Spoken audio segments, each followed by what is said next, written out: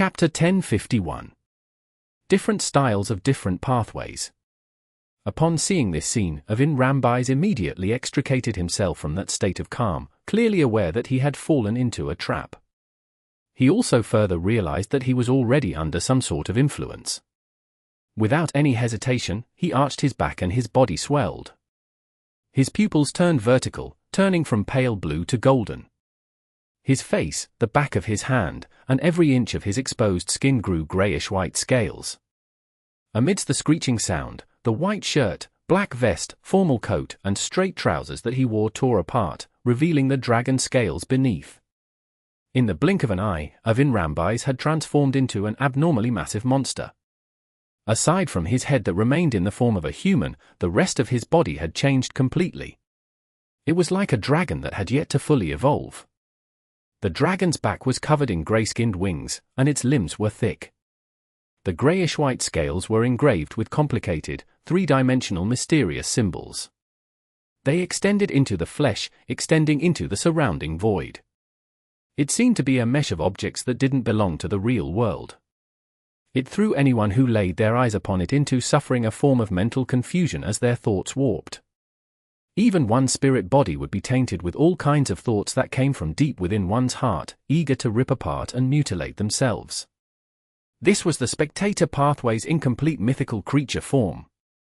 For demigods of other pathways, those who weren't at the angel level, they required immense willpower and firm beliefs to fight in their mythical creature forms. Otherwise, they wouldn't be able to control the madness and the inclination of losing control.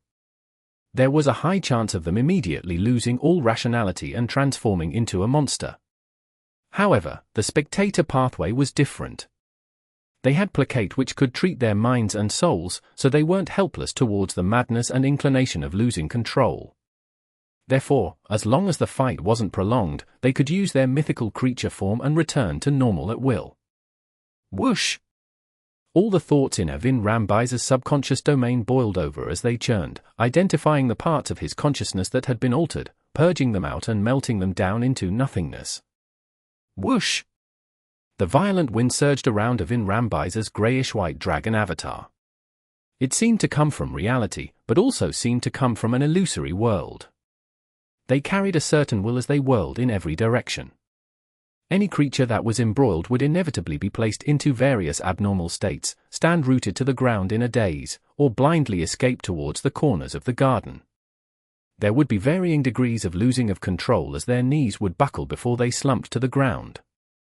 Some would even faint immediately and fall into a coma. Others would reveal their most fervent expressions, crowding around the dragon-like attendants. This was a qualitative change in dragon might which stemmed from a mythical creature form. It went from its original state of placing others in a state of awe to mind deprivation with even more effects. Seizing the moment when dragon might swept the surroundings, Avin Rambais focused and transformed into illusory, sinister versions of himself. Through the sea of collective subconscious which eluded most beyond us, he approached German Sparrow on the rooftop and Audrey Hall by the garden's periphery at high speeds. As a spectator, he could tell that the attacker was German Sparrow just by seeing his face and temperament. At this moment, Audrey was mumbling to herself and compelling herself based on the discussions and warnings from the two demigods, the world and the hermit, above the grey fog. I can't see anything. I can't hear anything. I can't see anything. I can't hear anything. She was trying to avoid losing control from looking directly at Avin Rambais' mythical creature form. However, this also made her unable to see or sense that a particular illusory, sinister version of Avin Rambais was approaching her body of heart and mind from the sea of collective subconscious. But suddenly, before Avin Rambais' thighs, the blonde, green-eyed girl's island of consciousness disappeared. Audrey felt a warmth from her body, as if she had returned from a cold, dark cave to the surface where the sun shined. She hurriedly dispelled the hypnosis and opened her eyes. The sun in the sky pierced through the clouds that couldn't be considered thin, scattering its resplendence. Bathed in the bright golden glow, autumn flowers bloomed in silence. Everything was beautiful and peaceful. Audrey looked around blankly, but she didn't see Avin Rambais, German Sparrow, or the huge crimson moon. This made her feel like everything that she had just experienced was just a dream. What mighty powers! A battle between the two demigods might not even harm a single flower. Audrey silently muttered to herself before calmly leaving the garden, retreating to the corridor that connected the garden to the house. She was afraid that her presence would affect German Sparrow's fight. In the concealed world, one of Hvin Rambise's manifestations had also landed on German Sparrow's island of consciousness under the crimson moon. Just as he was about to set foot on it and open the door to the body of heart and mind and control German Sparrow's subconscious to make him do things against his own will, he realized that the illusory island that stood in the sea of collective subconscious was filled with a deathly silence. There were no stirring thoughts or the appearance of new thoughts. There was no way of influencing it. Puppet. Marionette. Hvin Rambise instantly made a judgment. Combined with the information he had obtained in the past, he had a better grasp of German Sparrow's abilities. He wasn't shocked or depressed. Instead, he felt a sense of glee and confidence. This was because, for a demigod of the spectator pathway, he could easily tell the difference between a marionette and the true body, greatly mitigating German Sparrow's strongest ability. Besides, do you think a marionette can foil my mind invasion and control of one's consciousness? That sinister and illusory Hvin Rambise swept his golden vertical eyes and found a transparent passage on the marionette's island of consciousness. On the island of consciousness, it was the symbolic form of spirit body threads in the mind world. Right on the heels of that, Hvin Rambise's figure flashed, and he traced the transparent passageway and found another island of consciousness hidden in the distance. This was where the source of where the marionettes were controlled, which meant that it belonged to the actual body. Found you! Hvin Rambise snorted coldly as he conjured a terrifying mind storm in the sea of collective subconscious, allowing them to thrash about in German Sparrow's island of consciousness over and over again. This caused the nearby weather to rapidly change, and the ability to perceive the surroundings via spirituality suffered intense interference. Hvin Rambise took the opportunity to get close to German Sparrow's island of consciousness, and he conjured a greyish-white staircase in an attempt to furtively invade his opponent's subconscious. This was his usual style of fighting. One stayed in the light while the other stayed in the dark. While one attacked head-on, the other sneaked in. With these two angles of attack, it easily broke the target's mental walls and allowed him to control his opponent's body of heart and mind. At the same time, as a dragon avatar, he flew up and spiraled in midair. It affected German Sparrow with its dragon might and breath, complementing the battle at the consciousness level. At this moment, from deep within the sea of collective subconscious, Hvin Rambise had silently invaded the German Sparrow's body of heart and mind when all of a sudden, he saw a boundless greyish-white fog.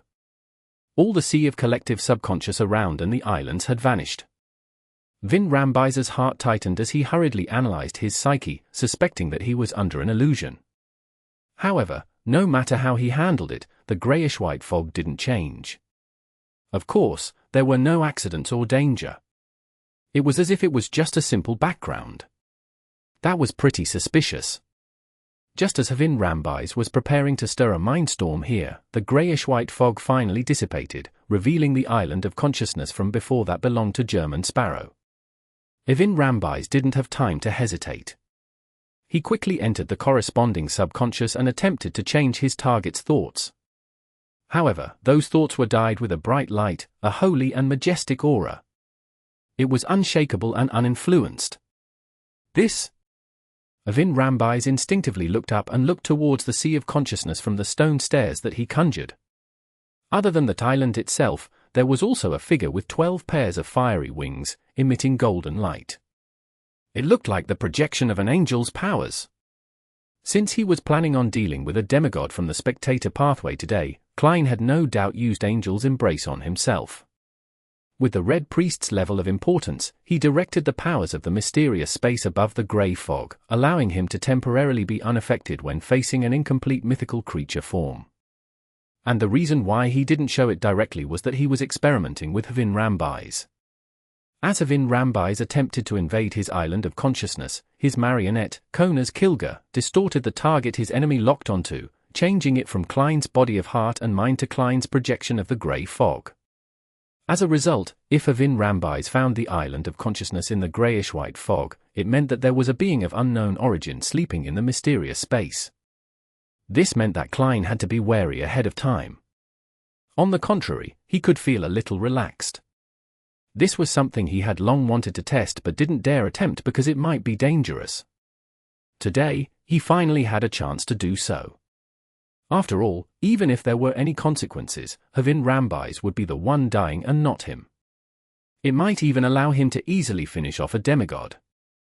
Seeing that he was blessed by an angel and wasn't capable of breaking or infiltrating his opponent's body of heart and mind in a short period of time and exerting his consciousness on him, Havin Rambais retreated without any hesitation. He left the area and returned to his mind world through the sea of collective subconscious. Then, the massive dragon disappeared, disappearing into thin air, preventing Klein from even finding it via spirit body threads. Psychological invisibility. Havin Rambais planned on using a psychological blind spot to hide in the dark. Then, using area of effect beyond powers like mind deprivation and mindstorm to slowly weaken German Sparrow's angel-enhanced mental walls, he would attempt using his own sealed artifact to attack. As a demigod of the spectator pathway, although his dragon form was powerful at melee combat, it still lacked the necessary, powerful offensive beyond powers. It had to be made up for through certain sealed artifacts. At this moment, an illusory book appeared in front of the German Sparrow who could be either the marionette or his actual self. Following that, there was an ethereal voice: "I came, I saw, I recorded." Klein was using Lightning Storm, which had been recorded by the Creeping Hunger. For something like psychological invisibility, it could be easily resolved with a full area of effect bombardment. It has to be said that, when dealing with a Beyonder with such a fighting style, the Storm pathway was a pretty good choice. Chapter 1052. 3VL Boom. Lightning bolts descended from the sky, covering the entire area illuminated by the huge crimson moon with a silvered forest. Lightning flashed and destructive auras swept over, not leaving any spot unscathed. The giant greyish-white dragon, which still had a human head, appeared again. There were tiny bolts of electric bolts scurrying over its scaled body. There were also some obvious cracks. Havin Rambais' psychological invisibility couldn't be maintained under such a wide area of effect bombardment. After all, his interactions with his surroundings couldn't be avoided. All he could do was eliminate his sense of presence and stay in the blind spot of one's attention. Once the level of interaction grew excessive, he didn't have the means to avoid exposure. As soon as he appeared, the lightning storm calmed down quite significantly. The German Sparrow's body on the roof instantly blurred and phased into existence diagonally below the incomplete dragon. Right on the heels of that, the glove on the crazy adventurer's left hand protruded with fine black particles that were deep and dark. Then, he opened his mouth and said as word filled with foulness and corruption from the devil language: "Slow." Havin Rambais knew that his opponent was using Creeping Hunger and knew the true level of the item. He found German Sparrow amusing and was about to raise his left claw that grabbed onto an ice blue metal cylinder, slamming it down at his enemy beneath him. This was a sealed artifact with unknown origins called Rotting Meteor. Havin Rambais had obtained it from a particular existence, and he was only aware that part of it came from the cosmos. This ice blue metal cylinder could fire special dark green bullets that would instantly poison anyone who was hit with it. They would begin rotting in a way that even their spirit bodies wouldn't be spared. This was also effective against demigods. Its negative effect was that the wielder had a probability of gaining the attention of the cosmos and suffering corruption without realizing it. If not for having the item sealed thanks to a particular existence, Havin Rambais definitely wouldn't have dared to carry it around. But even so, he tried to limit his usage of it, lest he suffered a strange death or anomaly. That was a common ending for many of the previous owners of Rotting Meteor. Currently, Havin Rambais didn't believe that the language of foulness, which was at most at sequence 5, could affect him in his incomplete mythical creature form.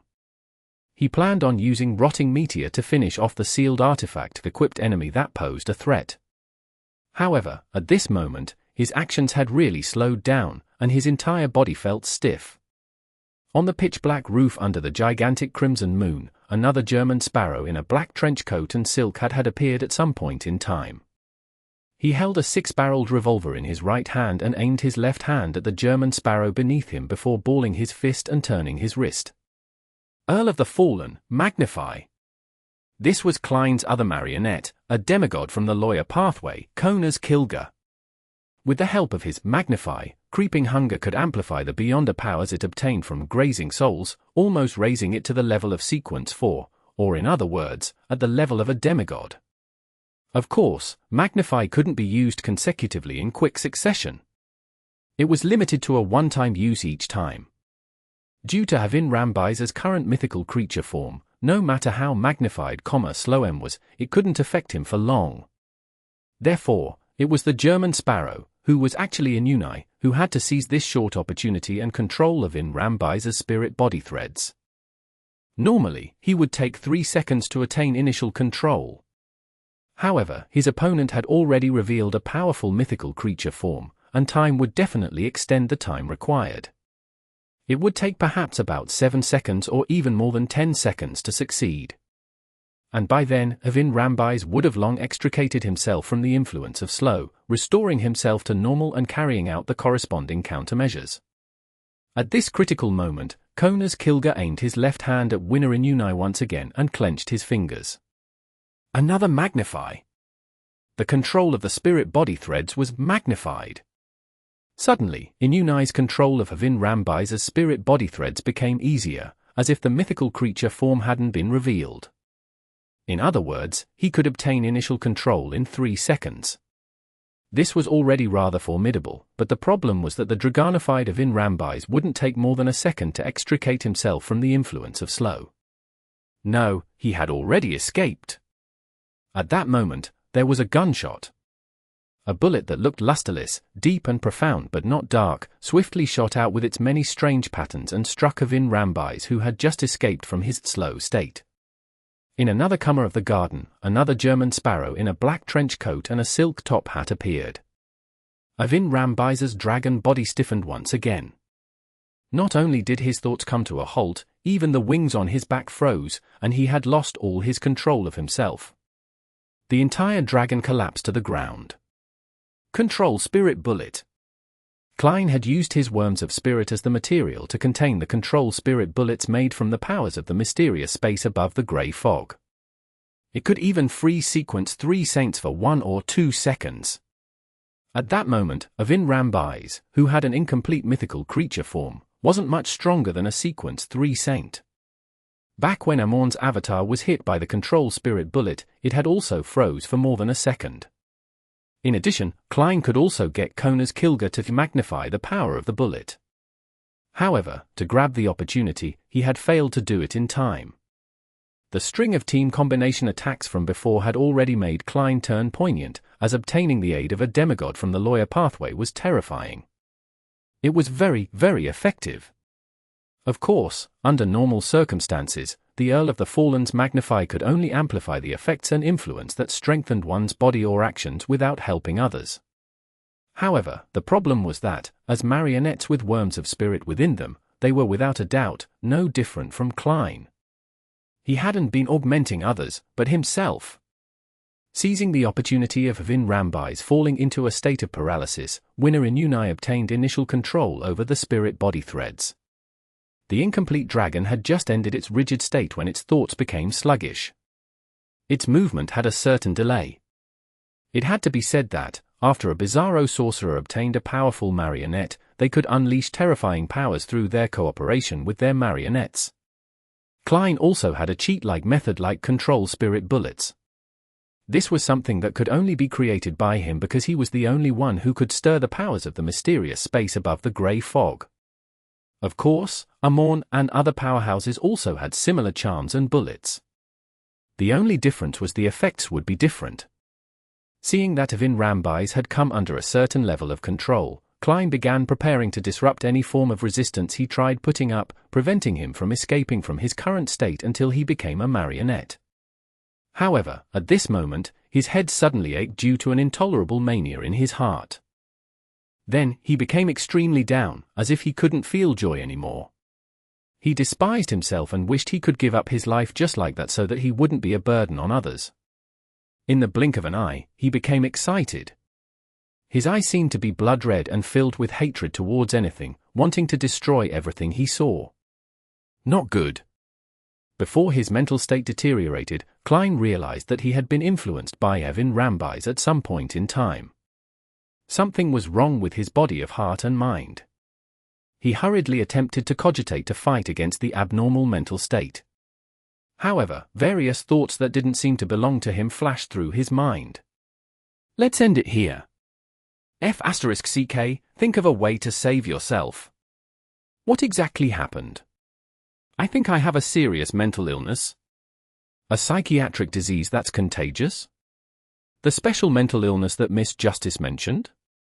This is indeed a higher sequence beyond a power of the spectator pathway. Why are you saying so much? That's a demigod psychiatrist you're facing. Turning him into a marionette will easily resolve this problem. Realizing that German Sparrow hadn't shot the second bullet, Evin Rambay's face, covered in greyish-white scales, revealed a faint smile.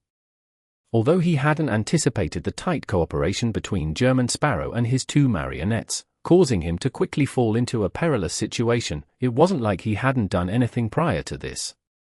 Before he left the Sea of Collective Subconscious, he had secretly planted contagious madness in a marionette. A marionette was, after all, a dead person.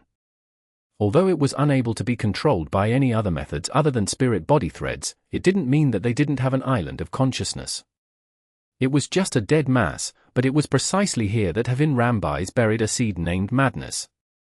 The seed couldn't affect the marionette itself, but it could secretly infect the Sea of Collective Subconscious of its surroundings, causing the person who kept switching between bodies to unknowingly place themselves in an environment with a contagious mental disease. Also, this madness could also be transmitted via spirit body threads. In addition, this type of infection stemmed from one's self. It wasn't something an angelic blessing could screen. At most, it would be weakened and have the effects weakened. This was a high-sequence spectator's power, manipulator's mental plague. In ancient times, there would be people from time to time who were placed in repressed states for prolonged periods of time and appear abnormal at the same time. Their abnormality influenced the people around them, causing mass hysteria to happen. An ancient folk song once sang of it in such a manner. 7 young ladies are dancing weirdly on the street. 9 men are rolling on the ground laughing by their sides. On a horse carriage passing by, the nobles are slapping their faces. The stone children are crying outside the house by the street. People are hurting each other. The entire city is crazy. If one thought about it carefully, it would make one feel an inexplicable sense of horror. However, Evin Rambay's knew that the scene described in the myth was true. It was an experiment from a spectator pathway demigod. A highly contagious mental plague. By the time German Sparrow's actual body went crazy, his control over his marionettes would undoubtedly be lost. When that happened, Evin Rambay's would be able to escape from his predicament. It wouldn't take long, as it only took a few seconds. At that moment, a manipulator like Evin Rambay's wasn't afraid that German Sparrow had the charm which Audrey had used, the one that could temporarily swap fates between two people. This was because a swap would put German Sparrow in a state of becoming a marionette. His thoughts would turn sluggish and his body would stiffen. As for Evin Rambay's, being infected by the mental plague was a relatively simple problem for him to resolve. At this moment, Evin Rambai saw the German Sparrow on the rooftop aiming his left hand at the German Sparrow who was holding the iron-black, long-barreled revolver. He gripped his fingers and slowly turned his wrist. Distortion. Klein had used Kona's Kilger's Beyonder powers to distort the level of his mental disease, weakening it and slowing down the deterioration. Making use of this period in which he had clarity of mind, he raised Death Knell again and pulled the trigger. Bang! Another control spirit bullet shot out and hit the motionless, massive incomplete dragon. At the same time, Kona's Kilger used Magnify.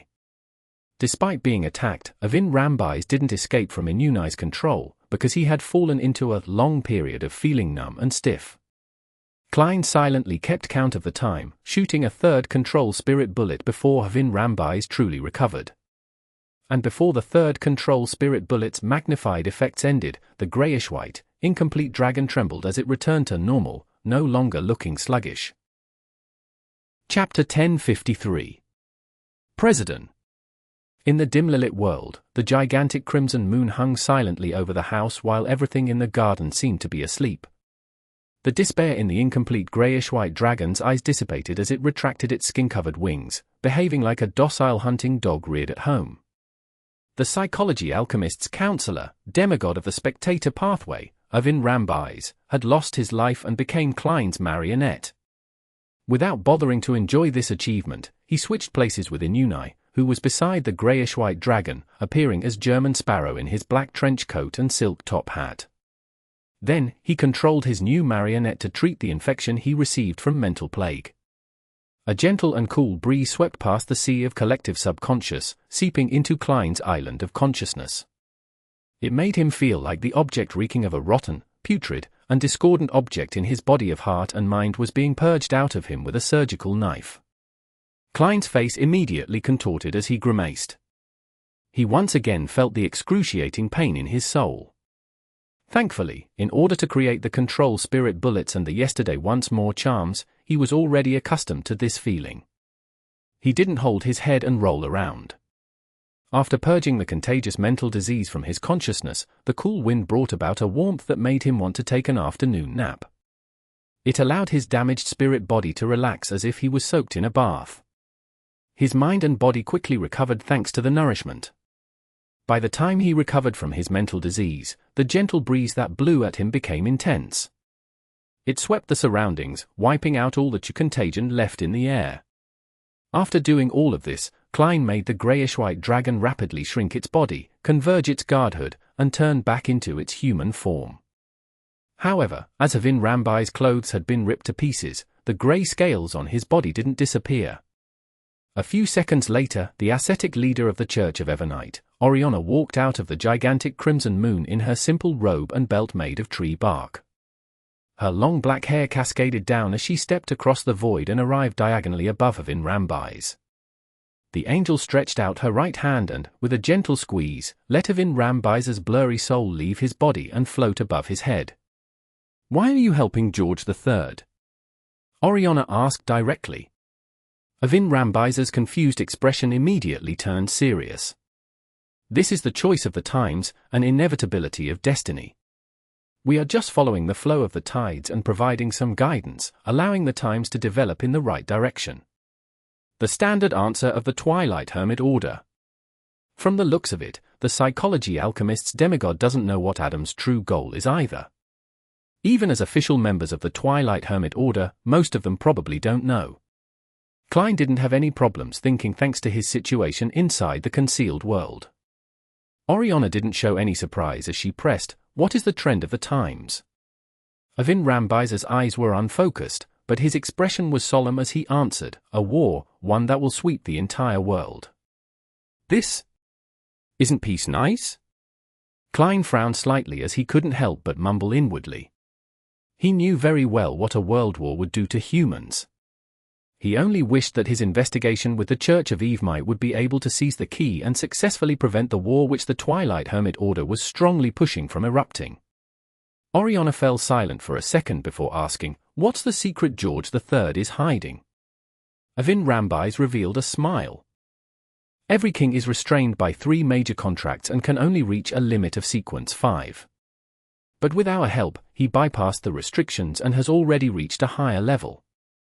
Once the tides of the times come, he'll easily be able to ascend to the spot that should have belonged to him." 3 major contracts. What's that? It's understandable to limit a king to sequence 5 due to the strong push to keep mysticism under wraps. It's best for a king to be changed normally. The people will find it acceptable if they could live for 80 to 90 years old, but to still be active at 120 to 130 years will be the cause for conspiracy theories and panic. George III cooperated with the psychology alchemists and the demonist sect to live longer. Typically, this is a restriction on the king, not the other members of the Augustus family. They should have grounded angels among them, so there's no reason for them to support George III. Many questions arose in his mind. George III still isn't a demigod, is he? Is he using some method to possess a higher level and perform the acting ahead of time? Oriana asked unhurriedly. To the Church of Evernite, this was a crucial problem. If George III was already a demigod, they could directly contact the Church of Storms and Steam to capture him because the king himself was enough evidence. Avin Rambise's soul nodded and said, yes. What is the exact method? Oriana continued asking. Avin Rambise slowly shook his head and said, I'm not sure. The person in charge of this matter is our president. I only remember him once mentioning that he wanted George III to have more talent. More talent? Upon hearing such a description, Klein instantly thought of something in Roselle's diary.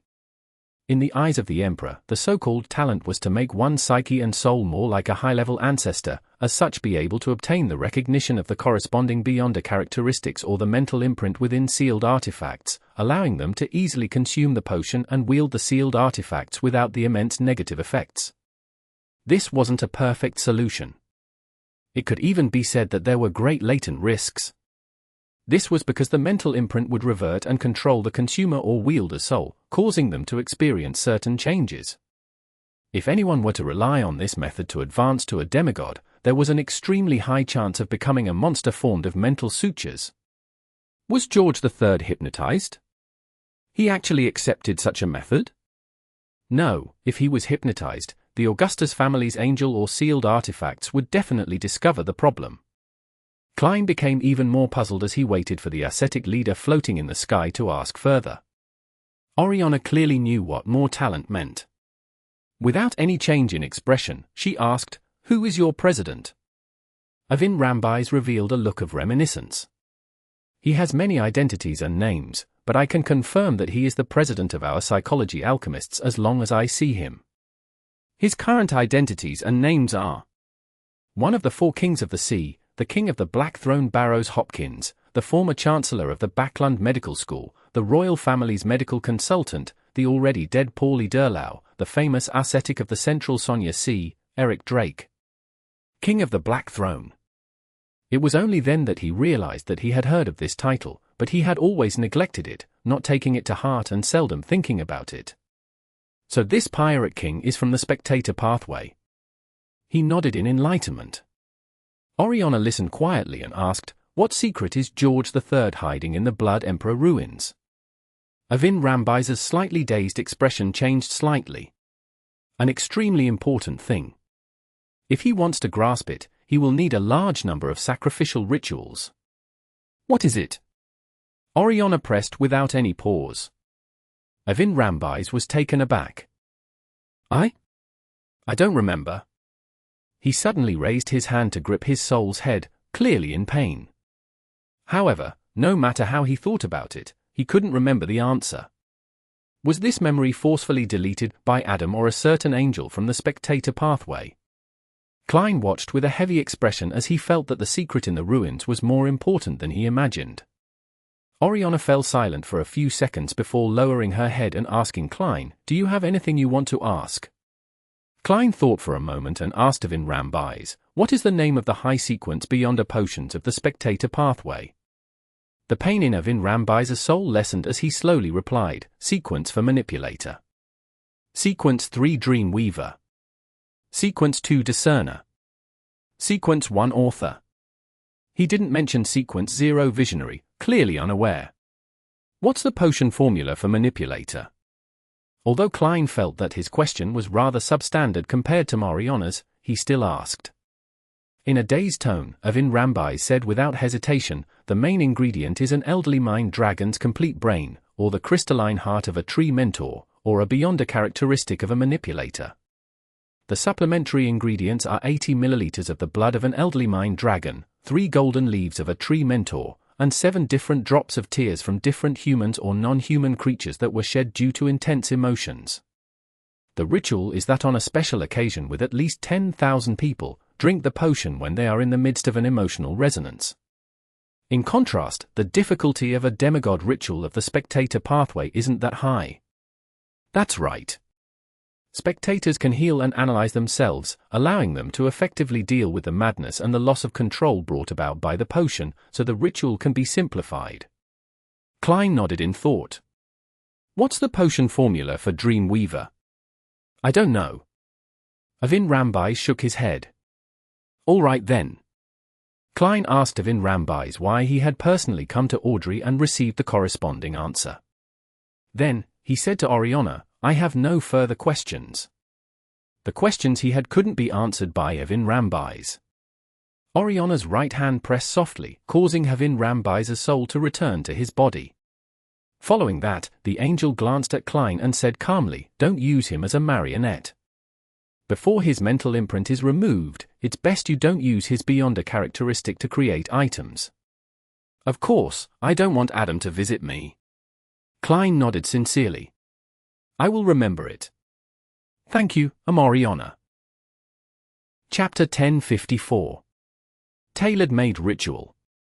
After thanking her, Klein immediately gave up his control over Evin Rambies, making it impossible for him to maintain his marionette-like state. With that, this spectator pathway demigod collapsed to the ground and became a corpse. Oriana lowered her head and took a look, the darkness in her eyes growing deeper. Evin Rambies' corpse immediately got erased like a pencil drawing, as if it was being wiped away by an eraser, inch by inch, leaving behind only the ice-blue metal cylinder. Right on the heels of that, beams of light seeped out of the void and quickly gathered together, forming a strange object. It was fist-sized and looked like a heart. However, it resembled a different kind of brain, with its surface being covered in greyish-white wrinkles, each crevice with countless symbols and strange patterns that extended into the surroundings. These connected to a world that Beyonders of other pathways couldn't see. This was the Beyonder characteristic left behind by a manipulator. Miss Oriana's concealment and reversing concealment process is able to quickly extract Evin Rambies' Beyonder characteristic. Klein came to a realization after a moment of pause. At this moment, Oriana calmly said, "The mental imprints in it have all been removed." "Thank you, Oriana." Not surprised at all, he bowed as if he had prepared to do so. He had decisively given up on his marionette because he foresaw that something like this would happen. In fact, his original plan was to bring Evin Rambies above the grey fog as a marionette, allowing him to use Unshadowed Crucifix to purge the manipulator, dreamwalker, hypnotist, and other Beyonder characteristics out.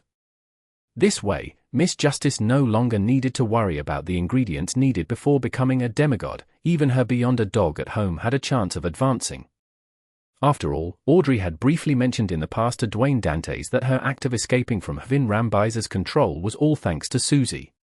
But later on, he considered that there was no way he could bring Evin Rambies above the grey fog inside this world of concealment, as it would directly expose the fact that he was the fool under Oriana's watchful eyes. And once he left, no matter where he teleported to, there was a chance of being discovered by Adam because of Evin Rambies' existence. In that case, giving up a marionette in front of Oriana was undoubtedly a better choice. At least, this angel had a high chance of helping him remove the mental imprint on the Beyonder characteristic. And none of these affected Klein's original plan. He could easily find some ingredients to make Evin Rambies' Beyonder characteristic into a problematic potion. He would then pour it onto an ordinary item so that it could absorb the potion and transform. After obtaining such a sealed artifact and binding it with the Unshadowed Crucifix, he could obtain the corresponding Beyonder characteristics by keeping track of the time. As for the mental corruption during this process, there was no need for concern. The Unshadowed Crucifix could also cleanse it. Klein picked up Evin Rambies' Beyonder characteristic, but he wasn't able to stuff it into the iron cigar case. He could only stuff it into his pocket. As for Oriana, she cast her gaze towards the ice-blue metal cylinder and said in an unhurried voice, "It's from the cosmos, so it's best you don't use it. Even you carrying it with you should be limited. Otherwise, a gaze might be cast onto you, causing you to be corrupted and suffer aberrations." From the cosmos? Klein found the description familiar. Soon, he remembered the origins of its familiarity. This originated from the yellow light Venethan's prophecy of the apocalypse in her sights in the spirit world from the Abraham family. Casting one's gaze from the cosmos, the lands shatter. Everything in the world will cease to exist. The apocalypse. The origins of this sealed artifact is related to the apocalypse. What does the cosmos represent? What does it have to do with the astral world? A series of questions formed in his mind, making his expression turn heavy. Faced with his question, Oriana nodded gently and said, "Yes, the cosmos." "Is it the cosmos above our heads?" He pointed at the dark night sky which was embedded with the gigantic crimson moon. "Yes." Oriana gave an affirmative answer, but she didn't explain further. After some thought, he asked again, "There are many hostile existences that are attempting to destroy this world." Oriana's gaze swept across his face and finally stopped at his eyes. "I can't give you an answer. There are some things that make it easier to be infected the more you know. Both your body and soul will be infected. Once you become an angel, you can seek out the exact answer. The more I know, the easier it is to get infected." A chill ran down Klein's back. He didn't ask Rhodes earlier about the sealed artifacts that Rambais possessed, because he was afraid that Adam would notice them if they left any traces behind. When facing a king of angels, no amount of caution was enough. Seeing that Oriana wasn't revealing anything else, Klein pointed at the ice-blue metal cylinder and asked, "How should we handle this item?" The description of the ascetic leader made him a little afraid of bringing the sealed artifact above the grey fog to disinfect. Oriana calmly said, "My suggestion is to sacrifice it to the goddess. Together with the contributions you have previously rendered, you can exchange them for what you want." Klein nodded slightly. "I understand." After expressing his gratitude, Oriana's figure was quickly erased and disappeared into the dark garden under the abnormally huge moon. And with that, the world of concealment collapsed. Klein observed for a few seconds before taking out candles and other ritual items he carried with him. He quickly set up an altar and sacrificed the ice-blue metal cylinder to the Evernite goddess. At the end of the ritual, amidst the howling winds, the burning ash of the herbs and the surrounding soil rose up and landed onto an empty spot on the altar. The ash and soil were connected, forming words. Sequence 3, Scholar of Yore. Main ingredients, Hound of Fulgrim, also known as Sapphira Castle Keeper, pair of eyes. 1 demonic wolf of fog's transformed heart. Supplementary ingredients, 100 milliliters of Hound of Fulgrim blood, 30 grams of white frost crystal of demonic wolf of fog, a large amount of real ancient historical records. Advancement ritual, be separated from reality for at least 300 years and consume the potion after one becomes history and doesn't belong to the present era. This? Klein couldn't help but blink, wondering if he had seen the wrong description. The description of not belonging to the present era made him think of a line in his honorific name. The fool that doesn't belong to this era. I've been hanging above the extraordinary door of light for more than 300 years. In a sense, have I already completed the ritual and am only waiting to consume the potion? The mysterious space above the grey fog really has a very close relationship with the seer pathway. Could it be the manifestation of the uniqueness? Klein was momentarily delighted but also grim. This was because he didn't know if a price was exacted for such a bestowment. Phew, I really want to jump to a neighboring pathway after becoming an angel to not follow whatever path was planned for me. For other Bizarro sorcerers, the hardest part about the advancement ritual is to live for more than 300 years. After all, this isn't a pathway that's known for having a long lifespan. Also, being separated from reality for 300 years easily drives one mad. For Bizarro sorcerers who are in a dissociative state, the risk of madness and losing control is quite significant. Klein looked at the Scholar of Yore's potion formula as thoughts couldn't help but flash through his mind. After an unknown amount of time, he ended the ritual and put away the corresponding items. As he walked out of the garden, the gigantic crimson moon and the pitch-black darkness faded away, disappearing inch by inch. Then, he saw fresh autumn flowers and the sunlight shining above them. He also saw a blonde girl waiting in between the house and the garden. Audrey's eyes wore an elated look as the corners of her lips curled up unconsciously. Klein nodded at her before his figure was enveloped by scarlet flames. Elsewhere in the garden, there was another flame soaring in the air, but it wasn't obvious. When the flames dissipated, German Sparrow was gone. The remnants of the crimson moon and the night scenery vanished completely. Audrey fell into a daze for a few seconds before thoughtfully looking away and entering Viscount Glaine's residence. After she left in a carriage with Susie and the servants, she returned home and had a chance to be alone. As expected, she received the world's invitation for a meeting. above the grey fog, inside the palace. Audrey looked at the whirled German sparrow and calmly asked, what was Hvin Ramby's true goal? She had long known from German sparrow's calm composure that Hvin Ramby's had been finished off. Klein answered frankly, the first is to find out if there's a mastermind behind CO and Force actions. Secondly, when the princes express their goodwill towards Earl Hall's family, the cue was for you to not be an obstacle. In essence, it's to create a fracture between the three major churches. With regards to this matter, Audrey had already discussed it with Mr. World before. There was no need to seek further explanations as she asked, then why was a demigod like Hvin Ramby's personally visiting me? Klein smiled and said, if you wish to deceive the guards arranged by Earl Hall, as well as hypnotize a hypnotist with great certainty without causing any commotion, a Sequence 5 might not be capable of doing so, therefore, it's best to send a demigod. Furthermore, you knew Hvin Ramby's and had interactions with him before, so your vigilance against him would be minimized. To be honest, if you weren't careful enough and had an unnoticeable helper like Susie, the whole matter would have gone on smoothly without you and I knowing until Monday. Justice Audrey didn't wear a thick mask.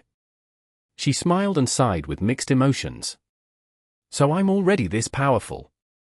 Powerful to the point of needing a demigod to be certain of success. He was even more powerful than I had imagined. You actually hypnotized a demigod that's good at hypnotism, Klein praised with a smile. Audrey pursed her lips without realizing it and smiled.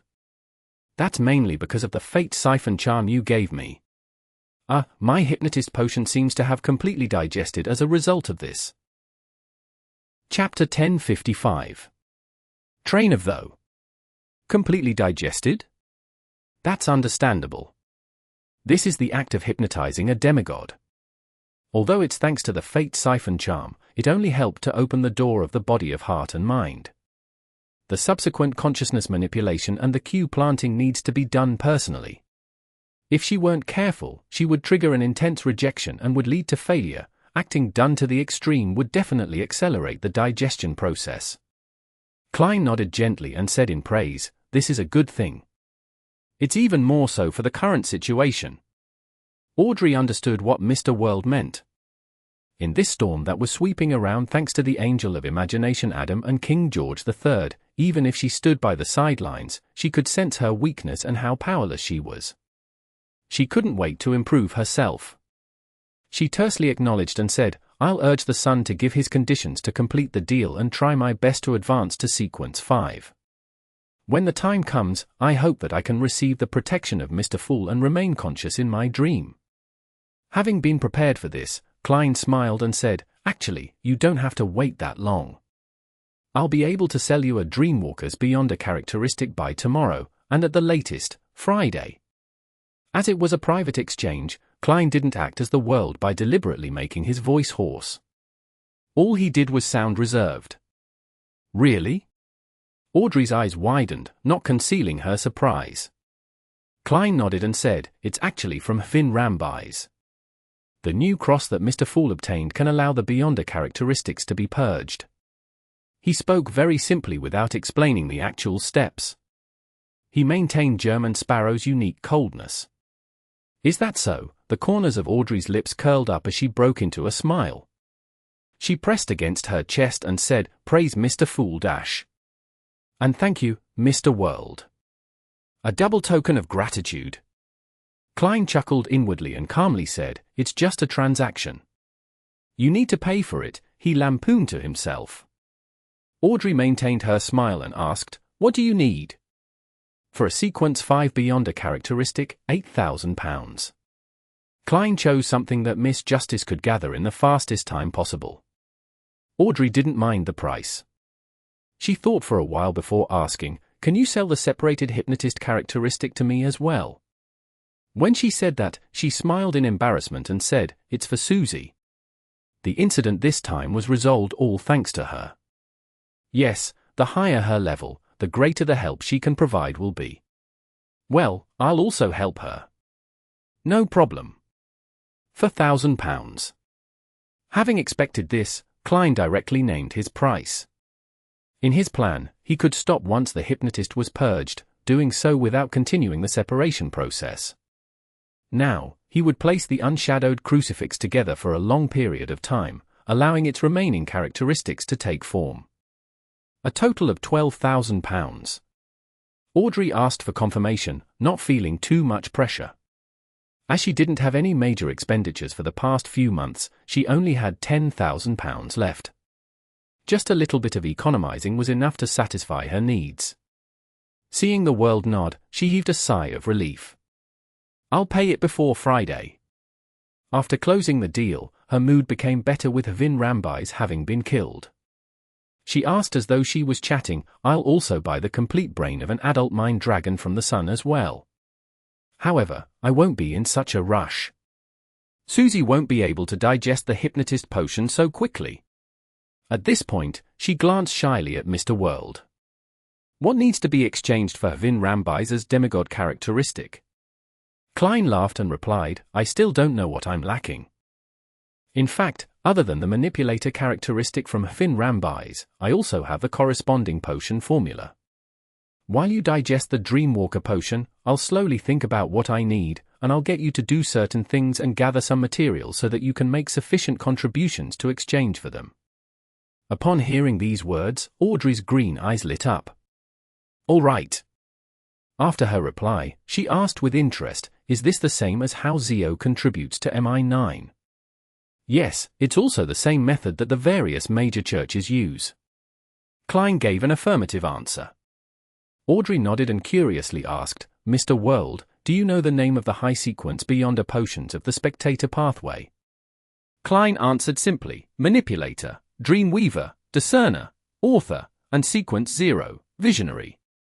Hearing the names makes me look forward to them. Especially Author and Visionary." Audrey fantasized for a few seconds before diverting the topic back on track. Did Hvin Rambais say what the king's secret is? Also, why are they helping the king? She was partially asking for Zio, but on the other hand, she was also concerned herself. The king's secret? He wishes to bypass the 3 major contracts the royal family signed with the Orthodox churches and become a demigod. For this, he needs to use many sacrificial rituals to gain control of some important object inside the Blood Emperor's ruins. Heh. That was Hvin Rambais' answer, but it might not be the entire truth and might very likely be only a part of it. As Klein answered, he shared his line of thought. As for the psychology alchemists or the Twilight Hermit Order, they need a war that sweeps the entire world. This is what they're pushing for and hope to see as the trend of the times. A war that sweeps the entire world, Audrey repeated softly. Her pretty eyebrows furrowed slightly, and her cheerful mood plummeted again. Although her status and standing hadn't made her truly experience the cruelty of war before, she was no longer sheltered and cut off from the world. She could already imagine it to a certain degree. After a brief moment of silence, Audrey took a deep breath and forced a smile. "I hope we can stop this." After exchanging a few more words, she left the grey fog and returned to the real world. As for Klein, he busily used clear water, tree sap, herbal powder, thousand-faced hunter's blood, spirit world plunderer powder, and other materials to dilute Hvin Rambais' beyond a characteristic and concoct a potion that had a questionable name which was definitely filled with problems. Then, he found an ordinary glass bottle and put the potion inside. He wanted to know what kind of sealed artifact it would eventually transform into. This took quite a bit of time, so he used the power of the mysterious space above the grey fog to construct a spherical barrier around the glass bottle to prevent any influence it had on the entire area after it mutated.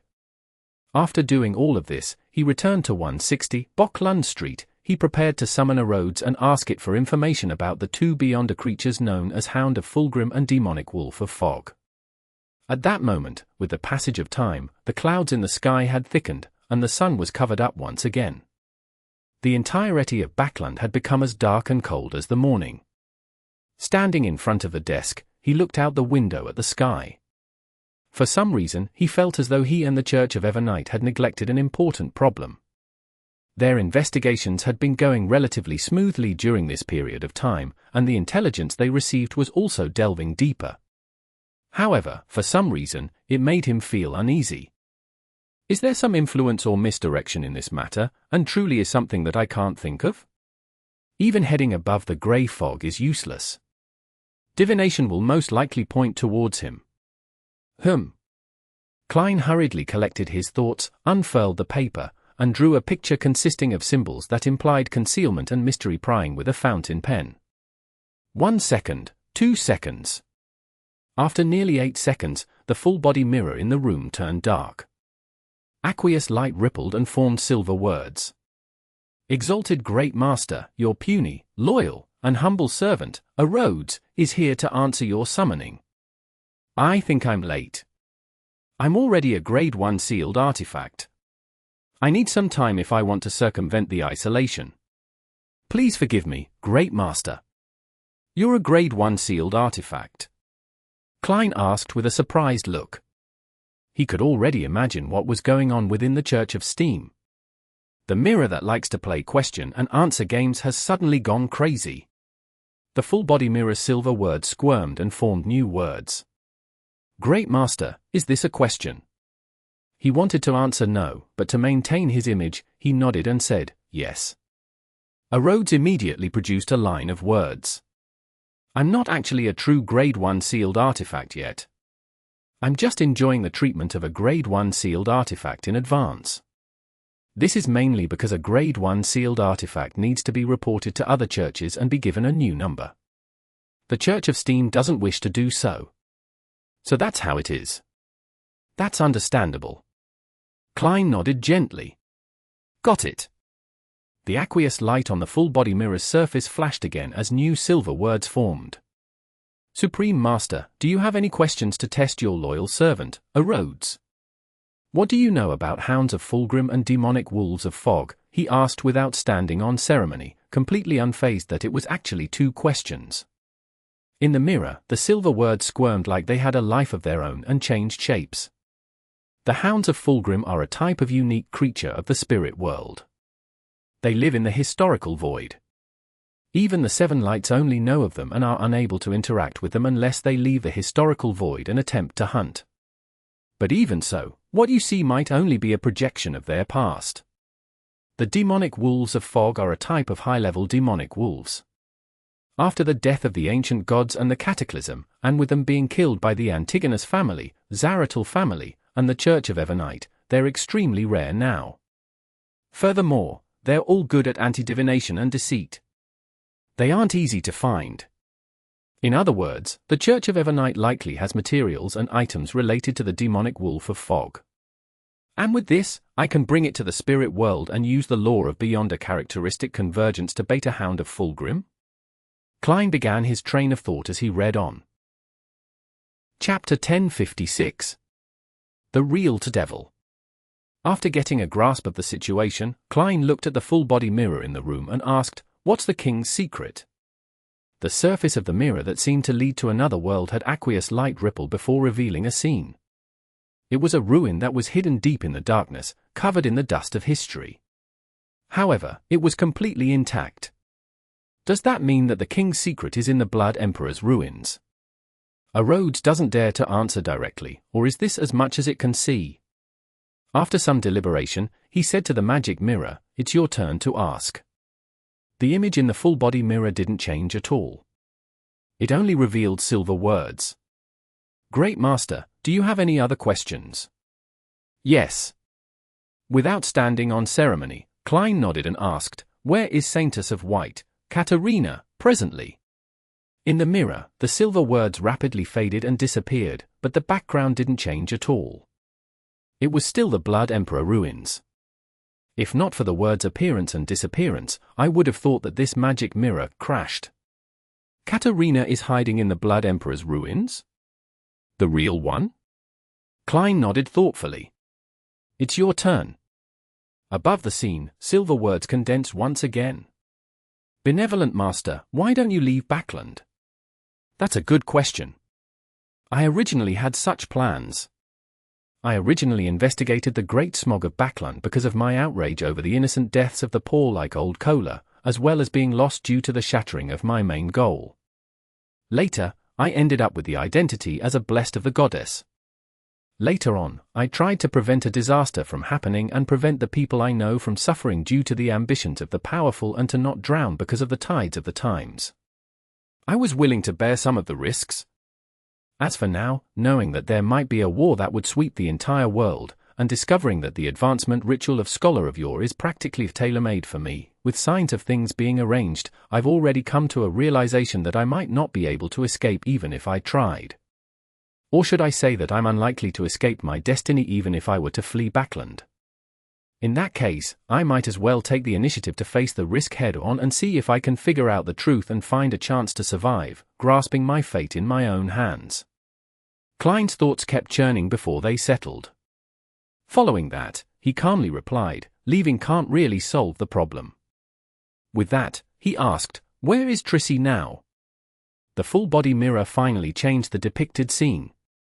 This time, it was pitch black. Occasionally, thick objects would slip across the surface.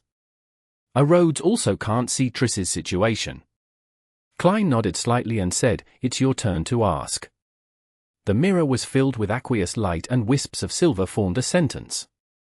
"Great Master, I have something to tell you." "May I?" "Go ahead," Klein replied, somewhat curious. The silver words changed into new words. "You have to be careful with what follows next." It even used an exclamation point. Rhodes noticed something unpleasant. After thinking for a few seconds, Klein said, "What do you think can threaten me?" "I don't know." "I have a feeling." Rhodes reorganized its words, turning them from silver to grayish-white. It was obvious that it meant to express its sadness and self-reproach. Without waiting for a reply, new grayish-white words appeared in the mirror one after another. "Great Master, I have another scene to show you." "Is that okay?" "Sure," Klein spoke slowly. The full-body mirror's surface produced ripples as the pitch-black darkness changed. It became deeper and deeper, sparkling like diamonds. This was a beautiful and vast night. The scene that Rhodes displayed is directed at the goddess who's intrinsically the stars, or it's the gaze cast from the cosmos. It seems like it doesn't dare to express it directly. Klein considered for a moment and didn't attempt to ask further. "Let's end it here for today." "All right." The grayish-white words were once again dyed with silver as the speed at which they appeared had slowed down for some reason. "Great Master, why you haven't said that you would summon me, your loyal servant, Rhodes, again if you have other questions in the future." "It's a mirror that needs to follow procedure?" Klein said in amusement, "Of course, I'll summon you again when I have other questions." "Yes, Master." "Goodbye, Master." The silver words on the mirror returned to their normal speed, forming a hand that kept waving. After everything returned to normal, Klein burned the paper with the summoning symbols and drew the curtains. He once again stared at the cold and dark sky. Emperor's Borough in a small Evernite cathedral. Zio and Force received Miss Justice's update thanks to Mr. Fool, and they knew that the problem had been resolved. They roughly understood what the king's secret was. Truly impressive. Force, who believed in the god of steam and machinery, opened her eyes in the dark and quiet prayer hall, turned her head, lowered her voice, and sighed. She originally wanted to directly say that Mr. World or German Sparrow was truly impressive, but she no longer wanted to make such a mistake. The past week made her feel like she had been in the mysterious world for more than 10 years. Zio opened her eyes as well, but she first drew a crimson moon on her chest, a form of showing her penitence towards her disrespect for the goddess. "Yes, that's a." Before Zio could finish her sentence, the message she tried to convey reached Force. What she wanted to say was that Avin Rambais was a true demigod, but from the time she and Force entered the cathedral, less than 10 minutes had passed, yet he had been finished off by German Sparrow. As saints, there was such a huge gap. Perhaps it's the blessings of an angel, with her experience in supernatural events and writing novels, Force made a vague guess. As the prayer hall was dark and quiet, making it unsuitable for communication, Zio didn't directly respond to Force's words. She nodded, stood up, and walked into the aisle. The two of them left the prayer area, and after approaching the door, Zio exhaled and said, "I really hope that I'll be this powerful one day. I have such thoughts occasionally too." Force smiled. No matter what, you've already completed your investigations, haven't you? Although the so-called secrets are definitely worth digging into, the outline of the matter is rather clear. Zio looked at the door ahead of her and fell into a daze for a few seconds. But what's the point? I can't do anything about this matter. No.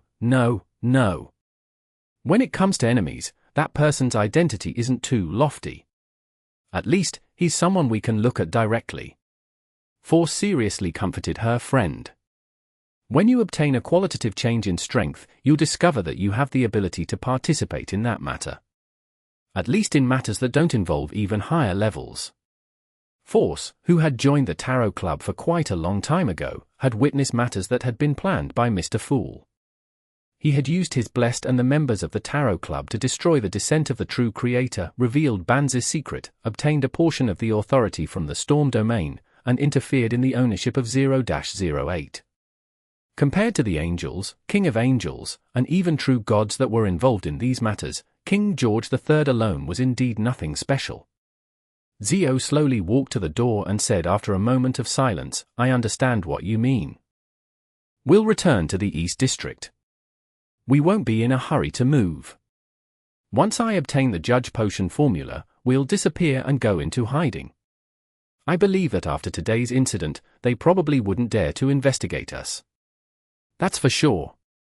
They're just lurking in the dark, in spots that cannot see the light of day, Force hurriedly echoed before exclaiming, I only hope that before we move again, my letter to my teacher can be delivered. Zio grabbed her yellow hair and walked out of the church gates as she said in a serious manner, after I get the formula, I'll buy that button and try to advance as quickly as possible. Not bad.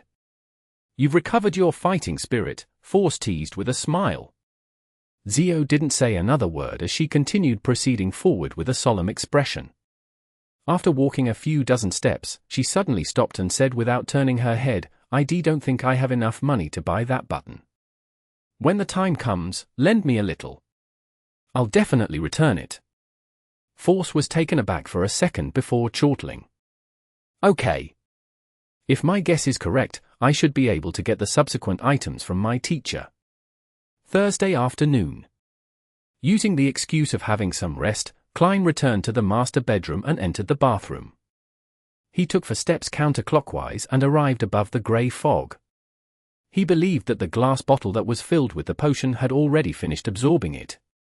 Sitting at the high-back chair of the Fool, he waved his hand and removed the isolation barrier, pulling his target over. The transparent glass bottle was already stained with a dark color.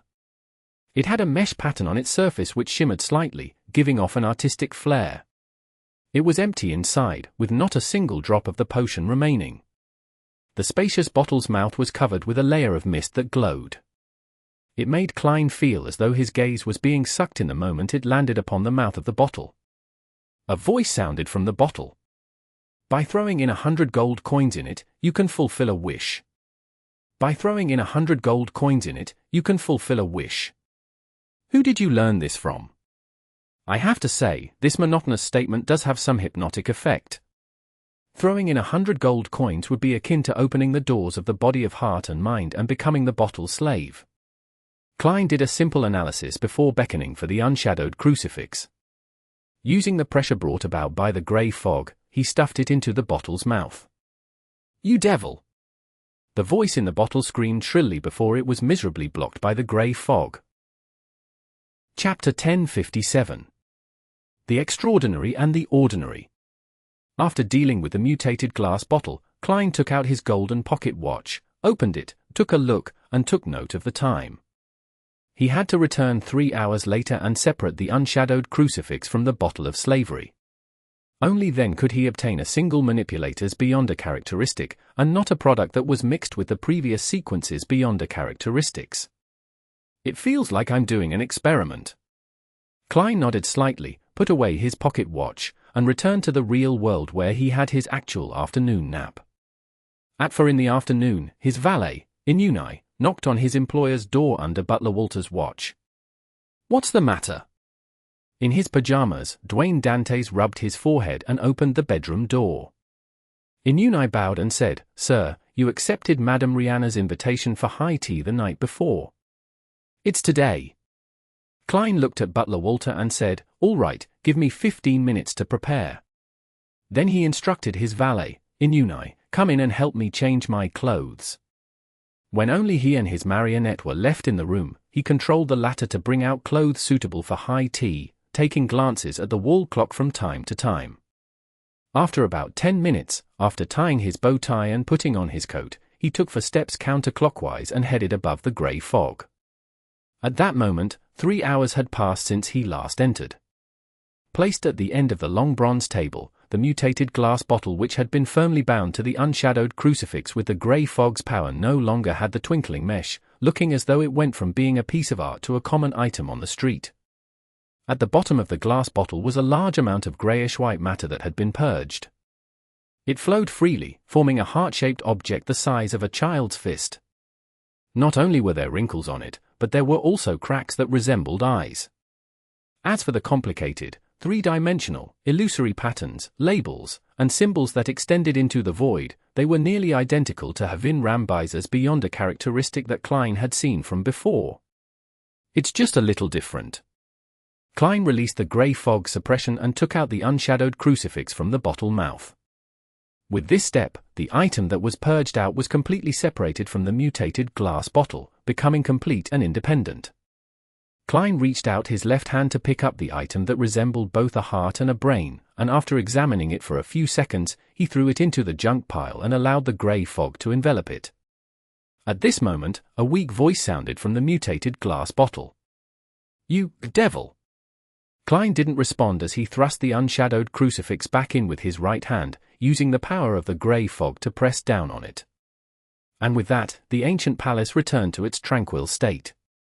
After returning to the real world, Klein put on his top hat, held his cane, and left 160 Backlund Street on his carriage. He headed for Member of Parliament Mark's residence at Unit 39. Inside an elegant activity room at Member of Parliament Mark's house, a few guests sat around an intricate three-tiered tray. In front of them was a cup of charming black tea. Klein took a small cucumber sandwich and took a small bite. Half jokingly, he shared his true feelings. The desserts today seem very unique. Be it the carrot cake or cream puffs. Mark laughed when he heard that. "Dwayne, your observation skills are truly impeccable. This has nothing to do with one's observation skills. As long as one isn't blind, it's impossible not to tell that the shapes are all banged up," he lampooned silently before saying, "It sounds like something remarkable. Of course, it's personally made by Hazel. You can try it later. Although she can't control its appearance effectively, it really does taste good," Mark said proudly. By the side, Portland Moment, who was the Backlund University of Technology's chancellor, laughed and said, "This doesn't sound like the Hazel I know." Mark glanced at Mariana and said in satisfaction, "Everyone grows up, right? Hazel has really matured recently. Not only is she willing to learn those classes in preparation for socializing and marriage that she used to hate, and occasionally makes desserts and plays music for us, but she'll also frequently offer to accompany her mother to attend musicals, horse racing matches, shop at the departmental store, and listen silently by the side at all kinds of saloons and balls. According to Miss Justice, Hazel's treatment progress has reached a point where she can recall the terrible shock and pain she had suffered. Although it's just a direct sense of the emotions and doesn't involve the exact sequence of events, it's enough to make her dream of losing her parents and relatives. This made her learn to cherish her family. For this, she has decided to change herself to a certain extent?" Klein nodded in thought and said with a smile, "That's excellent." "Indeed," Mark replied while full of emotion, "I was worried about her personality, worried that she wouldn't have a good marriage and be unable to date people in our circle. After we pass away, she wouldn't be able to find help when faced with difficulties. But now, I can finally feel at ease." Mark revealed a sincere smile as he revealed his worries that he seldom divulged. He raised his arm and waved it gently. Then he said with great confidence, "Why am I making an enemy out of the bloody smog and pollution? Why do we have to fight over the colonies in East Balam with Faysac and the West Balam with Intis? Isn't it to let our children lead a better life? So that we have fewer worries? To me, Hazel's maturity is greater than the contributions I made at East Balam, far more meaningful than my fights in the House of Commons.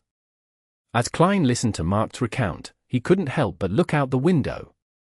It was dark outside and the sun was gone. At this moment, Portland Moment replied to Mark jokingly, "No, those things are for our own good." At this point, he looked at Klein and said, "Dwayne, have you thought about it? Do you want to invest in my mechanical laboratory?" Klein let out a soft chuckle. "Mr. Chancellor, why are you still so anxious like a young man? I've already read through the information you gave me and have a rough impression of the rights and revenue. Frankly speaking, I'm very interested. To let talented young adults obtain training at such a mechanical laboratory is greatly satisfying. This should be something we invest in. What's most valuable in this day and age? Talents. Emperor Roselle once said that." Portland Moment chuckled. "So, how much do you intend to invest?" Dwayne raised his porcelain cup and drank a mouthful of black tea. "The initial plan is £10,000. As expected of the most famous tycoon in Backlund recently. I can't even guess how many assets you have. First, you donated more than £10,000 of shares, then you spent £20,000 buying Mega Manor, and now you're donating £10,000 to the Portland Mechanical Laboratory," Mariana couldn't help but exclaim. Portland Moment gave a thumbs up. "This is a truly keen investor." Klein smiled and said, "But I'll still find a team formed by lawyers and accountants to verify the actual situation and stipulate the conditions. Professional matters should be left to the professionals. Besides, I still have to consider investing directly or first establish a company or foundation and complete the investment through it. Oh, Portland, I think there's one aspect that you didn't take into consideration. How can such an important laboratory not have any security measures? Aren't you afraid of commercial spies or foreign powers infiltrating and causing destruction?" Portland Moment was taken aback as he slowly nodded. "That makes sense. I previously neglected this problem." Having accomplished his goal, Klein no longer harped on the topic. Instead, he deliberately asked, "Has there been news regarding Brigadier General Kona's Kilga?" Mark sighed and said, "No, Civilau's Yard said that Mega Manor and the surrounding areas have been searched. They didn't even find any leads." As he spoke, the House of Commons Member of Parliament lowered his voice and said, "I suspect that the Brigadier General had an accident while carrying out a secret mission. The current mood of the higher-ups has been a little strange." "From a certain point of view, you guessed right." Klein sighed. "I hope nothing happens." Amidst high tea, Klein took note of the time and went to the bathroom. Above the grey fog, he placed the Dreamwalker characteristic into the junk pile that seeped out of the mutated bottle. By the time high tea ended and he returned to 160 Backlund Street, the sky had already darkened. The street lamps on both sides of the road were lit up ahead of time as the rain pattered down the carriage windows. Now, all the questions are concentrated on what's hidden in the Blood Emperor's ruins. As long as the three churches discover the problem in time, they can prevent many things from happening. Klein looked out at the street lamps that looked blurry from the rain as he considered the recent developments. For now, apart from capturing Katerina, I can't provide much help. Furthermore, the goddess is digesting or controlling death's uniqueness.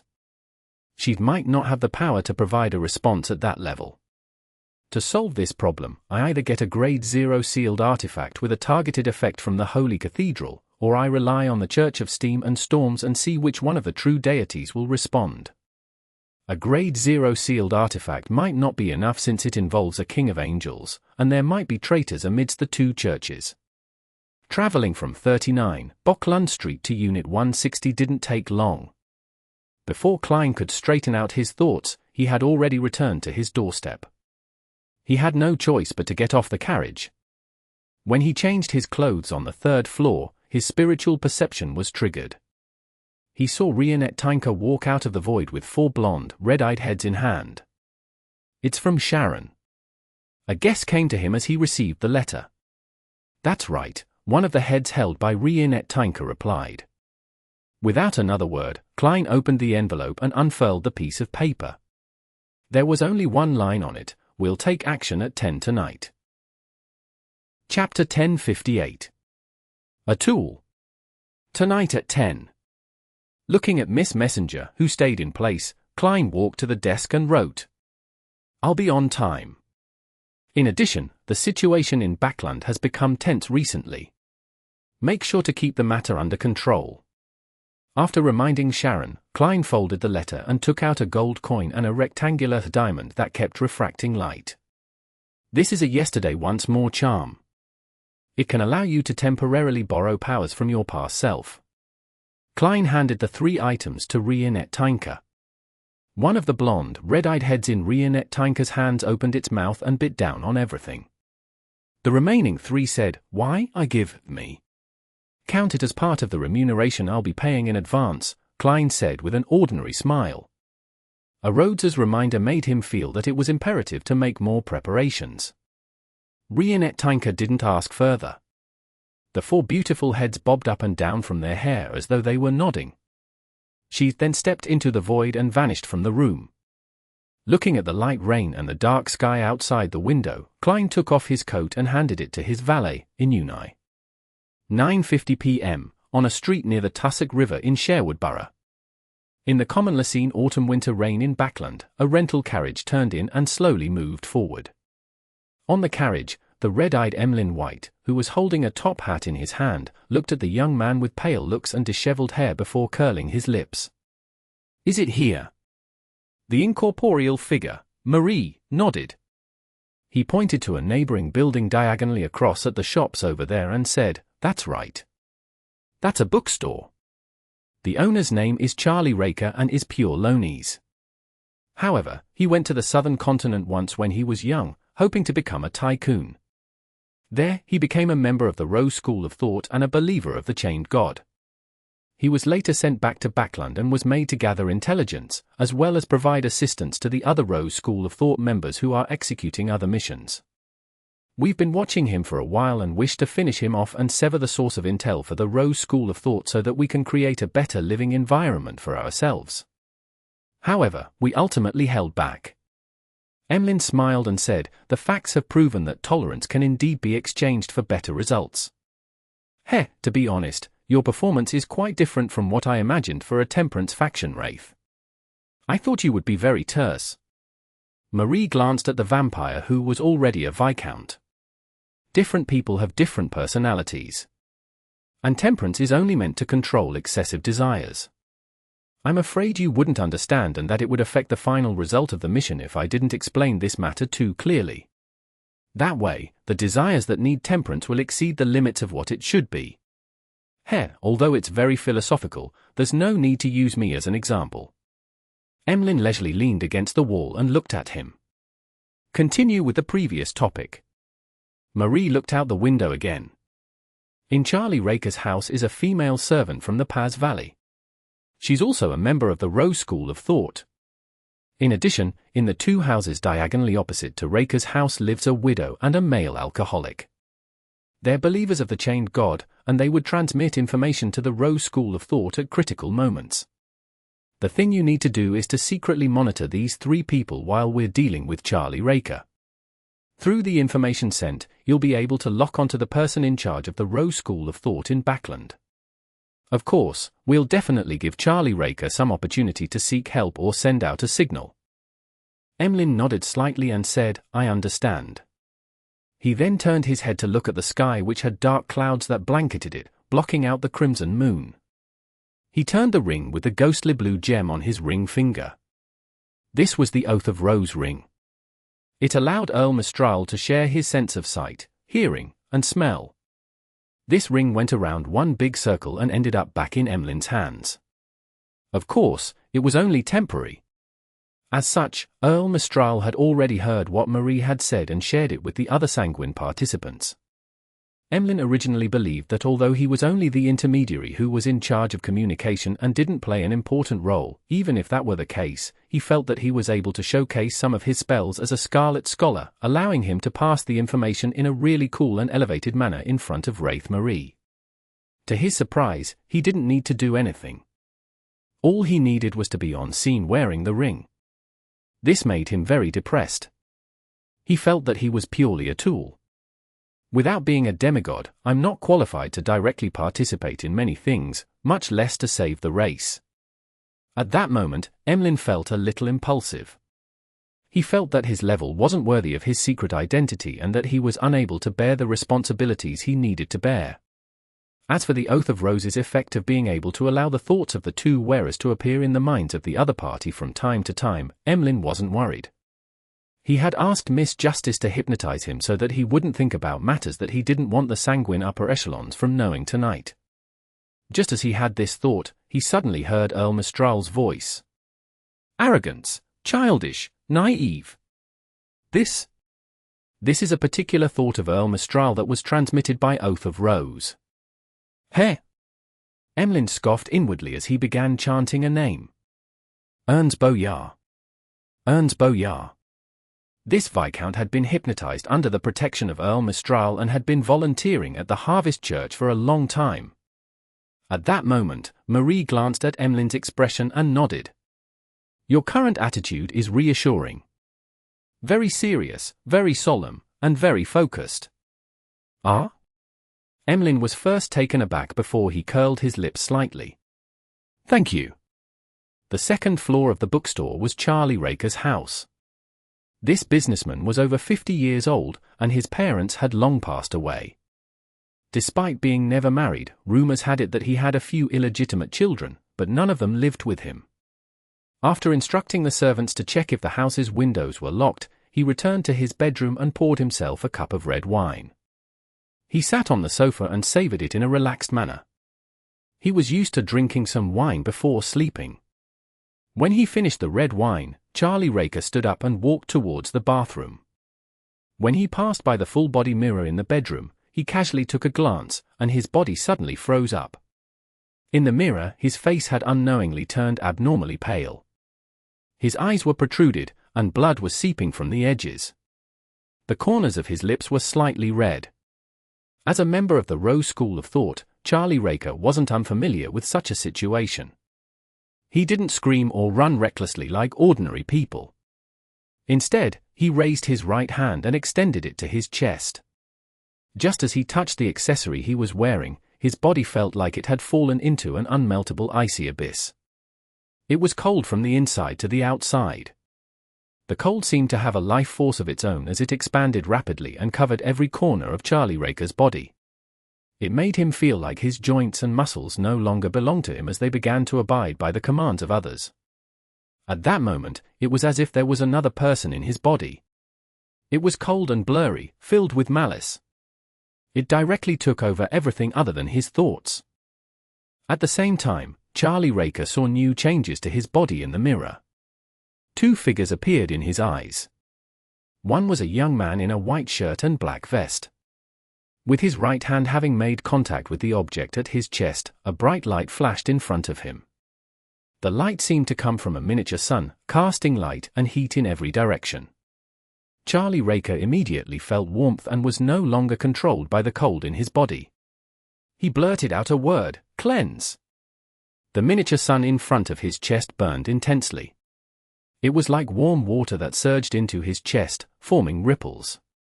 With that, Charlie Raker regained control of his body and gave up on the door. Instead, he ran towards the window. The curtain wasn't drawn, and it was drizzling outside, dimming the streetlights outside. Tap! Tap! Tap! When Charlie Raker walked past the carpeted coffee table area, he suddenly stumbled and nearly fell. The carpet seemed to come alive as it wrapped around his ankles. Bang! The coffee table flew up, and the porcelain teacup and all sorts of documents landed on Charlie Raker's face. It shattered to pieces, turning into a strange dismembered puppet. Suddenly, Charlie Raker's figure appeared elsewhere as he continued running with a sense of fear lingering in his heart. He had never hated his bedroom for being this big before. Tap! Tap! Tap!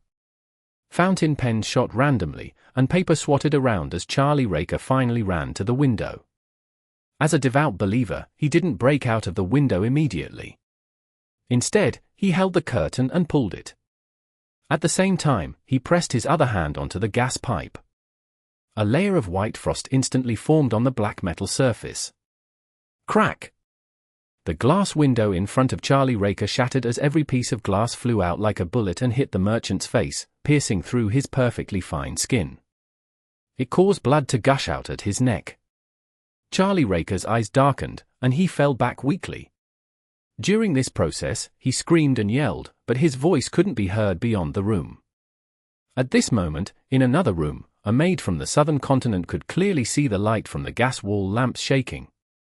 She immediately turned her head and looked towards where her employer was, only to see that the gas pipes there were covered in white frost. In a house opposite to Charlie Raker, the brandy-nosed man, who had rolled up sleeves and gulping down alcohol, suddenly noticed that the curtains were only half closed. For the secret signal that he and Charlie Raker had agreed upon, having the curtains completely drawn meant that there wasn't a problem. Having half the curtains drawn or only one side meant an emergency situation. It required him to inform the higher-ups immediately. He abruptly stood up. Chapter 1059. The Authority of the Moon. The red brandy-nosed man rushed to a safe within a few steps where he then took out a radio transceiver and a code book from a secret compartment. He crouched there and transcoded the incident that happened to Charlie Raker. Then, he started to send the telegram. Meanwhile, in the house above the Raker bookstore, a brown-skinned maid rolled up her sleeves and poured an indigo-blue liquid on her left arm. Her skin around the spot immediately changed colors, but under the indigo-blue colors, there were wisps of black light extending out like threadworms. These black beams of light quickly manifested a strange, palm-sized face. Its eyes were as tiny as rice grains, and its mouth was as wide as a tea plate. Charlie Raker has had an accident, the maid enunciated each word while looking at the face on her arm. Every word she said seemed to have its own shape, forming an indigo-blue bodied entity like her mouth and arm. Immediately following that, the words that seemed to be written began to intertwine as they were enveloped by smoke of the same color. At this moment, the strange face on the maid's arm slowly opened its mouth and sucked in the indigo-blue smoke and text. All the abnormalities vanished, other than the patch of skin on the maid's arm remaining an indigo-blue color. In the darkness outside the window, a tiny, ordinary bat flapped its wings, changing its motionless state and flying off to some unknown location. On another street that was less than 500 meters away from the Raker's bookstore, in the air above a restaurant that specialized in southern continent cuisine. Tiny bats flew out from the darkness and gathered together, forming thick smoke. The smoke and bat appeared incorporeal and disappeared in the blink of an eye. All that was left behind was a man wearing a tuxedo without the corresponding hat. This man was thin, tall, and upright. He had light-colored hair that was nearly silver in color. His eyes were bright red like blood, as though blood was hidden within. He was none other than Sanguine Earl, Mistral. He raised his left hand with the ghostly blue gem ring and touched the slightly exaggerated bow tie. He looked down at the restaurant that had already closed and said, "Both pieces of intel eventually led here." As soon as Mistral finished speaking, a figure appeared in front of him, wearing a black regal dress and a bonnet. She had light blonde hair and blue eyes, and her face was pale like a rather intricate doll. The trees on the street below suddenly swayed gently as the light from the gas lamps flashed. A puppet. Earl Mistral nodded slightly and acknowledged Sharon's status and level. Sharon ignored him and looked at the second floor of the restaurant. There are remnants of Mother Tree of Desire worship. Then there's no problem. Mistral turned around in midair and nodded towards the darkest area. Lord Nibs, please seal this place. An elderly, deep sigh sounded before a pair of wings covered in dark-colored skin and countless patterns suddenly extended out of the darkness. It extended out, turning broader and bigger, taking 2 to 3 seconds to envelop the entire area. The restaurant sank into an unnatural state of darkness, as though it had been moved out of the real world. Mistral didn't hesitate, nor did he attack directly. He took out a bronze box embedded with many ruby gems and took out something from it. It was a transparent glass sphere that resembled an eyeball. Then, the Sanguine Earl, Mistral, grimaced as the glass sphere fell from his fingers and landed downwards. The glass sphere emitted a glint in the darkness as it constantly changed directions and moved towards something in the air as though it was being attracted by something. Finally, it landed in a room on the second floor of the restaurant. A dazzling white light exploded. It was as if the sun had risen in the room, illuminating everything. It made all the corruption, decadence, evil, undeath, and darkness rapidly melt away. Mistral, who had already closed his eyes, suddenly frowned and let out a puzzled voice. He didn't feel any resistance from that restaurant. Sharon, who looked down from above, leveled her gaze. Although there wasn't much of a change in her expression, her tightly bound blonde hair seemed to shake a little. After the sun rose, it quickly set. The bright white light shone helplessly and silently in the darkness. As this was an item that was targeted at evil spirits, the building in the restaurant didn't suffer any damage. The sanguine Earl, Mistral, opened his eyes and looked at it for 2 seconds before reaching up with his right hand and clenching it. The darkness above the restaurant instantly came to life, transforming into illusory chains that bound the entire roof. Amidst the jarring sounds, the roof was forcibly uprooted and suspended in midair. Without this obstacle, be it Mistral or Sharon, they could clearly see the situation in the target's room. On a square table covered in table linen, a radio transceiver sat on it with a transcoded telegram message beside it. In contrast, the ground was indigo blue and charred. On the other side of the room, there was an old piano. The piano stools were brown in color and seemed to have been moved moments ago. On the piano, there was a cup of red wine. There was a small, sticky, flesh-colored figure soaked inside. As for the decorations and layout, it was like any normal residence. The only difference was herbal powder and essential oil extract splattered around. This made Sharon, who could directly obtain information from the spirit world, have a thought. The person here had just left. Before she, along with Earl Mistral and Marquis Nibs, could react, the flesh-colored figure soaked in red wine emitted a misty glow. The light instantly burgeoned and brightened, forming a gigantic, crimson moon in the room. The crimson moon's glow dispersed the darkness of the region, making the demigod participating in the battle feel as though they were on the ground and looking up into the sky. Sharon's blue eyes froze for a moment.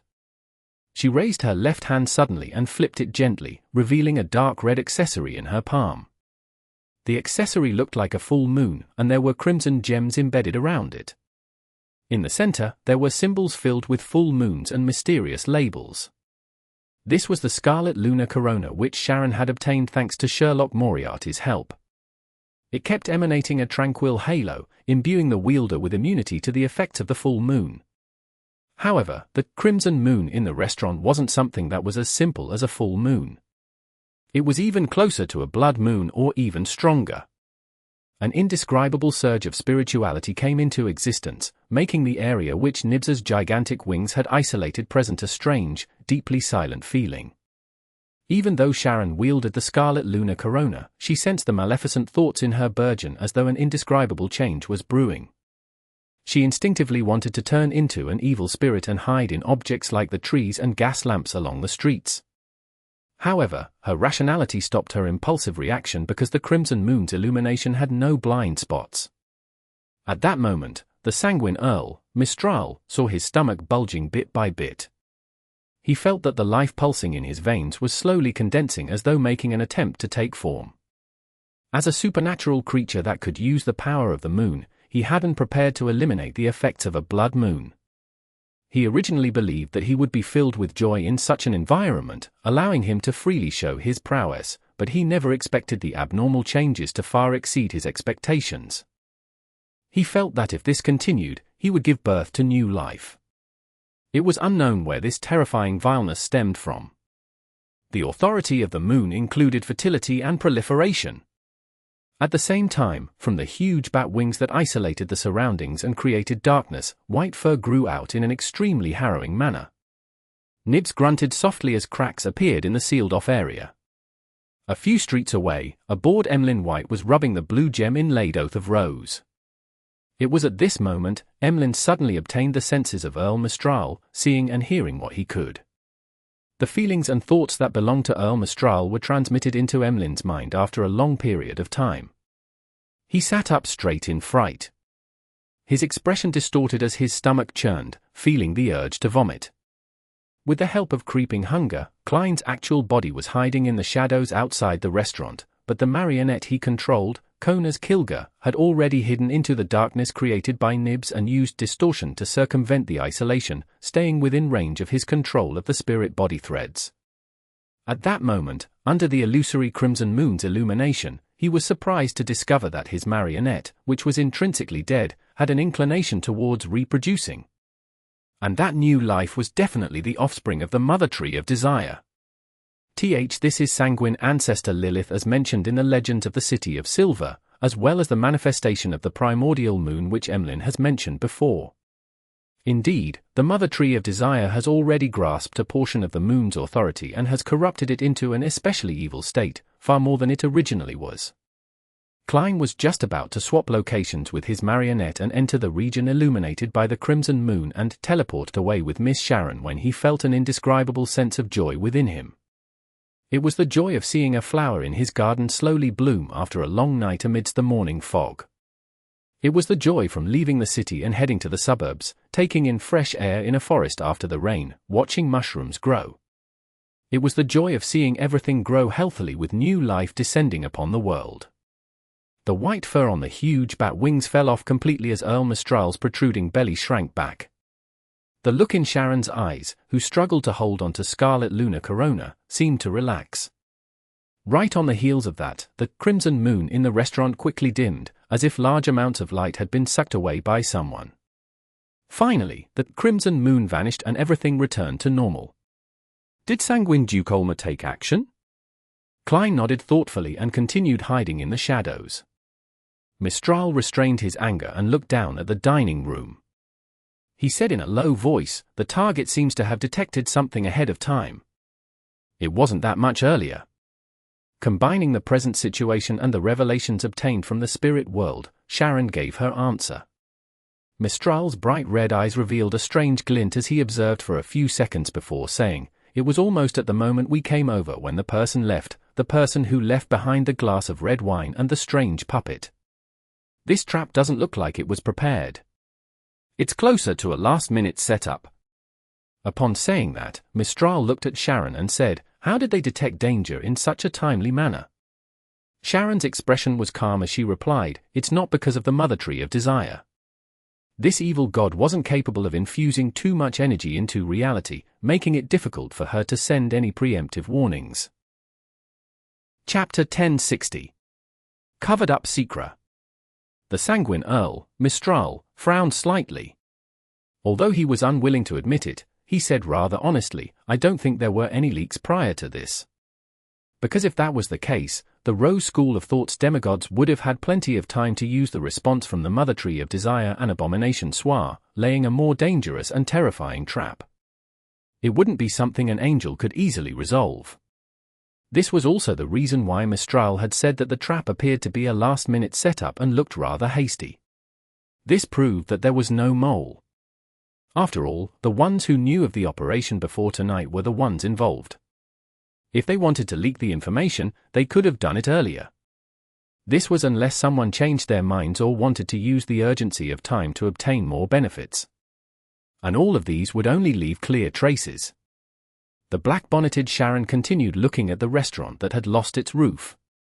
After a moment of silence, she said, "Perhaps it's a way of detecting danger via other means." For this operation, the Sanguine had used a sealed artifact that could even disrupt a devil's danger premonition, much less things like spiritual intuition.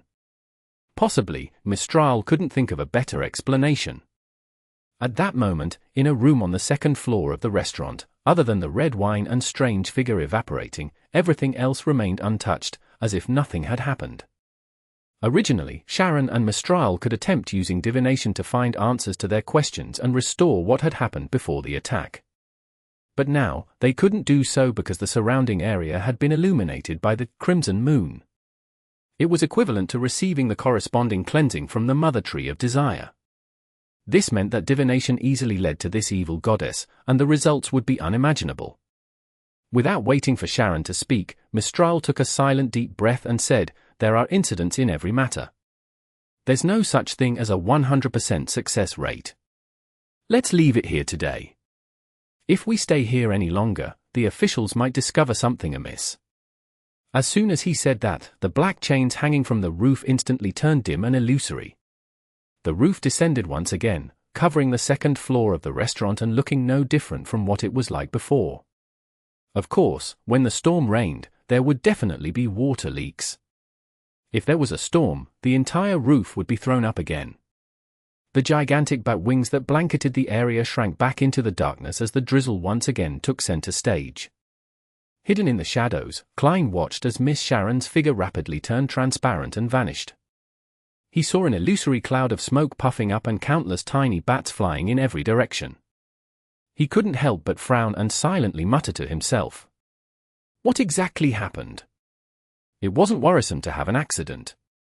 What was worrisome was not even knowing what the accident was. Regardless of what one's level was, the unknown was always frightening. At that moment, he suddenly heard a staccato voice. What, exactly, happened here? When Klein turned his head, he realized that Miss Messenger had walked out of the spirit world at some point in time, standing alongside him. The 4 blonde, red-eyed heads in her hands were all trained at the restaurant. Can you see what happened here earlier? Klein asked hesitantly. After the mutant pathway reached the Wraith stage, the Beyonder was free to enter and exit the spirit world, allowing them to receive revelations from there directly. Be it their spiritual intuition or divination, they were rather formidable at that. A corresponding Sequence 2 angel was definitely powerful in such aspects, therefore, Klein posed the question. The 4 heads held by Rionette Tinker shook as they said in unison, no. Klein nodded thoughtfully. Without further questions, he controlled his marionette to leave the area. Emlyn White, who had retched for a while, rubbed the ring that was embedded with a ghostly blue gem. He muttered to himself in surprise, it ended just like that. Through the Oath of Rose, he could sense Earl Mistral's frustration, anger, and reluctance to vent his anger at a lady or others. His initial judgment was that the operation had failed because of an accident. It's over? Upon hearing his words, Marie was equally stunned. He had actually wanted to ask Emlyn White the reason for his sudden nausea and grimace, but he had perfectly tempered his curiosity and restrained his urge. They didn't find the target. Emlyn tried his best to recall what Earl Mistral had seen and heard, but due to the seal by Marquis Nibs, he was only able to see the situation via Oath of Rose after the Crimson Moon rose. And these feelings were made ineffective quickly after the anomaly. At the same time, Emlyn mumbled inwardly, the demigod from the Temperance faction came here while possessing a doll. Which master's work is this? It's simply art. Didn't find the target? How can that be? Marie's brows furrowed uncontrollably. From his point of view, everything in the operation had been going smoothly up till that point in time. Whether it was him, Sharon, or the Sanguine, none of them had the motives to leak the information to the Rose School of Thought. As for Sherlock Moriarty, he had proven his credibility through numerous collaborations. Suppressing his immense disappointment and puzzlement, Marie said without much change in expression, then we've to leave the vicinity as quickly as possible. As soon as he said that, his figure began to fade, revealing the qualities of a wraith. Emlyn subconsciously wanted to ask him if he knew of any doll masters, but after opening his mouth, he found that it was damaging to the image of the Sanguine. Therefore, he could only swallow his words back down. Even if I know that, master, I don't have the money to buy it. To bear the burden of my mission, I have to sacrifice something. Unfortunately, we didn't capture the demigod of the Rose School of Thought this time, making it impossible to figure out the current situation of their headquarters. It'll be difficult to receive that holy artifact of the ancestor? Amidst Emlyn's thoughts, his expression slowly turned grave. Backlund Bridge area, Iron Gate Street, in one of the billiard rooms of the Bravehearts Bar. Klein, in the image of Sherlock Moriarty, was sitting opposite Sharon and Marie. After a brief moment of silence, the black regal-dressed Sharon, who was seated on a high stool, said to the detective, "What are your thoughts on the matter?" Klein thought for a moment before saying, "The influence that the Crimson Moon brought was quickly destroyed." What you mean to say is that since the Rose School of Thought's demigod had already sensed the immense danger through a certain method or a certain existence, why would he set up a trap that didn't have any effects? Marie exchanged looks with Sharon before asking in thought. Yes. Klein nodded. He should be able to foresee that under such dangerous circumstances, a trap at this level can be easily resolved. Then, why would he waste time setting it up and not flee immediately? This is the natural instinct of a living creature. Wearing a small bonnet, Sharon moved her head indecemably. On the surface, it's a trap, but it's actually to cover up something. Klein replied, delivering the sentence at a slower pace, yes, using such a trap to cleanse the scene and stop any divination to conceal the actual situation back then. Only if there's a secret to hide would a demigod from the Rose school of thought take the risk and stay on the scene for such a long period of time. But it's also possible that they didn't expect us to have an angel from the Sanguine to help deal with the trap, Marie suggested. Klein smiled and said, they wouldn't ignore the angel behind you. For you to have launched a surgical strike on the concealed Rose School of Thought members in Backlund, you must have defectors who know them well. He was referring to the existence of Returnee. What secret would they need to cover up? Sharon seemed to accept Klein's suspicion as she sat upright and asked. Klein shook his head. There are too many possibilities. Perhaps they discovered the secret of the attack in time. Perhaps they were planning on plotting something in Backlund. Having said that, Klein tried to consider if the Rose School of Thought was associated with the current tense situation in Backlund, but he realized that there was no place for them. Be it the orthodox deities or the evil gods, they were unlikely to work with the Mother Tree of Desire. This puzzled Klein even more. He didn't know what kind of unknown accident such an unknown factor would brew. He paused for a moment as he swept his gaze across Sharon's and Marie's faces. In short, we need to be careful and cautious.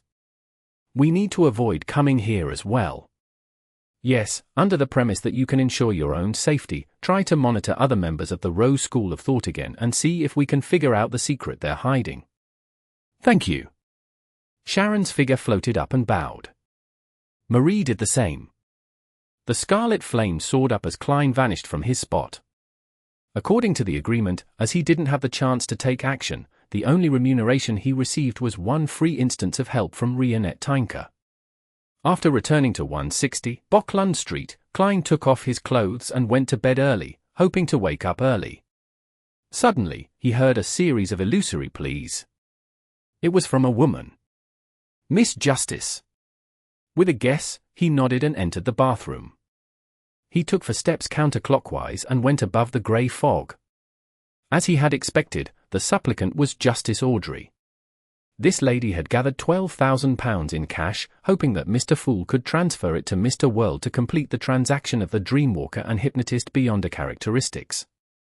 Yes, if the ritual can be replaced by Angel's Embrace, Miss Justice can try to advance in the next 2 days. When that happens, it's time to place the exploration of Grozel's travels in the schedule. Leonard has already become a spirit warlock for days and has nothing to do. Klein heaved a sigh of relief and replied to Miss Justice, getting her to begin the sacrifice. With the current situation becoming more and more tense, with more and more unknown factors, he wished to strengthen himself as quickly as possible. This included many aspects. First, the increase in the number of marionettes and sealed artifacts. Second, the recovery of his helpers. And thirdly, a further grasp of knowledge and secrets. This aided him in knowing the truth and obtaining the true attitude that the different factions have, thus, finding an opportunity from within. The exploration of Grozel's travels corresponded to the third point. Chapter 1061. Whose Dream? Friday. In the dead of the night, in Audrey's bedroom. After receiving a signal, the golden retriever, Susie, opened the door and left by herself, slumping down outside to prevent anyone from disturbing Audrey. Audrey took the Dreamwalker's Beyonder characteristic, the corresponding supplementary ingredients, and the apparatus used for concocting the potion out from a hidden spot. Most of the supplementary ingredients came from the City of Silver, and they were things that she hadn't paid for since Little Son hadn't thought of something he needed.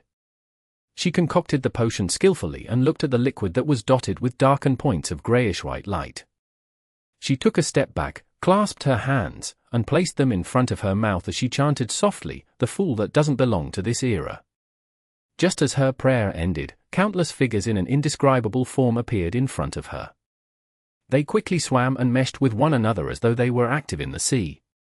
Above the sea were 7 pure beams of differently colored light that seemed to contain infinite knowledge.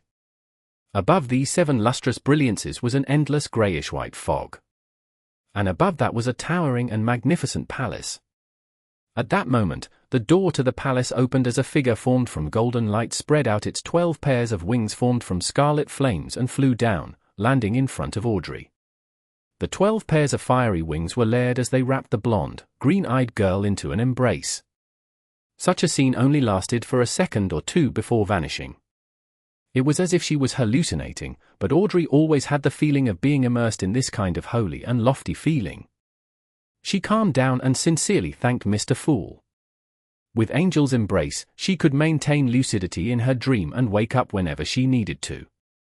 She didn't have to worry about being engrossed in her dreams and being unable to extricate herself. This meant that she had already held the corresponding ritual for Dreamwalker, and the effects were definitely better than what it could have been. After all, not every hypnotist can obtain such benediction from a hidden existence and be embraced by a special angel such as this. Audrey, all the best! Audrey mumbled inwardly before she stopped hesitating and picked up the glass bottle, drinking down the potion inside. The potion wasn't as bad as she imagined it to be. It was a little sour, a little sweet, a little bitter, a little surreal, and a little stimulating. It was like a wild dream she could let herself loose in. Before she could feel the effects that the potion exerted on her body, Audrey was suddenly startled before she regained consciousness. She saw that the night was becoming dawn outside the window, with the sun rising from the horizon, dyeing the sky red. Within the garden, flowers were blooming, the tips of the blades of green grass shimmering with crystalline dew. It was as if Audrey had become the ruler of this world. Her consciousness floated up as she looked down upon the various scenes. Her father and mother held hands as they strolled down the garden trail, taking in the fragrance as they bathed in the morning light. Having worked through their differences, her 2 brothers, Hibbert and Alfred, rode on horses and brought servants along with them. Laughter accompanied them as they entered the woods, competing against each other for a more successful hunt. The ambassadors or special representatives of the various countries like Faysac, Intes, and Fainapota signed an agreement at Lund-Sedella Palace, announcing to the world that a war wouldn't happen, thus dispersing all the dark clouds in the sky. The smog situation in Backlund improved. Every company's factory had passed the double review of the Alkaline Industry Inspector and National Atmospheric Pollution Council, and they had promoted such standards to other countries. Maximum working hours and the basic labor environments for workers were guaranteed, and the development of every industry was getting better. The number of tramps had dropped to an unimaginable level, and all kinds of protective measures spearheaded by the kingdom covered everyone. There were more and more workers who could afford bicycles. On the streets, the bicycles clustered together like a huge army, driving in different directions amidst ringing sounds. Children didn't need to work in factories at a young age. They could giggle and fool around, running into classrooms with tables and chairs. Inside, they flipped open their textbooks and began listening attentively. If they didn't wish to study, it was solely of their own choice, not because they lacked the conditions. Women were no longer discriminated against due to their gender. Even a laundry maid could rely on studying to obtain knowledge and find better jobs. There were reporters, teachers, policewomen, soldiers, miners, and civil servants seen in every walk of life. All kinds of mechanical items appeared on the streets and alleys, bringing the people convenience and joy. In the square in front of the Evemite Cathedral, pigeons flew up and landed. People were either sitting or playing the accordion, fully enjoying their lives. This was Audrey's dream for the future. Unaffiliated Beyonders didn't have to worry anymore. As long as they received a checkup of their physical-mental condition, they could walk openly and use their Beyonder powers to earn money in a legal way. This is really wonderful. If it weren't for me being clear-headed, I would have lost myself to this. I would have descended from my commanding position in my consciousness, taking a stroll with my parents, hunting with my brothers, and occasionally going to school to teach children. I would often work hard for the extension of the world's peace. Audrey stared at the dream, feeling a bout of poignancy. She then felt her astral projection rise once again, breaking out of the confines of the hazy world. She saw that her dream was like a huge bubble that grew out from the island of consciousness while silently enveloping it. The air bubble was surrounded by a grey fog. From afar, she could vaguely see other air bubbles, and below them were their corresponding islands of consciousness. Deep within the grey fog was a silent, undulating, shimmering, wavy, illusory sea that seemed bottomless. The sea of collective subconscious?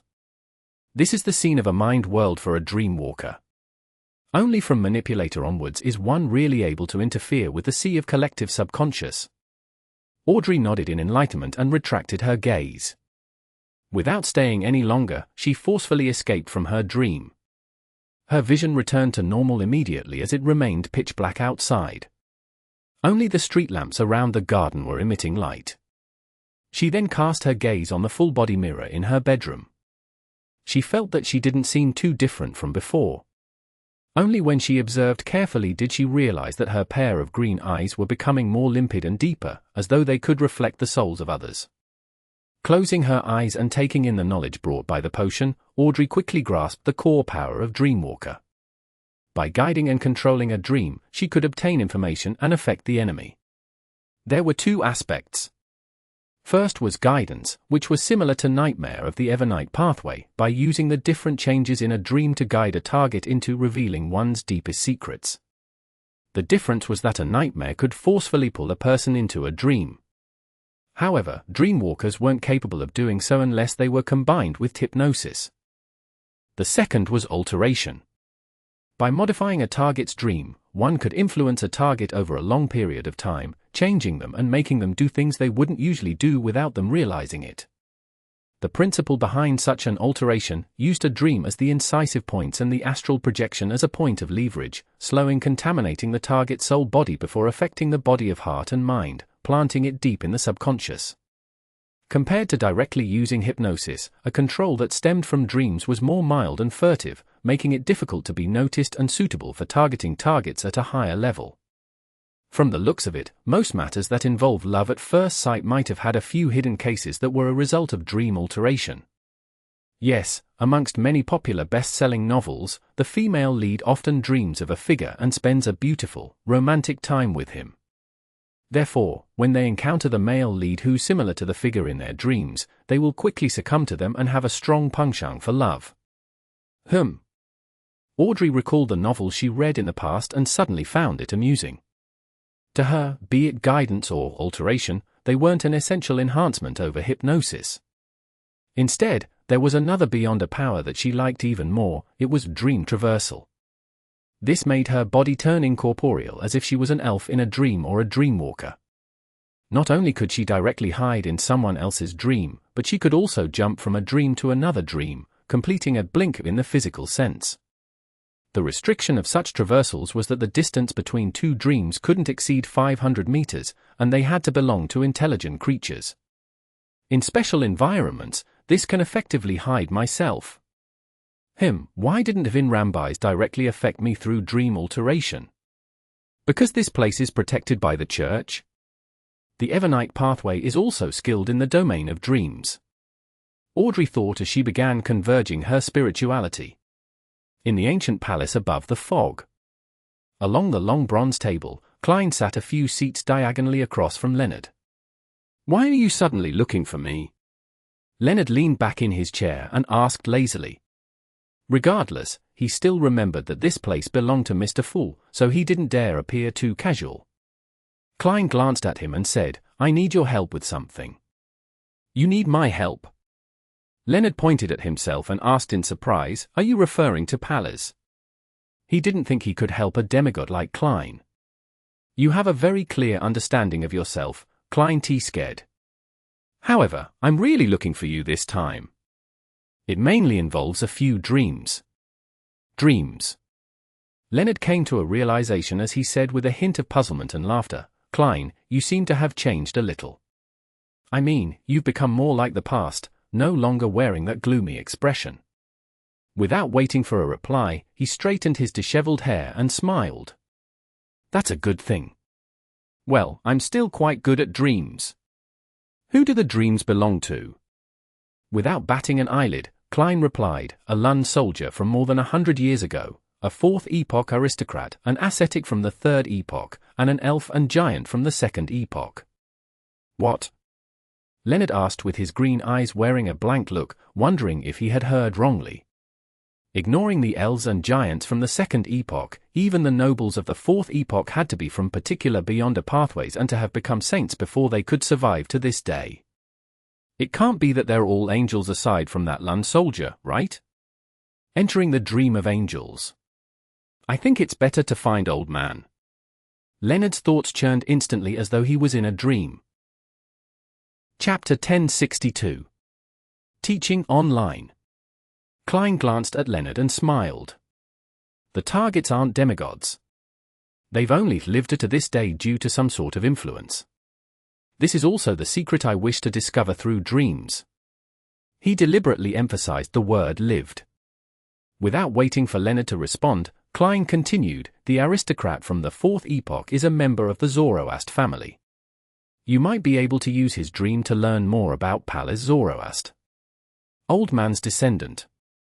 Leonard's heart stirred as he looked forward to the proposal that Klein raised. Although he had gotten along rather well with Palace Zoroast and gradually built some trust in this angel, he still held the most basic level of vigilance against him. After all, he was an outsider who lived in his body. At that moment, Klein added, for now, don't mention this matter to Palace Zoroast. Do you think I'm such an unreliable person? Leonard grumbled inwardly as he replied, there's no need to remind me. Seeing that Leonard had agreed, Klein smiled and said, get me a few drops of your blood when you return. This is necessary to explore the dreams. He didn't specifically mention how to give the blood to him. After all, Leonard knew at least 2 methods. Firstly, he could sacrifice it to Mr. Fool and request that he bestow it to the world. The other was to summon the messenger of mysterious origins and place the blood inside a bottle, sending it over with a letter. Blood, Leonard subconsciously repeated the word. In mysticism, one's blood was an important item. It was best not to give one's blood to others, otherwise, they might die without knowing the reason. Sometimes, death wasn't the most terrifying outcome that could happen. After a brief moment of hesitation, Leonard nodded. When will the exploration begin? Klein was prepared for this question as he replied, late Sunday night, close to midnight. He wanted to give Miss Justice time to converge her spirituality and familiarize herself with her abilities. All right. Leonard didn't say anything else. Following that, Klein seriously explained skills in sophistry so that the dear poet knew how to pacify his grandpa after returning. After returning to the real world, Leonard was deliberating over his words when he heard Palace Zoroast's slightly aged voice. Why did your former colleague look for you? Is there anything that cannot be explained in a letter? Leonard adjusted his sitting posture and chuckled. He's afraid that the letter will be leaked. After all, it might involve that person. Just as he finished his sentence, Leonard inwardly mumbled, of course, the most important thing is to be wary of you. What I see is equivalent to what you see. That person, Palace Zoroast, seemed to understand who he was referring to. Yeah. Leonard picked up a cup on the table and drank a mouthful of malt beer. He found an ascetic from the 3rd Epoch. He hopes to learn the history of that epoch through his dream. What Leonard said was the truth, but it was only a portion of the truth. This was the skill that Klein had specially taught him. An ascetic from the 3rd Epoch? He's still alive. Palace Zoroast asked in surprise. Of course, he wasn't too surprised. After all, at his level, even if he didn't grasp 100 methods that allowed people to live from the 3rd Epoch, he knew at least 5 or 6 methods. The easiest way was to steal the time or life of others to imbue it into a target. He's likely still alive, but has a very special condition. Leonard explained what he knew. Palace Zoroast fell silent for 2 seconds before saying with a chuckle, is that so? Then I can only wish you the best in not seeing scenes you shouldn't see in the dream. Of course, your former colleague is protected by an existence of concealment, so he must be prepared. Leonard didn't respond to the topic. He suddenly exclaimed, old man, are you actually not the least bit curious? Don't you want to know what the true deities were like in the 3rd Epoch, or the cause of the cataclysm? This was the second technique in sophistry that Klein taught him. Rather than being asked, it was better to take the initiative to ask questions. I can roughly guess what's going on, Pallas Zoroast replied with a sigh. He then scoffed. You took too much initiative to control the flow of our conversation today. This is very different from your past behavior. This means that you have a secret you're hiding deep down. Not bad, it's much better than the past. At least it's not something that can be seen through at once. Leonard's expression froze. Pallas immediately chuckled. See, I just gave it a try and you exposed yourself. You still lack training. Your former colleague is really TSK? Leonard could only respond with a dry chuckle. He put down his cup and leaned forward. He then picked up a silver ritual dagger and cut open a wound, causing a few drops of blood to drip out. Meanwhile, at Earl Hall's residence, Audrey was also holding a dagger with gems embedded in it. She was preparing to fulfill the promise of providing help for free. She moved the tip of the dagger towards the back of her hand. The pain is very mild. As she hypnotized herself, she exerted force and tore open a wound. It was currently impossible to tear her skin without using strength, even if she didn't reveal her dragon scales. On Sunday night, after attending a ball, Klein returned to 160 Backlund Street. He made up an excuse that he was feeling tired and needed to sleep early. In the wee hours of the night, he got out of bed, set up a ritual, and summoned himself. After some work, he sat in the seat that belonged to the World German Sparrow. He confirmed that once the summoning ended, he could use the grey fog's level and standing to forcefully extricate himself from Grozel's travels. At that moment, in front of him were 3 metal bottles and a silver mask. The former was filled with his, Leonard's, and Audrey's blood, while the latter was sacrificed by Miss Justice ahead of time. As she knew that Mr. Starr would be involved in the exploration of the dream this time, she planned on wearing lie the entire time to mask her face and avoid her identity from being uncovered. After examining it for a while, Klein made the hard-covered, deep brown Grozel's travels to fly out of the junk pile and land on the long bronze table. At the same time, he placed the unshadowed crucifix into his body. Following that, he pulled Justice Audrey and the Star Leonard above the grey fog. 2 dark red beams shot up at the same time, forming rather blurry figures. Audrey and Leonard cast their gazes at the bottom of the long, mottled table and sized up the items in front of Mr. World. Then, their attention was drawn to the ancient book. Audrey's eyes darted around as she curiously asked, "Our exploration this time is related to this book?" "Yes, our targets are inside this book," Klein replied with a smile. "Inside the book?" Leonard asked in surprise. Even though he was a Red Glove, and had also read a large number of supernatural case files, he had never heard of communicating with characters in a book. Klein nodded slightly and said, "Yes, this is a magical book. Inside it, there is a world that was I envisioned. What happens in that world becomes the book's contents." Envisioned. Audrey acutely grasped a key phrase, linking it to its synonyms. She had only just learned a few days ago from Mr. World that the Spectator Pathway Sequence 0 was called Visionary, and she knew very well that the King of Dragons, the ancient god, Ankwelt, was the dragon of imagination. After some deliberation, Klein said, "My description might not be accurate. It might be an envisioned a world or a true dream. The only thing I can confirm is that it was created by an ancient god from the Second Epoch, the dragon of imagination Ankwelt. I obtained it from Vice Admiral Iceberg. Ancient god's relic. It's no wonder that it can make a giant an elf from the Second Epoch, a Third Epoch ascetic, a Fourth Epoch human aristocrat, and Fifth Epoch lonely soldier survive till now."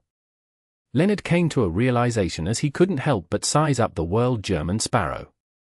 He couldn't imagine what kind of experiences Klein had ever since he left Tingen. At this moment, Klein looked around and pushed the lie mask to Miss Justice as he said, "Let's head on in." "All right." Audrey put on the silver mask. Leonard looked around and nodded. "Okay." Klein immediately picked up the 3 metal bottles and poured out some of the blood inside, smearing it on the cover of Grozel's Travels.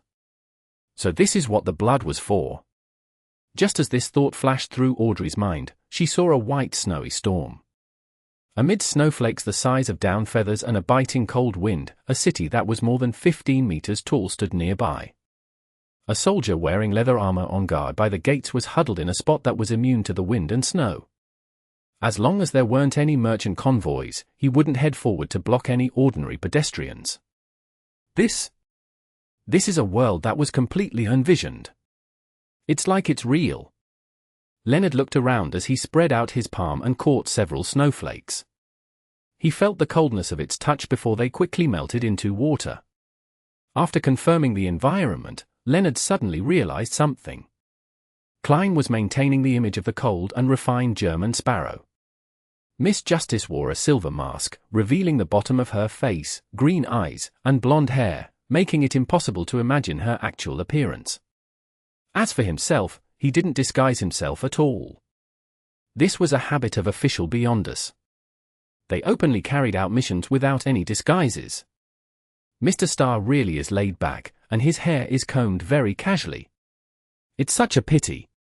Otherwise, with his looks, he can be a model on the covers of magazines. As a noble lady who had seen too many handsome men, Audrey politely glanced at him before retracting her gaze without making any excessive observations. Klein chuckled inwardly and pointed at the city in the snowstorm. Our first target is the ascetic, Mr. Snowman, from the Third Epoch. This was the person most likely to have a link to Amorn and his brother. According to Klein's plan, after Snowman would be the fourth-generation aristocrat, Mobert. This was because giant Grozel and elf Sciatas involved matters at much higher levels, and there was a high chance of there being an accident. Therefore, it was safer leaving them at the end of the schedule. After the exploration of the four people's subconscious via their dreams, they would then enter the sea of collective subconscious in search of any possible secrets. Chapter 1063. The Lord's Left Hand. In a rather remote spot in Pesot City, there was a building made of stone. It looked rough and was a cathedral that needed some construction work. The most eye-catching and intricate part was the altar. Erected over it was a wooden cross and a tall figure carrying the cross. Ascetic Snowman was sitting in the first pew, facing the divine statue, his head bowed and his eyes closed in focused supplication. He was a middle-aged man who wasn't considered old but had some wrinkles. He was wearing a simple white robe that had been washed countless times. He had brown short hair, and on his exposed arms, shoulders, calves, and feet, there were all kinds of old scars and scabs. At that moment, two men and a woman appeared at the cathedral entrance. The men were dressed in black robes that were completely different from the surroundings. One was wearing a vest and half-top hat with a formal bow tie, and the other casually wore a white shirt. The former had a pronounced outline with a cold expression, while the latter had black hair and green eyes. He looked pretty good, exuding the romantic air of a poet. The lady was wearing a long white dress that was tight at the waist with frilly designs at the sleeves. Lacy flowers were sewn in a meshed manner at her chest. She wore an intricate silver mask, revealing a pair of emerald-like eyes, her high nose, her lip-glossed lips, and lower half of her face. It prompted anyone who laid their eyes on her to imagine how beautiful her actual appearance was. They were extremely attractive. It was the same regardless of the angle one took. However, the passers-by, and few members of the congregation, and the praying ascetic didn't even give them a look, completely ignoring them. This was a combination of hallucination and psychological invisibility. Audrey was already in operation mode, no longer showing any curiosity. She swept her gaze and said in a gentle voice, "What's most important now is to get Mr. Snowman to sleep, otherwise, we'll have to wait until tonight. The night in this world." "Relax. It's trivial," Leonard replied with a smile. Compared to Miss Justice, who had only experienced a few supernatural incidents, as a Nighthawk, he was already too used to such things. He was very composed and even wanted to joke with Klein. Of course, he didn't know that Miss Justice had recently hypnotized a demigod. Klein glanced at his former teammate. "Then let's begin." He was carrying unshadowed crucifix on him, and in less than 3 hours, he would be dropped back to Sequence 5 and have his bizarro sorcerer beyond a characteristic purged, so he naturally didn't want to waste any time. He's back in his crazy adventurous state again. TSK? Leonard didn't beat around the bush. He raised his hand to neaten up his hair as his green eyes suddenly turned deep. Silently, the praying ascetic, Snowman, had fallen into a deep sleep. This is the beyonder power of a nightmare. Looking at this scene with sparkling eyes, Audrey thoughtfully muttered to herself. In fact, she was aware of the powers of a nightmare, having seen them in action before back when they were dealing with the sanguine Viscount, Ernst Boyar. However, she was unable to grasp the full picture of it due to the urgency of the situation. It was only now that she made a complete observation of it. Right on the heels of that, she raised both her hands and grabbed the arms of the world and the star. Using her abilities of Dreamwalker, she led them into Snowman's dreamscape. "I can do it myself," Leonard mumbled the moment he entered the hazy world. Klein and Audrey ignored him and quickly surveyed the area, taking in the entirety of Snowman's dreamscape. They were also inside a cathedral, an unusually majestic cathedral. Ancient stone pillars propped up a towering dome, but they didn't make the hall appear too segmented and cramped. It still remained extremely spacious. The cathedral's door was wide and tall, even for giants. Lined on both sides were candles placed in silver cups that emitted a warm glow. The altar right in front was grand and magnificent. Above them were greyish-white crosses and a sculpture of God bearing the cross. The statue's face wasn't very clear, but it felt like it was showing pity towards all beings in the world. Snowman was similarly sitting in the first pew facing the holy altar. His head was bowed and his eyes closed in focused supplication. This is similar to the afternoon town's abandoned cathedral that Little Sun showed to us. It should be a building from the same era. Audrey swept her gaze across the brick arches and whispered. At the same time, she tried to suppress her curiosity and told herself to remain calm. Little Sun? How is he little? That fellow is clearly taller and larger than me. Afternoon town's abandoned cathedral. Leonard thought in puzzlement as he lampooned. When he joined the Tarot Club, the son Derek had long returned to the City of Silver. Although he would occasionally mention the exploration of the giant King's Court, he didn't conjure any of the corresponding images. Indeed. Klein retracted his gaze and agreed with Miss Justice. Then, he said to her, try to guide Snowman's dream and get him to reveal the important information in his subconscious. Focus it on the Kings of Angels. This mission could be accomplished by both a nightmare and dreamwalker. The reason why he had Miss Justice do it was because he wanted to give her a chance to digest the dreamwalker potion. After all, Leonard had already passed that stage. And no matter what, in matters that involved the subconscious, beyond us of the spectator pathway were definitely more professional. The way they carried it out would be more precise and effective. It was only then that Leonard realized a problem. Miss Justice's abilities involved the domain of dreams. This meant that she had already advanced to Sequence 5 Dreamwalker. Isn't that too fast? Leonard was secretly surprised and in disbelief. He remembered that Miss Justice had mentioned it during their exchange when he joined the Tarot Club. It hadn't even been a month since she became a hypnotist, and now, only 3 months had passed. She had indeed tried to purchase the ingredients needed for her advancement at the tarot gathering, but to completely digest the hypnotist potion in 4 months is shocking enough. Leonard's mind raced as he had a baffling feeling that the pride of becoming a Red Gloves captain, a quasi-high-ranking member of the church, a Sequence 5 spirit warlock was gone. While his thoughts were running wild, Audrey tersely acknowledged the request and took a few steps forward to stand beside Snowman. Illusory ripples suddenly appeared in her jewel-like eyes. Those ripples constantly sank deep into the depths, returning to the darkness and tranquility. Invisible ripples emanated out as the altar in front of the cathedral suddenly turned blurry. These magnificent objects, along with the cross and the divine statue, warped and suddenly unfurled, emitting lights and shadows that weren't considered too intense. The light and shadows intertwined into a 3-dimensional portrait of a towering mountain range. The main peak reached high into the clouds, but the white cloud didn't dare to conceal the main peak as it automatically separated around the peak's 2 sides. On the peak of the mountain stood a huge cross that was even taller than the mountain. In front of it stood a majestic figure that was covered in layers of stacked halos. 2-winged, 4-winged, and 6-winged angels were either holding bugles, playing the harp, or playing flutes, dancing around the majestic figure as they sang and extolled. 8 blurry figures with 12 pairs of wings surrounded the majestic deity. Some fell to the ground beside his feet, leaning against him as if completely relying on him. Others floated on both sides, awaiting his orders. This was a scene that Klein had seen before. He knew that the deity was the ancient sun god, and he knew that the figures with 12 pairs of wings on their backs were the kings of angels. At that moment, Snowman opened his eyes and looked at Justice Audrey. As if teaching his student, he solemnly said, "Only the Holy Spirit can truly serve the Lord.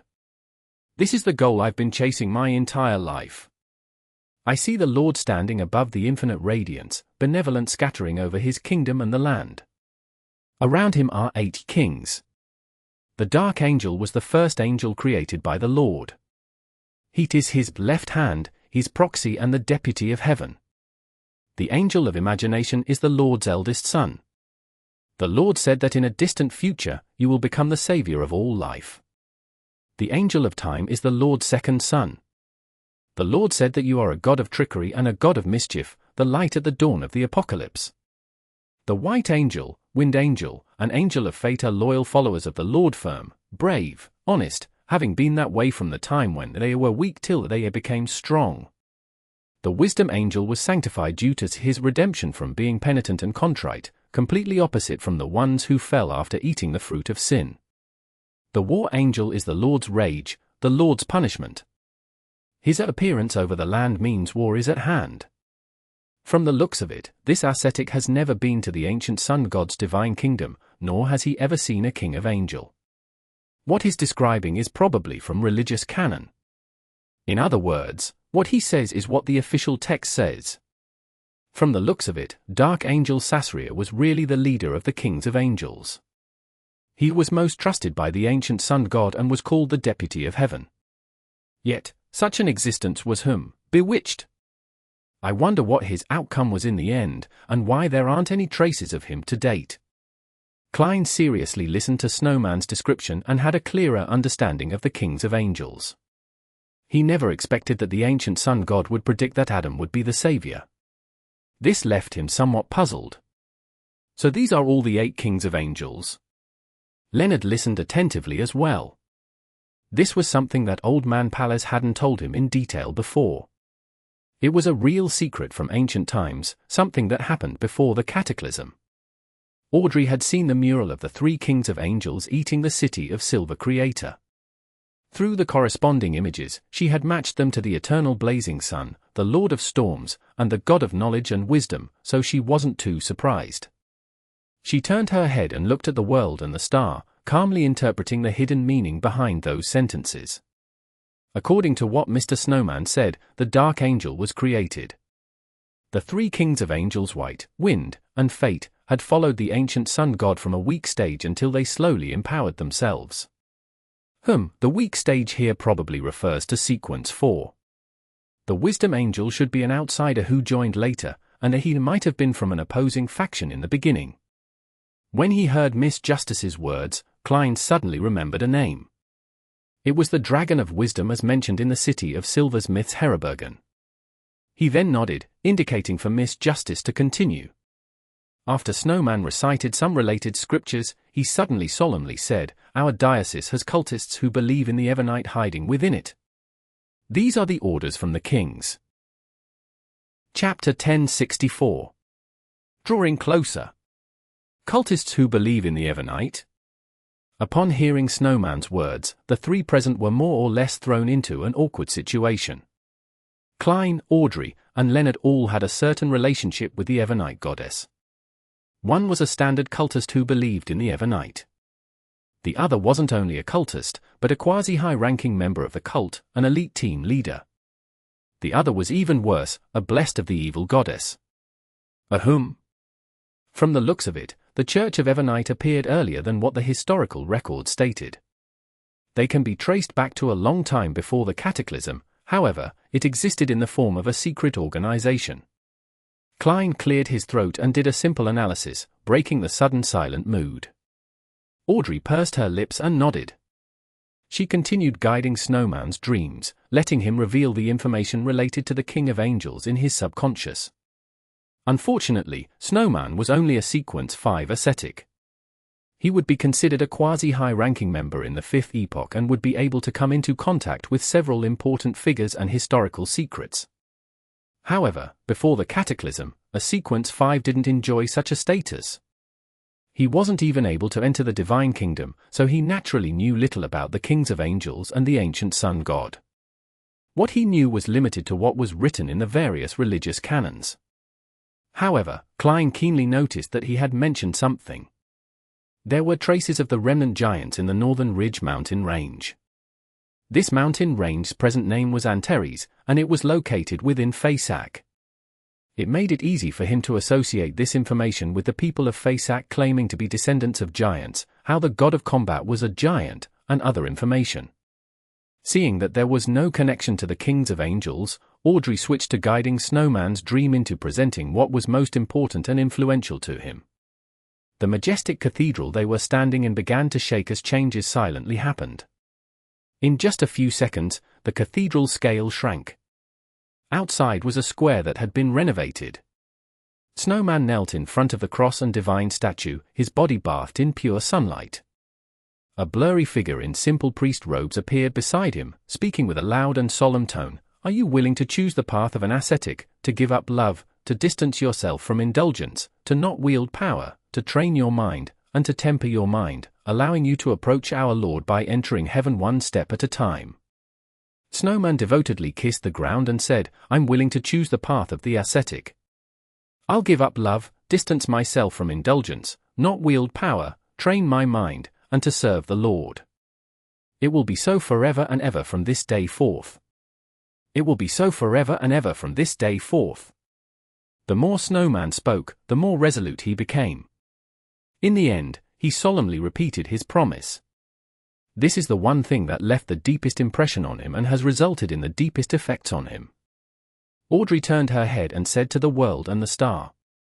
Thinking back on Snowman's past performance and recalling how he never gave up on his beliefs, nor stopped his ascetic training despite being stuck in the book world, Klein nodded gently and sighed.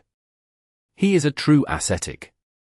Audrey retracted her gaze, and after guiding Snowman to present something that was more important to him, she returned to the world and the star and said in a gentle voice, there shouldn't be much left. Klein glanced at Snowman and said, let's go to the next spot. Inside a house in Pesot City. Mobert, with his brownish-yellow hair, dark brown eyes, high nose bridge, and thin lips, was wearing slightly furry pajamas. He laid on a bed that was half high and half low, as he stared at the ceiling, muttering to himself, winter year is much colder than usual. It's starting to snow. Although it's almost noon, I don't want to get up at all. Syatas, why does an elf like you insist on sleeping in? You even pressed your hands and feet on me. I really miss being single. I could roll around freely in bed. Every comer will be mine, unlike now, sigh. On the bed, Elven songster Syatas leaned her body sideways while sleeping comfortably. Not only did she occupy nearly half of the bed, but she also left a large amount of space on her side as her body clung close to Mobert. She left one arm and leg on him, squeezing Mobert to a corner of the bed, almost to the point of falling off. After pulling up the blanket that was pinned down, Mobert sighed and closed his eyes, preparing to sleep again. Then, he really fell asleep. In his dream, he sat at the bar counter, alternating between sipping hard liquor and gulping down beers. He didn't return home as he claimed he would wait for Syatas to come begging him to return. Is this the aristocrat from the Fourth Epoch? At the entrance of the tavern, Leonard glanced at Klein. Klein gave a clear answer. That's right. Mr. Starr's tone and action suggest that he's more nervous than before. He seems to care a lot about this aristocrat from the Fourth Epoch. According to the information given by Mr. World, a certain person that Mr. Starr knows might have seen the second blasphemy slate, and that's an extremely ancient divine artifact. Although I can't eliminate the possibility of seeing it in the fifth epoch, powerhouses of the fourth epoch are more likely to have a chance of coming into contact with such matters, so, this aristocrat from the fourth epoch is related to the person Mr. Star knows. Audrey grasped certain matters through fine observation and interpretation. With this as a premise, she quickly came to a conclusion. Mr. Star would step forward and suggest that he would guide the dream.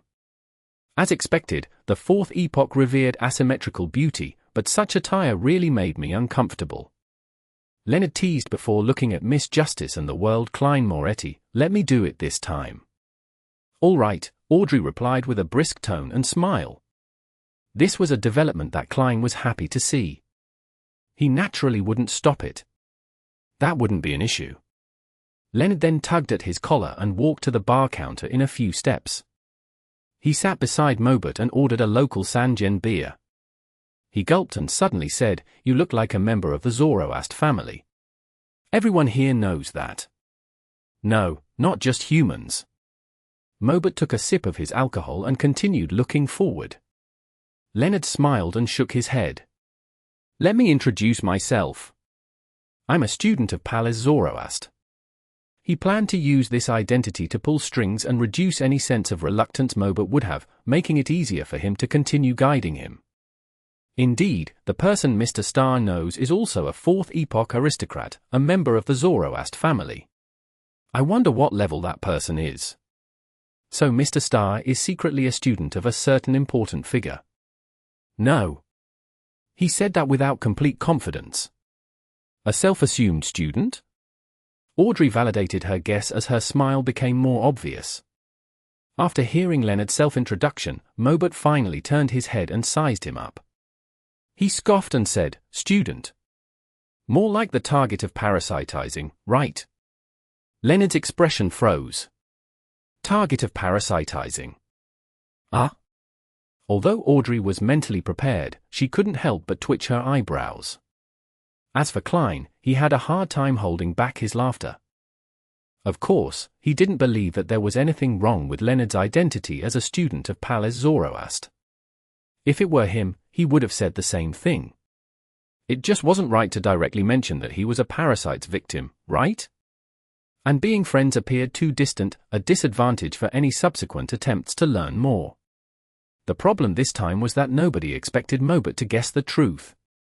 After laughing twice, Mobert looked at Leonard's slightly stiff face and said, "You aren't a member of our Zoroast family, so how can you become Old Man's student?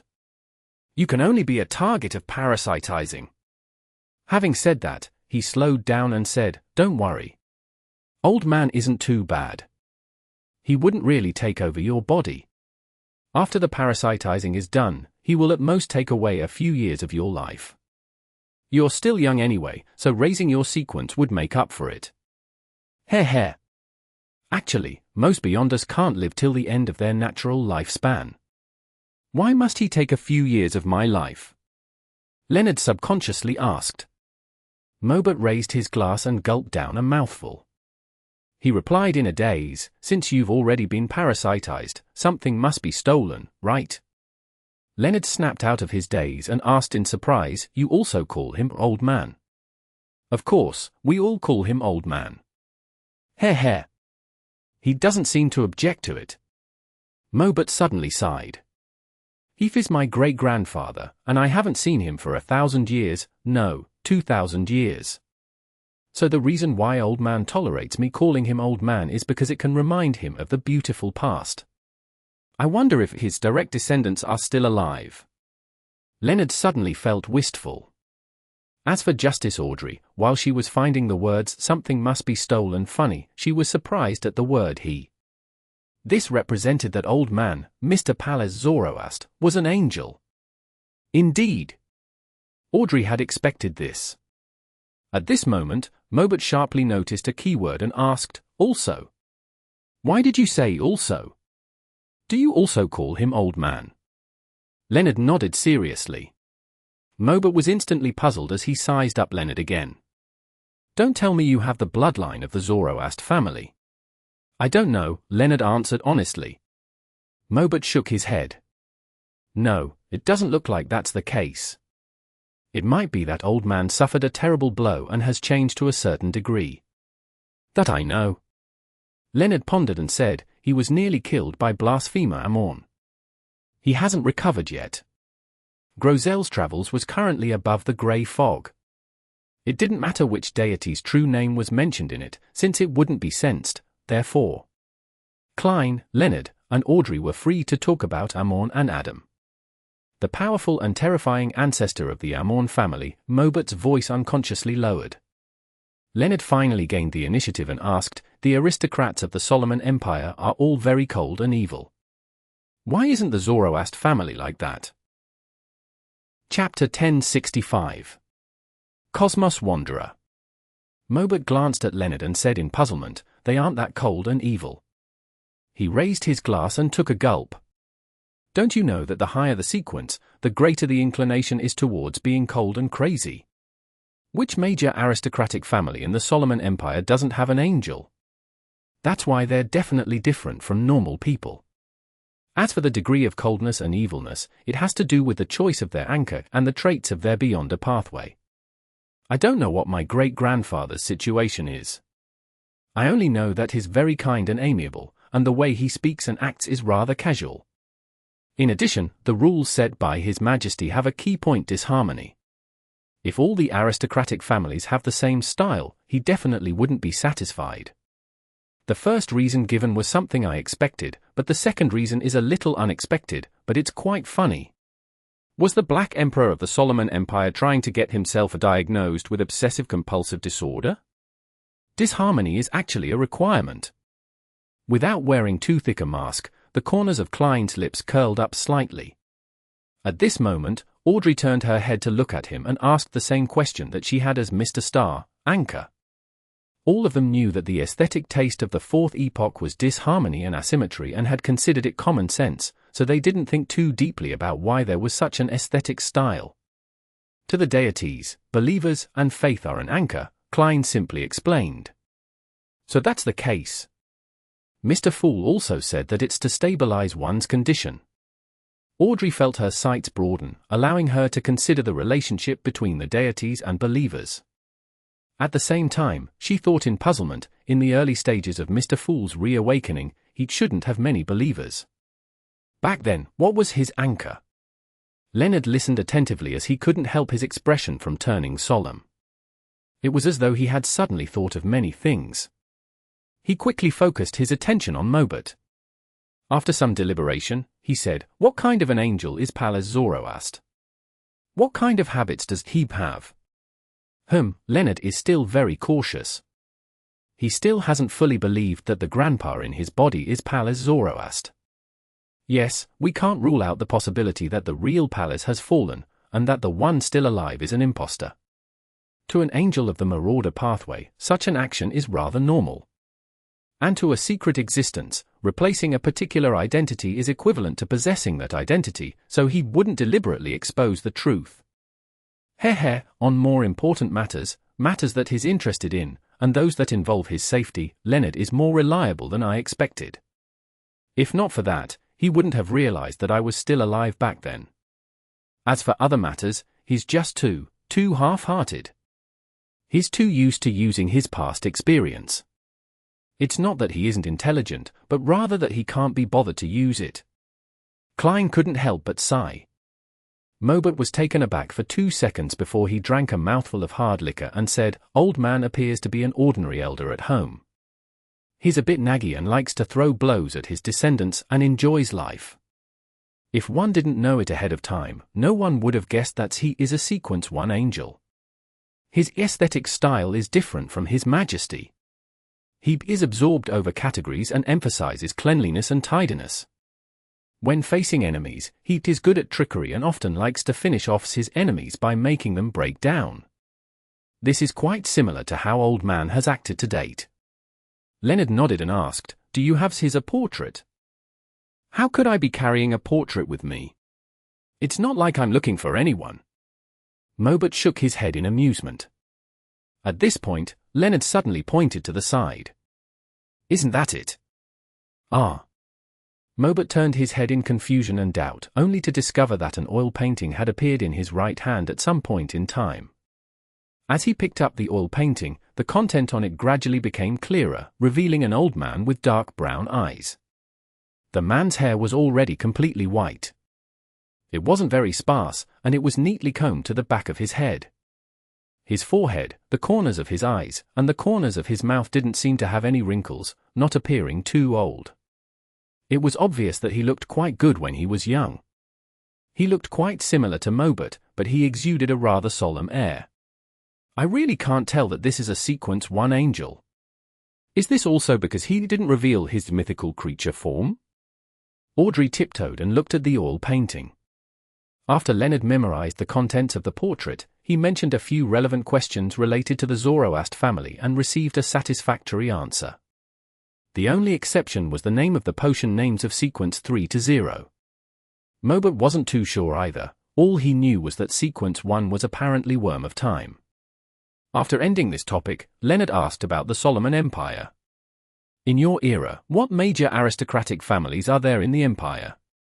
There weren't many families with dukes. Mobert put down his cup and spread out his palm. Our Zoroast family, the Abraham family, the Zaratul family. In addition, although the Medici family and Lord Ouroboros didn't have any aristocratic titles, their standing wasn't worse than the major aristocratic families. Every time he spoke, he would curl his finger, finally curling them into a fist.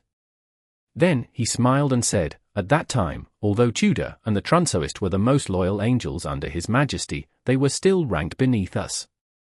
They were on par with Augustus and Castilla. The history of the Augustus family can actually be traced to the era of the Solomon Empire. While Audrey was surprised, she became even more focused on listening. Leonard thought and continued asking, in that era, what was the situation in the northern continent? All living creatures submitted to His Majesty. Even deities acknowledged His Majesty's rule in order to fight against opposing factions. Mobert chuckled. They'd all have countries that belonged to them in poorer places. In short, Evernite, god of combat, and death were at odds. The three deities of storm, blazing sun, and wisdom had a great conflict with each other. Earth's attitude was vague and unclear, but Ashia was more inclined towards the god of combat. This made them unable to cooperate in a stable fashion, thus being unable to form an alliance to fight His Majesty and the true Creator. At this point, Mobert sighed and said, and precisely for the sake of balance, His Majesty didn't attack the southern continent and allowed death to unite the plains and the ancient forest to build the Balaam Empire. No, ultimately, the six deities came to an agreement. Hence, the Black Emperor perished, establishing the Tudor-Trunsoist United Empire. Leonard recalled Pallas Zoroast's mention of this particular phase of history and, for a baffling reason, felt how history was filled with vicissitudes. At that moment, Mobert turned his head and looked at him. Do you have cigarettes? These little devils that came out from the true Creator's believers aren't bad at all. Leonard immediately controlled the dream and conjured a cigarette before handing it over. Is this an improved version? Mobert stretched out his right hand and snaked out a ball of fire from the kitchen behind the bar. He lit the cigarette and took a deep breath. Seeing smoke coming out of his nostrils, Leonard asked curiously, the true Creator's believers like to smoke? That's right. Even Lord Medici would occasionally smoke a few sticks. Although it's just a habit for him, Mobert answered without hiding anything. Leonard nodded and asked, which deity do you believe in? Of course, it's His Majesty.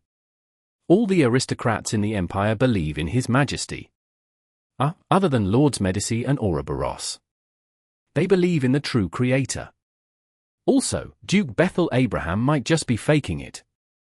According to what I know, he only believes in himself, Mobert quipped. Bethel Abraham. A thought came to Klein. He was about to signal Leonard to ask further when he heard the poet ask, is Duke Bethel Abraham very powerful? Clearly, the completely different behavior compared to the other aristocratic families in the empire made this ancestor of the Abraham family stand out. Very powerful. Even Lord Medici and Ouroboros are afraid of him, Mobert said as he puffed out smoke rings.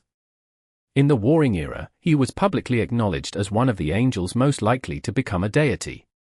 Warring Era? Leonard asked curiously. Mobert looked at the slowly burning cigarette in his hand and said, "This isn't thrilling enough." Heh. The Warring Era refers to the time after the Cataclysm ended to the point when the Empire was established. It lasted about 112 years. Our Zoroast family's first angel perished in the Warring Era. Thankfully, we were helped by His Majesty before he became a god, thus, we didn't lose the Beyonder characteristic. Who did it? Leonard immediately asked. Mobert shook his head. I'm not sequence for yet, so there are many things I'm not qualified to know. Let's talk about Duke Bethel Abraham. I actually don't really know much about him, but I was very interested in their family and the Beyonder pathway they control. It's said that the apprentice can wander the cosmos once they reach sequence 2. There are also rumors that it's at sequence 3. Cosmos? Klein's pupils dilated slightly as he became more focused. At this moment, Mobert continued, they left behind lots of information regarding the cosmos, recording many interesting things. Unfortunately, I never managed to borrow them. However, I heard of the 3 laws that they concluded for wandering the cosmos. First, don't respond to any calls. Second, don't be reckless and approach unknown creatures or buildings. Third, endure loneliness. It sounds like the cosmos is vast and dangerous. I wonder if the current Abraham family still has the travel notes related to the cosmos. I'll get Miss Magician to ask in the future. When Klein's gaze swept over, it happened to cross with Miss Justice's gaze that was directed at him. They immediately realized that the other party had also thought of Miss Magician. Leonard did the same. He nodded slightly and asked about other matters. During this process, the dream changed with Mobert's memories. Following that, they saw the appearances of Medici, Ouroboros, and other high-level figures. Of course, as Mobert had few interactions with the Black Emperor and Bethel Abraham and didn't dare to look at them head-on, his impression of them was a blur. Towards the end, Audrey grabbed both Klein's and Leonard's arms and jumped into Syatas's dream. This elven songster was standing in the garden holding her stomach and frowning at Mobert. Can you steal the fetus in my stomach and stuff it into your body? It can be done, but even if it's stuffed into my body, I won't be able to give birth to him, Mobert replied fearfully. Syatas thought seriously and said, then steal the corresponding organs that are needed. If it's just the simple act of theft, then it might still succeed. But for what follows after, I'll be at my wit's end. This is beyond my capabilities, Mobert said nervously.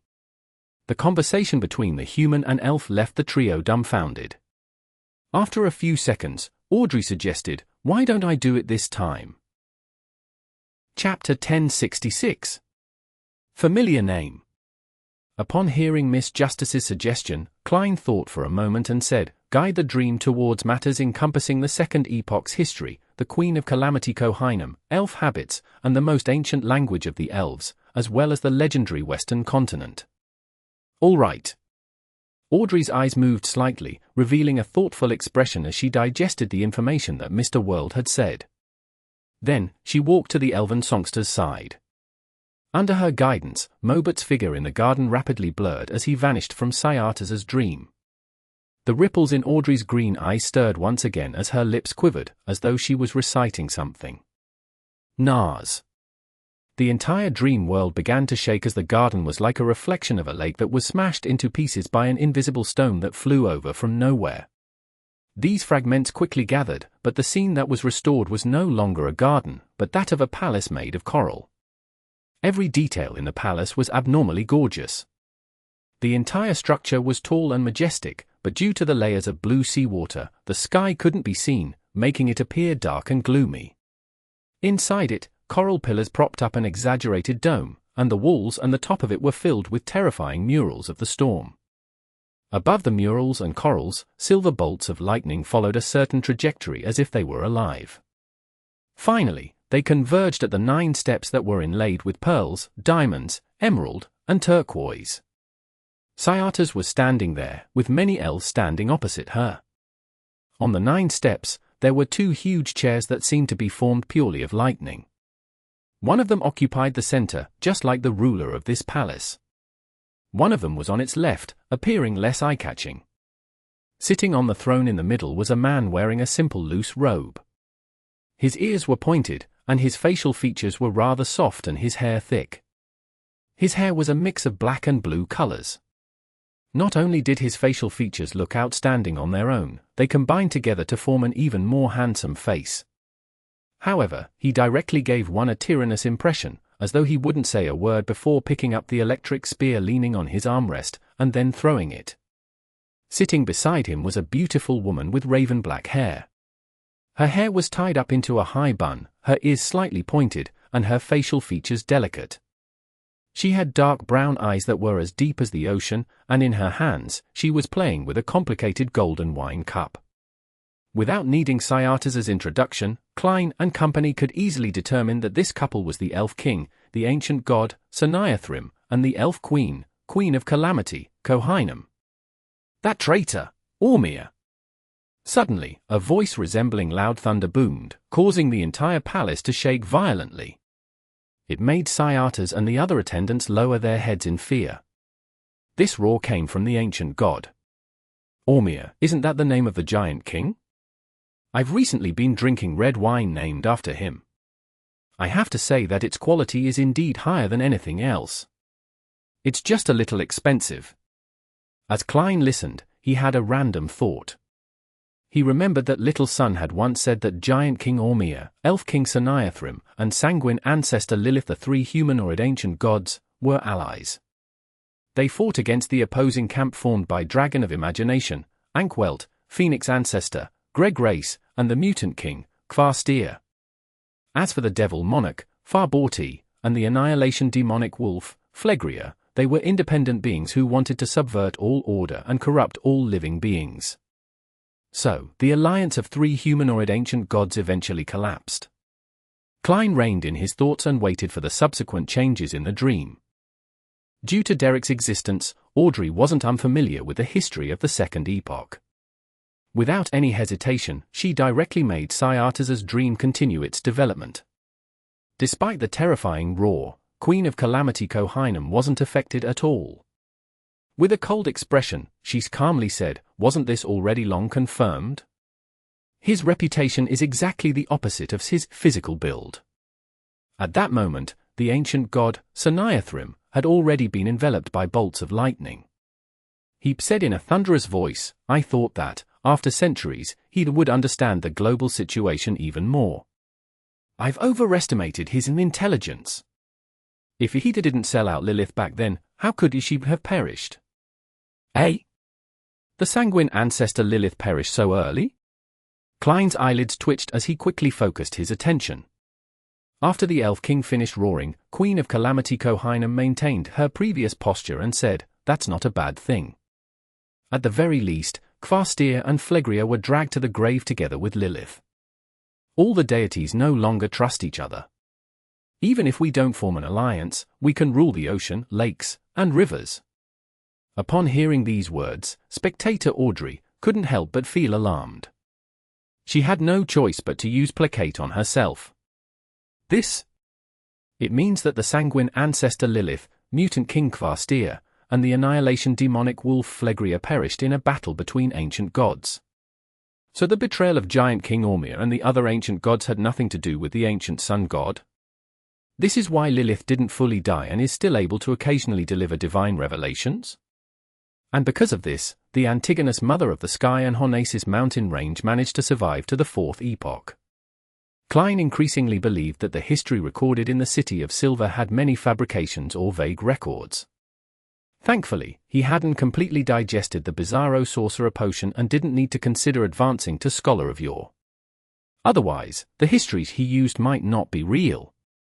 In ancient times, the sanguine ancestor Lilith and mutant King Kvastir perished due to the other.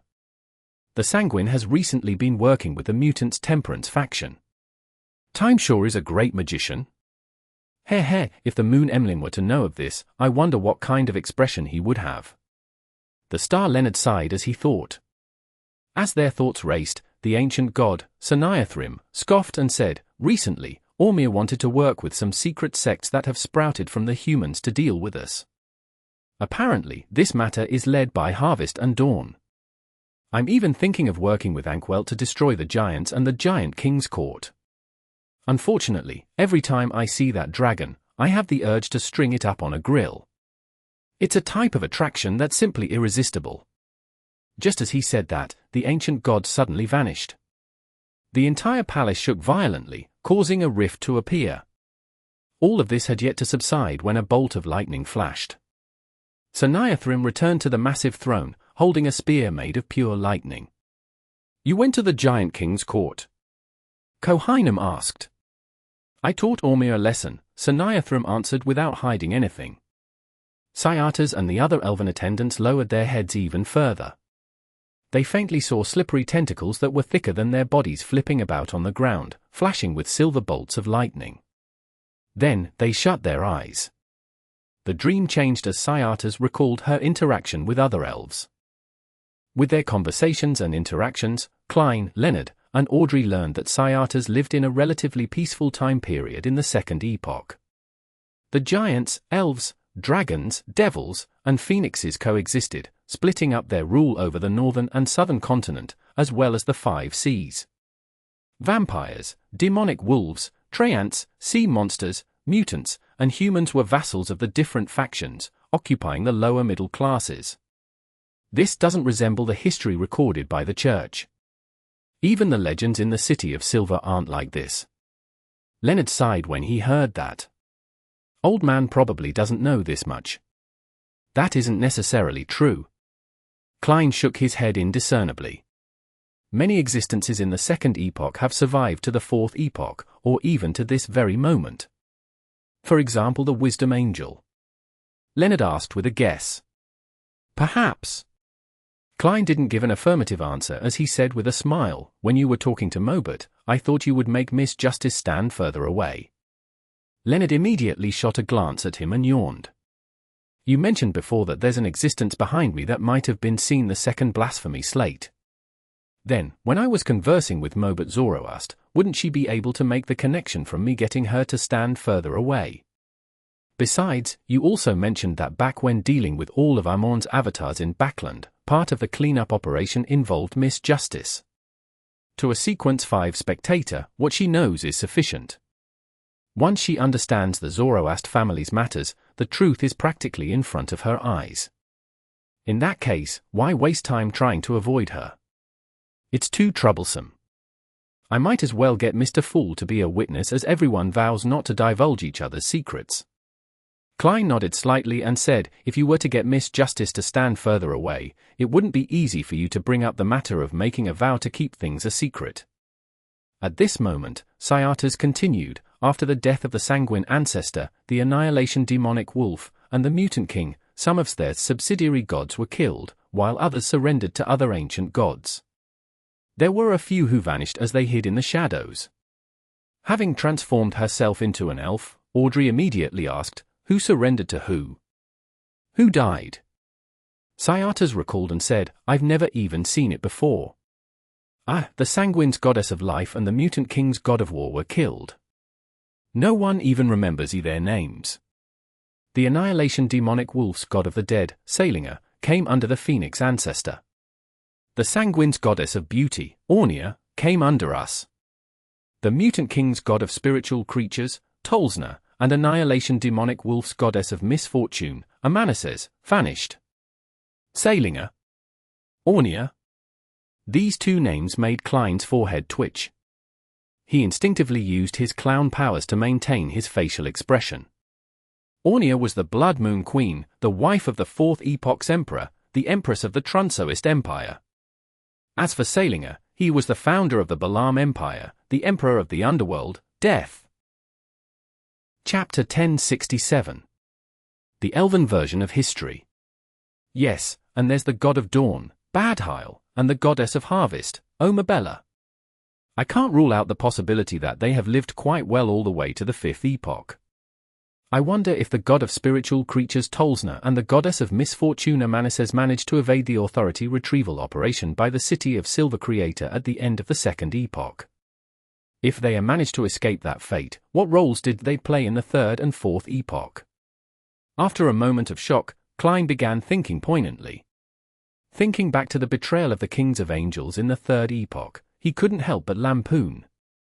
You have to be careful of fire, theft, and subsidiary gods. At that moment, Audrey, who didn't know much about the subsidiary gods' true names or authorities, didn't show any perturbations in her emotions. She acted as different female elves in Cyatas's memories, and she constantly talked to her about her experiences and things she knew about the second epoch. According to Cyatas, in the history of the elves, there was no concept of the first epoch or second epoch.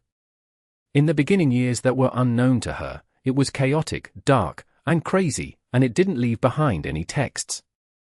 After the supernatural races obtained a certain level of intelligence and had their own languages, creatures finally had some knowledge of history.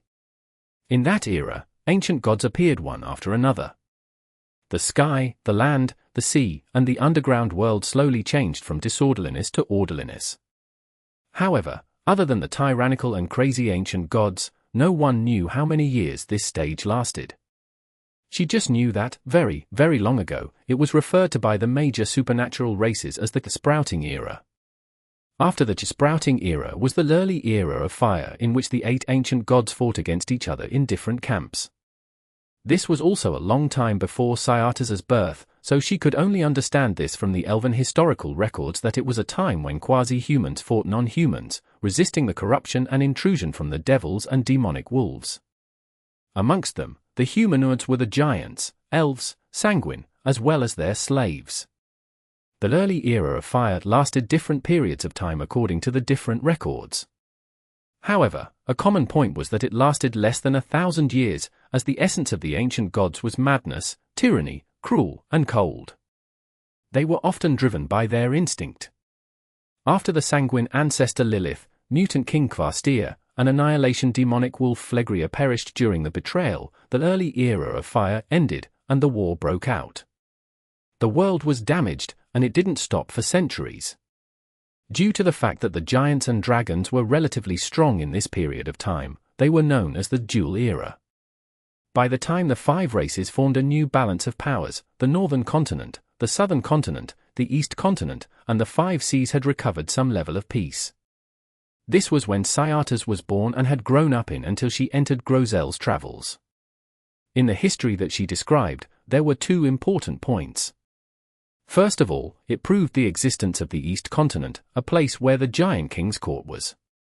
Second, after the Sprouting Era, the supernatural races had their own kind of civilization. They weren't completely irrational as their descendants believed them to be. Of course, the inclination towards tyranny, cruelty, coldness, and slaughtering still existed, as though they were all in a half-state of losing control.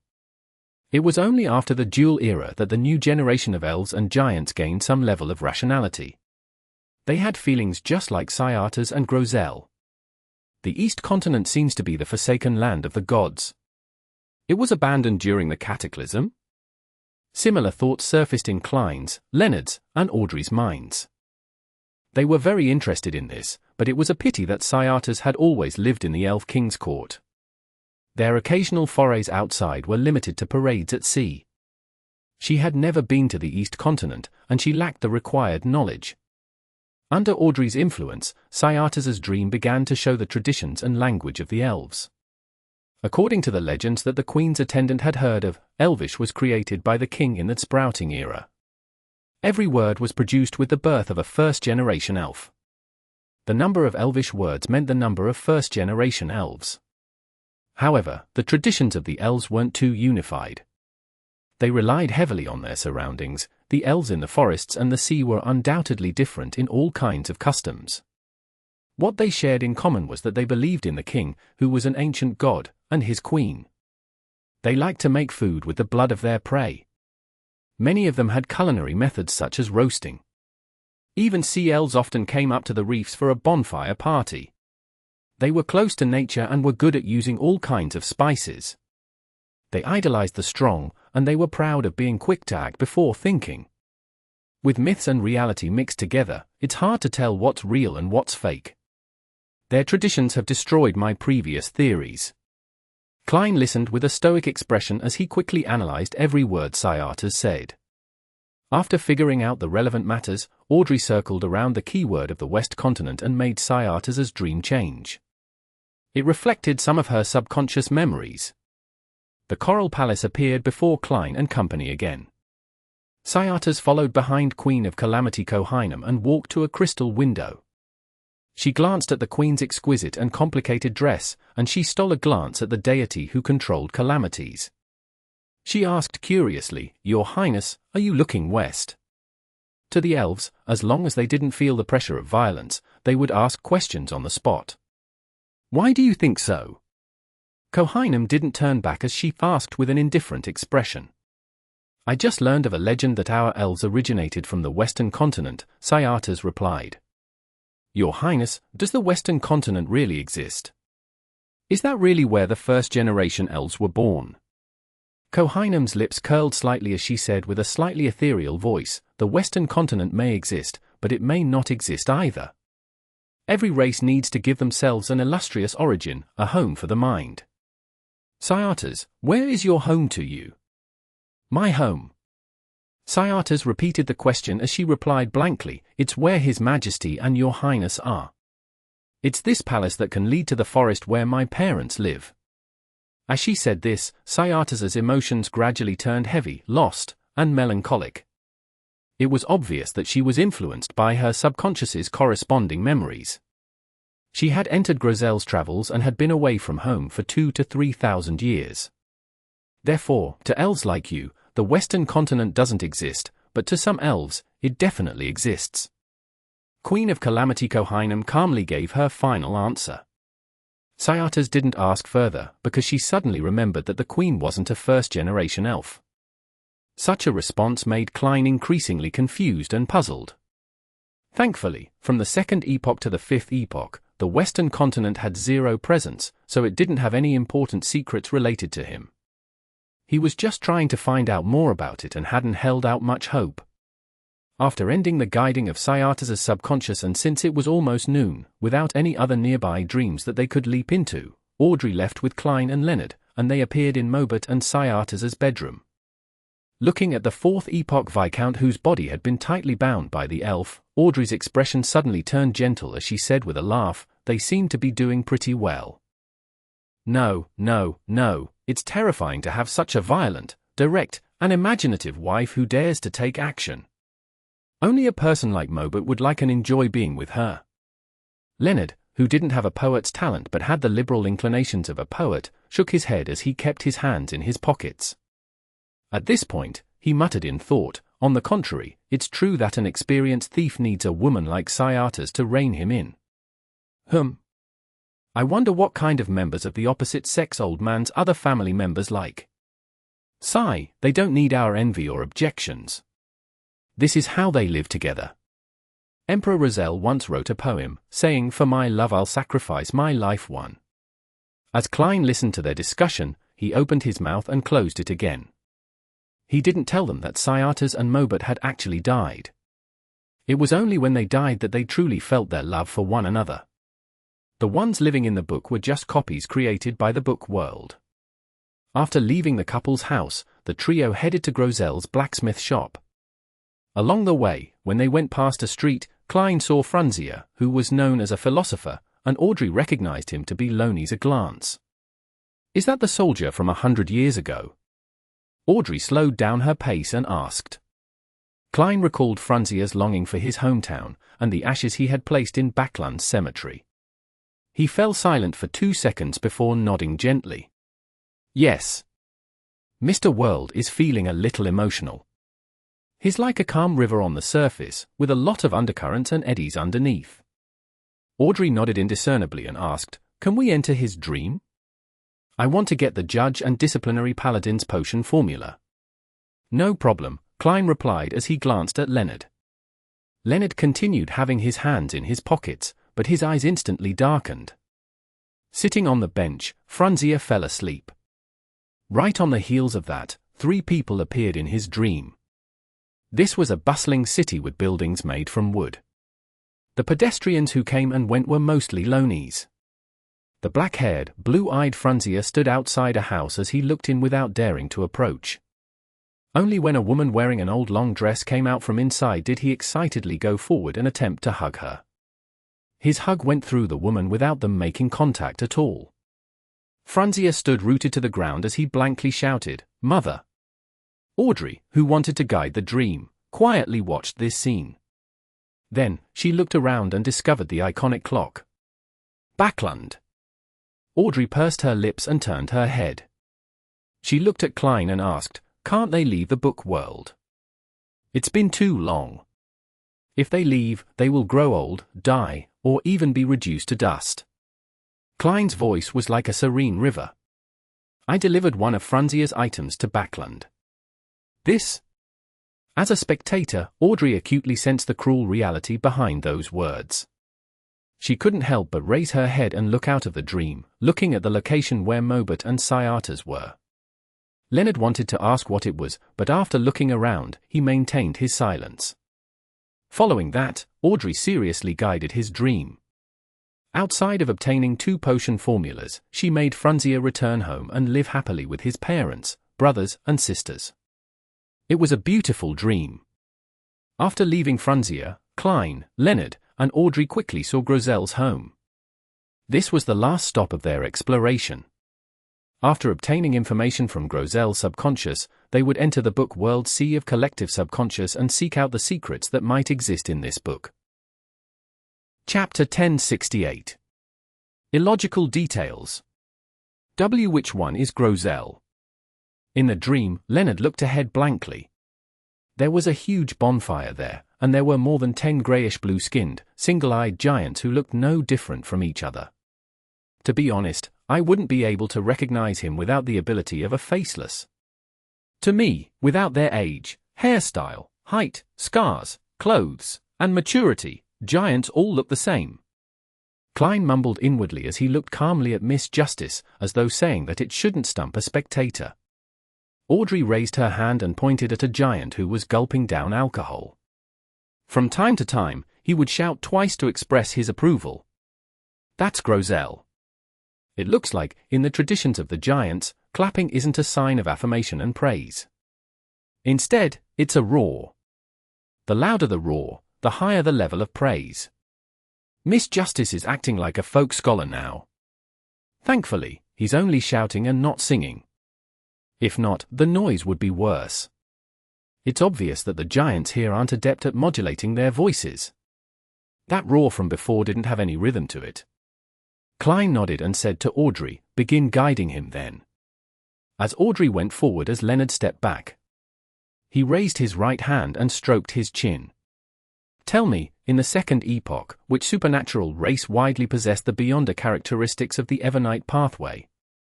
Isn't it the demonic wolves?" Klein glanced at Leonard, wondering if the poet had contracted the traditional disease of the Nighthawks having a bad memory. "I know." Leonard maintained his original posture as he said with a strange expression, "Then how do they act as a midnight poet? Or should I say that the potion's name back then was called Midnight Roarer?" There wasn't a potion name in the beginning. Klein's thoughts were accidentally led astray by Leonard. The scene of such fellows crouching on the ground and howling at the moon surfaced in his mind. He couldn't help but mutter, "This might be more suitable for you. There's no need to write poems, making it very easy." The corners of Leonard's mouth twitched as he said, "There are different types of poets. I'm a singing type." As the two idly chatted, Audrey's guidance attempt gradually pushed through. Grozel's dream began showing the waning forest, barren tunnel, the corner of the Giant King's court, Dawntown, and the Nation of Gold. Grozel wasn't a subordinate of the deities like the Giant King, and he was only able to occasionally see these high-level existences while on duty at the waning forest or in particular spots of the Giant King's court and passageway. Furthermore, he didn't dare look at them head-on, receiving them while genuflecting and having his head bowed.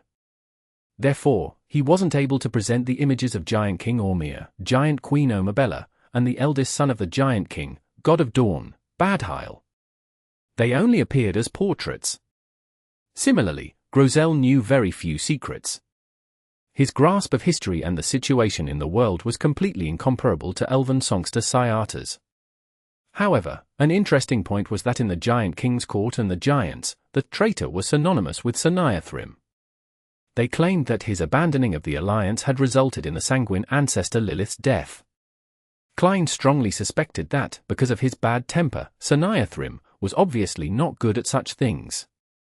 The Queen of Calamity seems capable, but the problem is what she plots is extremely hard to hide from her spouse, a true ancient god, Saniathrim. In contrast, Giant King Ormir being the traitor makes more sense. Cline did a rough analysis as Audrey changed the direction of guidance in an attempt to let Grozel present anything he had seen or heard beyond the Giant King's court. It was a pity that, shortly after the giant left the King's court and passed through Dawn Town before arriving in the Nation of Gold, he obtained the book and entered it. He didn't know much about the styles and appearances of people from different regions. Currently, the most valuable piece of information is how to avoid the front entrance after entering the Giant King's court from Afternoon Town. It's through the Waning Forest and the Barren Tunnel. Audrey ended the guidance and walked back to Cline's and Leonard's side. This is very useful for Little Sun and Company's subsequent explorations. Yes, we can tell him at the next gathering. Cline nodded. Just as he was about to suggest that they enter the book world sea of collective subconscious through Grozel's dream, Audrey suddenly looked back and said in thought, "There's one detail that's illogical." "Which detail?" Leonard seriously recalled what he had seen and heard, but he didn't find anything suspicious. Justice Audrey glanced at the world and said, "In the matter regarding how Giant King Ormir's father and mother are buried in the Waning Forest, the rule that only the ancient god can enter is illogical." Cline didn't notice that there was something wrong with that detail. But after Miss Justice mentioned it, he immediately had some ideas. He deliberated and said, "The father and mother of the Giant King are equivalent to the ancestors of the giants. Normally speaking, they should be consecrated by the entire race." "That's right. Regardless of the race, they'll have some level of worship towards their ancestor. The giants are no exception. From Grozel's dream, the keepers often make sacrifices to the ancestors outside the Waning Forest." Audrey nodded in agreement. If there aren't any other factors of influence, the Giant King should occasionally organize things and make it a point to honor their ancestors instead of making it a rule that only he can enter. Perhaps the Waning Forest contains immense danger. Aren't the oldest giants crazy, violent, and irrational? After their death, their corpses have corrupted the environment and affected the entire forest. It's not something that can't be understood. Leonard gave his opinion. Audrey and Cline shook their heads at the same time, denying the statement. If it's only danger or corruption, Giant Queen Omabella and the God of Dawn Badhile can clearly withstand that. With the help of the Giant King, there are almost no problems. Yet they are also forbidden from entering the Waning Forest, even with the ancient god by their side. Cline simply explained his thoughts and guesses. Perhaps what's buried inside isn't Giant King Ormir's parents, there might be some other secret. That's more likely the case. Audrey nodded seriously. She wore a silver mask, and her green eyes darted around slightly, faintly revealing a hint of curiosity. If that's the case, what would a secret that can't be known to his wife, child, subsidiary gods, or fellow members of the same race be? That's quite interesting. Leonard smiled as he allowed his thoughts to wander. After another round of discussion, the three of them made use of the time to enter the Giant King's court through the barren tunnel and enter the place that was frozen amidst the sunset. According to Cline's experience, this was actually the path to the borders of Grozel's dream. This time, there was no need for him to activate creeping hunger and use the strength of a zombie to open the heavy door to the giant guard's quarters. Audrey directly influenced the dream and made the door flutter open like a piece of paper. Due to the unshadowed crucifix, Cline was unable to wear the human-skinned glove. Outside the door was a hazy world. There was no longer the scene of the Giant King's court ahead of them, but a cliff. After a brief exchange of the various situations that could occur in the sea of collective subconscious, Audrey made a staircase appear on the edge of the cliff. The staircase spun around, sinking deep into the dark, hazy, silent, and bottomless mind world. The three of them didn't delay as they stepped onto the staircase and walked down. In this lonely environment that could drive one crazy, Audrey used placate a few times every time they traveled a certain distance. This wasn't only to placate Klein, Leonard, and herself, but it was also to placate the greyish-white Cliff Grozel's subconscious. It was to prevent him from causing a stir that would contaminate their astral projection and body of heart and mind. The countless rotting giant palms that Klein encountered the last time didn't appear. Even the most unbearable feelings of loneliness, silence, and being infinite didn't feel that terrifying thanks to being able to speak to each other. This is the mind world. The domain of consciousness is indeed different from the others. Leonard looked around as though he wanted to use a few poems to express his feelings, but he eventually chose to give up. If it were any other mission elsewhere, Klein might have asked his dear poet to remain quiet, but here, he felt that it was good for him to say anything. Audrey didn't reject the exchange as she said seriously, "That's the essence of the environment that we can sense. The cliffs, precipices, and the hazy world are a reflection of our subconscious. If it were another race, it might not be like that." "I now find psychology rather interesting," Leonard said with interest after hearing that. Klein glanced at him and resisted the urge to say that, with his personality and habits, he really wasn't suited to the spectator pathway. In this exchange, the three of them lost track of time until they finally stepped onto the solid but hazy ground. Looking upwards, they could see the undulating shadows. They overlapped and formed an illusory sea. Klein, Leonard, and Audrey were about to walk forward when a water spout suddenly surged over. A rather blurry figure stood up from within. It was a greyish-blue giant that was 6 to 7 meters tall. His chest was covered with dragon scales, and there were all sorts of indescribable patterns, symbols, and labels that went beyond what one would consider a normal language. His single vertical eye was filled with blood vessels as it emitted a violent aura that couldn't be concealed. It had obvious hints of destruction in it as it gnawed on a bloody human leg. This was a demigod-level giant. He was a projection left in the sea of collective subconscious. Perhaps it was an actual encounter with a human or some other race's ancestor, or perhaps it was something Grozel and the other giants had heard about. The moment he appeared, the madness spread towards Klein and company like a plague that could infect them. This was a world that directly came into contact with one's mind and consciousness. Chapter 1069. Under the Sea. The leg-gnawing giant, whose vertical eye was filled with blood-red threads, wasn't actually real. He was, in essence, a strong emotion produced by a particular living creature. The emotions that originated from having a deep impression had entered the subconscious. It spread from one's island of consciousness to the surrounding illusory sea, before slowly settling and forming a mark. It wasn't possible for all of its emotions and consciousness to ultimately settle Dawoy as the foundation. Most of them would be washed away with time by the seawater. Only extremely intense and repeated experiences would remain. And once it formed a mark, it would be a drop of water in the sea of collective subconscious which would then affect living creatures of the same species in its surroundings. It would be a shared, ancient memory carved into one's pulse. Therefore, not only was the phantom image of the giant blurry, but it also had many mistakes caused by the subjective aspects of the mind. Normally, it wouldn't result in Leonard and Audrey being unable to look straight at it, confusing their spirituality and breaking down their minds. However, the madness that came with it, an extreme sense of horror that stemmed from an unknown person, seemed all so real. It could contaminate every living creature's body of heart and mind, astral projection, and even soul body. This was the essence of the danger in the sea of collective subconscious. It didn't stem from the strength, level, and status itself, but from the emotions and feelings that were generated and imprinted there. Of course, if one were to encounter a mark left behind by a high-level creature or deity, they could directly see some type or multiple types of mythical creature forms. However, the result was definitely nothing rosy. One would either have a mental breakdown or go crazy. Otherwise, they would be completely contaminated by the deity or high-level creature's emotions and feelings. Their outcome would ultimately be completely unpredictable. All in all, in this sea of collective subconscious, the style of combat was different from the outside world. Sometimes, the more anxious one was at trying to destroy the illusory figure, the more likely one would be contaminated by their stirring emotions. It was precisely because of this that when Klein saw the 7-8-meter-tall, grayish-blue giant rush over, he immediately took the initiative to control his emotions. Then, he used the illusion creation. The target of illusion creation was Leonard and Audrey.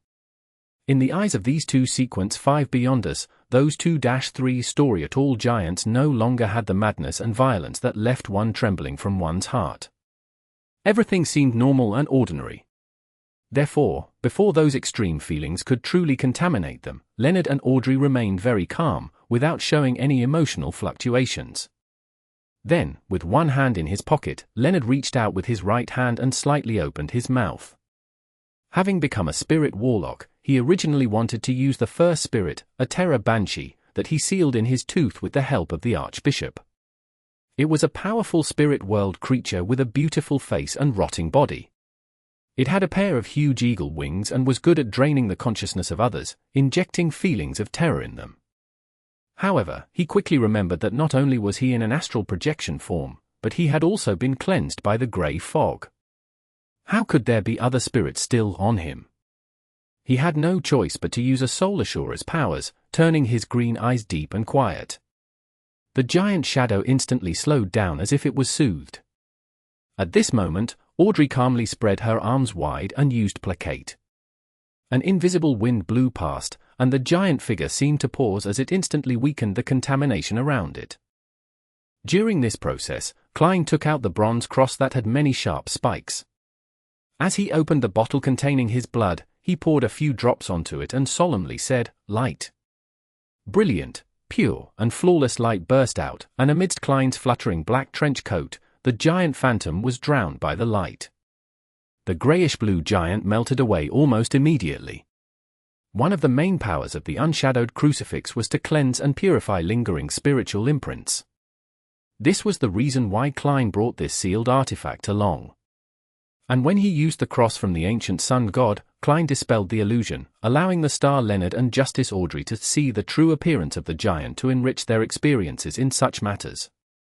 Although it didn't even take a second before the giant phantom was drowned by the endless light, Audrey and Leonard still felt dizzy. An irresistible sense of fear surged from deep within their hearts, and they almost broke down. This state didn't last too long, as Audrey instinctively used placate to calm her emotions before treating Mr. Star and Mr. World's psychological problems one by one. How scary, is this a giant at the demigod level? When the light dissipated, Audrey looked around and sighed. In that instant, she had a deeper understanding of the sentence. Do not look directly at God. Even at the saint level, the remnant impression a demigod leaves behind in a memory can't be seen directly, let alone a real deity. Leonard was also experienced. He laughed self-deprecatingly and said, "Sequence 4 is indeed a qualitative change in life's natural order." However, that wasn't very scary. It wasn't as intense as when I was facing a pregnant woman. Is the essence of a poet to boast? At that time, you could still control yourself, but you were almost on the verge of breaking down just now. However, if Megos gave birth to that child, we would probably lose control and turn into monsters just by looking at her. As Klein lampooned Leonard, it stirred up some memories as he sighed poignantly. Was that pregnant lady a demigod? Audrey asked curiously. No, Leonard shook his head. But she was pregnant with an evil god spawn. Is that so? Audrey didn't ask further. She knew very well that the adventure and exploration hadn't ended, and that wasting time wasn't an option. She then looked at German Sparrow, who was wearing a black trench coat and holding a bronze cross and small metal bottle, and said with a smile, "Thank you for affecting our senses. Where should we go next?" As an experienced spectator, it wasn't difficult to determine the fact that she had received Mr. World's help from making a comparison. Klein controlled himself from subconsciously furrowing his brows, and he looked around. Doesn't this sea of collective subconscious have a core region to it? No, Audrey shook her head seriously. Wherever there are living beings, there's a sea of subconscious. There's no such thing as someone who's more important and lofty. This illusory sea won't really stir, and the situations within the different areas will depend on their actual surroundings. We call it a precipitating effect. To put it simply, the sea of collective subconscious of Lun will be quite different from Intis, because it precipitates the strong emotions and feelings of generations of Lonis. In contrast, this will also affect the citizens of both countries, making them have different qualities and personalities to a certain extent. After explaining this a little, Audrey concluded. If that's the case, how can there be a general consensus of a core within the sea of collective subconscious? Klein nodded and asked thoughtfully, in other words, you can't give any effective suggestions on where to go. Mr. World is so direct. If it were another lady or gentleman with a more fragile heart, they would definitely be embarrassed and feel hurt. As the thought flashed through her mind, Audrey saw the World's pair of deep, brown eyes which were nearly black in color. They were in no way crazy or cold. Instead, they were calm and tranquil. This? Audrey instantly came to a realization. She realized that Mr. World was doing such things on purpose so that she could experience the various problems within the details of a joint operation, allowing her to gain more experience. Yes. She nodded frankly, not feeling embarrassed at all. Klein secretly nodded and looked at the star Leonard. Don't look at me. My expertise isn't in this strange sea of collective subconscious. Leonard immediately waved his hands. Compared to Miss Justice, having participated in countless operations, he knew that he shouldn't force it when he shouldn't. Then follow me. Klein looked away and moved the unshadowed crucifix which had turned bronze again to the hand holding the metal bottle, and he took out a gold coin. Ding! As the gold coin tumbled, he grabbed it without looking at the results. He looked in a direction and widened his stride. This is a divination technique. Audrey was enlightened. She looked at the World's serious and calm side profile, black trench coat, silk top hat, and bronze cross. For some reason, she felt like the other party was a preacher. Leonard suddenly recalled something from the past. It was the first case he had worked with Klein to find a kidnapped child. At that time, it was also a way for Klein to lead the way through divination. He had been beside him the entire time. Compared to his awkwardness before, it seems as if he had entered the mysterious world for more than 10 years now. Sigh, it's only been over a year. Leonard placed his hands in his pockets as he followed closely behind Klein. Audrey glanced at him and felt the change in his mood. Mr. Star and Mr. World not only know each other in real life, but they were probably rather close friends. Yes, they have at least met frequently in the past 1 to 2 years. As she made the judgment, she didn't slow down her steps. Combining what she had learned, she observed the surroundings and identified which spots might hide maelstroms and dangerous creatures.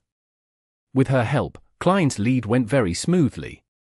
It was nothing like how they had directly encountered a mark like the giant phantom. Occasionally, they would walk straight and turn at other times. After some time, the area before the trio suddenly opened up. In front of them was a huge crater in the deep sea. In the middle of the pit was an island-sized city. The foundation of the city was grayish-white in color, and on it were several 100-meter-tall magnificent stone columns. They either stood there on their own, or they held up majestic ancient palaces together. They were bizarre and magnificent, unlike something built by ordinary creatures. Although Audrey didn't know the city, an idea instantly appeared in her mind. City of Miracles, Liveseed. Chapter 1070. Maybe it's real. Liveseed was a floating city that the dragon of imagination Ankwelt imagined out of thin air. No matter what, it was a miracle, a divine miracle. It was even more magnificent than the giant king's court, more rugged and unique. Every stone pillar was nearly 100 meters tall, like a throne for the dragon to rest on. It was a city that left a deep, unforgettable impression just from hearing about it. Therefore, although Audrey had never actually seen the City of Miracles, she instantly made connections from witnessing the scene. Of course, one of the main reasons for knowing that was because she knew that Grozel's travels came from the Dragon of Imagination, Ankwelt. As for Klein, as he had once divined the origins of Grozel's travels and had seen the real City of Miracles, the floating city, and now, he was sure that the island-sized city in the middle of the deep-sea crater was identical to Liveseed. All it lacked were the dragons that flew in every direction. Is this real, or is it a clone? Or is it a gathering of some special creature's subconscious in the book world? Klein was slightly surprised as he quickly analyzed the situation. According to his divination results and the contents of the dream from giant guardian Grozel and elven songster Syatas, he was certain that, when Grozel's Travels was created, the City of Miracles Liveseed still existed. When it reached the giant king's court, the City of Miracles Liveseed still existed. When Grozel began his adventure and when Syatas was sucked into the book world, Liveseed still existed. If the City of Miracles Liveseed were to vanish, the various supernatural races wouldn't have any reaction. In other words, these facts were undeniable proof that the city in the middle of the deep-sea crater was unlikely to be Liveseed. But very quickly, Klein remembered something. That was the answer that Rhodes had once given him. Certain that it first appeared among the dragons, after the disappearance of the City of Miracles, Liveseed. This is interesting. What did the magic mirror rely on to confirm that Grozel's Travels was the first to appear and to believe that it was after the disappearance of the City of Miracles Liveseed? It wasn't even able to see matters related to Zaratul, so how could it pry into the origins of an ancient god's possession? I originally used this conclusion to infer and consider things, but this point was completely overturned by my divination. I never expected. Klein observed the tall stone columns and magnificent city as many thoughts ran through his mind. Suddenly, he grasped onto an idea. The last owner of Grozel's Travel was Vice Admiral Iceberg Edwina, a member of the Church of Knowledge. They believe in the God of Knowledge and Wisdom. The God of Knowledge and Wisdom can almost be confirmed to be one of the kings of angels who served the ancient sun god, the Angel of Wisdom. And from the Church's history and the history of the Third Epoch, it's reasonable to suspect that the Angel of Wisdom is most likely the Dragon of Wisdom, Hardworking. This was the Dragon of Imagination Anquelt's subsidiary god, a high-level member of the Dragons. The appearance of Grozel's Travels after the disappearance of the City of Miracles was thanks to the God of Knowledge and Wisdom passing it around through a certain method, which had convinced the magic mirror. If he really is a Dragon of Wisdom, it means that he was directly involved, and his level was already very high back then.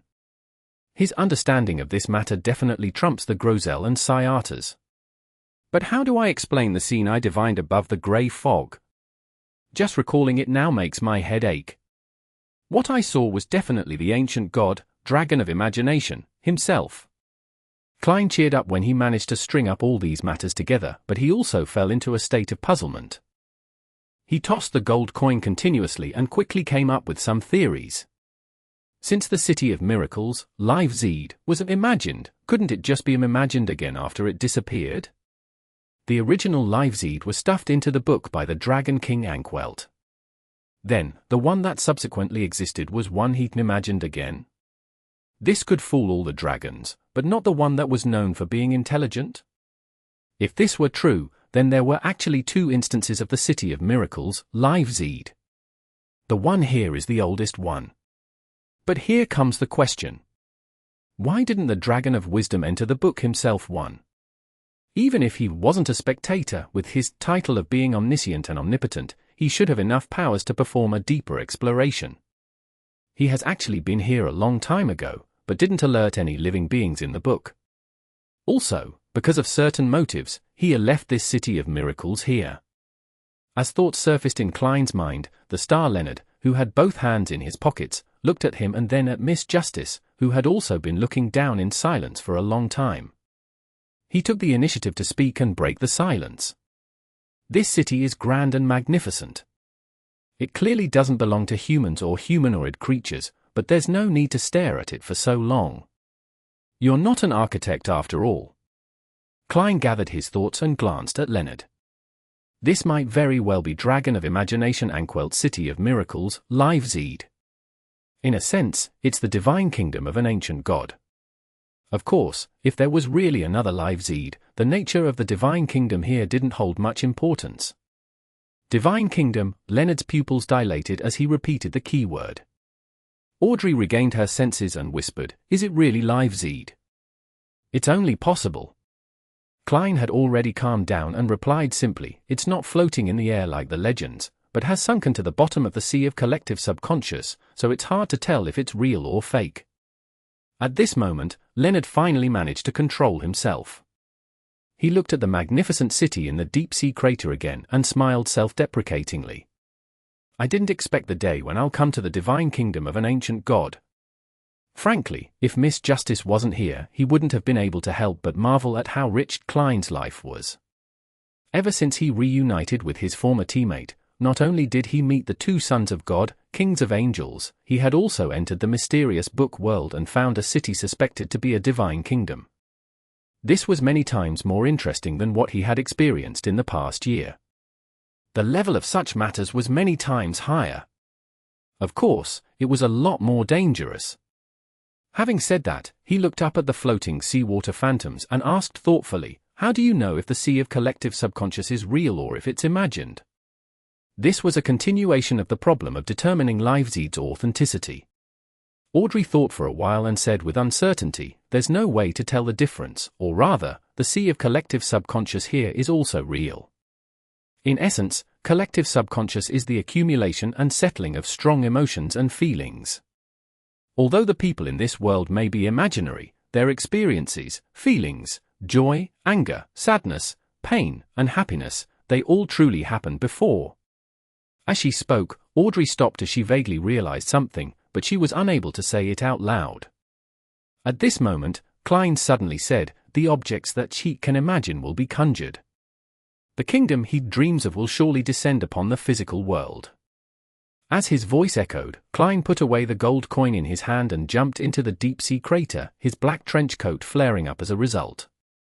The future that he declares will definitely be carried out, becoming reality.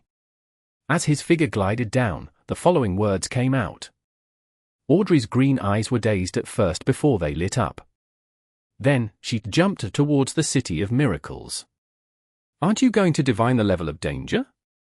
This might be the divine kingdom of an ancient god. Leonard looked at the two of them in surprise and blurted out.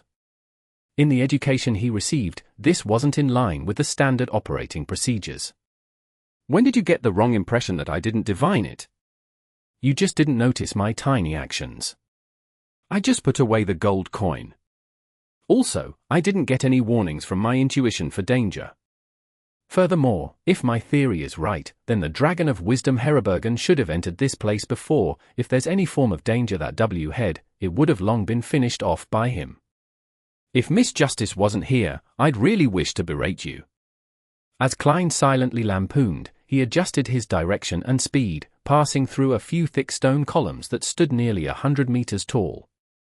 He descended one level after another before stepping onto the grayish-white ground. He was in a spirit body state now and could fly if he wanted to. About 2 to 3 seconds later, the silver-masked Justice Audrey landed beside him. Audrey looked up, and after reeling from a few seconds of shock due to the grandeur of the stone columns and palace, she said, looking from the inside and looking from a distance feels completely different. Perhaps, this is how a rat truly feels in Backlund. As she spoke, Leonard also glided over and looked sideways at Klein. It wasn't that he didn't believe in Klein, nor was he unaware of how cautious he was.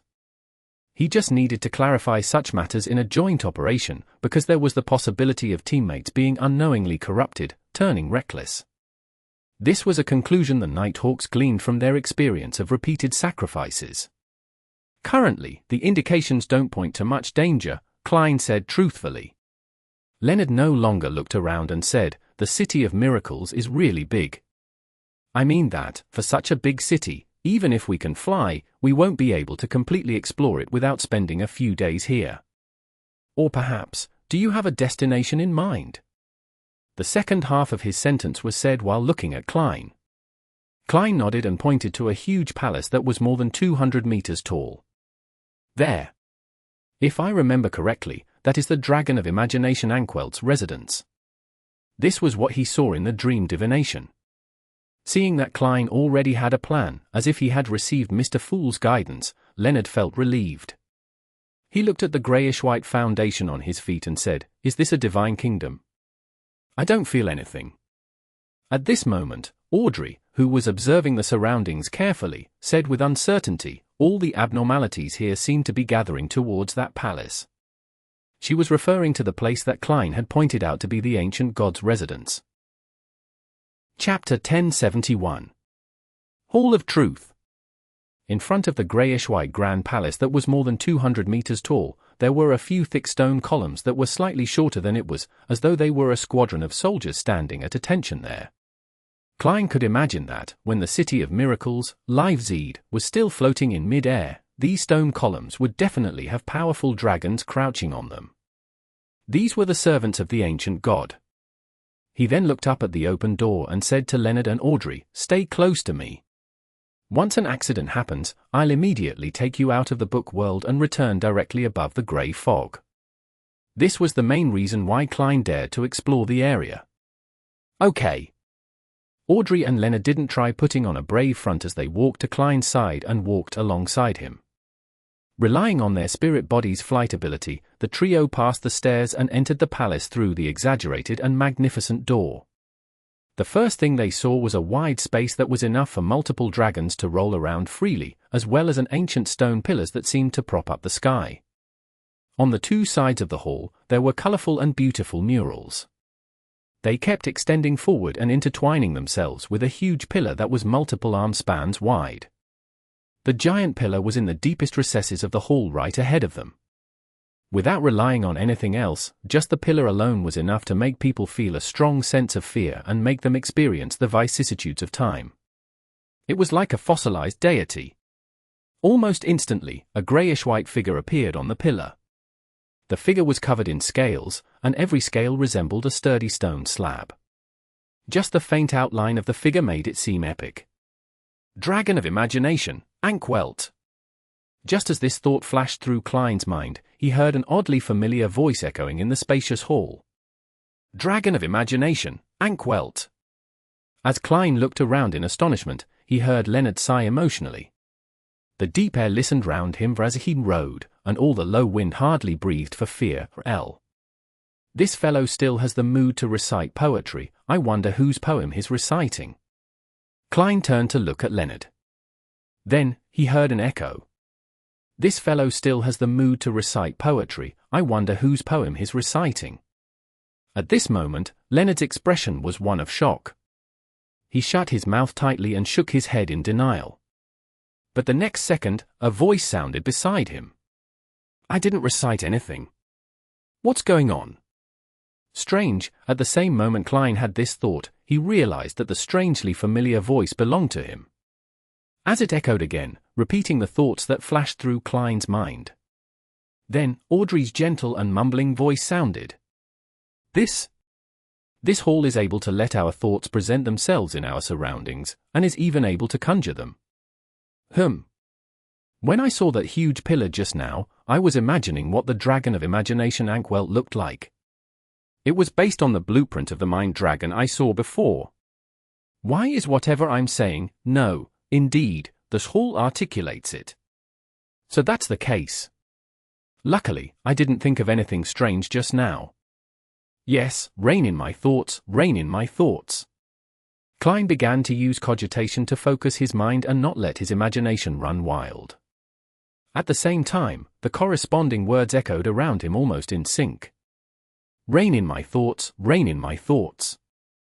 So that's what Mr. World's inner world is like.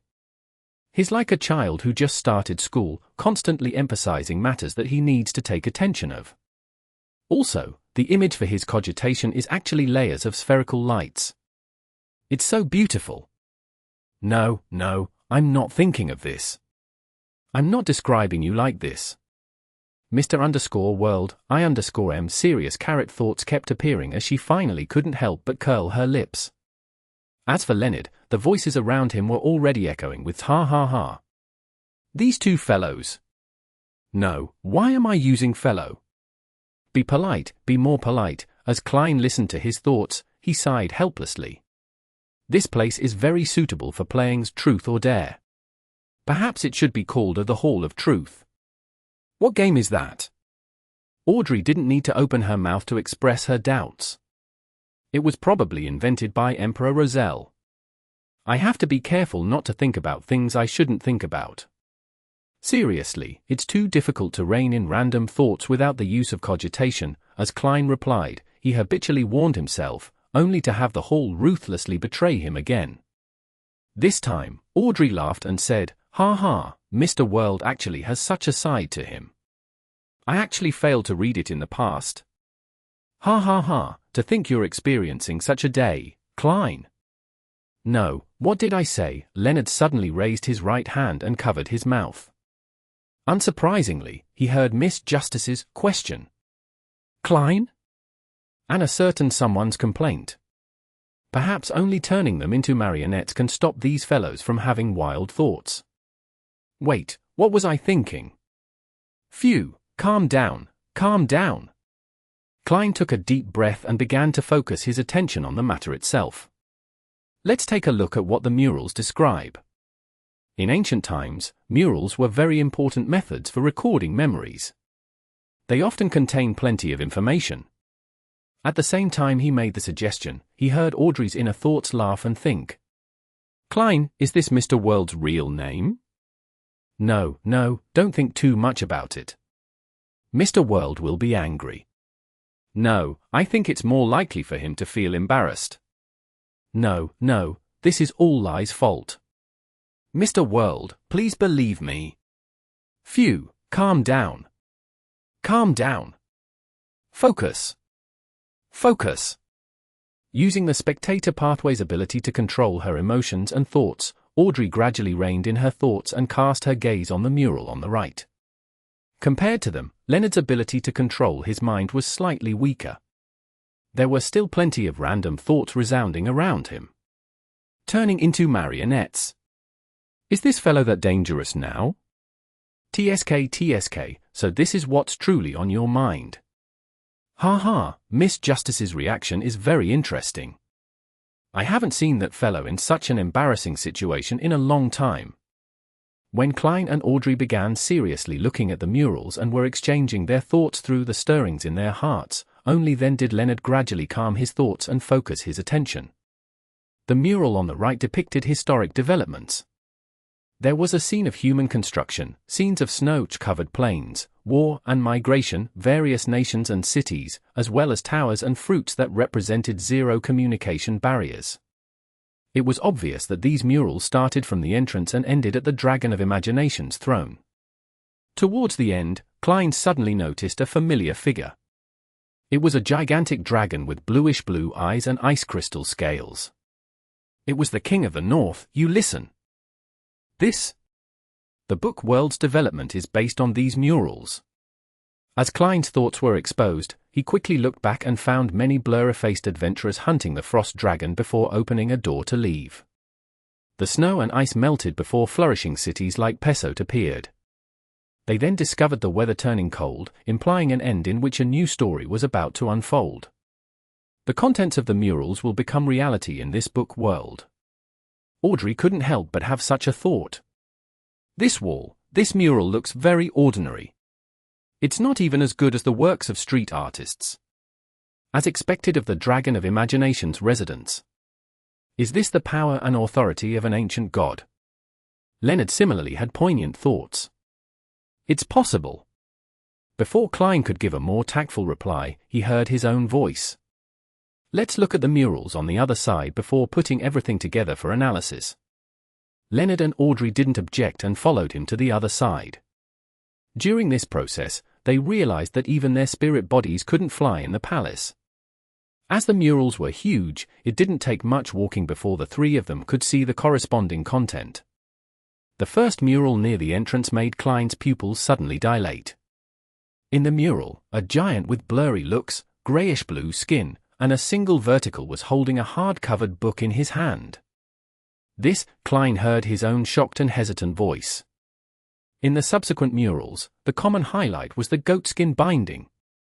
There was a dark brown-covered book. It was obtained by the elves, the words on its surface changed, it was being put into a collection, it was obtained by different people, and it kept exchanging hands until it flew above the clouds and came to the cosmos where it landed on a gigantic claw.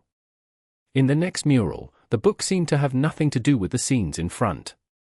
It suddenly appeared over the surface of the sea and stayed inside a blurry ship. In the penultimate mural, it was taken away by a man wearing a top hat before he left that ship. The next mural was located behind the gigantic pillar suspected to be Dragon of Imagination Anquelt's throne. It depicted that the book from before met a classic quill. At this point, all the murals came to an end. 0-08. Leonard's shocked voice echoed in the hall. The Dragon of Imagination wants to create a set with the book and quill? What will happen? When dealing with Zangwill, this scene almost appeared. But ultimately, it didn't happen because the book landed in my hands before I sacrificed it to Mr. Fool. Otherwise, Adam was already prepared against it and deliberately provided some help. Oh right, previously while inside Grozel's travels, the moment the ascetic mentioned the Angel of Imagination Adam, the Frost Dragon attacked the camp. It was because the book itself didn't allow him to finish his sentence, or had Adam heard his thoughts, which became a connection for him to see and cast his gaze over, stirring up a certain reaction. Klein's thoughts wandered before sounding it out loud. During this process, he could only control himself to treat the fool as another existence. At the same time as he'd spoke, Audrey's thoughts appeared. The contents on this mural will become reality in the physical world. 1. Adapted from Tennyson's God Eva. Chapter 1072. The Call from Behind the Door. The contents on this mural will become reality in the physical world. Be it Klein or Leonard, they couldn't help but repeat Miss Justice's words in their hearts. If the murals on the other side determined the history of the book world, then it was only considered rather amazing. However, the discovery on this side would be enough to shake everyone's hearts and bring about a huge upheaval throughout their bodies. The pictures you depicted would definitely show up on stage in the real world, not in an illusory world. This was the performance of a deity. It's not that exaggerated, right? After Leonard repeated the statement, he whispered in a low voice, finding it hard to accept. Klein, on the other hand, started his analysis out of habit. Even if 0-08 can only affect a big city, making it difficult for it to exceed this range, a sequence 1 author of the spectator pathway should be similar. And the Visionary's uniqueness has been confirmed to be in Adam's hands. Then what does this city of miracles rely on to guarantee that the contents on this mural will become a reality? The divine power of the Dragon of Imagination from back then? When this book was formed, the content of the murals had already been branded into the sea of collective subconscious, sinking right inside and spreading its infection in every direction, so as to drive generation after generation to accomplish this without realizing it.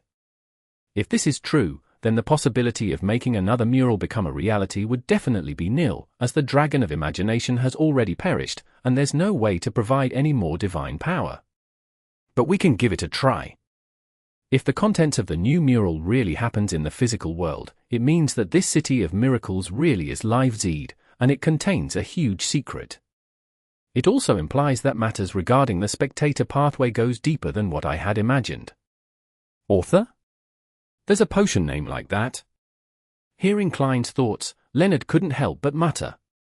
Compared to how the name Dragon of Imagination could be stretched to make an inference to the name Visionary, the potion name of author was more eye-catching.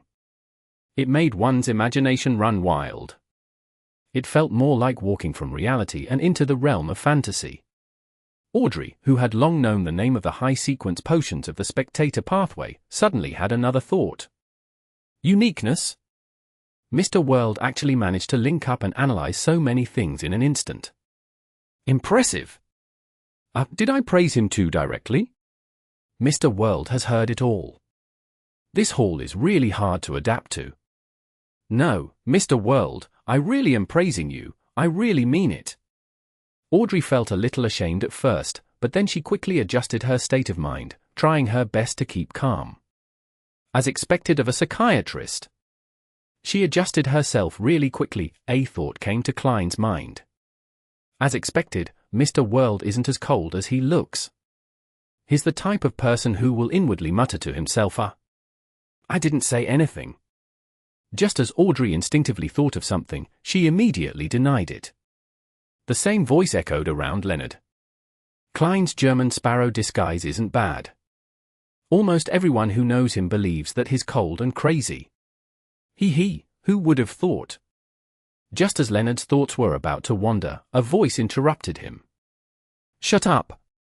Looking at the way German Sparrow was dressed, he spread out his hands and held back his laughter as he said, "Look, that isn't cold enough, right? Cold? Then I'll directly press the unshadowed crucifix against your head. If you don't want your Beyonder characteristic, donate it to the people who need it." Without being able to use cogitation to control his thoughts, Klein instinctively retorted. Audrey looked at Mr. World and then at Mr. Star, and her heart skipped a beat. So they have so much drama in their hearts. I could only tell that was the case for Mr. Star, but I failed to read what's under the World's poker face. Ah? Giant, boss, Minnie. At crucial moments like this, the experienced Audrey forcibly manipulated her thoughts to begin reciting names so as to stop her thoughts from wandering off. Who are they? Leonard's attention was diverted.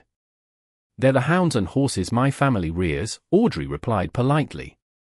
A hound costs £450, Klein suddenly recalled Butler Walter's suggestion of buying a batch of hunting dogs when he purchased Mega Manor. Why is the first thing on Mr. World's mind the price? This question floated into Audrey's mind. Leonard pursed his lips. Even though he didn't say a word, he answered, "Isn't this normal? This fellow has always been a little picky about this, I remember." Before he could finish, Klein coughed lightly and said, "We'll continue exploring the other areas, and when we have time, we'll perform experiments on the murals." Sigh, this hall really complicates matters very easily.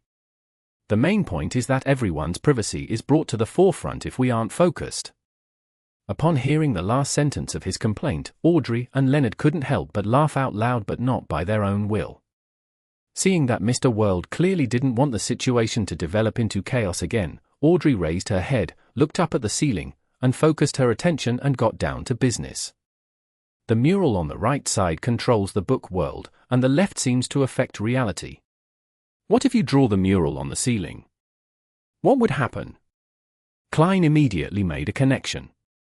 The Dragon of Imagination's authority contains at least 3 aspects: an envisioned kingdom will descend upon the physical world, a declared future that will happen in the real world, and imagined objects that will be conjured. The first point corresponds to the right mural, and the second point corresponds to our guesses on the left mural. Then, could the blank spot on the palace's ceiling be related to the third authority? As long as you draw an object you imagined onto the ceiling, it will be conjured and be usable. Audrey easily understood what the world meant. Then what if I were to draw a dragon of imagination? Leonard suggested. Klein glanced at him again. First of all, you would have had to have seen the dragon of imagination without completely breaking down and losing control. Secondly, you need to restore the main details of his body. Finally, you have to know how to draw. I might not know how to now, but it doesn't mean that I can't in the future. I can hire a home tutor to teach me, Leonard grumbled in reply. And what does the main details refer to? His body structure, or the symbols and labels depicted from godhood.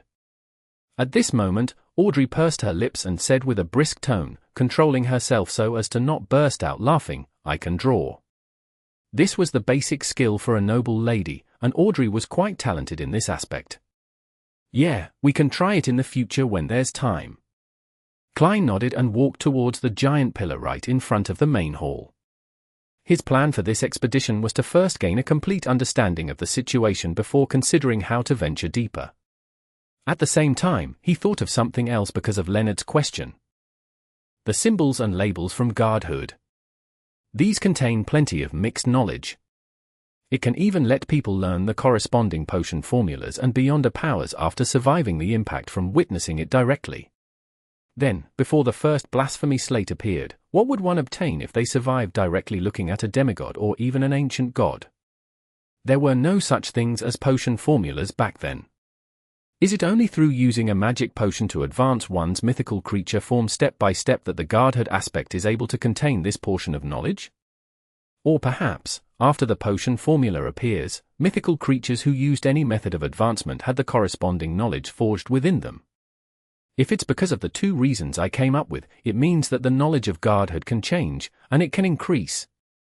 Do angels of the Marauder pathway have the ability to alter such knowledge or even delete them directly? Mr. World's considerations are so deep and profound. They involve very high levels. Audrey couldn't help but sigh. Leonard couldn't control the voice in his heart either. There's such a thing? I should ask old man when I return. This fellow sure knows a lot. It's not entirely a pretense when he's acting as German Sparrow.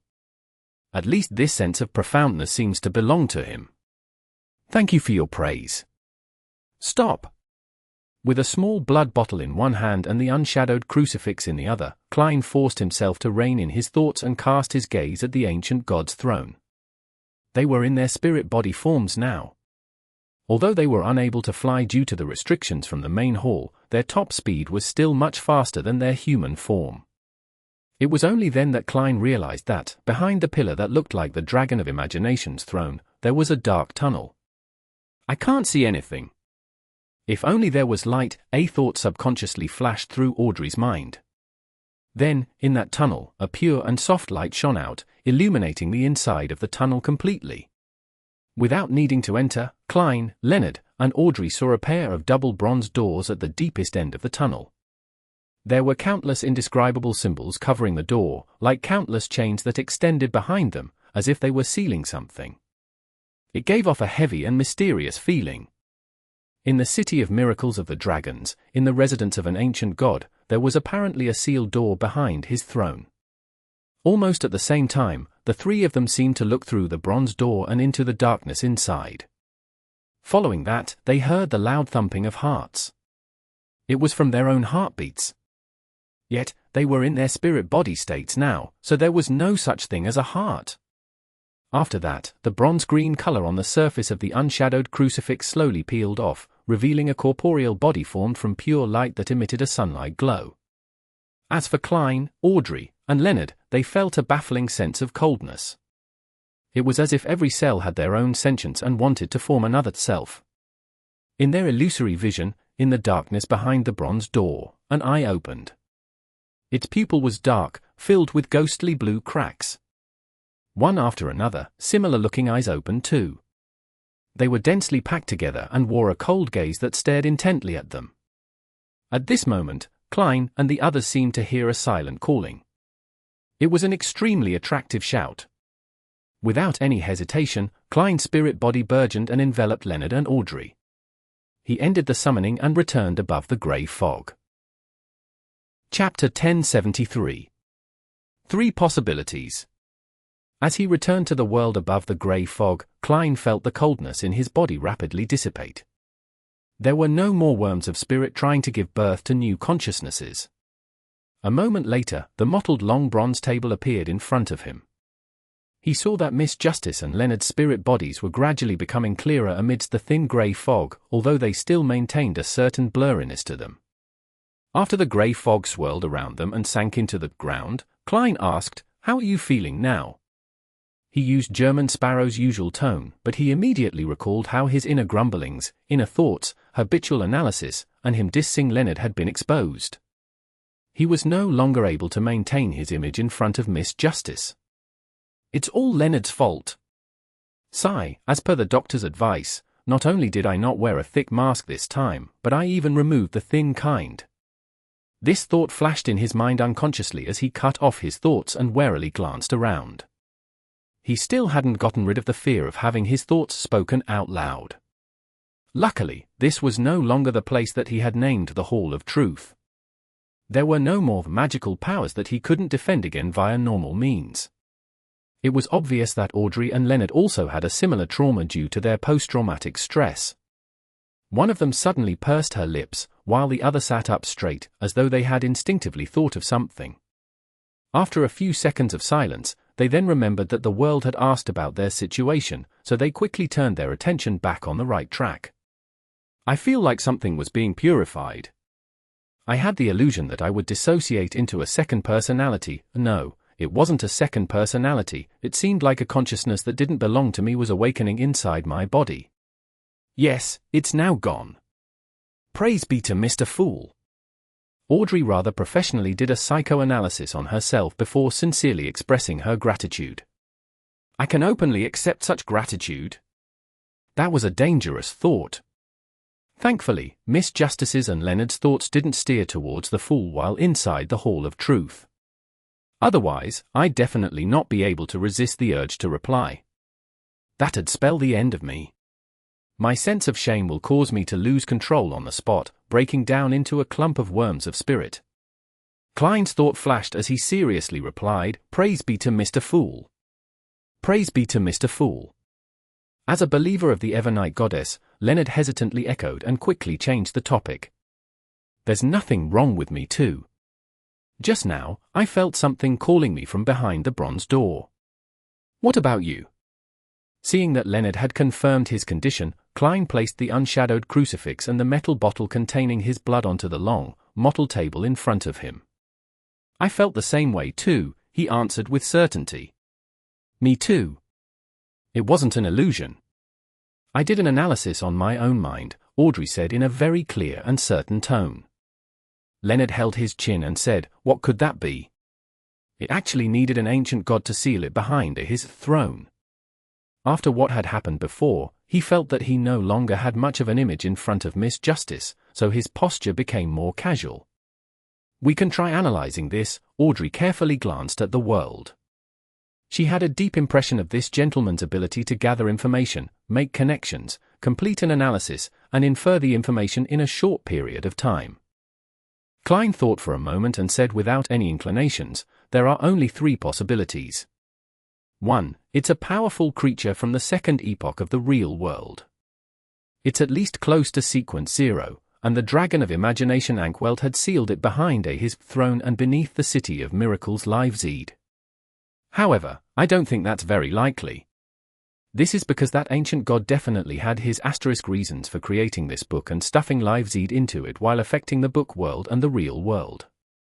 It's unlikely he would place an unpredictable element in here for prolonged periods of time.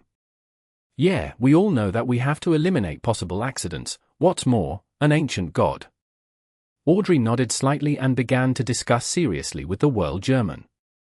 At this moment, Leonard chuckled and said, perhaps an ancient god like the Dragon of Imagination had seen certain scenes of the distant future and believes that the sealed item will help him achieve his goals.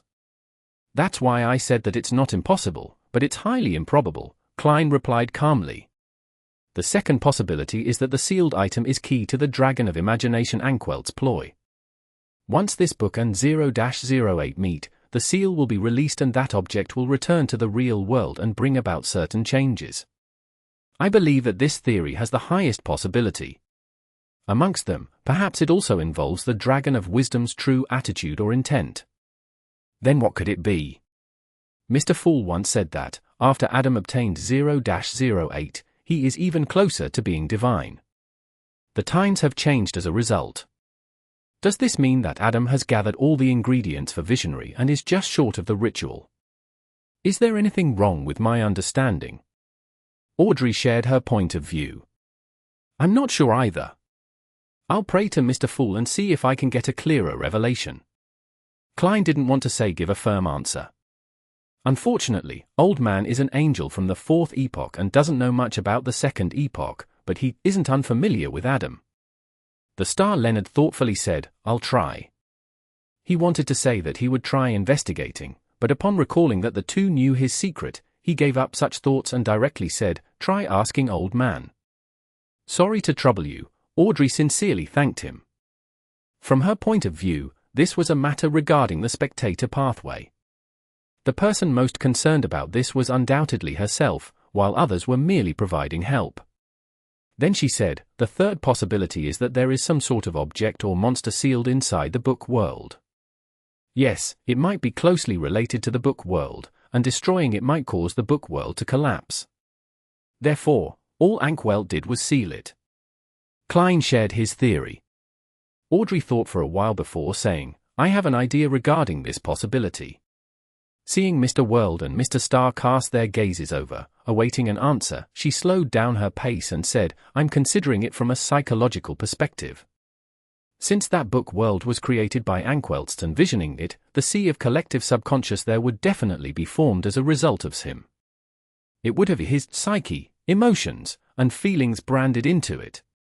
Perhaps the City of Miracles, Leipzig, seals the most extreme parts of these things. They're the trauma or fears of the dragon of imagination. Some terrifying matters from his one consciousness might be projected onto this brand. As long as he cannot defeat them, and if it hasn't been dealt with in the real world, the book world's sea of collective subconscious cannot be destroyed and can only be sealed. If it's ignored, they will slowly contaminate the sea of collective subconscious and make the development of history deviate from its intended path. Leonard was more focused than when he attended Red Glove's meetings. He couldn't help but mention when he had heard that. As an ancient god that ruled the sky and the mind, what could have left an irremovable trauma and create such an intense sense of fear? I don't know. Audrey shook her head frankly. If it's just a psychological analysis, since it's sealed under the throne and at the bottom of the City of Miracles, and is reached by a tunnel, it means that the source of the trauma and fear comes from underground. Therefore, the dragon of imagination sealed it. No, he's isolated the mental projection coming from underground.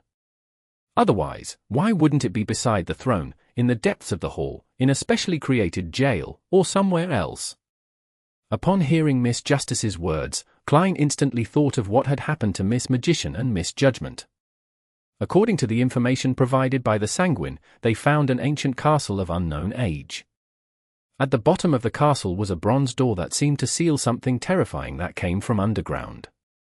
Once they approached the door or stayed in its vicinity for too long, they would be corrupted, dying a tragic death. It was an ancient castle that was built to defend against something unknown. It was originally guarded by humans from an unknown era. After the Sanguine discovered it, no one dared to enter. Back then, I thought that it might be related to devils and that one needed to be a demigod in order to explore it. Could this be related to the seal in Leipzig? Klein's thoughts wandered as he quickly found the relevant information from his memories. On the way to the ruins of the Battle of the Gods on Catlia's future, he met a so-called deep-sea well. At that time, the future sailor, Nina, had dived to the bottom of the sea and did a series of investigations. She said that it wasn't a giant well. It was deep and dark, impossible for a human child to enter. The bottom couldn't be seen, and there were strange honeycombed signs of corrosion along the inner walls. Surrounding it were collapsed iron buildings. In a sense, this is also a tunnel that goes deep underground. Klein looked around and deliberated before saying, "Do you remember the matter Miss Magician mentioned? Under an abandoned castle in Delaire Forest, there is a pair of doors that seals a powerful corruptive force." Ah, right. Audrey instantly recalled the past. Could it be that in the early days of the Second Epoch, in that ancient era, supernatural beings had some common, terrifying enemy that came from underground? Perhaps. Klein couldn't give an affirmative answer, so he took the opportunity to say, it might also be like the many predictions of the apocalypse which state that the danger comes from the cosmos. Yeah. Audrey and Leonard didn't know much about such matters, so they couldn't discuss this matter too deeply. Let's end it here for today. After we have a preliminary understanding of the situation, we will try to experiment on the murals. Also, remember to keep this a secret. Klein shot a look at Leonard and said, "Oh, after you return, pray to Mr. Fool and request that he be the witness to our vows to not divulge each other's secrets." Audrey didn't object and added, "I'll use hypnosis here to forget certain matters here to prevent myself from remembering it when I return." Chapter 1074. The answer to questions. After Audrey and Leonard left the grey fog, Klein didn't immediately return to the real world. He was still sitting on the high-back chair that belonged to the world, silent for more than 10 seconds. Then, he beckoned for an item. It was a heart that was the size of a child's fist, one that full of greyish-white wrinkles. A manipulator's Beyonder characteristic. Holding the Beyonder characteristic, Klein stood up and walked out of the majestic palace. He entered the depths of the mysterious space above the grey fog and arrived at the staircase of light that seemed to lead to a divine kingdom. Walking along the stairs, he walked up to the floating greyish-white clouds and stood in front of the strange door of light and the hanging transparent cocoons. Klein raised his right hand, lifting the brain-like, heart-like manipulator beyond a characteristic to his chest and extended his spirituality, hoping to use it. He wanted to see if there were still any subconscious thoughts in the people inside the cocoons. He wanted to see if they had put together a miniature sea of collective subconscious.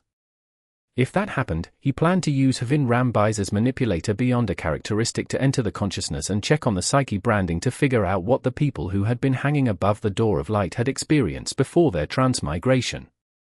He wanted to know if they sensed anything during that long slumber. This was the inspiration that the expedition today gave him. Of course, the beyond a characteristic left behind by Hvin Rambais might not be able to help Klein do what he wanted. It was because it hadn't been made into a mystical item, and it was very difficult to use effectively. In an instant, the greyish-white, unwrinkled heart in Klein's hand started to beat slowly as it emitted thumping sounds. Klein then heard the synchronized heartbeats among the transparent cocoons. Thump! Thump! This meant that the people inside were still alive, only in a certain state of slumber. In Klein's vision, their figures gradually evolved into several blurry islands beneath them. This represented their consciousness. However, these spiritual islands were also trapped within transparent cocoons, separating them from the prying eyes of the outside world. Similarly, they were unable to integrate and create a sea of collective subconscious. Unless that cocoon is destroyed, there's no way to bypass them and enter the corresponding mind world. Klein muttered to himself and lowered the hand holding the manipulator beyond a characteristic. After a few seconds, he sighed deeply and turned around to leave. In Emperor's Borough, the opulent villa of Earl Hall. With the silk blanket over her, Audrey, who was sleeping soundly with her eyes closed, suddenly opened her eyes. She then sat up, moved to the side of the bed, and prayed sincerely to Mr. Fool, asking him to witness her vow to secrecy. After she was done with this matter, she pulled a pillow over and placed it behind her waist, reminiscing over the experiences that she had yet to forget during the exploration. The history of ancient times is really interesting and terrifying. Mr. Starr's performance is similar to my usual observations of him. He's more carefree and casual, and his thoughts easily wander in an uncontrollable manner. Yet, there are matters where he shows his experience and acuity. He's rather reliable. This isn't a contradiction, as many people have such mixed layers to themselves. Mr. World is indeed a gentle person. He doesn't seem to wear much of an expression on his face, but he's secretly inwardly muttering something to himself all the time. His mental conversations with Mr. Starr can practically be adapted into a play. People call him a crazy adventurer who doesn't care about his surroundings, one that directly draws his gun to shoot when he sees a target. Well, at the last moment, I thought he would attempt to approach the bronze door, but in the end, he fled. No, he broke away so decisively. Audrey's lips slowly curled up when she thought of this. Then, she made a conclusion. The facts have proven that, in the mysterious world, unless one has completely lost all sense of rationality or has given up on thinking, there will not be any beyond us who will really do crazy things. One has to be careful and cautious, not seeing things that shouldn't be seen, and not hear things that shouldn't be heard. Audrey, you must remember this. 7. Pinster Street. Leonard returned to his body. He quickly thought of how he should talk to Pallas Zoroast before pretending like nothing had happened and saying in a deep voice, "Old man, I have something to ask you." In his mind, Pallas' slightly aged voice immediately laughed. "You have to remember this. The more you ask, the more I can guess what you did tonight." "It's not like there's anything that needs to be kept a secret," Leonard replied habitually before getting down to the main issue. "Old man, what do you know about the Amorn's brother?" "That depends on what you want to know." Pallas Zoroast tossed the question back at Leonard. Leonard thought for a moment and said, "After Amorn's brother obtained 0-08, is he only short of the ritual to become a god?" "Probably." Pallas didn't give an affirmative answer. Leonard wasn't too satisfied with this answer. Instead, he said, "I remember you mentioning it once. In the early stages of the Solomon Empire, the two kings of angels, Medici and Ouroboros, were quite scared of Amorn and his brother. This means that they were already very close to being divine." This was something that Pallas had occasionally mentioned during their previous exchanges. This time, Leonard had confirmed it from some of Mobert's answers. I've only said the first half of the sentence. I didn't tell you that Amorn and Adam are very close to being divine." Pallas rejected Leonard's claim. There are too many possibilities as to why Medici and Ouroboros are afraid. It's not just because he is close to being divine. It's not enough to make such a conclusion based on that. The sequence one angel cleared his throat and continued, them being close to being divine is one of the possibilities. Adam and Amon wield unique authorities, and them being hard to deal with is another possibility. For instance, you will always have no idea that Adam is sitting beside you. You have no idea if what you're doing was arranged by him, nor do you know that you're walking into his trap by your own volition. I'm referring to you, not me. Of course, I also have to be wary of such matters. Letting my guard down might result in terrible consequences for me too. As for Amon, he has many different ideas and has a do-it spirit, making it hard for people to guess his motives and be on guard against him. Besides, he is very good at deceit. There's always some conspiracy behind him. In that era, apart from the true deities, there was no one who wasn't afraid of him. Even true deities had to be wary of him, otherwise, they might have certain authorities stolen by him at some point in time. Leonard nodded indecemably and diverted the topic. Old man, do you think the spectator pathway is hiding any secrets? I don't think there are any secrets below the level of angel.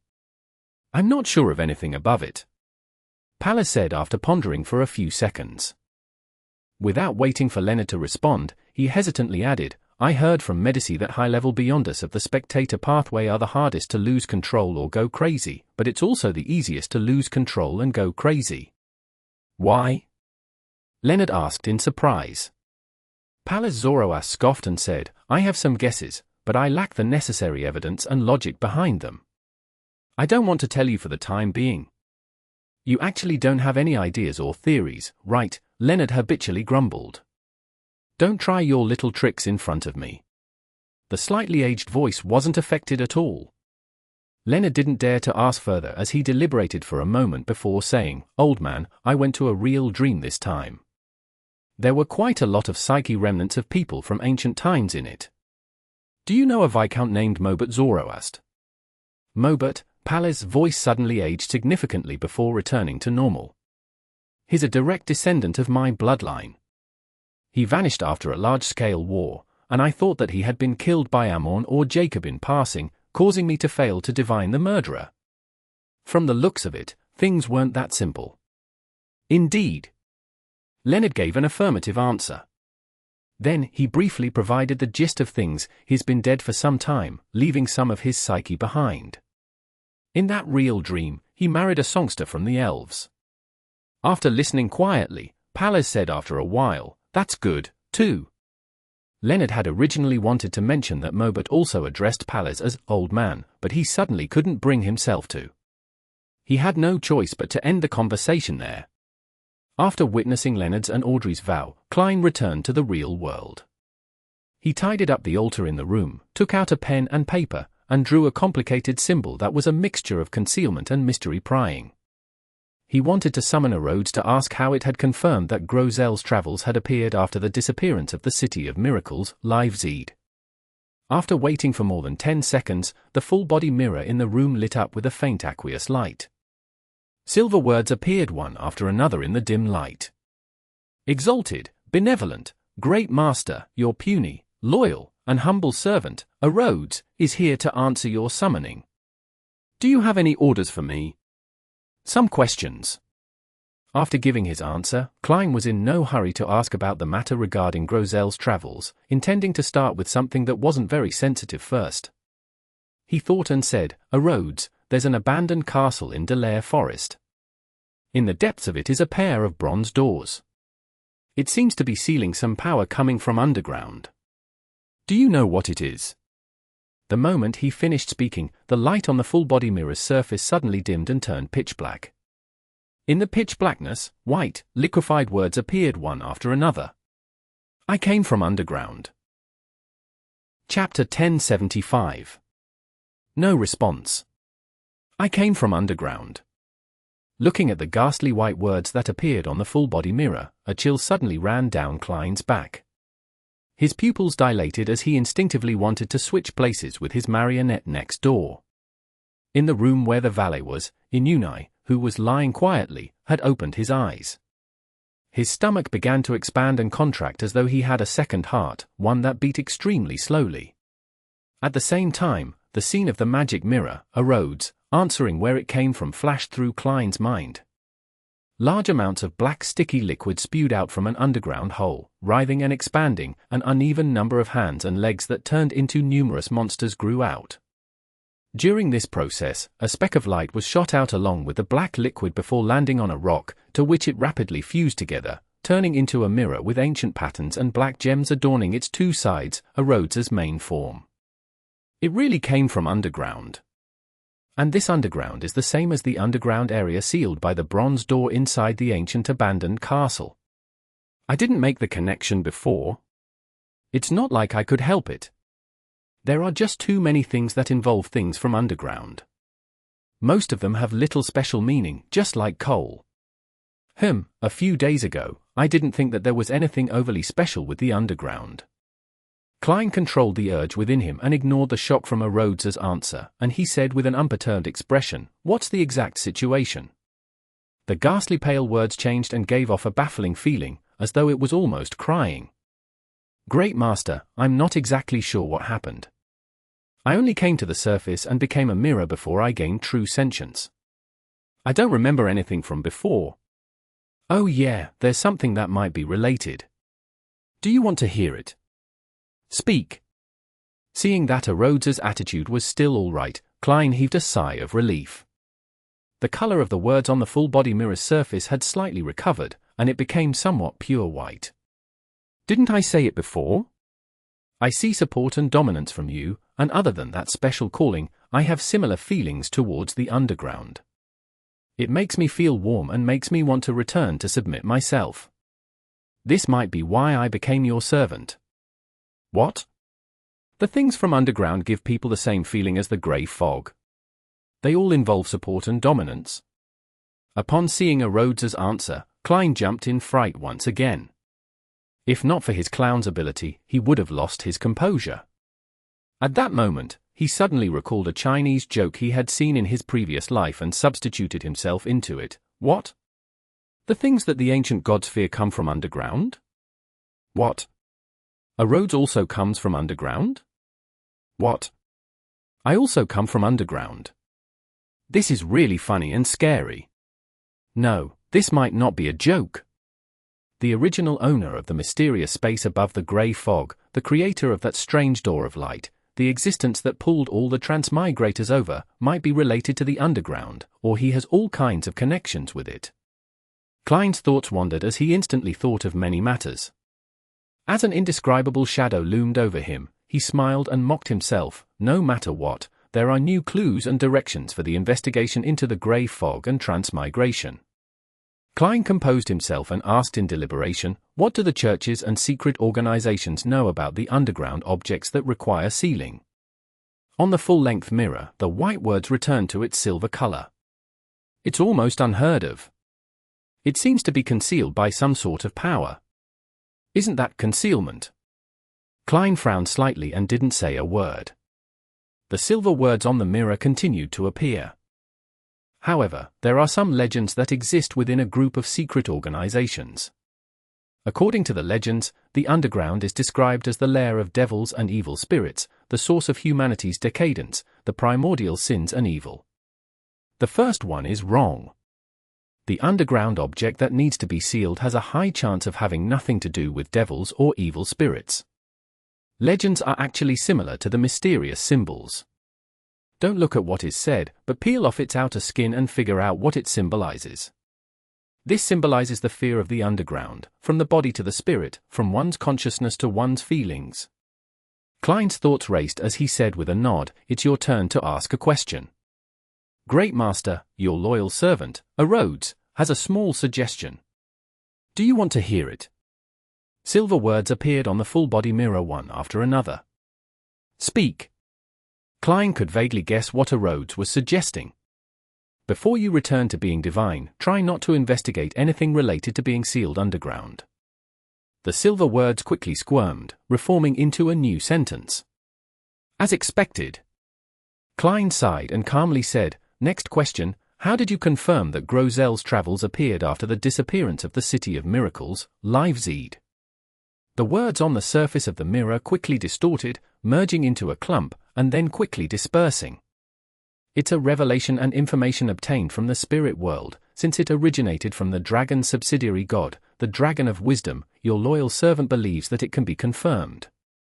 "Great Master, is there a problem with that?" "How direct?"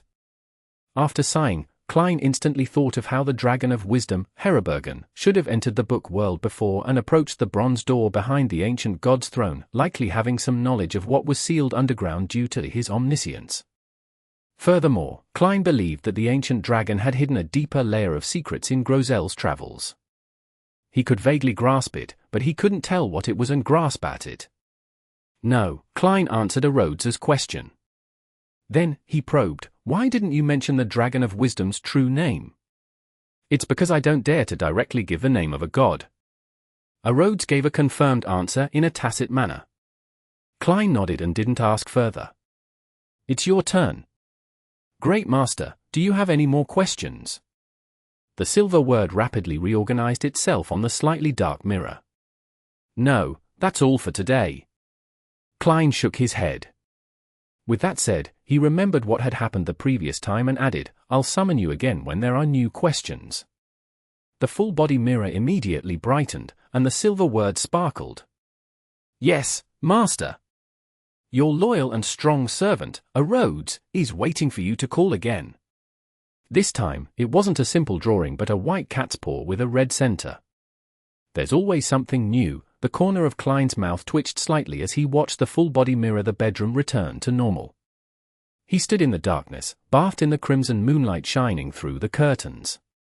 After standing quietly for a while, he returned to his bed and quickly fell asleep with the help of cogitation. The next morning, on Monday morning, Klein woke up 15 minutes earlier than usual.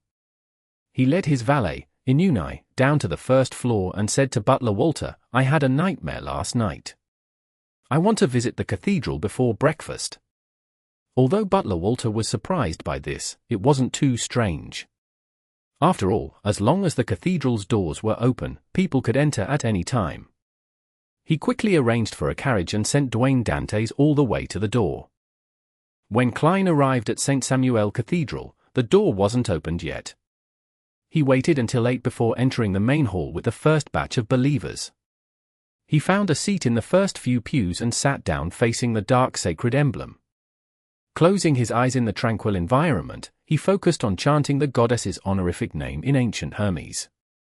The Evemite goddess who stands higher than the cosmos and more eternal than eternity.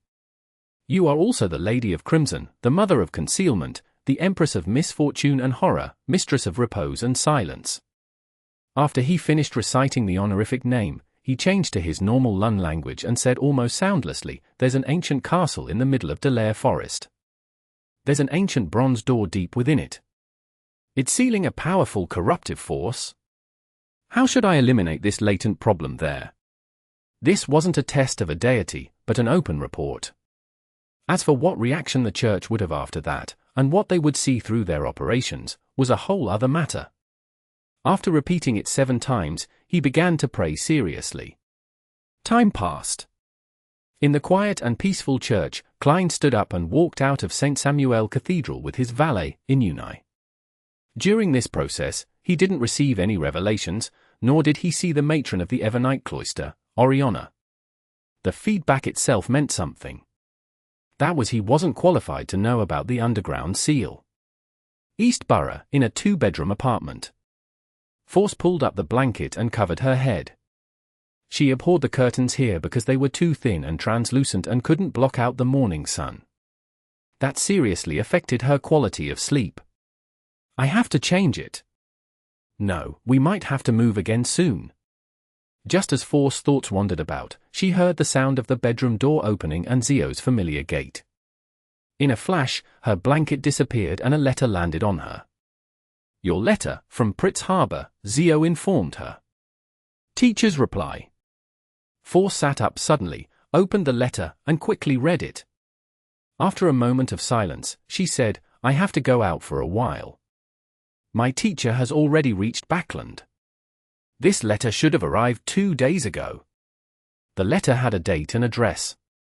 The postman over here isn't that responsible. Zio glanced at her friend and said, "Will you be late?" Fortunately, teacher said that he would wait 3 days for me. Force hurriedly got off the bed and started changing her clothes. She had a feeling that she would be able to understand the Abraham family more deeply this time, and also receive the potion formula of Traveler and some Beyonder ingredients.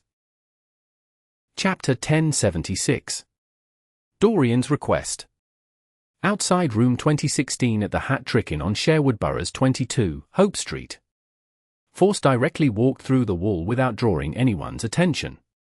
Then, she knocked on the door in a rhythm that was previously agreed upon. Not long after, Dorian Gray Abraham, who was dressed in black, with his broad shoulders and thick arms, unlocked the door and turned the doorknob. The gentleman quickly sized up the area and made way for Force to enter the room. "I really didn't expect you to become a scribe so soon." After closing the door, Dorian carefully examined the door's lock before turning around and sighing. Based on the standards of this era, he was considered a middle-aged man, but he was still a Sequence 7 astrologer. He had no hope of advancing. Yet, his student, Force Wall, took about a year to go from Sequence 9 to Sequence 6. This comparison between the two made Dorian feel poignant and sad. The Abraham family's bloodline should have been noble and enviable, but now, it was a heavy curse that made him depressed. "It's because you taught me well." Although Force didn't like going out and enjoyed staying at home, she would still be invited by the nobles from time to time. She was a best-selling author who participated in high society's literary salons, so she wasn't clueless as to how to speak. Furthermore, she had indeed obtained quite a bit of help from her teacher, from providing knowledge and money to formulas and ingredients. Dorian looked at her and shook his head with a smile. "It's not like you're my only student. As far as I remember, this advancement speed can only be matched by one person." He paused and continued, "Next up, your target is Sequence 5 Traveler. And I have even higher expectations for you. I hope that you can obtain guardhood and become a Sequence for Secret Sorcerer. Of course, I also have a request. When you truly become a demigod, try to pray to a hidden existence and listen to his answer to figure out what he is talking about. This is indeed a bit dangerous, but a Sequence for demigod would have sufficient power to withstand it. Without any other elements at play, there shouldn't be any problems.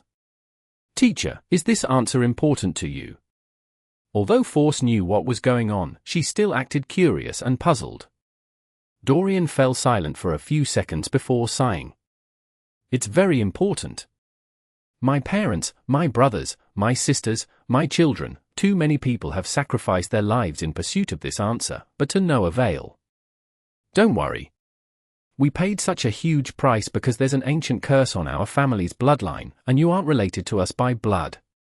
I don't expect to find a way to break the curse through that answer during my generation. However, I hope to know where it originates from and understand the cause of my death." Upon saying this, Dorian took a deep breath and didn't continue. For some reason, Force could feel the weight of time that had accumulated over 1,000 years, generation after generation, bearing down on her shoulders. She really couldn't imagine how painful it would be for a person's ancestors, parents, brothers, sisters, and children to directly or indirectly die from the same curse. Thinking of how well her teacher had been taking care of her, Force, who had only received this type of care from her elders, opened her eyes, lowered her head, and nodded. "I'll try my best." Dorian held back his feelings and nodded slightly. "The most praiseworthy trait of yours is your kindness." Force felt a little embarrassed as she turned to talk about a phrase the teacher had mentioned. Family. She remembered that her teacher had never told her about the Abraham family. He had claimed that he, Lawrence, and Orlisa were members of a secret organization.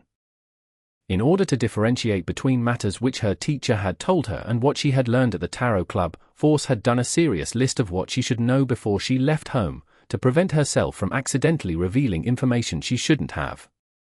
Dorian answered simply, "In order to solve the curse, everyone in my family joined that organization." He immediately changed the subject. "Why did you move out in a hurry this time?" I was targeted by official Beyonders. Force first said a half-truth before complaining a little about the mailman. Dorian didn't say anything else as he stepped away from Force and set up a ritual. He summoned the music-loving void creature, Malmouth, and he made it spit out 3 items. One was a transparent, nearly illusory crystal, and the second item was a piece of ancient goatskin parchment. The third was a small hunter's backpack. This is a Beyonder characteristic left behind by a traveler. With it, you don't need to gather any additional main ingredients. This is the Traveler Potion formula. This backpack contains the corresponding supplementary ingredients. If you don't have a good way to preserve them, try your best to finish digesting the Scribe Potion within half a year. Otherwise, their spirituality will be completely lost. Dorian handed everything over to Force. Thank you, teacher, Force said sincerely. Then, she unfurled the goatskin and quickly skimmed through the potion formula before placing her focus on the ritual. Set up special coordinates in 4 completely different spots deep in the spirit world, which are all set up extremely far away from each other. The goal of this ritual is... Force thought for a few seconds and asked her teacher. After consuming the Traveler Potion, you will wander the spirit world chaotically. When you grasp some degree of initial level over your powers, you will realize that you have lost your way. At that moment, you can use the 4 special coordinates to return to the real world. Otherwise, you will be trapped in the depths of the spirit world for a long time. Not only is it dangerous inside, but it will also assimilate you, making you lose your mind and become a living creature that is attached to the spirit world. Although Dorian had no hope of becoming a traveler, he had seen students advancing to Sequence 5 before. Then there should be another alternative, Force muttered in thought. Yes. Dorian nodded and said, previously, there was something in the organization that could allow people to instantly return to the real world from the spirit world. Unfortunately, it was lost. Without waiting for Force to ask, Dorian said, if you really become a demigod and fulfill my wish, I'll hand over an important item that I'm in charge of to you. This is an expectation your teacher has for you. One of the powerful sealed artifacts of the Abraham family? Force had a vague guess, but she didn't dare promise anything. She said the same thing, I'll try my best. Following that, she asked curiously, Teacher, you mentioned that Sequence 4 is a secret sorcerer. What about Sequence 3, 2, and Sequence 1? Dorian immediately laughed. You're only a Sequence 6. Yes, Sequence 3's name is a Wanderer. Sequence 2 is Planeswalker, and the Sequence 1 potion name is Key of Stars. Heh, it's a good thing that you mentioned this. I actually forgot to organize a list of things to take note of in the spirit world. These are things that must be remembered after becoming a traveler. In that case, I'll stay for another night. You can visit me tomorrow for the documents. As Force ruminated over the names of the high sequence potions of the apprentice pathway, she agreed. All right, teacher. After settling these matters, Dorian paced back and forth and thought for a moment before instructing. The Beyonder characteristics of the same pathway have a certain attraction towards each other. It's not obvious when one's at a low sequence, but the higher the sequence, the stronger it becomes. Sometimes, this kind of attraction isn't something you can directly feel, while also making you unknowingly approach a high sequence Beyonder of the same pathway. When you become a traveler, you have to pay attention to this matter. At this point, Dorian paused and said, not many demigods of the apprentice pathway are still alive. Among them, you need to be extra careful of a man named Botis. He is the Saint of Secrets from the Aurora Order and, just like Lewis, he's a traitor of our organization. I will give you his portrait tomorrow. Botis. Force repeated the name her teacher had mentioned in her mind. At the same time, she had a new understanding about the Aurora Order Oracle, Louis Veen, over the previous chance encounter. Perhaps it wasn't a chance encounter, but the attraction force between Beyonder characteristics. Teacher had a sufficiently powerful sealed artifact from the apprentice pathway on him. Force quickly suppressed this thought and began asking for advice on how to act as a scribe. In the Berg household in the City of Silver, there's actually a path that can bypass the front of the giant King's Court and enter the interior from the Waning Forest and Barren Tunnel. Derek Berg recalled the information he had been shared by Mr. World above the grey fog. This was very important to the City of Silver, as the early-stage explorations after the afternoon town camp had set off implied that the closer they were to the Giant King's court, the stronger the monsters that originated from the darkness were. "I have to tell the chief." Derek abruptly stood up and rushed out of his house, heading straight for the spire.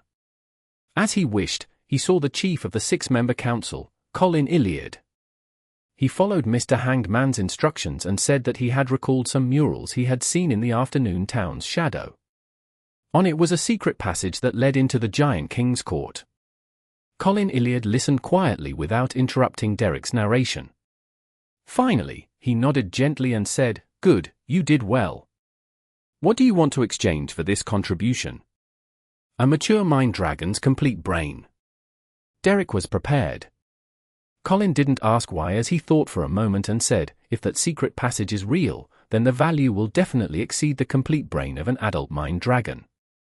You can pick something else. Are you interested in the potion formula for a relatively higher sequence of the planter pathway? This is a question from Mr. Fool. While Derek was enlightened, he said in surprise, "Do we have a relatively higher sequence potion formula for the planter pathway?"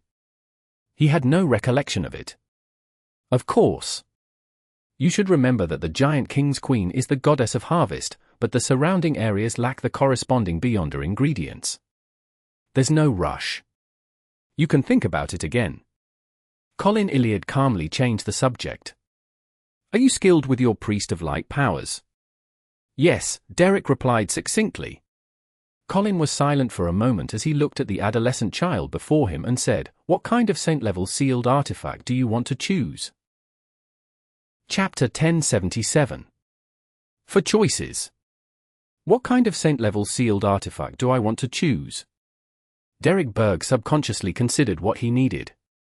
Due to the fact that the sun pathway was rather powerful against the monsters in the darkness, and with Thunder God's roar, he didn't have the desire for sealed artifacts that provided offensive or supportive effects. Instead, the pain from being beaten up while making friends made him subconsciously hope to obtain a mystical item that could provide stronger defensive capabilities. As these thoughts flashed through his mind, Derek suddenly realized that the question wasn't directed at the saint-level sealed artifact he wanted, but which saint-level sealed artifact could be used to exchange for the Creator's Cross from Mr. Fool. He hesitated and frankly asked, "Your Excellency, do you have any suggestions?" Colin glanced at him and left his original position. He slowly walked to the window and turned around.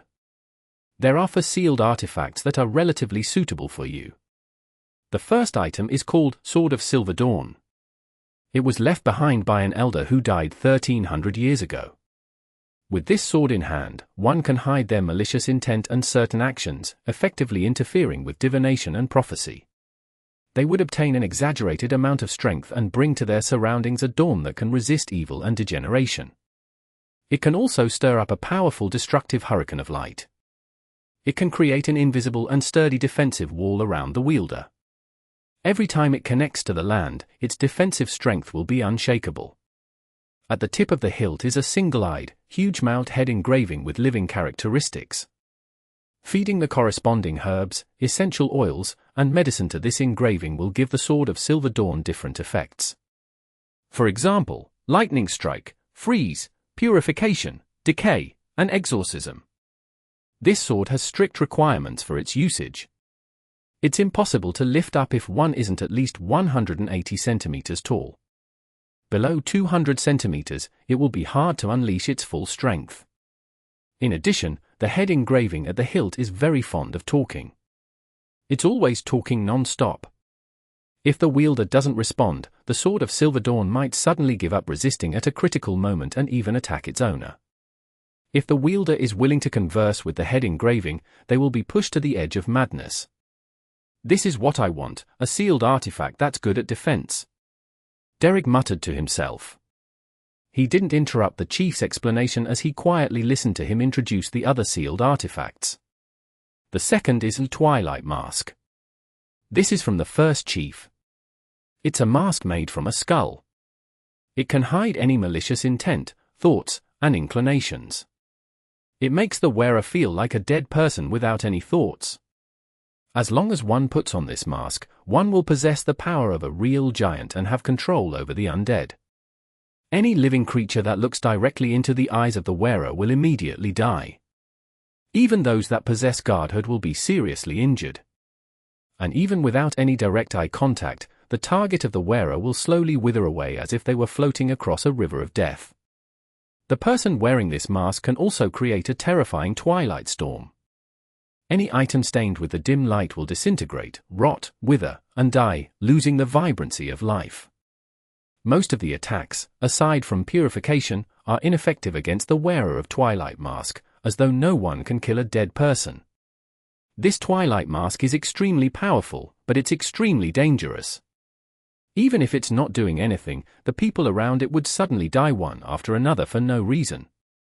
Therefore, it must have a proper sealing method. No matter who it is, once you put on this mask, you will hear the sharp shriek and howls that seem to come from deep within the underworld. This is a psyche attack that will drive people crazy and make them lose their minds.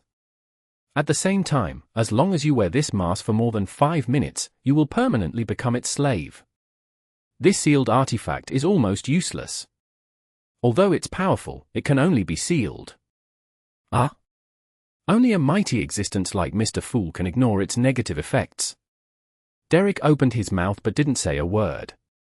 Colin Iliad did some recollecting and continued, the third item is called Life's Cane.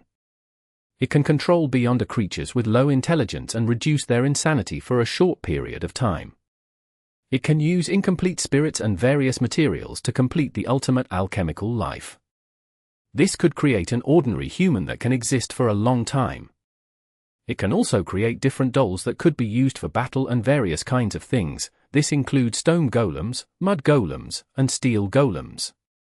Any living creature lashed by this cane would have an increased tendency towards madness and losing control. Their bodies would also have a certain chance of mutating, producing watermelons, mushrooms, and wheat. Of course, these things cannot be eaten, as they would result in contamination. As for the living beings touched by the cane's tip, they'll be healed no matter how seriously injured they are, other than those that have already lost control. This cane will fill the surrounding areas with a vibrant life force. Be it plants or animals, it can grow with exuberance and reproduce rapidly. Unfortunately, it is useless against this land that is cursed. The person carrying Life's Cane has a high chance of mutating. The longer one holds it, the higher the odds. This will result in additional organs, or even them having missing body parts, being replaced by various plants. Sounds very sinister. For some reason, Derek felt a little horrified. Finally, he couldn't help but ask, "What's the fourth sealed artifact?" "It's from a demon which lost control. I hunted it and called it Fallen Flute. This is a plain-looking silver flute. However, once someone blows it, the living around it will fall into an unavoidable illusion.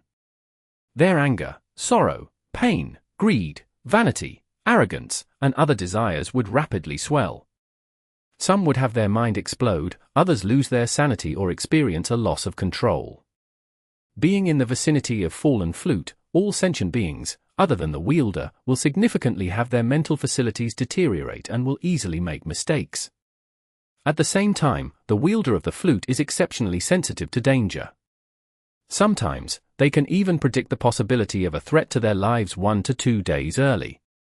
Wherever this fallen flute is, one's humanity will gradually degenerate, and all kinds of desires will enter center stage as their beliefs are cast aside. The wielder will also turn cold and be unable to have normal emotions again. The more they use it and the more they carry it, the worse it will be. And this might result in conflict with their own pathways acting, leading to an increased risk of losing control. After introducing the fourth sealed artifact, Colin Iliad's light blue eyes, which seemed to be filled with stories, looked at Derek and asked, "What do you think?" "I need some time to consider," Derek replied rather skillfully. "Indeed, this is really important to you. You can't rashly make a decision." Colin nodded.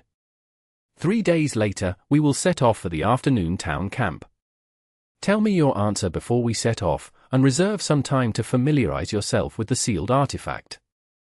Yes, Your Excellency. Derek bowed seriously and left the chief's room. He wasn't in a rush to return home to pray to Mr. Fool. Instead, he planned on heading to the training field first to temper his various Sun Domain Theurgical spells. This was a habit engraved deep within the pulses of every single person in the City of Silver. Only a self-disciplined person who could endure hardship was able to live longer in these desolate and dark lands. In a dark alley in the Backlund Bridge area, Zio once again met the golden-masked MI9 member who clearly showed kindness to her. The judge potion formula might take some time, the golden-masked man said. This was because, although the investigation into Zio didn't continue, it didn't end. Zio pursed her lips and nodded, as though she had finally made up her mind. I don't want that formula anymore. You gave up. The golden-masked man was surprised and couldn't hide his joy. Zio didn't directly answer as she turned her head to the side and said, I'll exchange all my contributions for cash. After hearing her answer, the golden-masked man nodded in relief. It's best that you understand. Let bygones be bygones. You, your mother, and brother will have a brand new future. Yes, if your contributions are exchanged for cash, it'll be about £2,000. I'll help you gain more. After that, you can continue being an outer circle member of MI9. Having an official status is very useful for unaffiliated Beyonders. Zio was silent for a few seconds before her lips quivered. Thank you. She could clearly sense the kindness coming from the man in front of her, so she sincerely thanked him. However, there was no way she was giving up. The reason why she chose cash was because she had already reserved the judge potion formula from the World German Sparrow. The crazy adventurer had also claimed that the disciplinary paladin potion formula would subsequently follow. At the same time, giving up on the surface could effectively dispel the suspicions of MI9.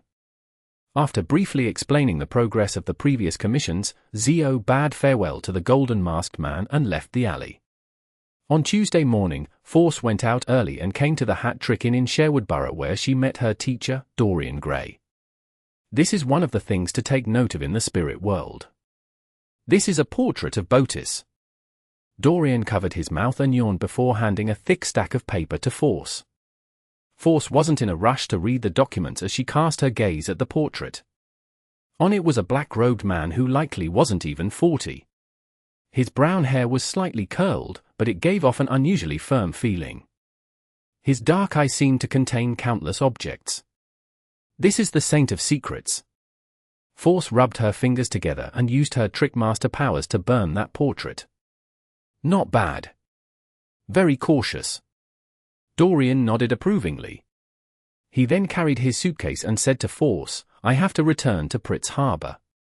It will arouse suspicion if I come to Backlund for too long.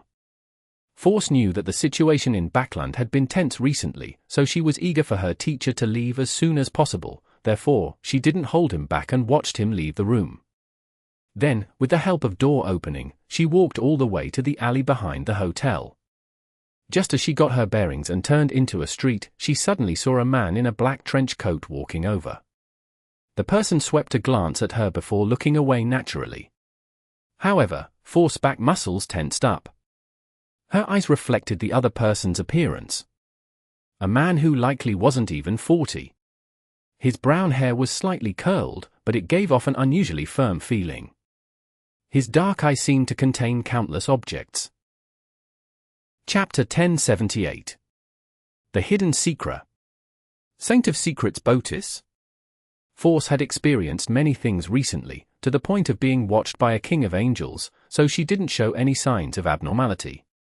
She retracted her gaze in a natural manner and didn't slow down her pace as she walked towards the man in the black trench coat. After a few steps, they brushed past each other. Did he happen to pass by here because of the attraction between Beyonder characteristics? If he knew that teacher was here, he wouldn't be so slow and would use teleport to chase after him. Luckily, teacher has already boarded the carriage and left the inn. Force's heart calmed down, her tense mind relaxing a little. She took a few more steps forward and looked up at the sky. She wanted to confirm if it would rain later. At this moment, a raven flew over and landed on a tree along the way. It faced the spot where Force had just passed by. Force stopped thinking about Saint of Secret's Botis as she maintained her speed and left the street. As the Aurora Order hadn't held a gathering in Backlund for a long period of time, and with the target being a demigod, Force didn't have any thoughts of seeking revenge for her teacher. Ignoring her lack of combat strength, just finding and locking onto a secret sorcerer was a nearly impossible task. It's best that I wait till I become a traveler. I might encounter Botis by chance before entrusting Mr. World the corresponding mission. I'll take the time to save up money. Now, it's certain that the Aurora Order has saints in Backlund. I can't eliminate the possibility that during Botis's travel elsewhere today, he was influenced by the attraction force of Beyonder characteristic and had accidentally lost his way in Backlund. Force very naturally considered looking for the World German Sparrow's help. From what she knew, this gentleman had killed 2 demigods with his own hands, and he had only become a demigod for 3 months. In the upper echelons of the 7 churches, they only have about 10 demigods. Based on Mr. World's progress, it will take him at most 2 years to wipe out the powerhouses of a church. Of course, the real world isn't an ideal measurement. Having received higher education, Force, who had been a surgeon, gradually let her thoughts wander. She walked to the street and boarded a rental carriage. Above the grey fog, there was a mini-gathering with the Sun Derek, the Hanged Man Alger, and the World German Sparrow. However, unlike before, Mr. Fool was present as the witness because the Sun's main motive was to find out which sealed artifact could please this great existence, as well as to exchange it for the cross left behind by the Creator. At the same time, he still had some questions to consult Mr. Hangman and Mr. World about, so he had applied for a private exchange. Sword of Silver Dawn, Twilight Mask, Life's Cane, Fallen Flute. These were all items that have outstanding powers and negative effects, ones that require sealing. This also confirms that the City of Silver doesn't have any Beyonders from the artisan pathway. All the spoils can only be formed naturally. Even with a godlike sealed artifact, they can shatter the characteristics, but they are unable to reform them in a better way. As the fool Klein listened to Little Sun's description, he quickly analyzed the pros and cons of different sealed artifacts in his mind. The first thing he did was eliminate the Twilight Mask because the negative effects of the sealed artifact from the City of Silver's first chief were too great. Although Klein could let his marionette wear this mask and cut off the oral senses, thus avoiding the continuous howls and screams. Furthermore, he didn't have to worry about his marionette becoming a slave to the Twilight Mask. However, in that case, his actual body might become a member of the dead who died suddenly for no reason. Following that, Klein similarly gave up the Fallen Flute for the same reasons. This sealed artifact's ability to predict danger ahead of time was indeed better than the Desire Apostle in Creeping Hunger. It was alluring, but the negative effects were also not easy to avoid.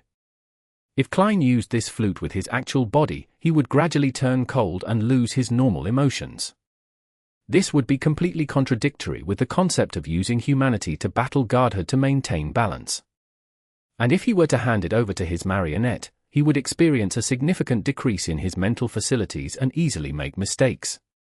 This caused him to lose his main advantage as a Beyonder of the Seer pathway. In addition, this flute will make the people around it give themselves up to degeneration and desires. I don't want the residents on Backlund Street to be degenerates who give up on their morals. By then, how many illegitimate children will be born? I can only consider the Sword of Silver Dawn and Life's Cane. Klein mumbled silently before quickly choosing between 2. The Sword of Silver Dawn's head engraving seemed to have a living characteristic. To Klein, this meant that communication was possible, and as long as they could communicate, the negative effects could naturally be reduced. As for the height restriction, he could just ignore his thickness and only focus on his height. After all, this didn't affect a clown due to its extremely high sense of balance. Regarding the problem of mutation with Life's Cane, he could avoid it by handing it to his marionettes. When he lost or gained any organs, he could heal himself with Flower of Blood. And causing the surroundings to be filled with vitality, allowing for lush growth wasn't much of a negative effect. Since the negative effects of the 2 sealed artifacts weren't too serious, he had to consider their effects. The Sword of Silver Dawn was clearly from a demon hunter of the warrior pathway. Be it attacks or defense, they were both potent. It could hide his malintent and be good at dealing with devils. As for Life's Cane, it was good at creating and causing mutations, which made it rather sinister. After a few seconds of consideration, when Derek asked for the answer, the fool Klein spoke unhurriedly, as though he was discussing something ordinary. The cane. In the end, he decided on Life's Cane. In fact, the Sword of Silver Dawn and Life's Cane had their own pros, making it a tough decision. Klein's final decision stemmed from an uncommon reason. The sinister Life's Cane could be described as bizarre, so it could effectively aid him in acting as a bizarro sorcerer and raise his potion digestion speed. Yes, Mr. Fool. Derek replied, unable to hide his joy. This meant that when he completed the sacrificial and bestowment ritual, he would obtain the cross from the Creator. After determining this, he cast his gaze at the figure at the bottom of the long bronze table. Mr. World, other than the complete brain of an adult mind dragon, do you still need a relatively high sequence potion formula for the planter pathway? As the secret passage of the Giant King's Court was shared by the world, he became the target of Derek's question, and not Mr. Fool. Of course, to Derek, the world was Mr. Fool's blessed. His answer represented Mr. Fool's intentions to a certain extent. A relatively high sequence potion formula for the planter pathway. Sitting at the end of the long bronze table, the fool Klein immediately had a headache and fell into an intense internal struggle. He could roughly understand what the chief of the City of Silver's thought process was. On the one hand, this experienced demon hunter hopes that he can usher in a bright future through the Giant King's Court's exploration, while on the other hand, is still cautious and doesn't hold much hope. He's prepared to continue staying in the darkness, so he mentioned the planter potion formula to see if Mr. Fool has the corresponding authority, or rather, does the faction that he watches over have a need for it. If this could bring about certain feedback, it would effectively improve the survival of the City of Silver. Meanwhile, on Klein's end, Frank Lee had recently come to believe that he's just one step away from his research goals. When he becomes a druid, he should be able to succeed. This made Klein very hesitant on whether he should give him a push. I don't know what the future holds. I'll just focus on what's in front of me. A Sequence 5 Beyonder who doesn't even have Guardhood wouldn't be able to do anything too serious. Furthermore, Hermit is already a demigod. It's not a big problem for her to watch out for Frank. Klein thought for a moment and let the world German sparrow say, Sequence 5. What if there's more? Derek pressed. Klein felt like he was being tested. After a few seconds of silence, he said, if your side is willing to give it, then that works. All right. Derek didn't probe any further. Instead, he asked the person beside him, Mr. Hanged Man, I have a strange feeling about this. Why did the chief suddenly mention the relatively high sequence potion formula of the planter pathway? The Hanged Man Alger looked at the world German sparrow and said, this should be a test from your chief, to see if the City of Silver can change its environment. I remember you mentioning that you only know that the Goddess of Harvest is the Giant King's Queen, and according to the records of the Sanguine from the Moon, the Goddess of Harvest is named Omabella. Your City of Silver originally believed in her. I was originally only certain that the name Omabella was real, so I didn't have any inclination towards other explanations. Now, with your chief suddenly taking out a relatively high sequence potion formula that you didn't know before, this makes me suspect that the moon is right. This means that your City of Silver hid the fact that they once believed in the Goddess of Harvest. They even deliberately didn't mention her true name. There must be a huge secret behind this. A huge secret, Derek thought seriously but couldn't think of any secret. Fortunately, this wasn't an important matter to him. He quickly ended the private conversation and returned to the City of Silver to prepare for the exchange of sealed artifacts. Chapter 1079. The Hardworking Gardeners. Above the grey fog, Klein, who was sitting at the fool's seat, beckoned for the unshadowed crucifix. The bronze cross was tied together with an ordinary-looking button, and the surface of the latter was already covered with a layer of crystalline but heavy-feeling particles. This was the Hermit Catlear's Judge button. It was reserved for Judgment Zio at a price of £3,500. Therefore, Admiral of Stars had sacrificed it to Mr. Fool in advance, requesting the mighty existence to get an angel under him to shatter it. And on Monday's tarot gathering, Zio had made a reservation for the Judge Potion formula at a price of £2,000. According to their agreement, Justice Audrey wasn't to share anything they obtained from exploring Grozel's travels, other than knowledge. She was only providing free help for the world-killing of Rambies.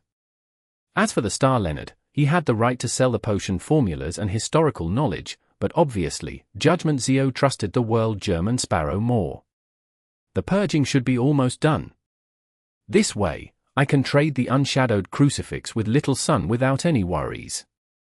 In the future, if there are other similar requests, they'll definitely be more willing to trade with Little Sun, instead of asking Mr. Fool for help. No one will dare frequently disturb a hidden existence unless there's really no other way. When Little Sun has the chance to become a demigod and transform the unshadowed crucifix into a special characteristic, I should be a sequence 3. I'll be able to use the power of this mysterious space above the grey fog to shatter sealed artifacts. After the disinfection process of the grey fog, Adam probably wouldn't be able to rely on the unshadowed crucifix to lock onto Little Sunday.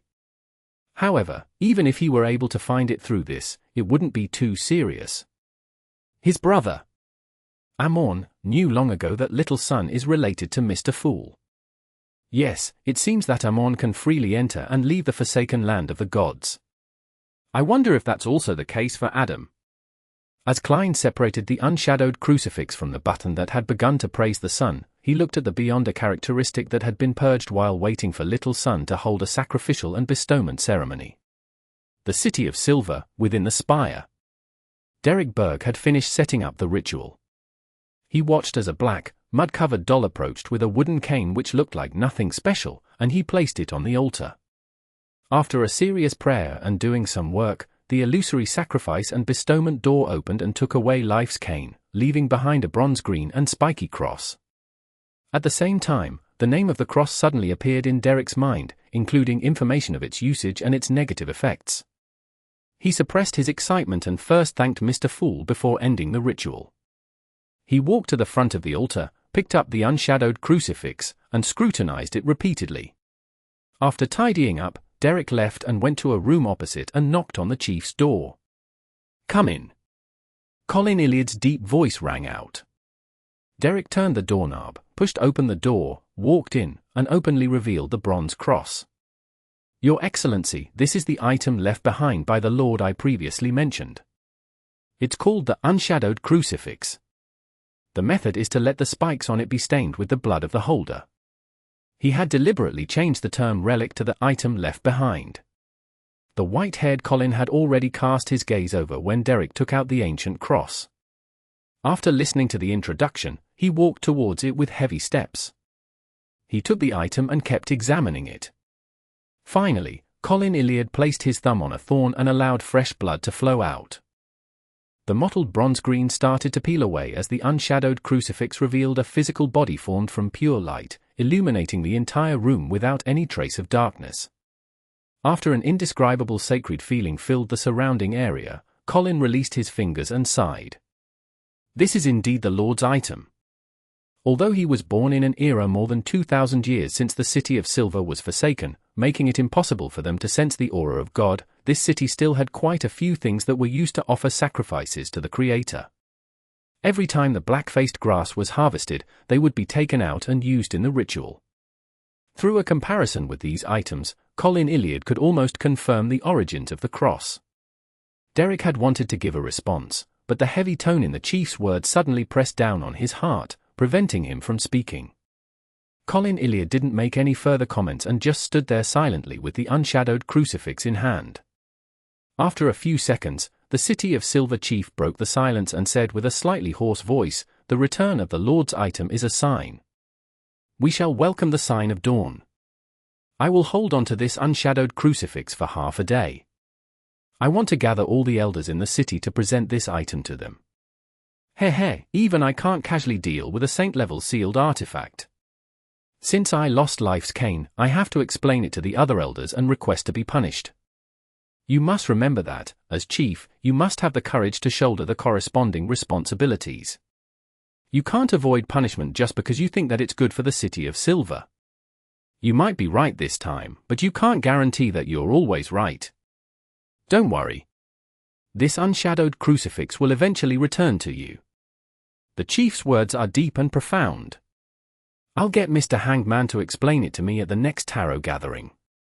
Derek instinctively wanted to raise his right hand and scratch the back of his head, but in the end, he endured it and informed Colin Iliad of the negative effects of the unshadowed crucifix. Backlund North Borough, 160, Backlund Street. Klein sacrificed Winner in Unai above the grey fog to ensure marionette preservation. This was to make it convenient for him to use him in the future. He planned on getting Earl of the Fallen Cona's Kilger to wear the Flower of Blood ring and wield Life's cane. In day-to-day life, he would create some harrowing and bizarre situations from time to time, helping him expedite the digestion of his potion. This way, Inunai had no way of using Flower of Blood to hide in Kona's Kilger's stomach. He needed to hide in a more concealed manner, making it rather troublesome. Therefore, Klein decided to simply leave him above the grey fog. After all, Klein could create ordinary marionettes anytime he wanted. Why does the action of placing a marionette in a preservation cabinet to keep fresh feel odd? It's not like I'm acting in a horror movie. However, this does fit the name of Bizarro Sorcerer a bit. The angel from the Antigonus and Zaratul family all hang up their marionettes to wind dry, so I'm much better than them. After rubbing his chin, Klein stuffed the ordinary wood-colored cane into a specially made cane he bought through misjudgment. The cane was hollow, and it could be used to contain a sword that wasn't considered too wide. It was perfect for hiding Life's cane. After he was done with this work, he allowed the servant who looked like Inunai, who was actually Kona's, to take away his cane and return to the room next door. He washed up himself before getting into bed. While sleeping soundly in a pleasant, relaxed state, Klein's spiritual perception suddenly stirred. He abruptly sat up and cast his gaze at the attached balcony. The curtains weren't fully drawn, and he could see the situation outside. It was dark green outside the window with vine leaves, and flowers were growing all over the place in layers. This made him suspect that he had been transported to the forest. The corners of his mouth twitched as he vaguely guessed what was going on. He rolled out of bed and walked to the balcony, drawing the curtains open. What entered his vision was no longer the garden in the residence of Dwayne Dantes. Instead, it was a lush forest. This is what it means to make the surrounding area become filled with a vibrant life force. Be it animals or plants, they're all flourishing and growing rapidly. Isn't this a little too fast? Klein's expression instantly turned a little blank. Previously, when he had divined that the Life's cane's negative effects, he had seen similar scenes. However, the revelation he received was that it wasn't harmful to the surrounding area.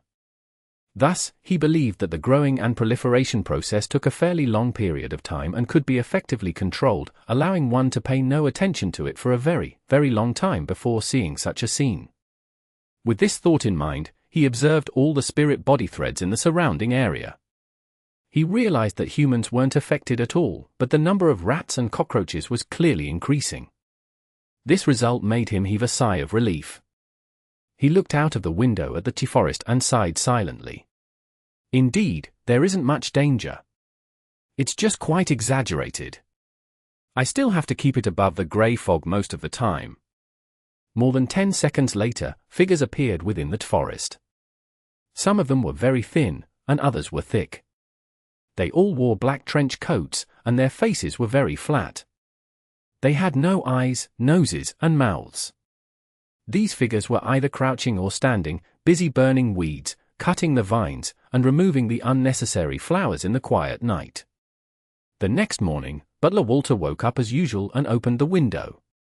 The garden outside was bathed in the morning fog. There was some dew that gathered, emitting a fresh scent. Better than yesterday. Walter nodded slightly and praised the two gardeners. The vibrant scene made him feel a little restless as he began missing his wife for no apparent reason, so he left the room to patrol the estate and made arrangements for all sorts of affairs. Finally, he waited at the entrance of the dining room. Not long after, his employer, Dwayne Dantes, led his valet, Inunai, down from the 3rd floor. Walter went forward to Bo and talked about today's arrangements before taking the initiative to mention it. "Sir, I would like to take 1 day leave from the current month's allowance." As he spoke, he suddenly saw the mixed blood servant's neck split open, revealing a black eye. Walter was shocked and nearly tumbled backward. But in the blink of an eye, he realized that there was no strange eye on Inunai's neck. "It must be because I didn't sleep well last night and had a strange dream, resulting in me being distracted and having hallucinations." Walter hurriedly gathered his thoughts and lowered his head slightly. In his heart, Klein apologized and nodded. "No problem. Have a wonderful day with your family." Chapter 1080. The line of thinking for acting. After watching butler Walter leave the 2nd floor, Klein entered the dining hall. As he looked around, he realized that the servants were much more energetic than usual. They even felt a little agitated. Indeed, life's cane also affects humans, but it's not that ridiculous. It's at a rather normal level and still within acceptable levels. According to this logic, the servants' reproduction abilities would definitely increase. The only problem is that they don't have spouses, so there's no way to show that. Will Mr. Butler's act of returning home today result in him having another child in 9 to 10 months? His wife is almost 40 years old. It's a little dangerous for her to have children at this age. Of course, as the other party in the copulation process, the effects of life's cane would pass over to them. There shouldn't be any problems. Man, I wonder if the potential effect will result in an increase in conceiving a child. If Dwayne Dantes' moving into Backlund Street causes one to have an increased chance of having children, my reputation will practically be doomed. Klein's thoughts drifted without end. Finally, he concluded in his mind. Life's cane truly is very sinister. In the future, he would only bring it into the real world for some time each day and try his best not to affect the humans around him. After breakfast, Klein brought his valet, Inunai, to the 1st floor and prepared to take a stroll. At that moment, 2 chambermaids were cleaning in the main hall. "Good morning, sir." Upon seeing Dwayne Dantes approach, the 2 chambermaids immediately stood up, made way for him, and greeted him. Of course, if they were in a more remote corner, they would try their best not to make a sound, just in case they disturbed their employer. This was something they learned from Butler Walter's teachings. Klein nodded and gave a simple response as he slowly approached the door. At that moment, the 2 maids suddenly saw a wheat head embedded in Inunai's head. It was full of golden particles and was extremely attractive. Before they could even take a closer look, the valet seemed to have sensed something amiss. He raised his right hand and yanked off the piece of wheat using plenty of force. The 2 maids looked at each other in surprise and amusement. They imagined that Inunai had accidentally gotten some wheat on his body when he followed Mr. Dantes over to Mega Manor, bringing it all the way back to 160 Backlund Street, where they scattered in places that weren't easy to clean. For example, under the pillow he slept last night. In his dreams, he pushed the pillow away and ended up lodging a piece of wheat into his hair without realizing it when washing up in the morning and during breakfast. Although this process was complicated and not easily achieved, it was still possible. It can't be that Inunai grew a single wheat head, right? The 2 maids mumbled to themselves as they continued with their work. After exiting 160 Backlund Street, Klein and Inunai slowly walked with one behind the other under the withered Intis parasol trees, breathing in the fresh autumn air. Like him, a number of neighbors were taking a morning stroll. Of course, this wasn't a habit belonging to those amongst Backlund's high society. Last year, the smog was very serious, and the air was quite pungent. No one was willing to waste their time in the streets, braving the cold wind and the humidity. As a neighbor, since they had met each other, there was no doubt that they would greet each other. When they walked past each other, one of the lawyers glanced at Dwayne Dantes' valet from the corner of his eye. He had raised his hand to cover his mouth as if he was yawning. When the mixed-blood youth put down his right hand, the lawyer suddenly realized something was different. His nose seems to be even higher. Ha, I must have been thinking too much about such matters, causing me to hallucinate. If only my nose was slightly higher. As the lawyer thought about it, he he raised his hand and rubbed his nose. At the same time, he saw two wild dogs engaged in a chase in front of him, attempting to reproduce on the street. After the stroll, Klein returned to the activity room on the third floor and sent Life's cane above the grey fog. Indeed, there's a certain effect. The main point of the Bizarro Sorcerer's digestion is actually to create shocking scenes to scare people, as well as use a strange method to make people horrified. This really does resemble a director, but it's just a horror flicks director. Yes, I don't have to really scare them. Peaceful daily life events contain terrifying scenes, but the surrounding humans don't notice them at all. They only occasionally made the connection, and when they think about it, they would feel a sense of fear from certain possibilities, to the point of not daring to turn off the lights and ending up having nightmares. That's also a horror film archetype. As Klein observed his condition, he summarized his experiences over the past few months and finally summed it all up with the keyword horror film director. After understanding this, he had many ideas on how to quickly digest the potion. Not only did he have to deal with enemies, but he also had to turn his enemies into the main characters or important supporting roles in a horror film. This will be quite troublesome. I definitely have to give my all to the targets at the demigod level. I wouldn't be in the mood to waste my time and effort on pulling some tricks. Well, there's no need to find a demigod target. There's no restriction for acting like this. I can teleport to the sea and find some lucky pirates to participate, creating some horror stories. That's right. Since I'm a director, I have to let my works spread. It seems like I have to let some of the actors escape successfully every time and spread the nightmare that they experienced, creating a corresponding myth at sea. I can't feed them to creeping hunger. As he formed his plan, Klein suddenly thought of a question. In the horrifying legends of the people in the northern continent and the sea, how many of them were deliberately created by Bizarro sorcerers? There must be some. If Amorn were to act as a Bizarro sorcerer, he would probably be able to digest the potion in less than a month. His talent in this aspect is astounding, and he doesn't consider the consequences. In truth, while looking for pirates to film the horror movie, I can find an opportunity to scare other demigods. I don't have to fight them to the death. Once my goal is accomplished, I can escape. With this thought in mind, Klein came up with a plan for the supporting role. Hence, he carefully considered his targets. There's no way I can find an angel or higher. Those who I'm not familiar with will make me the leading character of a horror movie on the spot. Those who are familiar with me are well aware that I'm a Bizarro sorcerer, so there's no way to scare them. There are many saints that I have no idea about their whereabouts. Frightening the archbishops will easily cause unnecessary chain reactions, causing the world's situation to become even more tense and for the war to erupt prematurely. After eliminating all the possibilities, the most suitable target is the numinous episcopate's artificial death faction's demigod, Patrick Bryan, as well as the councillors of Will Septin's Fate Council, as well as. After creating a name list, Klein decided to take some time over the next 2 days to visit Dr. Aaron Series. He wanted to bring some ice cream for a certain baby to ask where the councillors were recently seen. If he wanted to frighten someone else's subordinates, he had to get the approval of the president. Klein was in a good mood after organizing his thoughts. He went out again and went to St. Samuel Cathedral to pray and donate before heading to the Lund Charity Bursary Foundation, where he stayed till noon.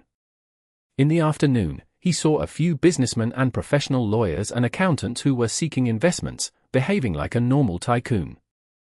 After filling his stomach, he returned to the half-opened room with the balcony. Just as he was considering whether to visit Dr. Aaron Series' house directly tomorrow, or invite their family to have a nice dinner at the Srenzo restaurant which served excellent ice cream, his spiritual perception was triggered.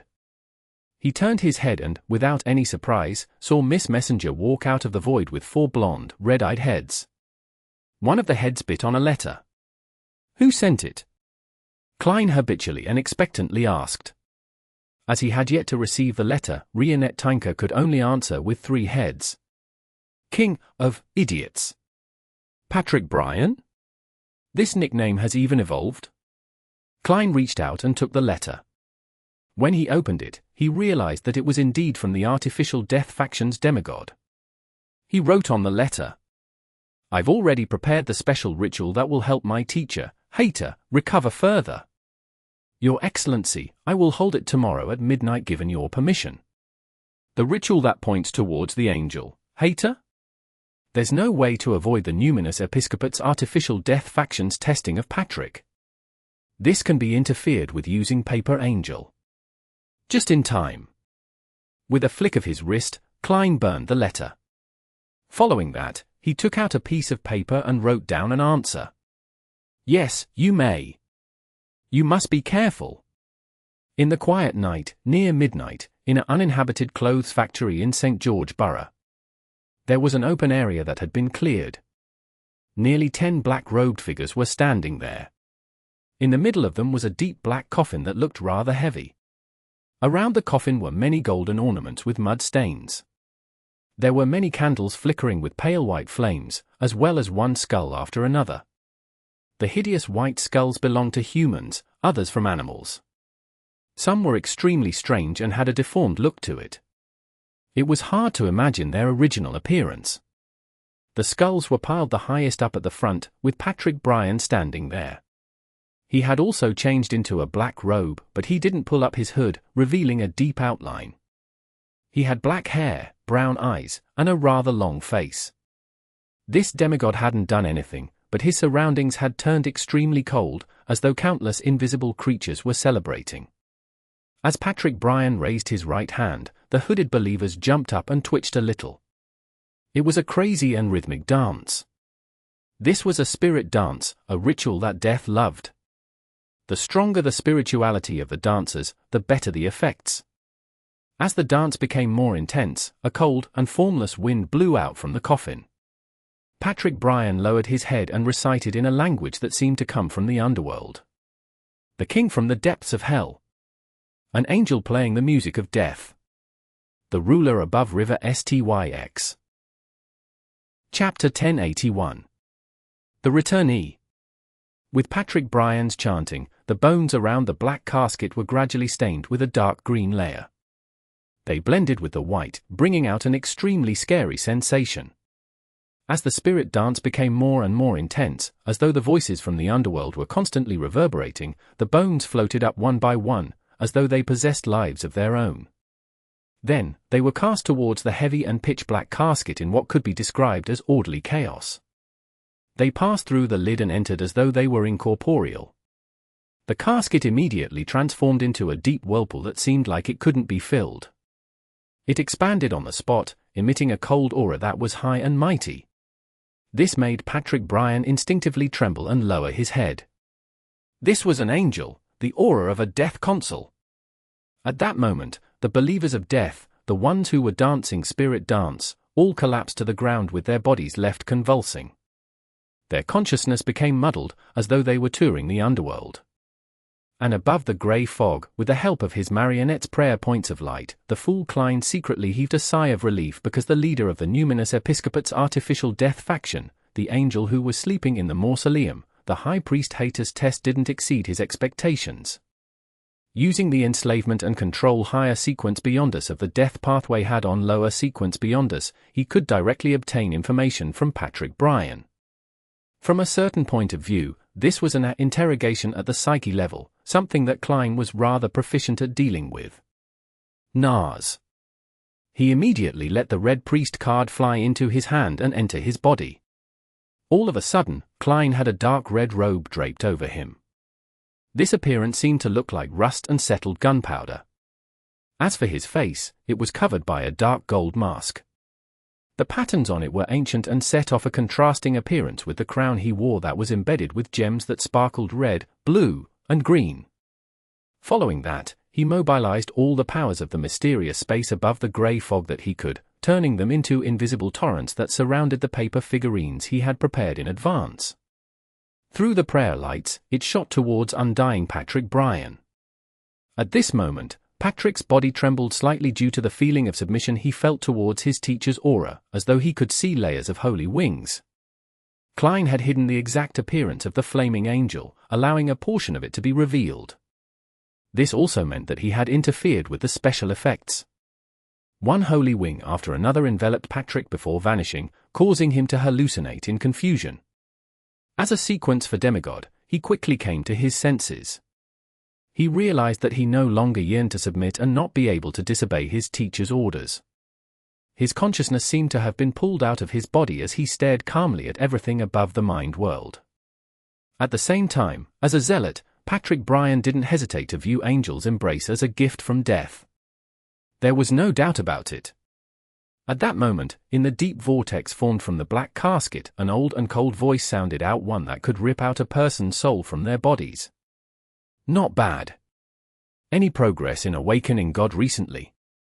Patrick Bryan followed the instructions given by the Blessed, and he described his efforts and intentions in a half-truthful manner. After a series of questions and answers, the Death Domain angel on the other side of the vortex, Hater, didn't suspect anything. He calmly said, "Very good. Continue doing it. I will support you." He paused for a moment and nonchalantly said, "I'll send you an assistant first. A Sequence 5 gatekeeper to help you in completing the corresponding tasks to relieve your stress." Is this what His Excellency mentioned about not being at ease with me? Teacher is indeed unwilling to see me gain the favor of God and threaten his position. Having been slowly influenced by Klein through his daily communications with him, Patrick Bryan, who had slowly changed his mindset, had no way of rejecting such kind intentions. He could only answer politely, "Yes, teacher." Just as he said that, the pitch-black vortex suddenly opened up. It transformed into a mysterious pattern, conjuring up a pair of indescribable double bronze doors. With a creaking sound, the door opened and a crack widened. There was still darkness behind the rift, and there seemed to be eyes hidden in the depths of the darkness, quietly watching the outside. At that moment, a palm stretched out and rested on the door crack. Its skin was rather pale, allowing one to see the blue blood veins underneath. With a tug, a figure leaped out of the door. This was a young, tall man wearing a black robe with red linings with his hood pulled up. His facial features were gentle, and his skin was slightly brown. It was obvious at a glance that he was from a southern continent bloodline. He was rather handsome, but he looked anemic. Stepping on the solid ground beneath his feet, the young man didn't even glance at Patrick Bryan. He raised his head and looked into the sky. The corners of his mouth curled up as he narrowed his eyes and sighed. This intoxicating atmosphere. As a beyonder of the death pathway, to be ignored by someone whose sequence was lower than his, there was no doubt that Patrick Bryan was a little angry, but in front of his teacher, he had no choice but to follow the flow and end the ritual. During this process, the fool's response above the grey fog was even more intense than Patrick's. Because through the grey fog's true vision, he could see the abnormality of the new gatekeeper. The gatekeeper's internal underworld expanded in an odd manner, covering every part of his body. And there was only one soul in the underworld, a young and handsome soul with red hair, signs of rotting on its face, and a flag mark on its glabella. It wore black blood-stained armor. Klein wasn't unfamiliar with this soul, for he immediately recognized it. The Red Angel Evil Spirit, Sauron Einhorn Medici.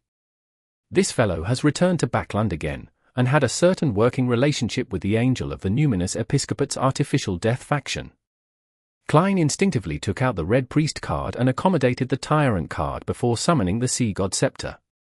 He planned on giving the Red Angel Evil Spirit a zap of lightning storm, but as his thoughts raced, he restrained this impulse and gave up on the corresponding thoughts. This would expose Patrick Bryan's problem and let the angel from the death domain guess that something had happened to artificial death. This wasn't beneficial to the Evernight goddess's control and digestion of the death pathway's uniqueness.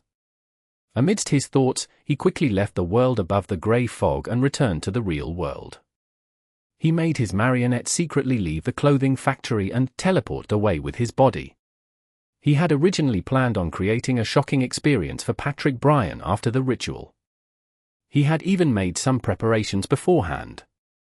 Now, he could only give up to prevent the Red Angel Evil Spirit from discovering him. Inside the clothing factory, the young gatekeeper, who had been possessed by Sauron Einhorn Medici, pulled his hood even lower before turning his head slightly and looking in a particular direction outside. That was the spot where Klein's marionette, Kona's Kilga, had been hiding, nearly a kilometer away from the factory. After staring at it for a few seconds, the young gatekeeper revealed an obvious smile. Just as Patrick Bryan was about to say something, planning to use his identity of the person in charge of the Numinous Episcopate's artificial death faction to haze the envoy of his teacher, his spiritual perception was triggered. He turned around in a bizarre manner, casting his gaze on another building in the factory. On the second floor of the building, behind a glass window in a room, there was a pair of emotionless black eyes staring at them. Patrick Bryan's eyelids twitched, and his body suddenly vanished. Woo! A cold wind blew, causing the glass window to rot silently. Without any movement, it crumbled into countless snowflakes. In the corresponding room, a skinny Patrick in a black robe and a thin face emerged. He saw that the master of that pair of cold, black eyes was a rough mud doll. Who made the doll? Who moved it here? Patrick Bryan looked around cautiously, not missing any corners. Just as he turned his gaze towards the corridor and faced the glass window with his body slanted, the crude, black eyes of the mud doll suddenly turned. Then, it raised its hands and grabbed Patrick's neck. Halfway through the action, the mud doll seemed to lose its support and lost all mobility.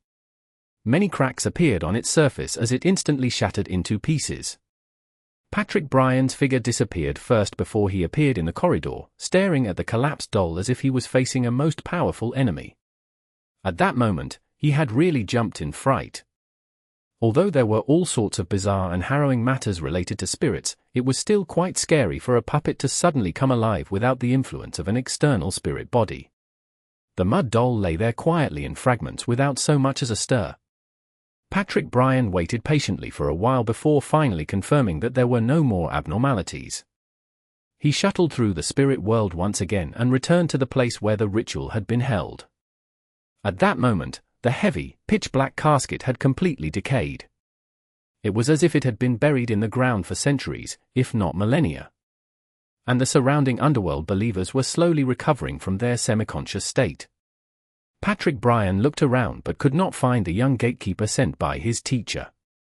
He didn't know when he had left. Isn't he here to spy on me? The demigod of the death pathway was at a loss. Taking into consideration the abnormal discovery he had made, the living mud doll Patrick Bryan didn't delay any further. He quickly snapped his followers awake and cleaned up the scene and removed all traces. After he was done, he suddenly heard a voice. "Is this clothing factory yours?" Patrick Bryan's figure instantly disappeared and appeared again, now facing the person who spoke. That was the young gatekeeper who had gone somewhere. No, Patrick frowned slightly. How could he do such a thing in his own factory? If he was exposed, wouldn't there be no way out? Not too stupid, the young gatekeeper nodded gently. Patrick narrowed his eyes and suppressed his anger. "Where did you go?" The young gatekeeper chuckled and said, "I visited some familiar spots and met a friend." Chapter 1082. Sudden turn of events. 160 Backlund Street, inside Dwayne Dantes' mansion. After teleporting back, Klein didn't delay at all. He immediately set up an altar and held a ritual to pray to death. "You are the essence of death. You are the Lord of the Dead. You are the final home to all living beings. I pray for your help. I pray that you will know how to resolve the problem of the Red Angel evil spirit. He has possessed the body of a gatekeeper and is cooperating with the Numinous Episcopate's high priest, Hater. He has come to Backlund and been made an assistant to Patrick Bryan. With regard to this matter, there was really no choice but to seek help from the Evernite goddess. Ignoring the possibility of seeking out the ascetic leader, Oriana, in a cooperation effort, or whether he had the ability to finish off Sauron Einhorn Medici, even if he could, once the Red Angel evil spirit disappeared, the Numinous Episcopate's artificial death faction's high priest would immediately understand that something major had happened here. He could then connect it to other abnormalities and determine that there was something wrong with artificial death's condition. Then, using his own level and status, possible sealed artifacts, and his familiarity with the pathway, he might be able to create mutually harmful acts of destruction. And if he ignored the Red Angel, this evil spirit who was a conspirer wouldn't take long to detect something abnormal with Patrick Bryan. With his knowledge and intelligence, it wasn't difficult to guess the nature of the problem. No matter how I deal with it, it'll be a problem. As expected of an angel in the war domain. Even if he is a 3-in-1 spirit body, he can still create unresolvable problems for others. This must have actually been an idea that he gave Hater. Actually, I do have an extreme idea, that is to let the Red Angel evil spirit be killed by other churches, official organizations, or secret organizations for another whole different matter. In short, anything related to the goddess cannot come center stage. Things must be made very clear. The difficulty with this approach is how to let an extremely experienced, high-ranking member of the conspiring domain fall into a trap. If I don't handle it well, it might backfire on me. After the prayer ended, Klein casually let his thoughts wander as he waited patiently for the Evernite goddess to give him a response. After more than 10 seconds, the herbal dregs that pleased the deity were swept up by an invisible wind. They flew out and landed on the table, forming words. His coming spells the raising of arms. What does that mean?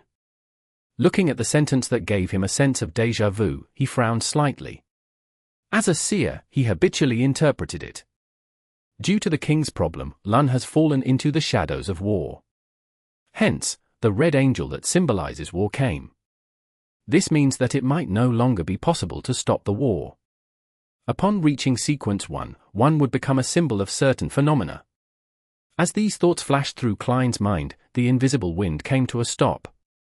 The altar, which was completely isolated by the wall of spirituality, turned extremely silent. There are no other revelations?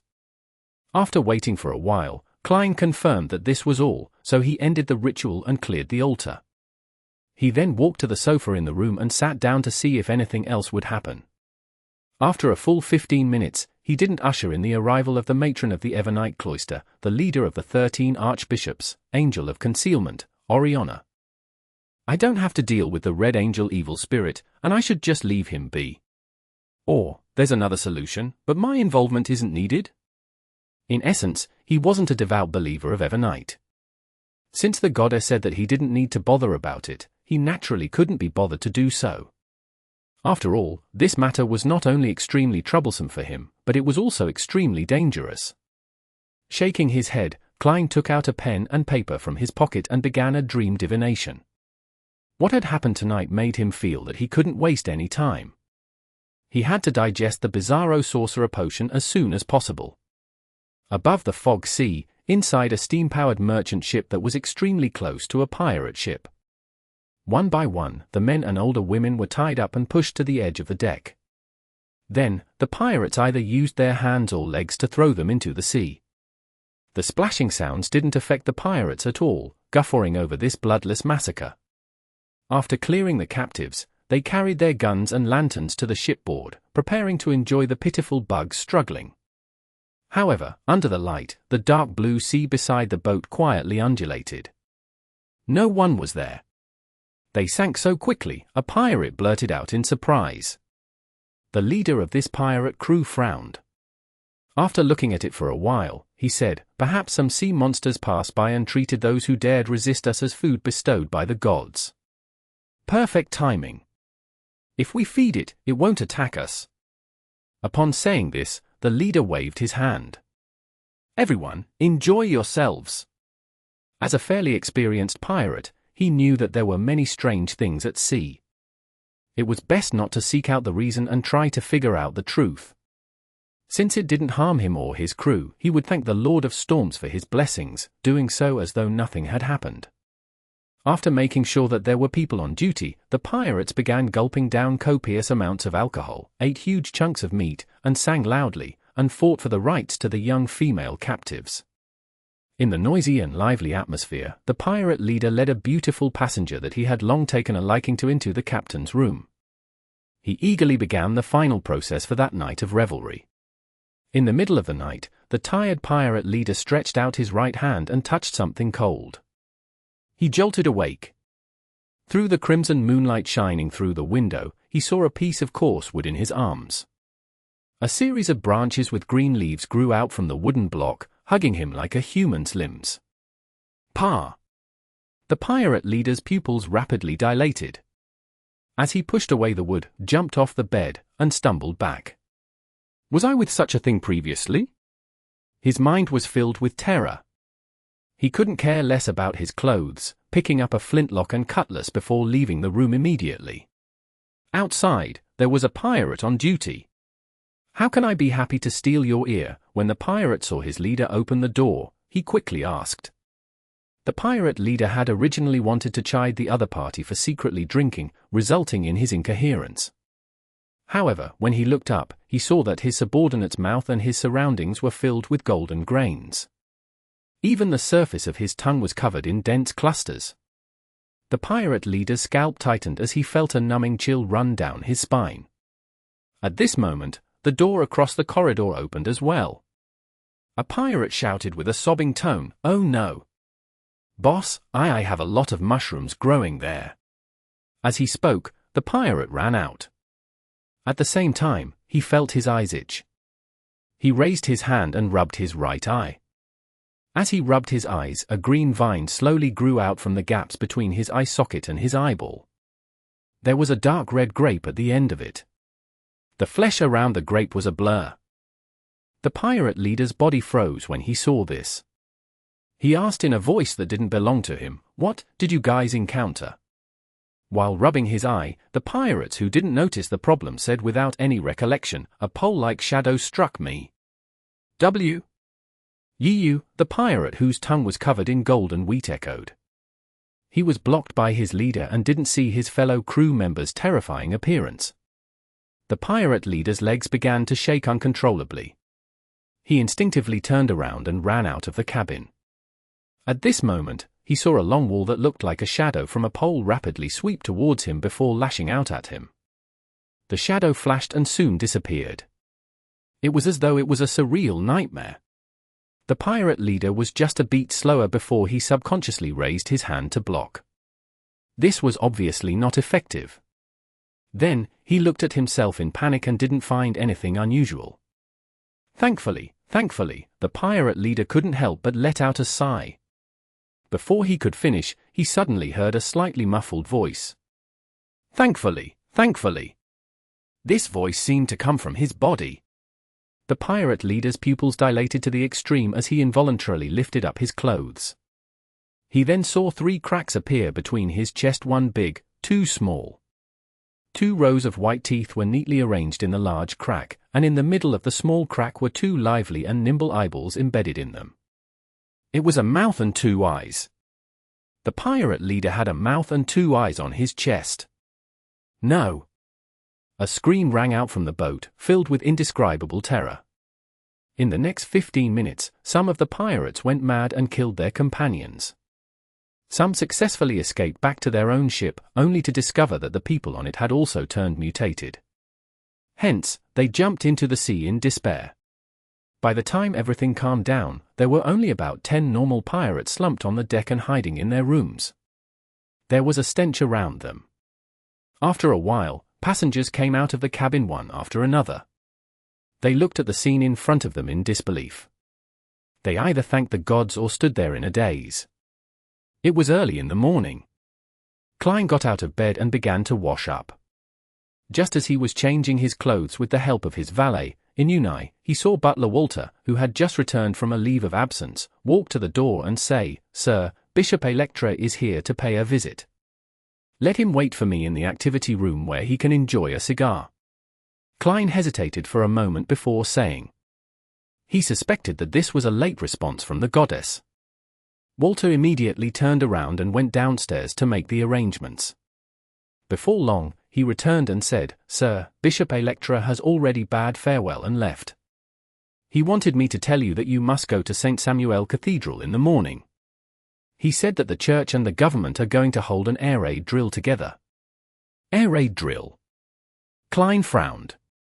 At that moment, his spiritual perception was triggered. He turned around and looked out the window. In the air, there were rows of dark brown-colored airships approaching. These airships had slanted patterns of red, white, and yellow emblems. This was the flag of Feysac. Upon seeing this scene, Klein suddenly understood what he had overlooked. War might not be initiated by the Lun Kingdom. An ancient and hidden organization definitely had very high-ranking members in other countries. Otherwise, it wouldn't have been able to affect the world's situation. Chapter 1083. Backlund in Chaos. Although the Sonya Sea wasn't like the Fog Sea, with it often being filled with fog, the northern regions would occasionally fill up with a rather thick fog every autumn and winter morning. Alger Wilson's Blue Avenger was sailing in such an environment, following the borders of the Sonya Island back to the Lun coast. He had already spent too long in the North Sonya Sea, so he needed to return for a routine report.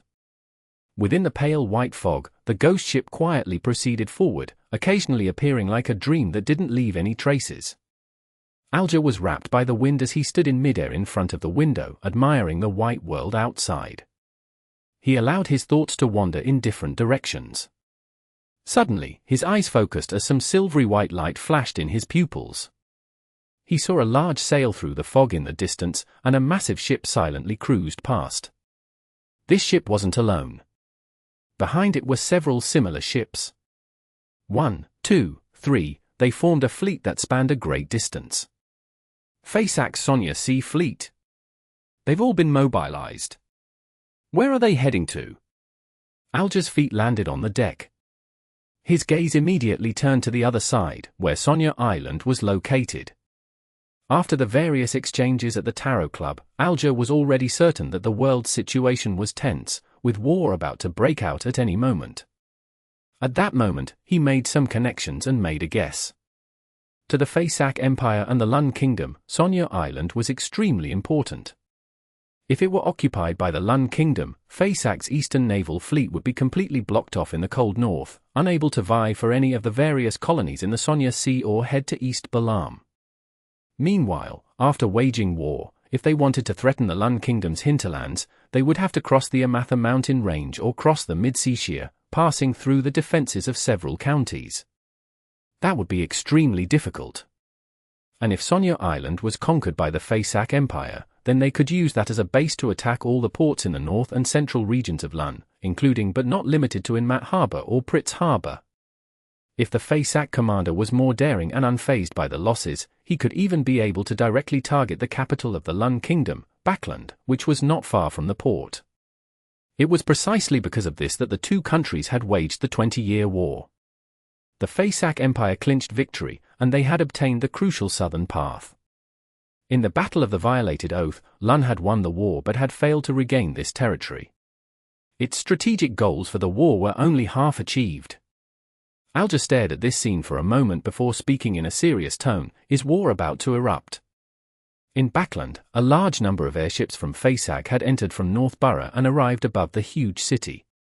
As soon as they drew near, the Holy Wind Cathedral seemed to have made certain precautions. The howling of the wind intensified, turning into several giant bluish-black blades that whistled towards the target like surface-to-air missiles. Seeing that the huge blades were about to hit the airbags of the airship, an invisible layer of defense appeared and shielded it from all the attacks.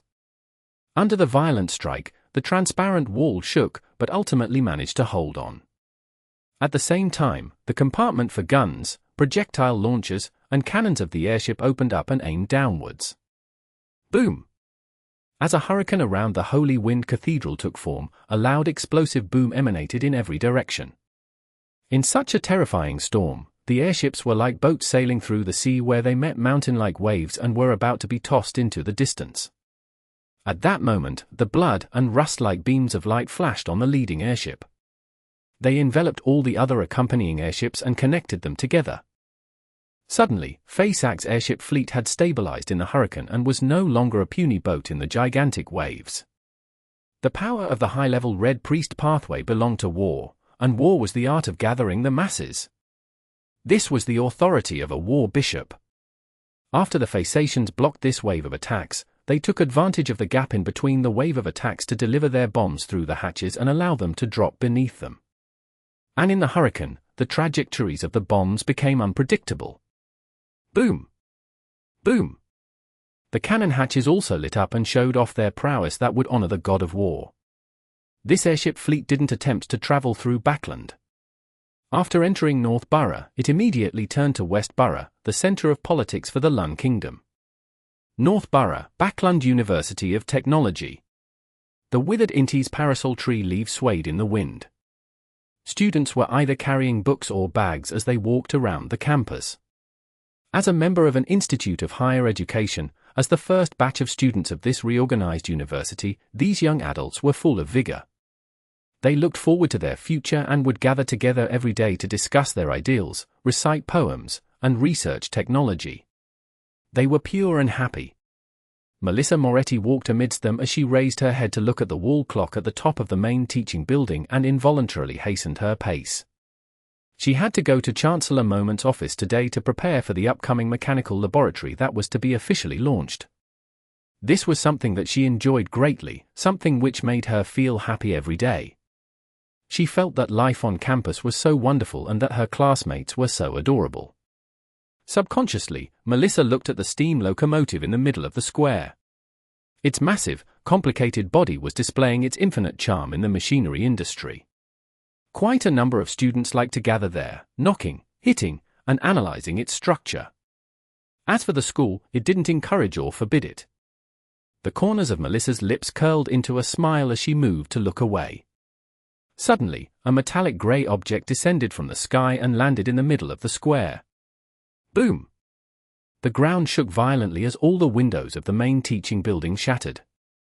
If not for the distance, Melissa might have been thrown up by the blast of air. Countless screams rang out, and like the other students, Melissa fled in panic, not knowing what had happened. She was only 16 years old after all, she had never experienced such a scene before.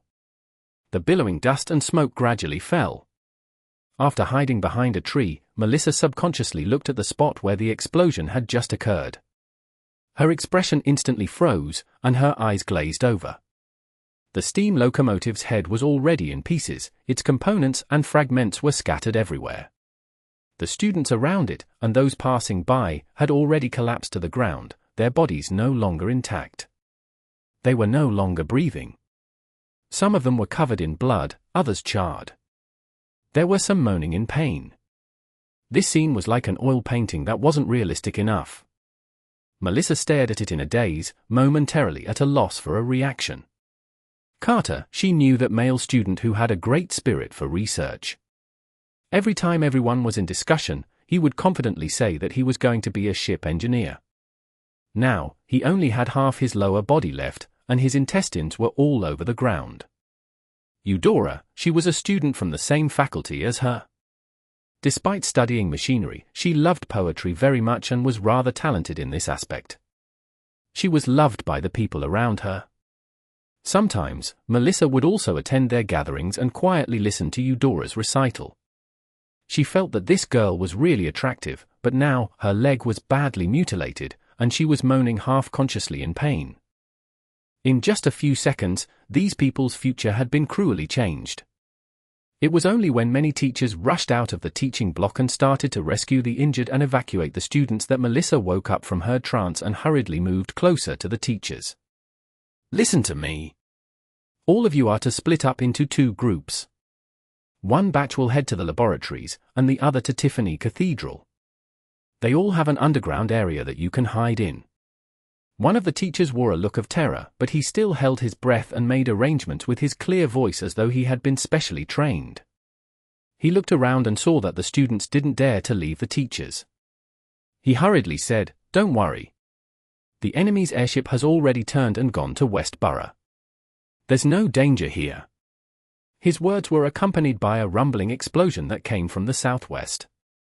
West Borough? The kingdom's parliament, various departments, and municipal halls are there. Upon hearing the teacher's words, Melissa immediately thought of many things. As the light in her eyes flickered, she suddenly pursed her lips tightly and ran towards the school gate, ignoring her teacher calling from behind. As she moved along a sheltered area, Melissa quickly arrived on the streets. She panted heavily and looked around, trying to get her bearings.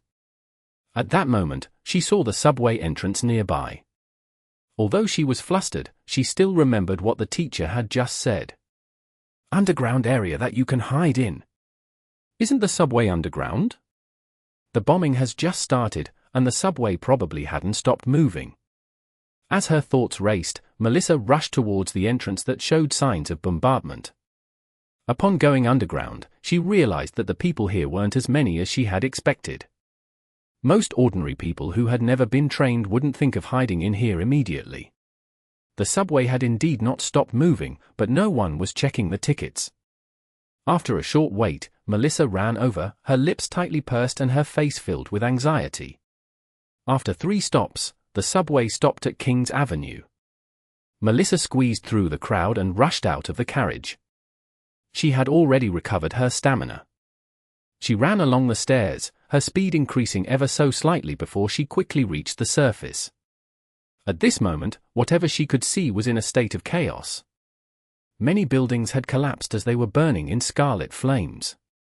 Broken limbs, blood, and the dead were everywhere. She could hear cries, screams, and orders. Upon seeing this scene, Melissa became even more anxious as she tried to run towards the 4-story building where the kingdom's Ministry of Finance was located. However, the area had already been sealed. She could see that many window panes had shattered. The walls were riddled with bullet holes, and there were still traces of an explosion. Melissa tried to enter the perimeter but was stopped by the soldiers who were maintaining order. This only served to increase her anxiety as her eyes reddened. At this moment, she saw a familiar figure. It was the black-haired, brown-eyed Benson who wasn't wearing a hat. Upon seeing Melissa, Benson immediately rushed over. He looked anxious and angry as he shouted, "Why are you here? Why aren't you hiding underground? I'm very safe here. Quick, follow me there. Didn't you not go underground either?" Melissa, who had never been shouted at by her brother, wanted to instinctively retort, but her vision was already blurry. Phew, after he shouted, he let out a breath and softened his tone. "It's good that you're okay. Quick, don't wander around on the streets." Upon hearing his words, the panic and concern in Melissa's heart calmed down. At this moment, she felt that even if she were to die, it wouldn't be that scary anymore. At least, she wouldn't be the only one left at home. At this moment, a bomb was blown over by a hurricane and was landing towards the area. But suddenly, the bomb changed directions abruptly and flew off horizontally. Boom! It exploded in mid-air, only stirring up a blast of air. Chapter 1084. The People in War. Boom! Boom! In the building at Sherwood Borough 17, Minsk Street, the female owner of the building, Stellan Sammer, and her maidservants heard a loud explosion from afar. She fearfully hid in a corner of the room, feeling as though the ground beneath her feet was trembling. Only after the constant, terrifying commotion started to fade away did she straighten her body and look left and right with an unusually strained mind. What exactly happened? The 2 maidservants simultaneously shook their heads. They were both at a loss and also afraid. As soon as she left the corner of the room, she instinctively wanted to walk out of the room and talk to her neighbors to figure out what had just happened. However, she was worried that another attack would happen again, so she had no choice but to pace around in the living room. After a few minutes, she suddenly heard the sound of the door opening. She quickly turned her head and realized that her husband, Luke Sammer, had returned with his valet. "Aren't you working?" Stellan asked subconsciously. The stout Luke replied solemnly, "I happened to pass by the vicinity and came back immediately." "Quick, put on your coat. Let's go to the cathedral now." "What happened? What happened?" Stellan asked again. Luke took 2 steps forward and said, "Faceact airships are bombarding Backlund." "How? How could this be?" Stellan's eyes widened in disbelief. "Now is not the time to discuss this. Whatever it is, it has already happened. We have to go to the cathedral immediately." Luke gave his wife a hug. "Don't worry too much. I think those airships aren't heading over." All right. Stellan replied in a panic. As she wore the coat the maidservant had brought over, she instinctively said with concern, "What about the children?" "They're at the church's school, so there will be people who will arrange for them to take shelter." We don't have the time to reach them, Luke said calmly. All right. Stellan made a prayer gesture, hoping that the deity she believed in would provide them with protection. The two of them, along with their male and female servants, quickly exited their house and walked towards the other end of the street. As she passed by Unit 58, Stellan took a glance and whispered, "Previously, I had laughed at Lawyer Eugen, saying that he gave up a lot of opportunities in Backlund from moving to the south just because of Mrs. Doris's ailments. Now, I'm starting to envy him." Luke shot her a look and said, "Don't worry too much.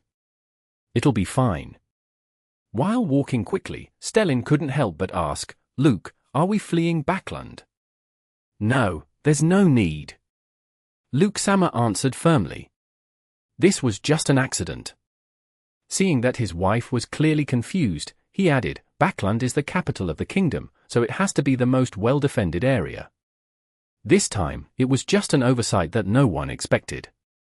The next time, the Phasacians won't have another chance. The kingdom has the strongest military in the northern and southern continents. The Phasacians will definitely be taught a lesson. There's no way they can invade Backlund again. After this, Backlund will definitely be the safest place to be.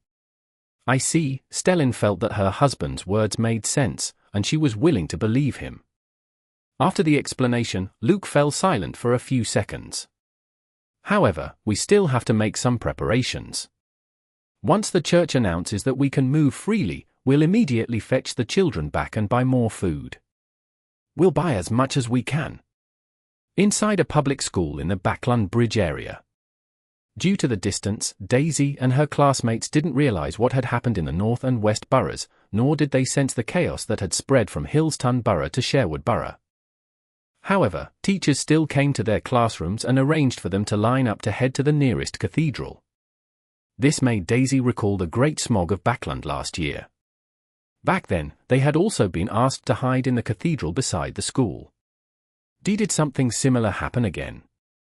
The trauma in Daisy's heart made her tremble slightly as she felt intense sadness and anger.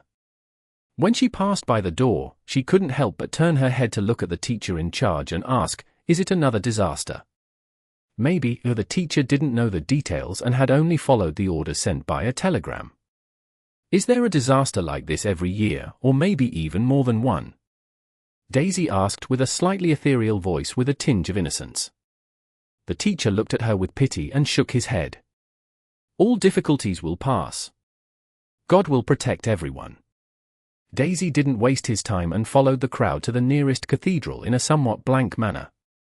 North Borough, 22, Phelps Street.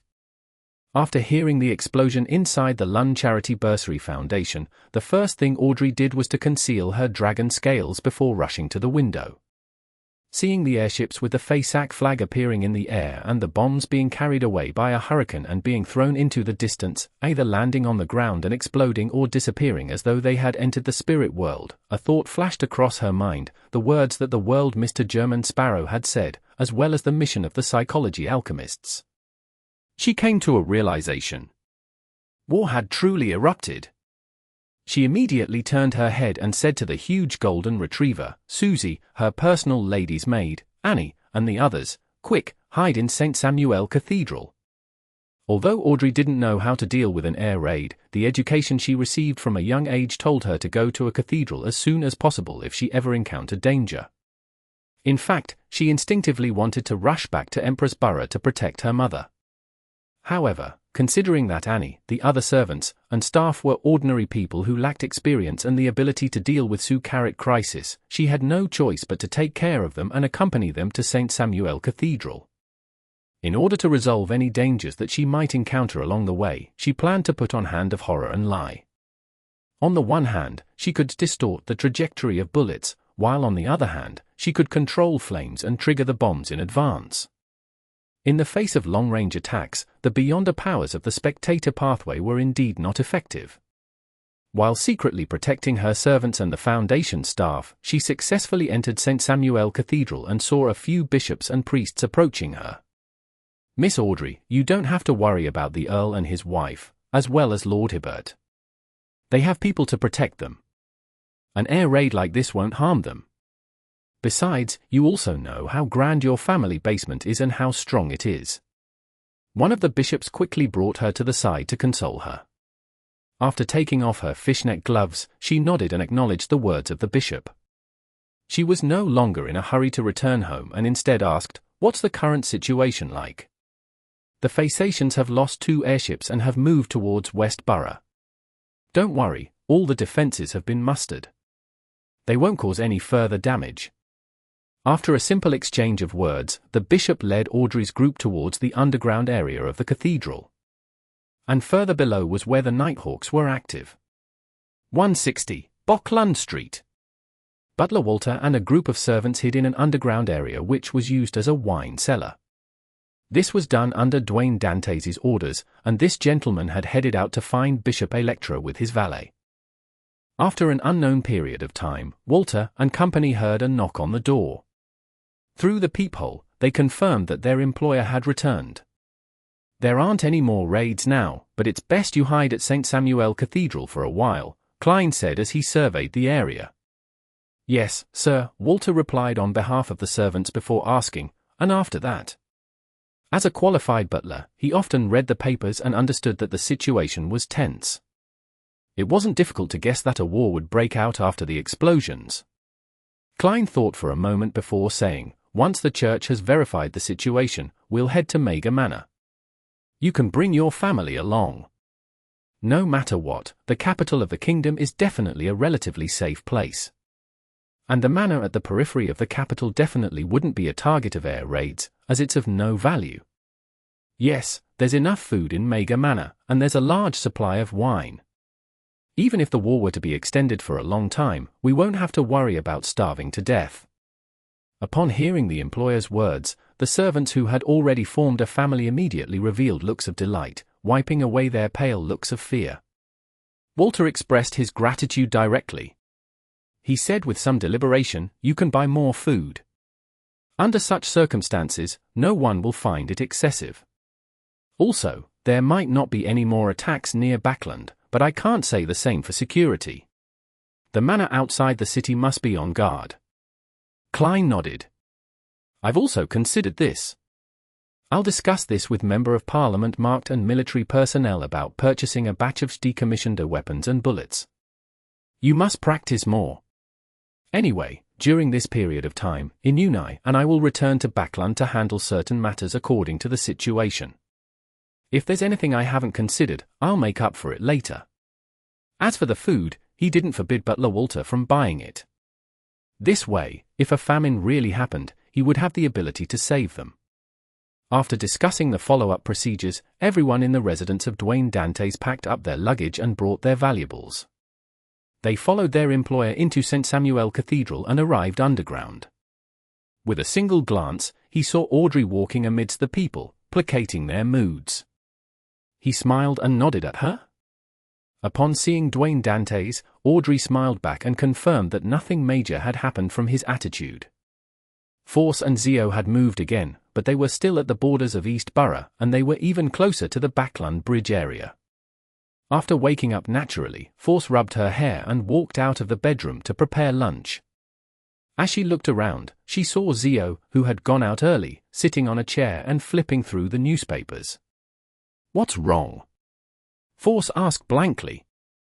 Zio frowned and said, "The Phasacians' air raids bombed North and West Borough." "What?"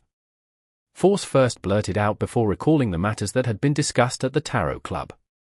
At that moment, a paperboy's voice came from outside. "Extra! Extra! The kingdom declares war on Phasac! Extra! Extra! The kingdom declares war on Phasac!" Chapter 1085. Scrutinizing the situation. "Extra! Extra! The kingdom declares war on Phasac!" On the way from Mega Manor to Backlund, Klein heard the paperboy shouting on the streets with brisk steps while on a horse carriage. Although he had already made preparations, he still sighed after confirming that the war had truly erupted. He couldn't help but feel depressed again. The grudge from having Sonia Island, a key territory, taken away. The conflict over the rights of the colonies. The defeat from the previous war. The political corruption leading to a recession. Ever since the repeal of the Grain Act, many farmers of the kingdom have gone bankrupt due to the importing of foreign food products. The lower class live in abject conditions. The rich-poor divide only grew deeper. The middle class's blind confidence in the Lun kingdom's might, and the eager desire to raise their own positions. The intensifying conflict between different political factions in high society leading to a fracture. The king and his faction wish for a large-scale war.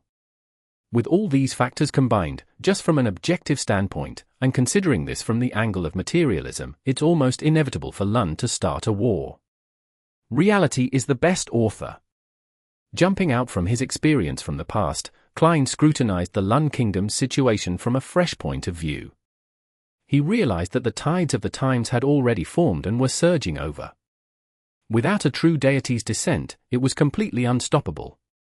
In comparison, what puzzled him more was why the Feysak Empire would be willing to initiate a war. Even if the members of an ancient secret organization were indeed members of the upper echelons of Feysak or the Church of the God of Combat, key figures who had the right to make the decision, there was no way they could be alone in deciding such an important matter. How could the others agree to a world war? Could it be that the conflict between the various classes in the Feysak Empire has also completely escalated to the point that it urgently needs a war? With his lack of understanding of the Empire of the North, it was difficult for Klein to make an accurate judgment. But they just won the East Balam War and reaped more of the rights to the colonies. There's no reason for its situation to be more serious than Lun's.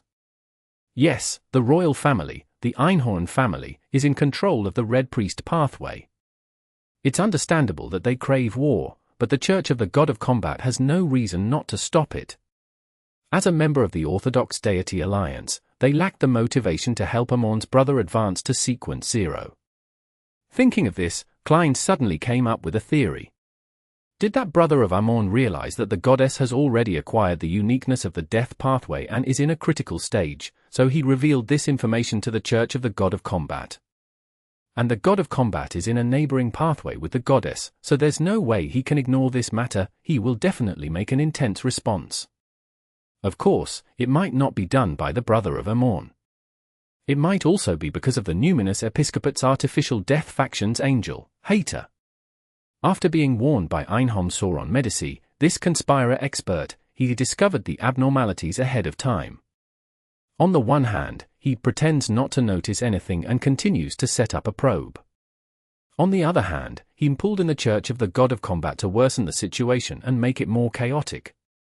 The Red Angel evil spirit is truly a symbol of war. If this is really the case, then it's inevitable for Feysak to wage this war. Furthermore, the matter regarding the uniqueness of the death pathway has no room for compromise. At the critical moment, the God of Combat might descend, causing a battle of gods that hasn't happened since the end of the Fourth Epoch to happen. This time, for the airship fleet from Feysak could stealthily to travel from the coast for nearly 100 kilometers without being detected, it would definitely have a weather warlock providing protection. Otherwise, even if they were to take a detour across places with few people, they'll still be seen ahead of time and definitely be stopped by the Lun airships. A weather warlock is an angel. Since the Fifth Epoch, the number of wars that have beyond us at this level are few and far between. After Emperor Razel's death, most soldiers don't even know of Beyond Us, even in the colonial wars. To have a weather warlock be involved in this means this is really a battle that will sweep through the entire world. It involves battles at all levels. Is this what Amon's brother wants? When the time comes, the Lord of Storms, the eternal blazing sun, the Earth Mother, the God of Steam and Machinery, the God of Knowledge and Wisdom will have to take their respective stances. Would the conflicts that they have temporarily suppressed for almost 2,000 years be escalated? Earth Mother likes the giants, and even amongst her blessed, they are Phasacians. And because of the splitting of Lenberg, Mason, and Seger, these made the Fainapota kingdom bear a bone-deep grudge with the Lun kingdom and Intis. The king's powers and the divine powers are highly likely to be unified, and they might form an alliance with Feysak. From the south to the north, they will attack Lun and Intis. Of course, countries like Lenberg and the Church of Knowledge, who are in the crossfire, will definitely try to stop it. As for Desi Bay, Fainapotter, and the Lund Kingdom are directly connected, the south wouldn't be peaceful either. The more Klein thought about it, the more he felt that the situation in the northern continent would become abnormally chaotic. And no matter what direction it developed into, he couldn't stop it. Even if he were a sequence for demigod, under the tide of the times, there was no way for him to cause any major impact in this battle of gods, or exert any key influence. It would be pretty good if he could protect himself and the people he cared about. Previously, when the Faesac air fleet attacked, the first thing he did was arrange for Butler Walter and company to hide in the underground area that was used as a wine cellar. Then, he teleported to Backlund University of Technology. At that time, a bomb had already hit the ground. Some had died, and others were injured. The only thing he was thankful for was that his sister, Melissa, wasn't within the vicinity of the explosion. By the time Melissa and Benson met, the airships from Faesac didn't stay for long and quickly retreated from Backlund. Only then did he return to Dwayne Dantes' residence. Phew, Klein let out a slow sigh of relief. He turned his head to look out the window and saw that, after hearing that the kingdom was declaring war on Faesac, a small number of pedestrians on the street wore a look of horror as though they had recalled the air raid in the morning. Most of them wore blank expressions with a look of panic. They had no idea what they could do even if they wanted to. They might not have truly understood what this war would bring, but they instinctively felt that peace had been broken. The future was a chaotic mess, fraught with danger. Klein retracted his gaze and looked at his valet, Inuni, who was sitting opposite him. From his eyes, he realized that he was somewhat at a loss. He gave a half-smile and sighed. He raised his hand to rub his temples and wiped away his depressed and helpless feelings. He thought about what he could do and what he needed to take note of. No matter what, with this experience and lesson, the king's faction has had a war spark out as they wished. Before all of Lund collapses, it's nearly impossible for Faesac to invade Backlund again. It would be safer for Benson and Melissa to stay here. What's most worrisome is the lack of food and various assassinations. The latter is nothing. The place where Melissa and Benson live in is decided by their own levels. They aren't anywhere close to coming into contact with someone important who is a target for assassination, so they won't be implicated. Fortunately, Portland Moments Research Laboratory has just been established, and there are no results from it yet. It won't become a target that must be destroyed. As for the former, I can provide some help through Miss Audrey. The Winter County at the Holy Cathedral is located in the far north reaches of the kingdom, next to Faesac. It's always the front line of every war.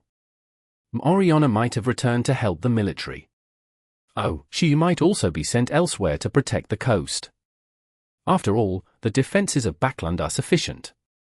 The royal family definitely has grade 0 sealed artifacts and also angels. The three churches most likely have hidden tricks up their sleeves. In that case, my greatest pillar of support is gone. At most, I can get some help from the church and use some sealed artifacts. In the past, I wasn't too worried about the effects the Red Angel Evil Spirit's return has on me. Now, I have to raise my guard for this matter.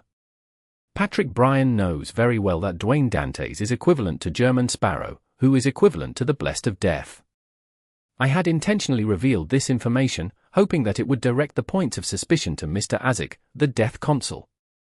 And now, this also means that the Red Angel Evil Spirit would be able to grasp this information in no time. The Red Angel Evil Spirit currently only has a high level, but his actual standard shouldn't have recovered to the level of an angel.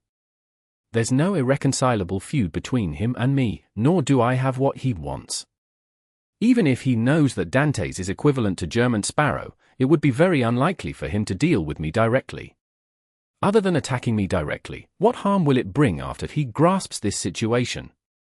Is he using this to set up a conspiracy or sell the intelligence to someone who needs it? What conspiracy? Who would want it? Many thoughts and names surfaced in his mind, but they were quickly eliminated by him. This included Amon's brother and the Angel of Fate Ouroboros. From the Red Angel Evil Spirit's past actions, for the time being, he wouldn't make contact with Rose Redemption, and Amon's brother is a sworn enemy of Medici and company. Suddenly, a name appeared in his mind. Zaratul! The leader of the secret order, the Sequence 1 Seer Pathway Angel, Zaratul, who had returned to normalcy after becoming mad. According to Rhodes's feedback, this powerful and concealed existence had already left his original location, and his whereabouts were unknown. Previously, Klein had been wondering if he would come to Backlund due to the law of beyond a characteristic convergence. Medici and the Zaratul and Zoroast families were serving under the Solomon Empire. Even if they weren't friendly with each other, they must be very familiar with each other.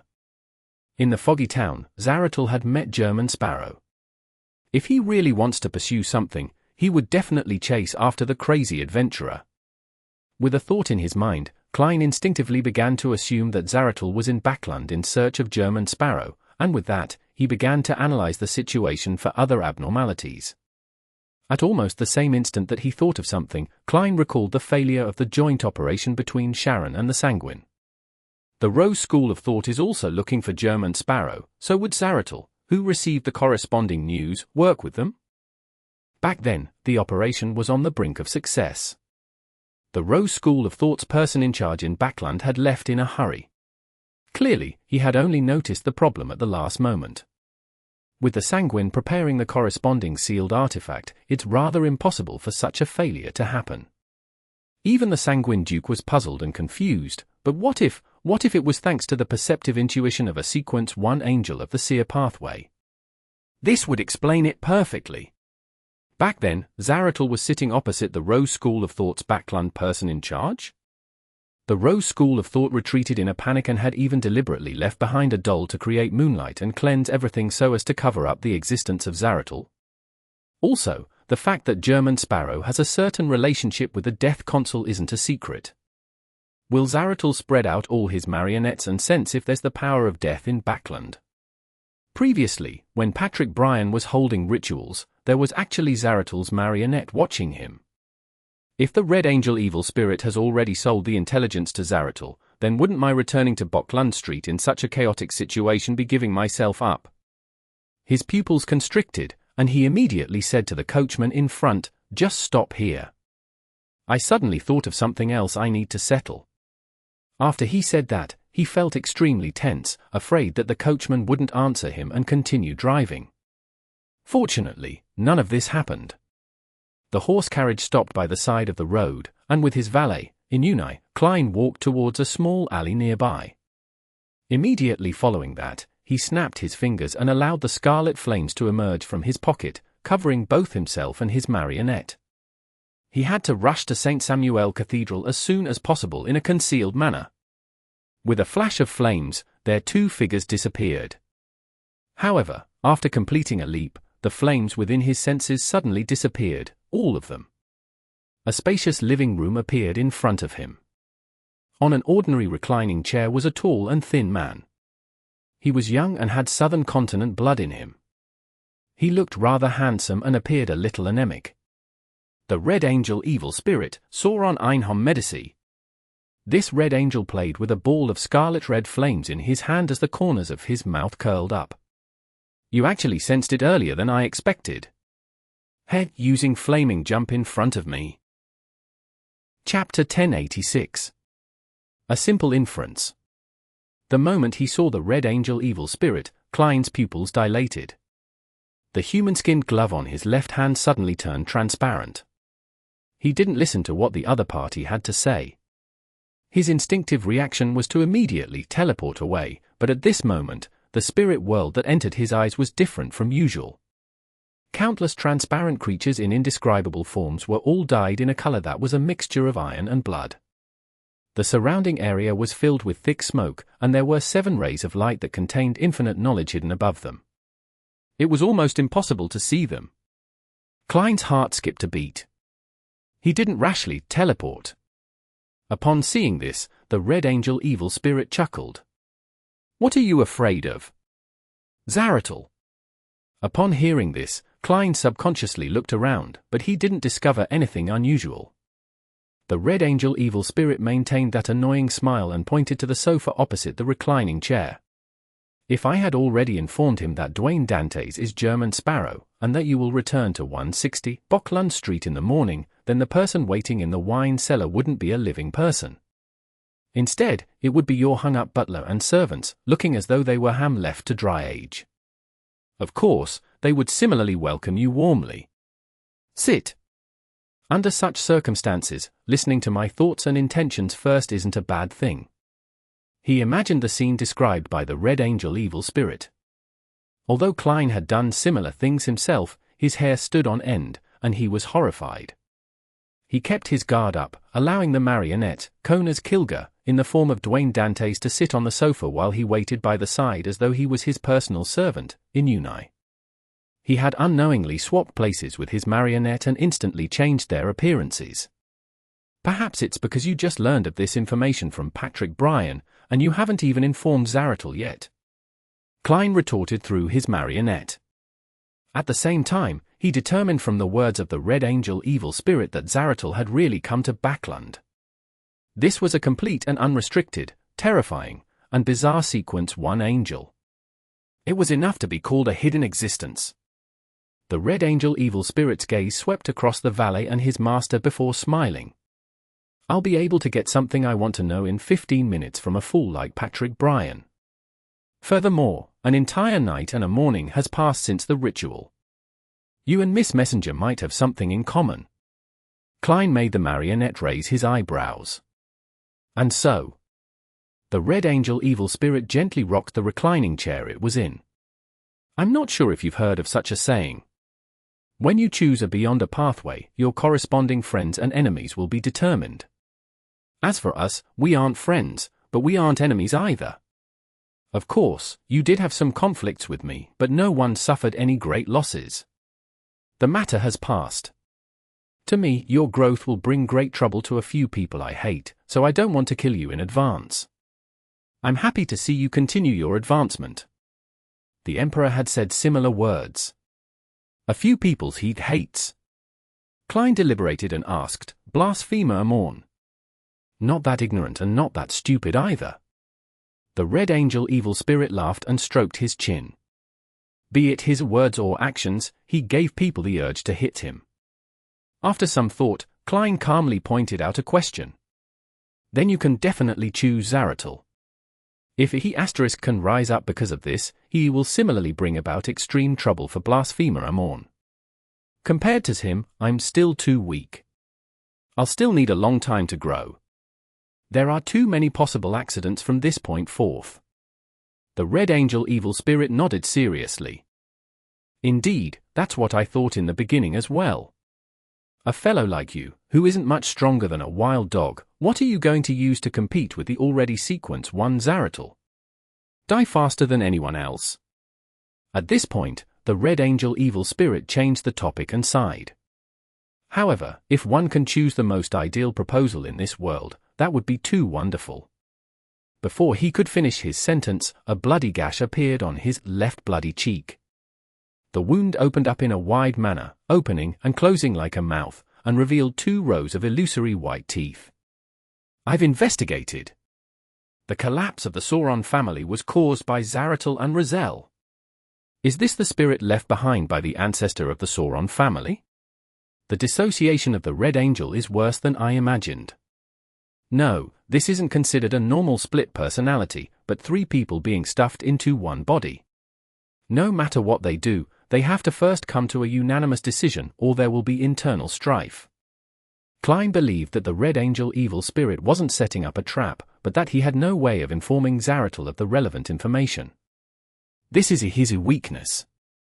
I can use it in the future. Klein muttered silently before asking, then why did you come to me?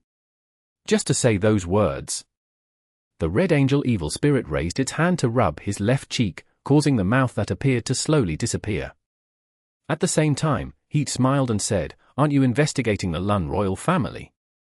It seems to involve a high-ranking demoness named Katarina.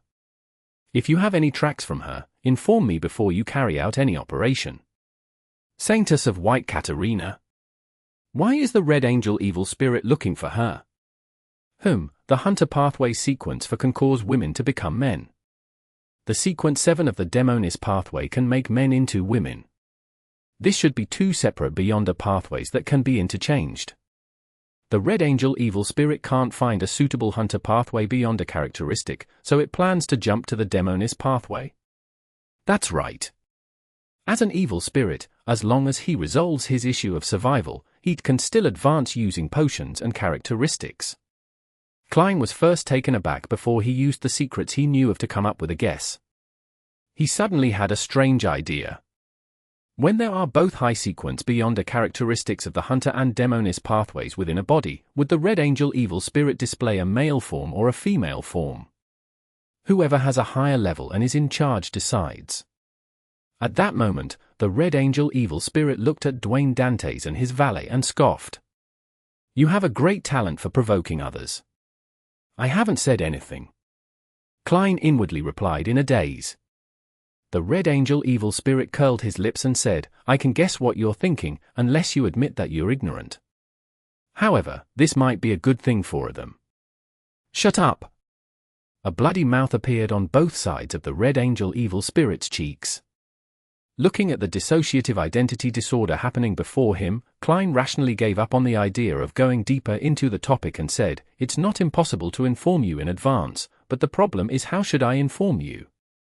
From his point of view, the Demonis of Unaging, Katerina, was a vile person. It was the same with the Red Angel evil spirit. It wasn't a bad thing to have them clash. The Red Angel evil spirit smiled and said, Of course it's by reciting my honorific name. The great god of war, the symbol of iron and blood, the ruler of chaos and strife. Pooey! The mouth on both sides of the Red Angel evil spirit's cheeks let out a disdainful sound, as though they didn't approve of it. This is a standard deity's honorific name. After gaining control of the uniqueness, to a certain extent, Medici had already become a quasi-god? And as long as no one can accommodate the uniqueness of the Red Priest pathway, this evil spirit's level will not drop. The honorific name will always point towards him? Klein nodded thoughtfully and probed, What do you know about the secret ruins of Blood Emperor Alistair Tudor? Upon hearing this name, the Red Angel's facial muscles twitched slightly before sneering. Are you asking what the secret of the Lund royal family is? You might not know this, but you might be familiar with the Blood Emperor's secret ruins, Klein said deliberately. The Red Angel evil spirit suddenly laughed out loud and slapped the armrest of the reclining chair. Your tricks are so childish that they look like a 3-year-old's. Ha ha, the secret hidden by the Lund royal family is very simple. I could guess it just by reading the newspapers. TSK, you only have a smart-looking face. Your brain is filled with squirming worms. You can guess it just by reading the newspapers. Klein frowned and asked. The Red Angel evil spirit finished laughing and curled his lips. Of course, it needs some basic knowledge. I believe you should have it. How about this? I'll ask you a few questions, and you'll understand how simple the answer is. Is that Blood Emperor secret ruins the kind known by the churches? No, Klein shook his head firmly. The Red Angel evil spirit smiled and continued asking, Do you know which sequence the Blood Emperor, Alistair Tudor, was in before he advanced to sequence 0? The Black Emperor pathway, sequence 1 Prince of Abolition, Klein calmly replied. The Red Angel evil spirit nodded slightly. Did you know that before Alistair Trunsoist became Blood Emperor, he was one of the 2 consuls of the Tudor Trunsoist United Empire and that the ones supporting him were 6 of the 7 present deities, including Evernight and Storm? Klein nodded and gave an affirmative answer. The half-slumped Red Angel evil spirit crossed one leg over the other. Then do you know that, after Alistair became Blood Emperor, he had truly gone mad and even died during the Battle of the Gods? Kind of. Klein didn't dare to be too sure, because this was something he had read from Rozelle's diary, and the Emperor had learned it from Mr. Dor. The Red Angel evil spirit chuckled and said, Then do you think that Alistair Tudor would have the rationality and opportunity to leave behind secret ruins after he became Blood Emperor? No, Klein slowly shook his head.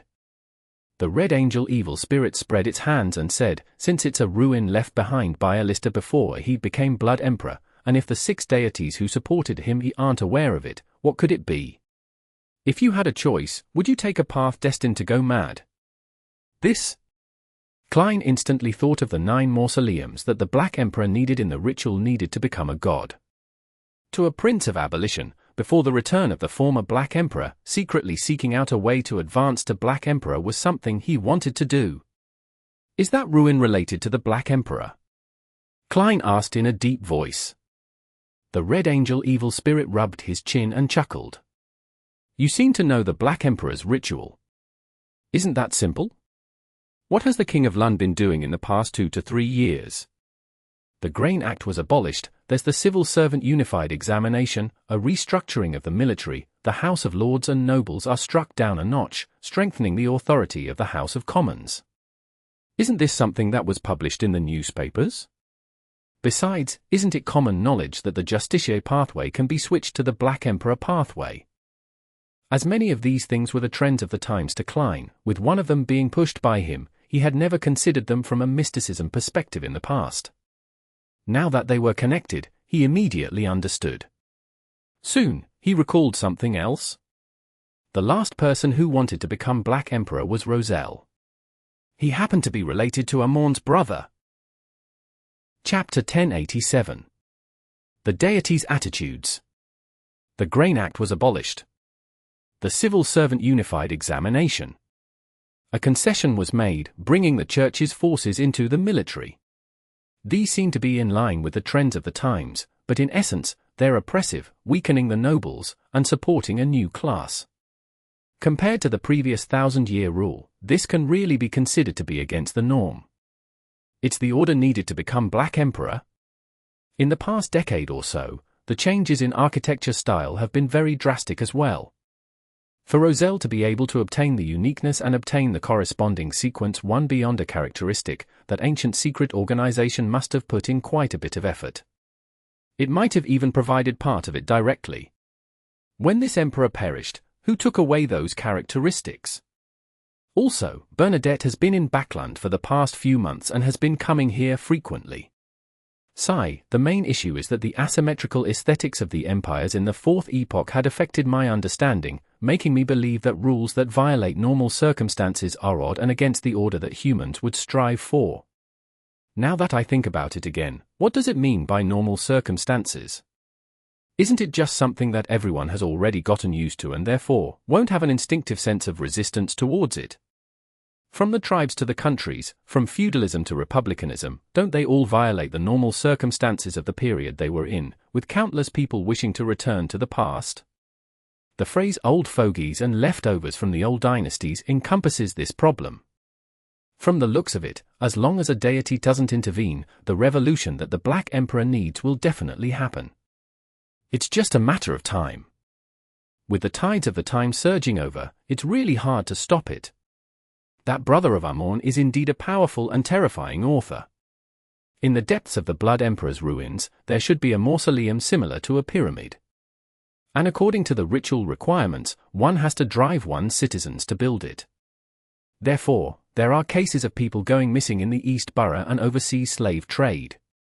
When the war develops to a certain stage, using the excuse of praying for victory, or the nation's mourning for soldiers, a huge gathering with a large number of citizens can be convened to participate in the sacrificial ritual in the various cities in the royal capital. Yes. Many years ago, the Lun royal family obtained the crown of the Balaam Empire, and they connected the king's name to the title of emperor. What a great plan! When he was alerted by the Red Angel evil spirit's questions, Klein's mind tensed up. Many thoughts flashed through his mind, and at the same time, he had another question. He looked at the tall, thin, young gatekeeper who didn't look rosy.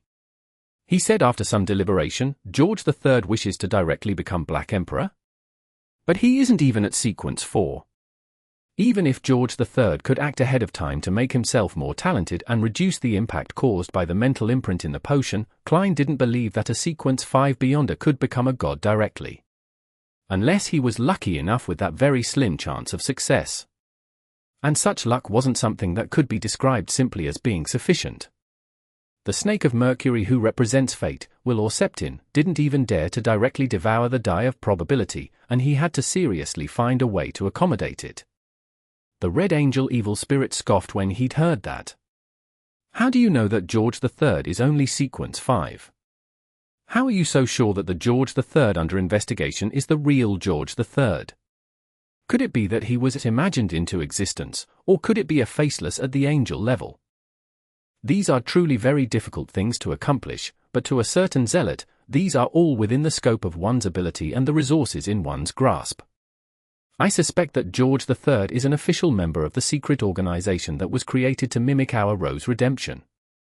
His true level might already be at the angel level. I wouldn't be surprised if he is already at sequence 1.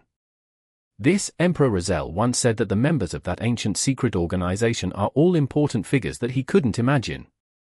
When they combine forces, other than dealing with the 7 churches, there's nothing that can't be done. This actually includes the king of a country? That's right, later on, the emperor also became the ruler of Intis. Zealot. Is this what the Red Angel evil spirit thinks of Amon's brother? Although this is clearly a little extreme, with a strong bias, there's a certain reason for it. A nickname isn't given randomly. Klein made his marionette frown slightly. You seem to be able to see through the truth of this matter easily, but why hasn't the Church of Evernight, Storm, and Steam realized this problem? Their understanding of the Black Emperor is no less than yours. After all, the 2 churches of the Evernight and the Storm had supported the Tudor Trunsoist United Empire. The Red Angel evil spirit wore an amused expression again as he'd sized up Dwayne Dantes and his valet. How old are you? Why are you still so naive and childish? The 6 deities and the 6 churches are not necessarily equivalent at times. The things the 6 deities know might not be told to the angels and saints beneath them. The Red Angel evil spirit let out a chortle again when he saw that Dwayne Dantes was still frowning in confusion. Trust me, what I said, and what I'll be saying next, is undoubtedly a form of provocation to ruin the image of the 6 deities, but you can consider whether it's the truth. Let's put it this way. In regards to someone wanting to become the Black Emperor, the attitude of the 6 deities, the 7 deities is rather ambiguous. They often have conflicts of their own. More precisely, they are happy to see a mentally sound Black Emperor be born, but they also wish that it's one they support. Therefore, they will not give any detailed revelations to the various churches. They will only follow the normal procedure and deliver punishment if there are results to the investigation. Otherwise, they will tacitly approve of its development. Of course, during this process, we cannot eliminate the possibility that a certain existence might want to do some damage, but it will not be so direct and obvious, because it will definitely be stopped by the other deities. If it wasn't because he knew of them taking such attitudes, how could George III dare take the risk? All right, now that the war has broken out, he has overcome the crisis. He can wait for the next opportunity. At that moment, Klein thought of the news that had been leaked out during the operation launched at the Blood Emperor ruins. He was momentarily unsure if he should suspect that the upper echelons of the 3 churches had a member of the ancient secret organization, or that a certain deity had personally reminded Amon's brother. And if it were the latter, the suspect was undoubtedly not the Lord of Storms. After a moment of silence, Klein hesitantly asked, "So, as long as nothing goes wrong, George III will carry out the ritual to become a god, despite everything that he has done? And if everything goes smoothly and he survives the backlash from the potion, will he ascend to the throne of Black Emperor?" The Red Angel evil spirit replied in a relaxed tone, "Is there a problem?" Why would the 7 deities? Klein couldn't help but ask. The Red Angel evil spirit scared and said, "Do you want to know?" "If you want to know, I can tell you now." Just as he was about to say of course, Klein suddenly recalled the warning that Mariana had given him. There are some things that make it easier to be infected the more you know. Both your body and soul will be infected. Once you become an angel, you can seek out the exact answer. As these thoughts flashed through his mind, Klein made his marionette smile. "Forget it then." "Very good. You nearly died out of curiosity and foolishness." The Red Angel evil spirit shook his head regretfully. He then looked out the window and said, "If there's nothing else, you may leave." "All right." Klein made the marionette stand up and raise his right hand. At this moment, the half-slumped Red Angel evil spirit suddenly asked, "I have this nagging feeling that if I had attacked you just now, you wouldn't be completely helpless, am I right?" "Of course, why do you think I chose Flaming Jump instead of teleporting?" That was to hide the burning of the paper crane in my wallet. This way, Snake of Fatewell or Septin's gaze would silently land on me. If anything happens, he would use the yesterday once more charm. To deal with an existence at your level, one can't be too careful. How could one not be careful and keep a trump card hidden? Klein didn't directly answer the Red Angel Evil Spirit's question. He smiled and expressed his tacit agreement. Pa! He snapped his fingers, causing scarlet flames to surge out of his pocket and envelop him. As the scarlet streams dispersed, Klein's figure disappeared in front of the Red Angel Evil Spirit. Backlund, at Dr. Aaron Sirius's home, in a black pram. The chubby baby rubbed his eyes and muttered silently, Backlund really isn't suitable for children to live in. 39 Backlund Street. Having done a divination, Klein saw Member of Parliament Mark who was about to head to Westborough. Didn't you go to Mega Manor? I'm planning on letting Rihanna and Hazel hide in Moose Manor. Mark pinched the sockets of his eyes. I wonder when this side effect will disappear. Klein retracted his gaze from this action and sighed. I have to prepare some weapons for the manor, so I came to seek your help. Also, if you have the means to get food, you can help me buy some. In his opinion, the low-level citizens weren't able to stock up on food because they didn't have any money at all. At most, they would stock up a few days' worth of food. Therefore, his purchase wouldn't affect them for the time being. Once the food situation worsened, he could donate more of it through Miss Audrey. Before food rationing was implemented, if Klein didn't stockpile, other rich people would do so. Furthermore, they might not donate it. No problem, Mark agreed without any hesitation. Klein didn't ask about the price, because he had given housekeeper Tunager a total of £5,000 for such matters.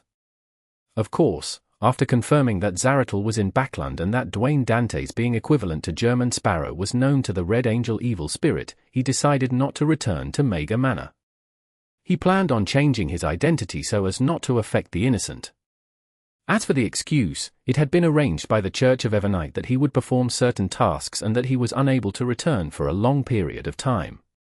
If there was a charity event that required his help, he gave Miss Audrey the authority to stand in his place. Chapter 1088. Hiding in Secre. On the way to St. Samuel Cathedral from Backlund Street, Klein passed by the Lund Charity Bursary Foundation at 22 Phelps Street. He was surprised to find that the door was still open. As the initiator and current director, he placed quite a bit of concern over this matter. He temporarily slowed down and walked over. Just as he entered the door, he saw Miss Audrey walking down from the second floor with her personal maidservant, a big golden retriever, and a few staff members beside her. Good afternoon. In this situation, there doesn't seem to be a need to insist on doing anything. Klein went forward and voiced out his doubts. Audrey held the newspaper in her hand as she looked at Dwayne Dante's. Some of our beneficiaries were injured in the air raid. I just went to visit them and arranged for follow-up treatment. The noble lady's eyes were slightly red, as though she had seen all sorts of heart-wrenching scenes in the hospital. May the goddess bless them. Klein came to a realization and drew a crimson moon on his chest. He took the opportunity to say the idea that he had come up with long ago. I plan to donate some more money to buy food, medicine, and medical equipment for the foundation. In this man-made disaster, we can do more things. A brilliant idea. Those who are suffering will be grateful to you from the bottom of their hearts, Mr. Dantes. Audrey tapped her chest 4 times in a fluid motion. There was obvious joy and pity in her eyes. I will do my best as well. She didn't want to just donate money, but to spearhead certain matters. Klein nodded. You don't have to praise me. At times like these, I only did what I should do. Apart from donating funds, I will also donate food. All of you can discuss this directly with my butler, Walter. Yes, Miss Audrey, I can write a letter of authorization to you now so that you can use my name to transfer the resources of Mega Manor. What about you, Mr. Dantes? Audrey asked with a vague guess. This was the most normal response in such a conversation. I received a notice from the church that I need to help them perform certain tasks.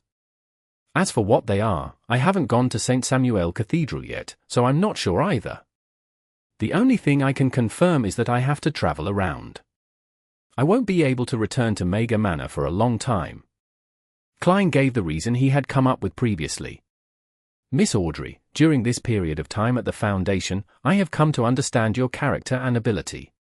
Your background and standing also determine your visions and style. Handing these matters to you is the best solution I can come up with. Klein didn't expect his lies to fool a senior spectator. He only wanted to deceive the people around Justice. Oh, these people didn't include the dog. Does Mr. World want to temporarily give up on his identity as Dwayne Dante so that he can perform certain matters in secret? Feeling enlightened, Audrey pretended to think. After a few seconds of silence, she said, with the current situation, I can't refuse such a request. Klein secretly heaved a sigh of relief. He immediately got his personal servant, Inuni, to go upstairs to get a piece of paper and a pen. Then, while being witnessed by the staff, he personally drafted a letter of authorization, signed his name, printed his thumbprint, and stamped the seal. After doing all of this, Klein cast his gaze at the newspaper in Audrey's hand. Is there anything else? I just came back from outside the city. I only heard the paperboy shout that the kingdom has declared war on Secre. Audrey pursed her lips and said with a slightly gloomy expression, not long after the airship fleet from Secre attacked Backlund, their Sonya Sea fleet took advantage of the thick fog to attack the Imperial Navy's base at Pritz Harbor's Oak Island and the shipyards in the surrounding area. Fortunately, the Church of the Lord of Storms received a warning beforehand and sent a telegram in advance. Pritz Harbor wasn't lost, but it lost quite a number of ships and factories. It said that many people died and were seriously injured. This is war, Klein sighed. Can I see how the king declared war? Audrey knew that there was something wrong with King George III, so she could tell that Mr. World was hiding his contempt. She didn't refuse and handed the newspaper over. It was the Tussock Times. Without needing to spread it open, he directly saw the king's declaration on the headlines. 708 years ago, the Phasacians took away Sonya Island from us. A year ago, the Phasacians stole half of our interests in East Balam. Today, they bombarded Backlund and attacked Pritz Harbor. Many Lonies were killed and injured, and their blood has stained the ground. There's no way for us to back down any further. We can only be bullied again and again by the Phasacians if we back off. If we continue retreating, we will lose all our interests overseas. Large amounts of our products will not be sold. Countless workers will lose their jobs, and even more peasants will go bankrupt. Everything from the past and now states that justice is in our hands, and we have enough strength to seize complete victory. Everyone, I, your Emperor, George III, represent the Parliament and the Kingdom's government to declare war on Secre. Unless they raise the white flag and surrender, we will never stop advancing. Advance, we shall take back Sonya Island. Advance, we shall conquer St. Millem. Victory will definitely belong to us. The gods will be with us. Klein quickly browsed through it and used his clown ability to stop his lips from curling up. He then returned the Tussock Times to Audrey. He took off his hat and bowed. I'll leave the rest to you. I will, please rest assured. Audrey held the letter of authorization and newspapers and bowed. Without any further delay, Klein left the Lund Charity Bursary Foundation with his valet, Inuni, and arrived at St. Samuel Cathedral. At that moment, the church no longer had many believers present. Most of them had returned to their homes, busy preparing for their life with war having been declared. In the dark and quiet environment, Klein found a seat and sat down. He took off his hat, clasped his hands, and placed them in front of his mouth and nose.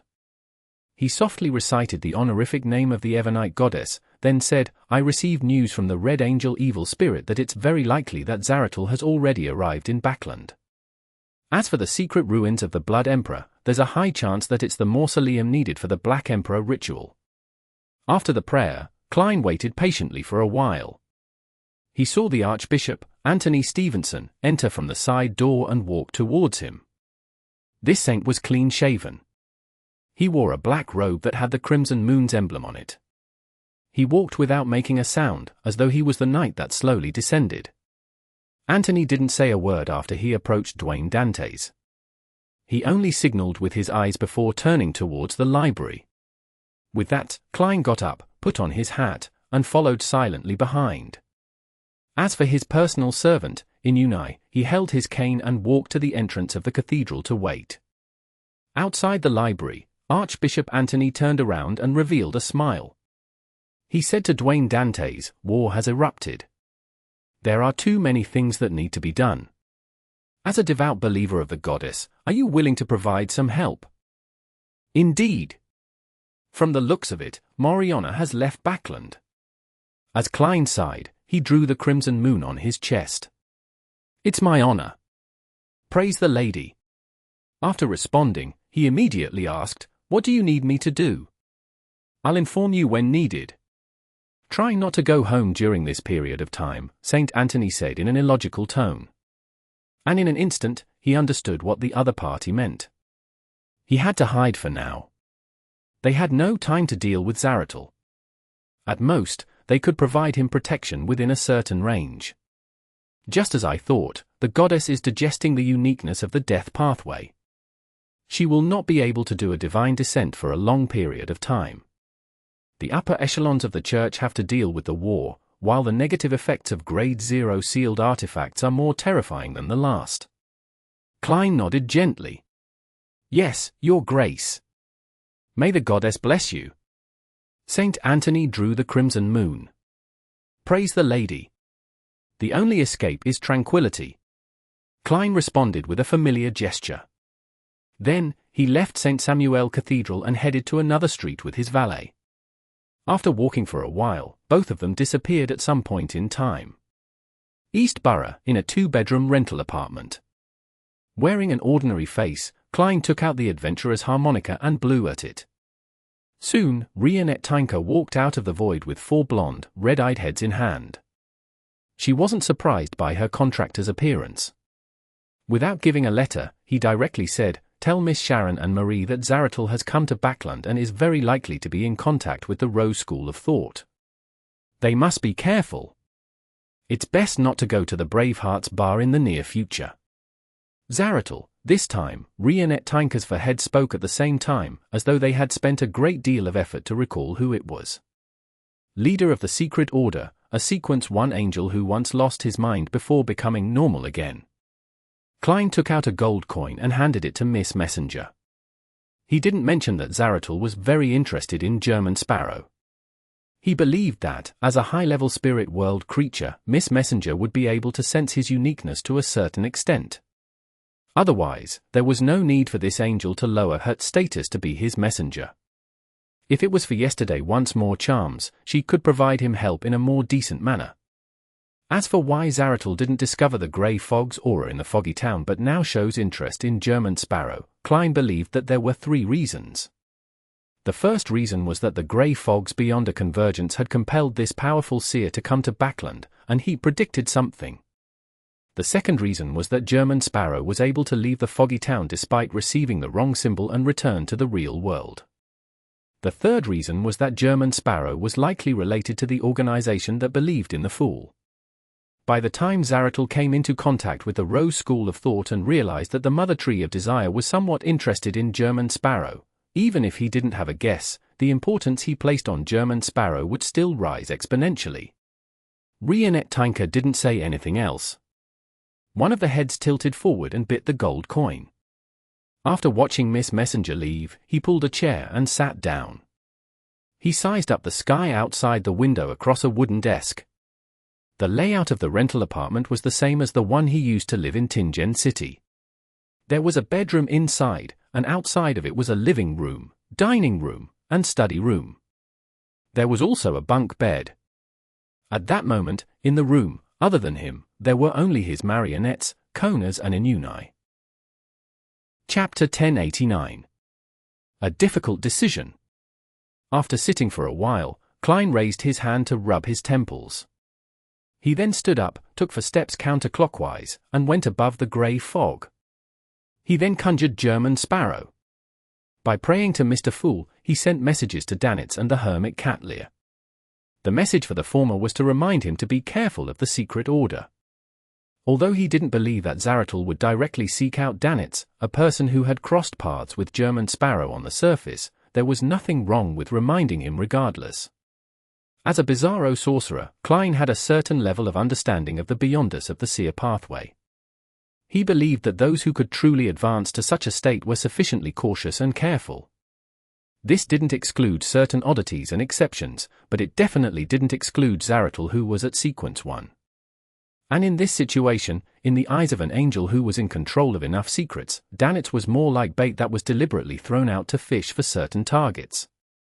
Therefore, it was highly likely that Zaratul would very carefully and cautiously avoid him. At most, he would send members of the secret order to do some direct or indirect investigations.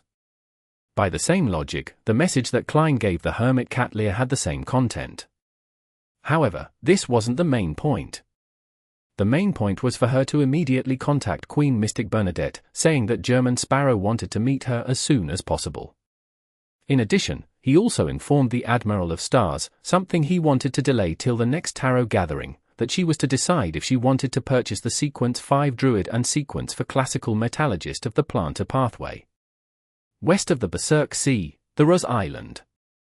Danitz, who was gathering clues about Vice Admiral ailment, held a cup filled with golden beer when his expression suddenly became extremely complicated.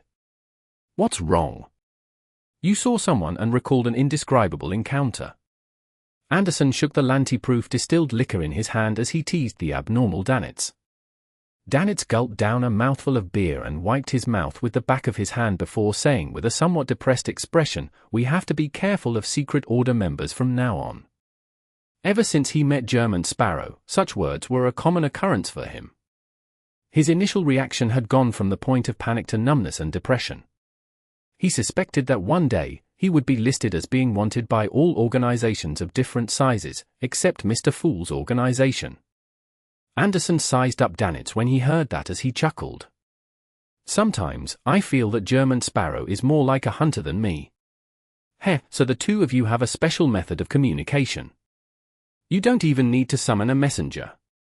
Danitz was just about to say a few perfunctory words when a person from Intis rushed into the tavern. He held a telegram and shouted, "Fasak launched an air raid on Backlund. Lun has officially declared war." Declared war? Anderson and Danitz looked at each other. By relying on their pathway's characteristics, they acutely caught the scent of a large-scale war. Fasak attacked Backlund and Pritz Harbor, and in return, Lun has officially declared war. The 3 ironclad warship fleets weren't at the harbor, so there wasn't many losses. They're heading back to the Lun coast. Katlia's crew happened to pass through Oravi Island, and they had gathered all sorts of information from the telegrams. Just as she was thinking about how the pirate crew would react in this situation, she suddenly saw an endless grey fog and heard the word German Sparrow. "Be careful of the secret order members. Be careful of Zaratul." As someone from Intis to a certain extent, what caught Katlia's attention was something that with the least importance. And it was precisely because of this that she had no doubts about the world German Sparrow's request to meet the Queen as soon as possible. She believed that this was related to the secret order and Zaratul. Finally, she said the 2 potion names softly: Druid. Classical Metallurgist. This Sequence 4's modern name should be the Ancient Metallurgist. It was previously called Human Metallurgist. Katlia subconsciously walked to the window and cast her gaze down. On these seas, which had a time difference between it and Backlund, Frank Lee, an artisan sea elf, were leaning on the side of the ship sunbathing. The former character relaxed expression and looked very pleased, but there was a pensive look in his eyes. It was as though there were still some problems that couldn't be resolved. The latter's face was pale, and his lips were quivering. Scattered over his clothes were mushrooms. Druid. Ancient Metallurgist. Admiral of Stars. Katlia repeated the 2 turns again, feeling as though something was pressing down on her. After about 10 seconds, Katlia adjusted the heavy glasses on her nose bridge and consoled herself. Mr. Fool didn't give any warnings. It means it's not a big deal. With this thought in mind, specks of bright light floated down, forming a staircase of light between the captain's cabin window and the deck. Katlia went down the stairs and walked to Frank Lee and Elf's side. After a few seconds of silence, Katlia asked, "Frank, what are your dreams?" Only then did Frank Lee realize that his captain had arrived. With a push of his palm, he flipped to his feet. "Dreams?" This biologist thought about it seriously and said, "I wish to be able to study the soil, the creation of objects, and crossbreeding techniques without restrictions, so as to ensure that humans will no longer be hungry anymore. Equality between people will be achieved. What you can do, I can do. What you can grow, I can also grow." Upon hearing this, Artisan Elf slowly got up and silently crouched to the side, opening his mouth and vomiting. Frank Lee continued without being affected. "In order to have such a world, one has to have sufficient food and resources, so I hope to create all kinds of creatures that can deal with different environments and conditions. Everyone has their own tendencies. I prefer fish, beef, and spores." Katlia finished listening to Frank's description with a deadpan expression. However, during this process, she repeatedly nudged the thick glasses on her nose thrice. After a moment of silence, Katlia asked, "There's only one step left to your research now." "That's right. I'm just short of a DMID's ability for catalyzing it. If I can _T get the formula, I_M help me make the druid beyond a characteristic I have into a mystical item," Frank answered frankly. "No, I won't help you. You devil." The silently vomiting Artisan Elf raised his head and shouted anxiously. Katlia watched this scene quietly. With a flip of her hand, she produced a gold coin. Ding! The gold coin flipped up before landing in Katlia's palm, heads facing up. "I have the druid potion formula. It's from German Sparrow, £5,000, Katlia explained in detail, as though she was deliberately telling Artisan Elf, informing him who the true murderer was. A look of pure joy immediately appeared in Frank Lee's eyes. "He really is a swell guy. Captain, I've only saved up to £3,000. Can you lend me £2,000? Most of his previous savings had been used to buy the druid beyond a characteristic, and he had even sold some of his items.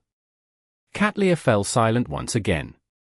A few seconds later, she nodded while Frank Lee's expectant eyes were on her. "Okay. Northborough, Backlund Medical University's affiliated hospital." Eudora lay on the bed with a blank expression, lacking the vibrancy a young girl should have. She had woken up from her coma some time ago, but she hadn't opened her eyes. Thus, she heard the doctor tell her parents that the injury she received to her right leg from the air raid likely couldn't be saved. They had to be prepared for an amputation procedure. After that, she lay down in a daze, feeling as though there were many people coming and going one after another.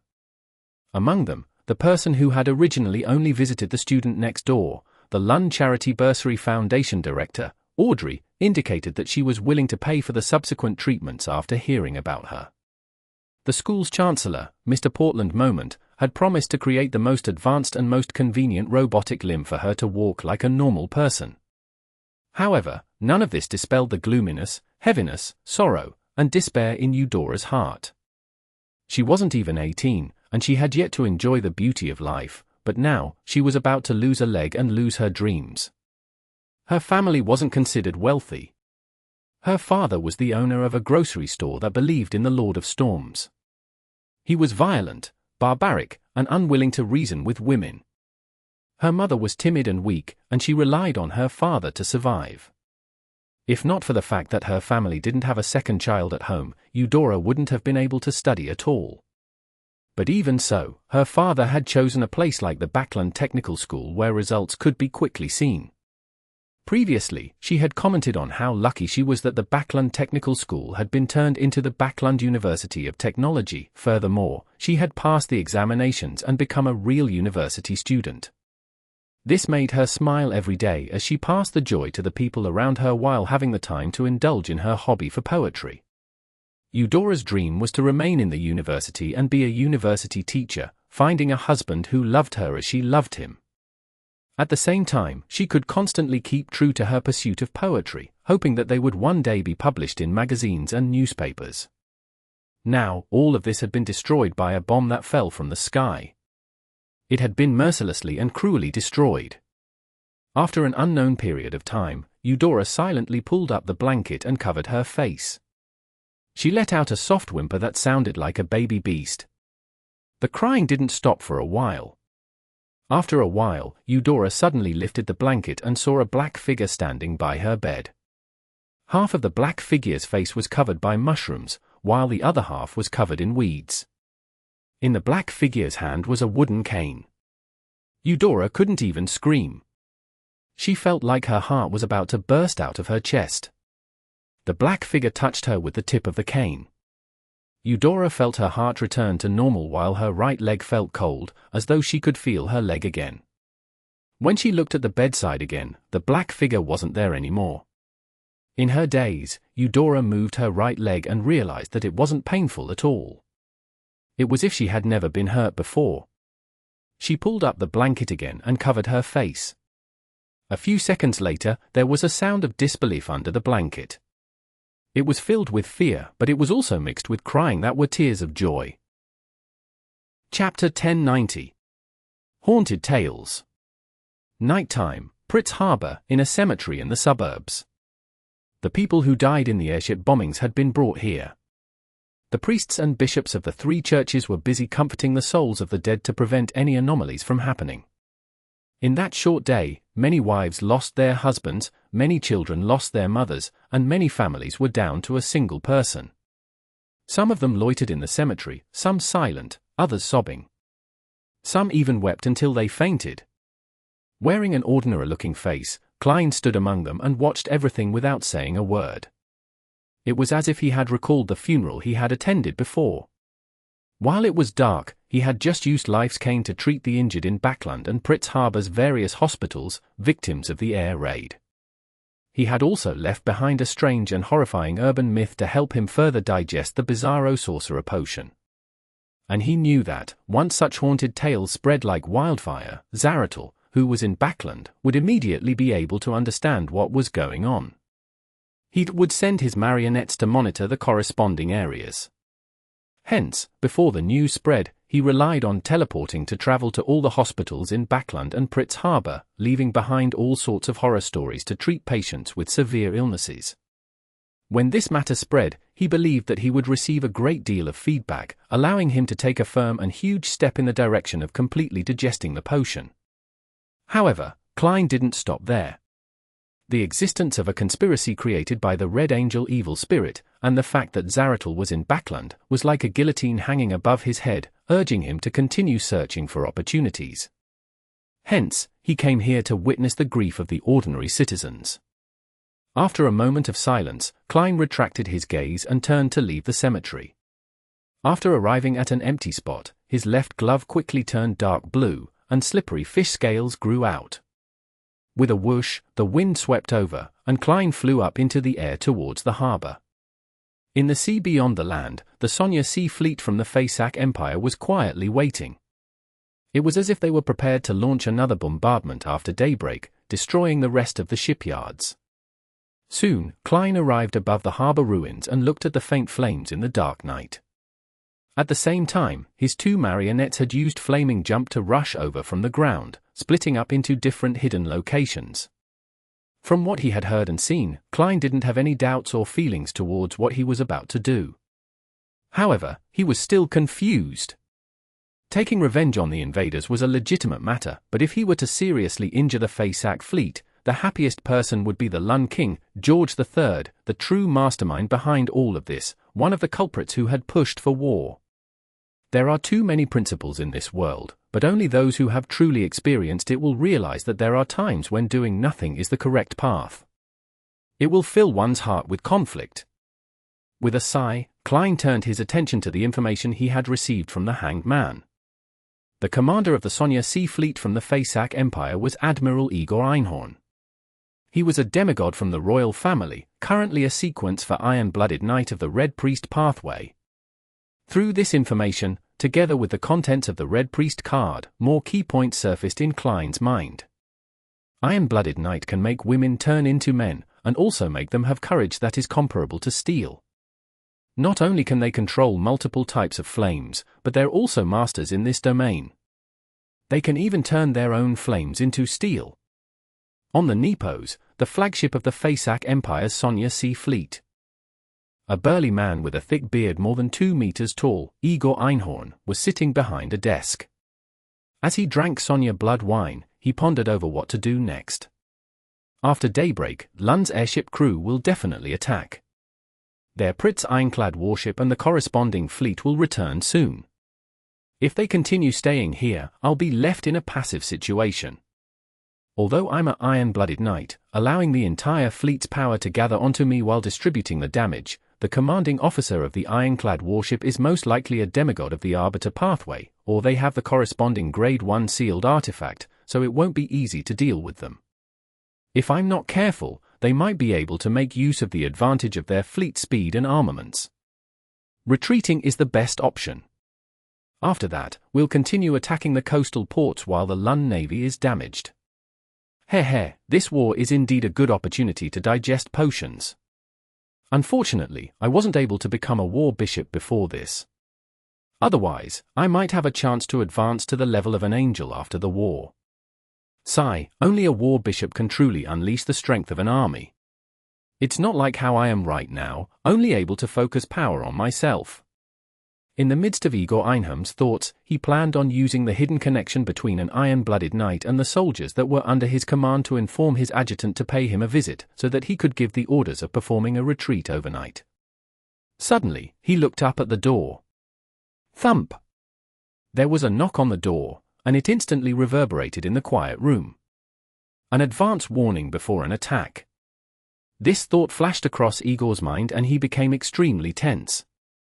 In a battle between demigods, setting up an environment, sudden attacks, and catching enemies by surprise was a good way to seize the initiative.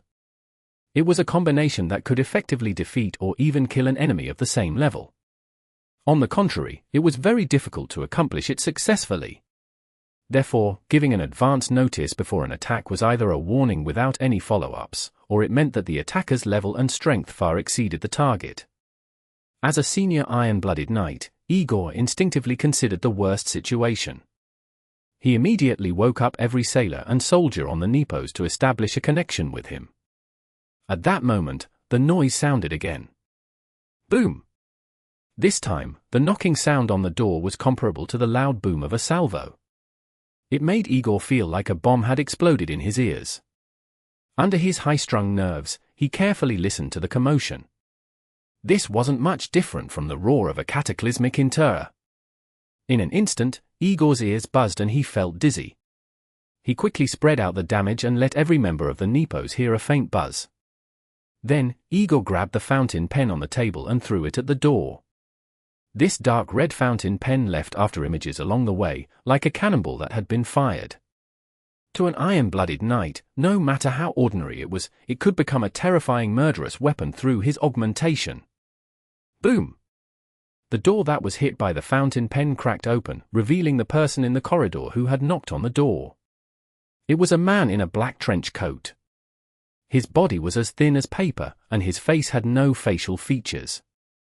At that moment, the fountain pen had already exploded. The tiny fragments were like storms brought about by the sweeping of a machine gun. It embroiled the person who knocked on the door, tearing him into pieces of flesh and blood. Igor didn't relax. Instead, he stood up and looked around warily. He clearly knew that the person who had knocked on the door hadn't appeared. At this moment, the adjutant, whose bunk was diagonally across from him, opened the door and ran out.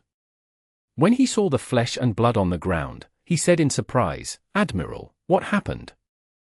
"There's an intruder." Before Igor could finish his sentence, his gaze suddenly froze on the adjutant. The adjutant retracted his gaze from the flesh and blood on the ground and slowly raised his head.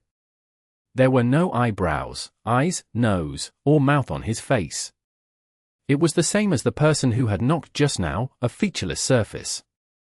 Igor's heart palpitated, and his entire body ignited, transforming into flames that shot out in all directions. After the scarlet flames dispersed, they swept forward and surrounded the adjutant. The fire quickly spread, revealing the already charred adjutant. When the cold wind blew past, the adjutant collapsed into a pile of ashes. The flames didn't stop as they flew out of the room, one after another, forming a tall and burly Igor in midair. At that moment, he saw seagulls flying around him. All of them had a human head without any facial features, their heads bare. Igor let out a secret grunt as a blazing flame surrounded him before he sent towards the strange seagulls at high speeds. At that moment, he heard the sound of metal rubbing against each other and immediately looked over with the help of the soldiers. When he saw this, his body suddenly turned cold. He couldn't help but feel a sense of horror. On one of the ships on the other sail-powered battleship of the Sonya Sea Fleet, the cannons seemed to come alive and had a life of their own. They turned around and aimed into the air. As for the cannonballs, they actively leaped into the cannons. Boom! Boom! Boom! The moment these shells were fired, they were struck by fireballs that followed different trajectories, exploding prematurely mid-flight. Seizing this opportunity, Igor quickly recited the honorific name of the highest commander in the Sonya Sea Theatre, a weather warlock from the royal family. The ruler of the fog of the battlefield, the symbol of weather flux, the totem of the storm and lightning, the great Awatoma Einhorn. This was also the reason why it was difficult to kill a demigod of the same level when an advance warning was given. They could always find an opportunity to seek help. Of course, the main goal of the attacker, Klein, was to create a bizarre scene to scare a demigod and help him digest his potion. He had no intention of completing the hunt. Upon seeing this, he hid beneath the water.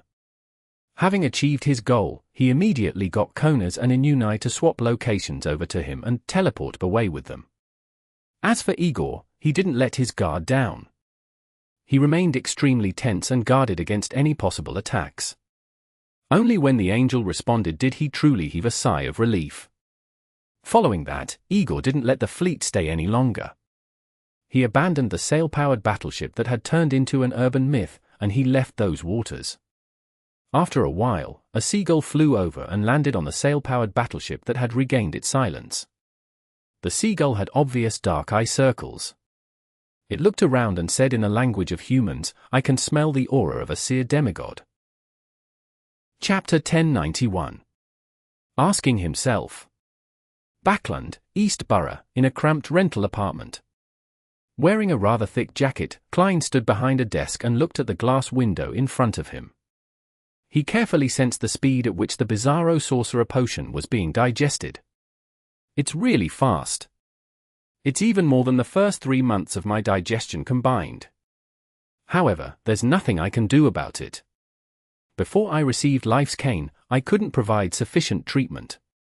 I have to make sure that the heart of the target can withstand the fright they experience, so as a result, I wasn't able to go to the hospital to create an urban.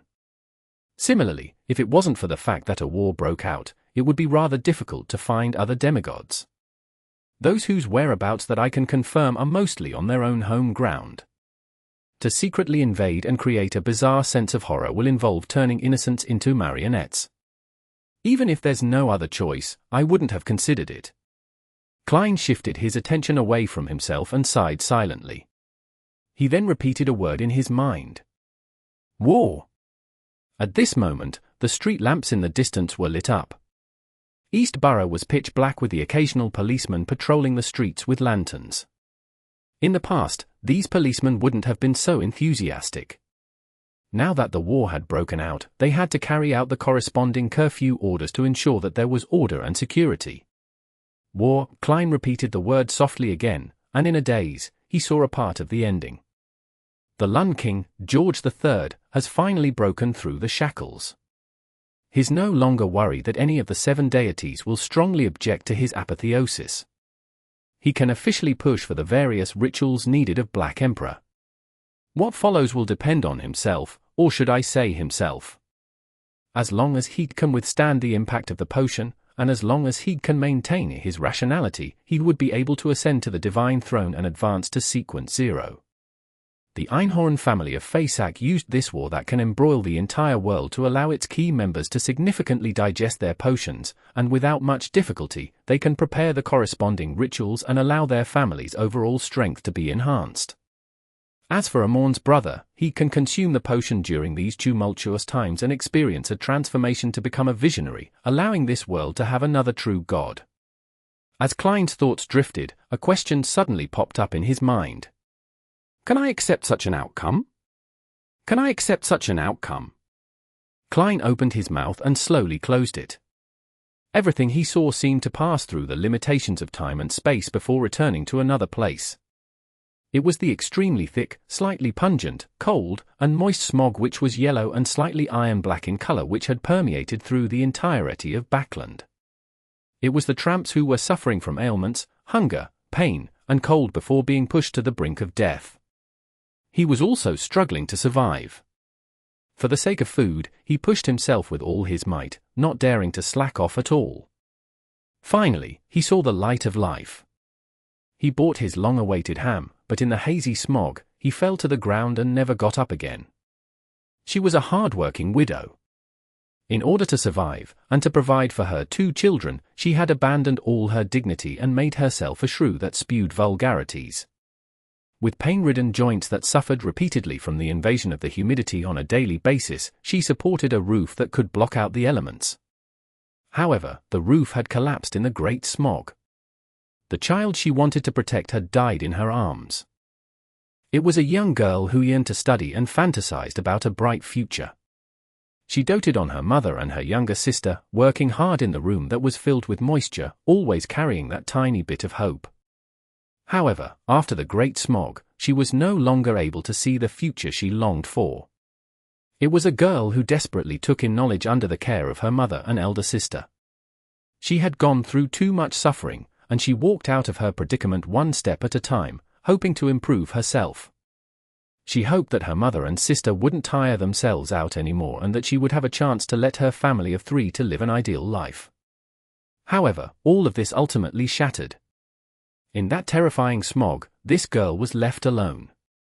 No matter how much pain or joy she felt, she was no longer able to share it with her mother and sister. That fantasy of her family life never appeared, nor would it ever appear again. They were living beings that fell to the ground like straw, one family after another, one human after another. They would never be able to erase the pain in their bones. It was a student who clearly had a bright future, but only half of his body was left, his intestines splattered all over the ground. They were children who returned home from school, only to suddenly realize that they had lost their parents and had become orphans. It was the pain of writhing on the ground while crawling with great difficulty. He was an ordinary person who wanted to approach the future but was powerless to swallow his last breath. It was the people in the cemetery who were so silent that it made one's heart ache, or those who cried until they fainted several times. It was a land stained with blood. It was the air filled with gunpowder. They were cold and ruthless shells. And for the mastermind behind all of this, the greatest murderer, he would step up to the divine throne over piles of corpses, only to receive cheers and escape his mortal coils. Can you accept such a development? Can you accept such an arrangement? Can you accept such an outcome? After a moment of silence, Klein suddenly spoke with a deep voice. No, I can't. This voice immediately echoed in the room. It was layered and interlinked. No, I don't accept it. There were still lingering echoes in his ears as the corners of his mouth curled up. Klein gave a self-deprecating laugh. The 7 deities already tacitly accepted it. What meaning is there even if you don't accept it? Once again, he fell silent. After a long while, he finally exhaled and said to himself with a calm expression, even if it's meaningless, something still ought to be done. In this world, how could there be many things that were guaranteed to succeed? That they were of value and be of use? The corners of Klein's mouth curled up. He looked away, turned around, and entered the room inside the rental flat. Although he had already made up his mind, he had no intention of doing it rashly. With his current level and status, no matter how hard he tried, it would be difficult for him to affect George Ill's matters. Other than throwing away his life, there wouldn't be any other outcome. Furthermore, if this resulted in chaos in the Lund Kingdom during a critical period of the war, resulting in the invasion of the Faesak army, then the deaths and injuries of the innocent would only be 10 times or even 100 times worse than the Great Smog of Backlund. All I can do now is make preparations. On the one hand, I have to improve myself. On the other hand, I have to make more preparations and patiently wait for an opportunity. Klein muttered silently to himself. He found a black sticky blob and split it into two before smearing one half uniformly on a mirror. This was a way to contact Demonis Trissy. However, when all the black objects disappeared, there was still no abnormality in the mirror. There's no response. After being frightened by an angel like Miss Messenger, Trissy has already decided not to have any contact with German Sparrow. Klein sighed and walked to the bed to sit down. His thoughts quickly shifted to the reason why the Demonis sect had helped King George III. One of them is that the demonesses need a catastrophe to digest the potion and hold a ritual. The other is that George III has made a promise to them. He promised them that they could openly spread their religion? No, this should be something that the 7 deities wouldn't allow. Even if the Black Emperor is a sequence 0, and with the primordial Demonis and the true creator, they wouldn't be able to fight against the 7-deity alliance. Of course, after this war, the existence of an alliance between the 7 deities is itself a question. In that case, the 7 deities that know that George III is working with the Demonis sect shouldn't let him become the Black Emperor. The promise is for something else? The Demonis pathway has a true god, and there are very few valuable items left outside. Similar pathways? Isn't that the Red Priest pathway? George III, no, Amorn's brother doesn't only know of the secret mausoleum needed by the Black Emperor from Blood Emperor Listituda, but he'd also obtained the angel level beyond a characteristics or grade 0 sealed artifacts of the Red Priest pathway. With the condition that having a sequence 0 means no sequence 1, this is probably the greatest hope for the upper echelons of the Demonis sect to advance further. Yes, the primordial Demonis should also be very interested. This can explain why the Demonis sect is providing help. The Red Angel evil spirit is searching for Saintess of White Katarina, and it doesn't seem to be as simple as Heap said. No, he didn't say anything else besides using common knowledge and reactions to guide me into thinking that way. Klein's train of thought gradually became clear.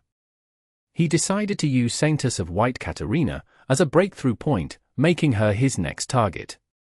However, before that, he had to listen to what Queen Mystic had predicted. He wanted to know what she was planning to do in Backlund from her mouth. Only by understanding the situation could he find and seize the opportunity. The next morning, the hermit Catlear conveyed the words of Queen Mystic Bernadette. Today between 12 to 12:30 p.m. at Srenzo Restaurant, Golden Theatre. It was the name of a private room. When Klein arrived at 11:55 a.m., he used an illusion to deceive the waiter, and he walked all the way to the room and waited patiently. After a while, he took out his golden pocket watch and opened it. With that, he put away his pocket watch and counted down to 10 silently. Then, he raised his hand and knocked on the door of the Golden Theatre. At that moment, his marionette, Konas, was sitting on a bench across the restaurant and reading the newspapers leisurely. Inunai was with a group of students, giving off a flyer that promoted the evilness of Faesak.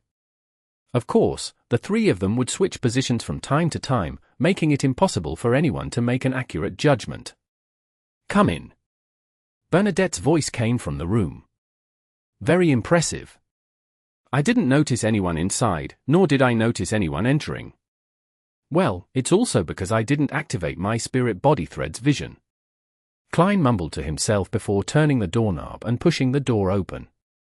The first thing he saw was large swaths of gold before noticing the chestnut-haired woman sitting at the head of the table.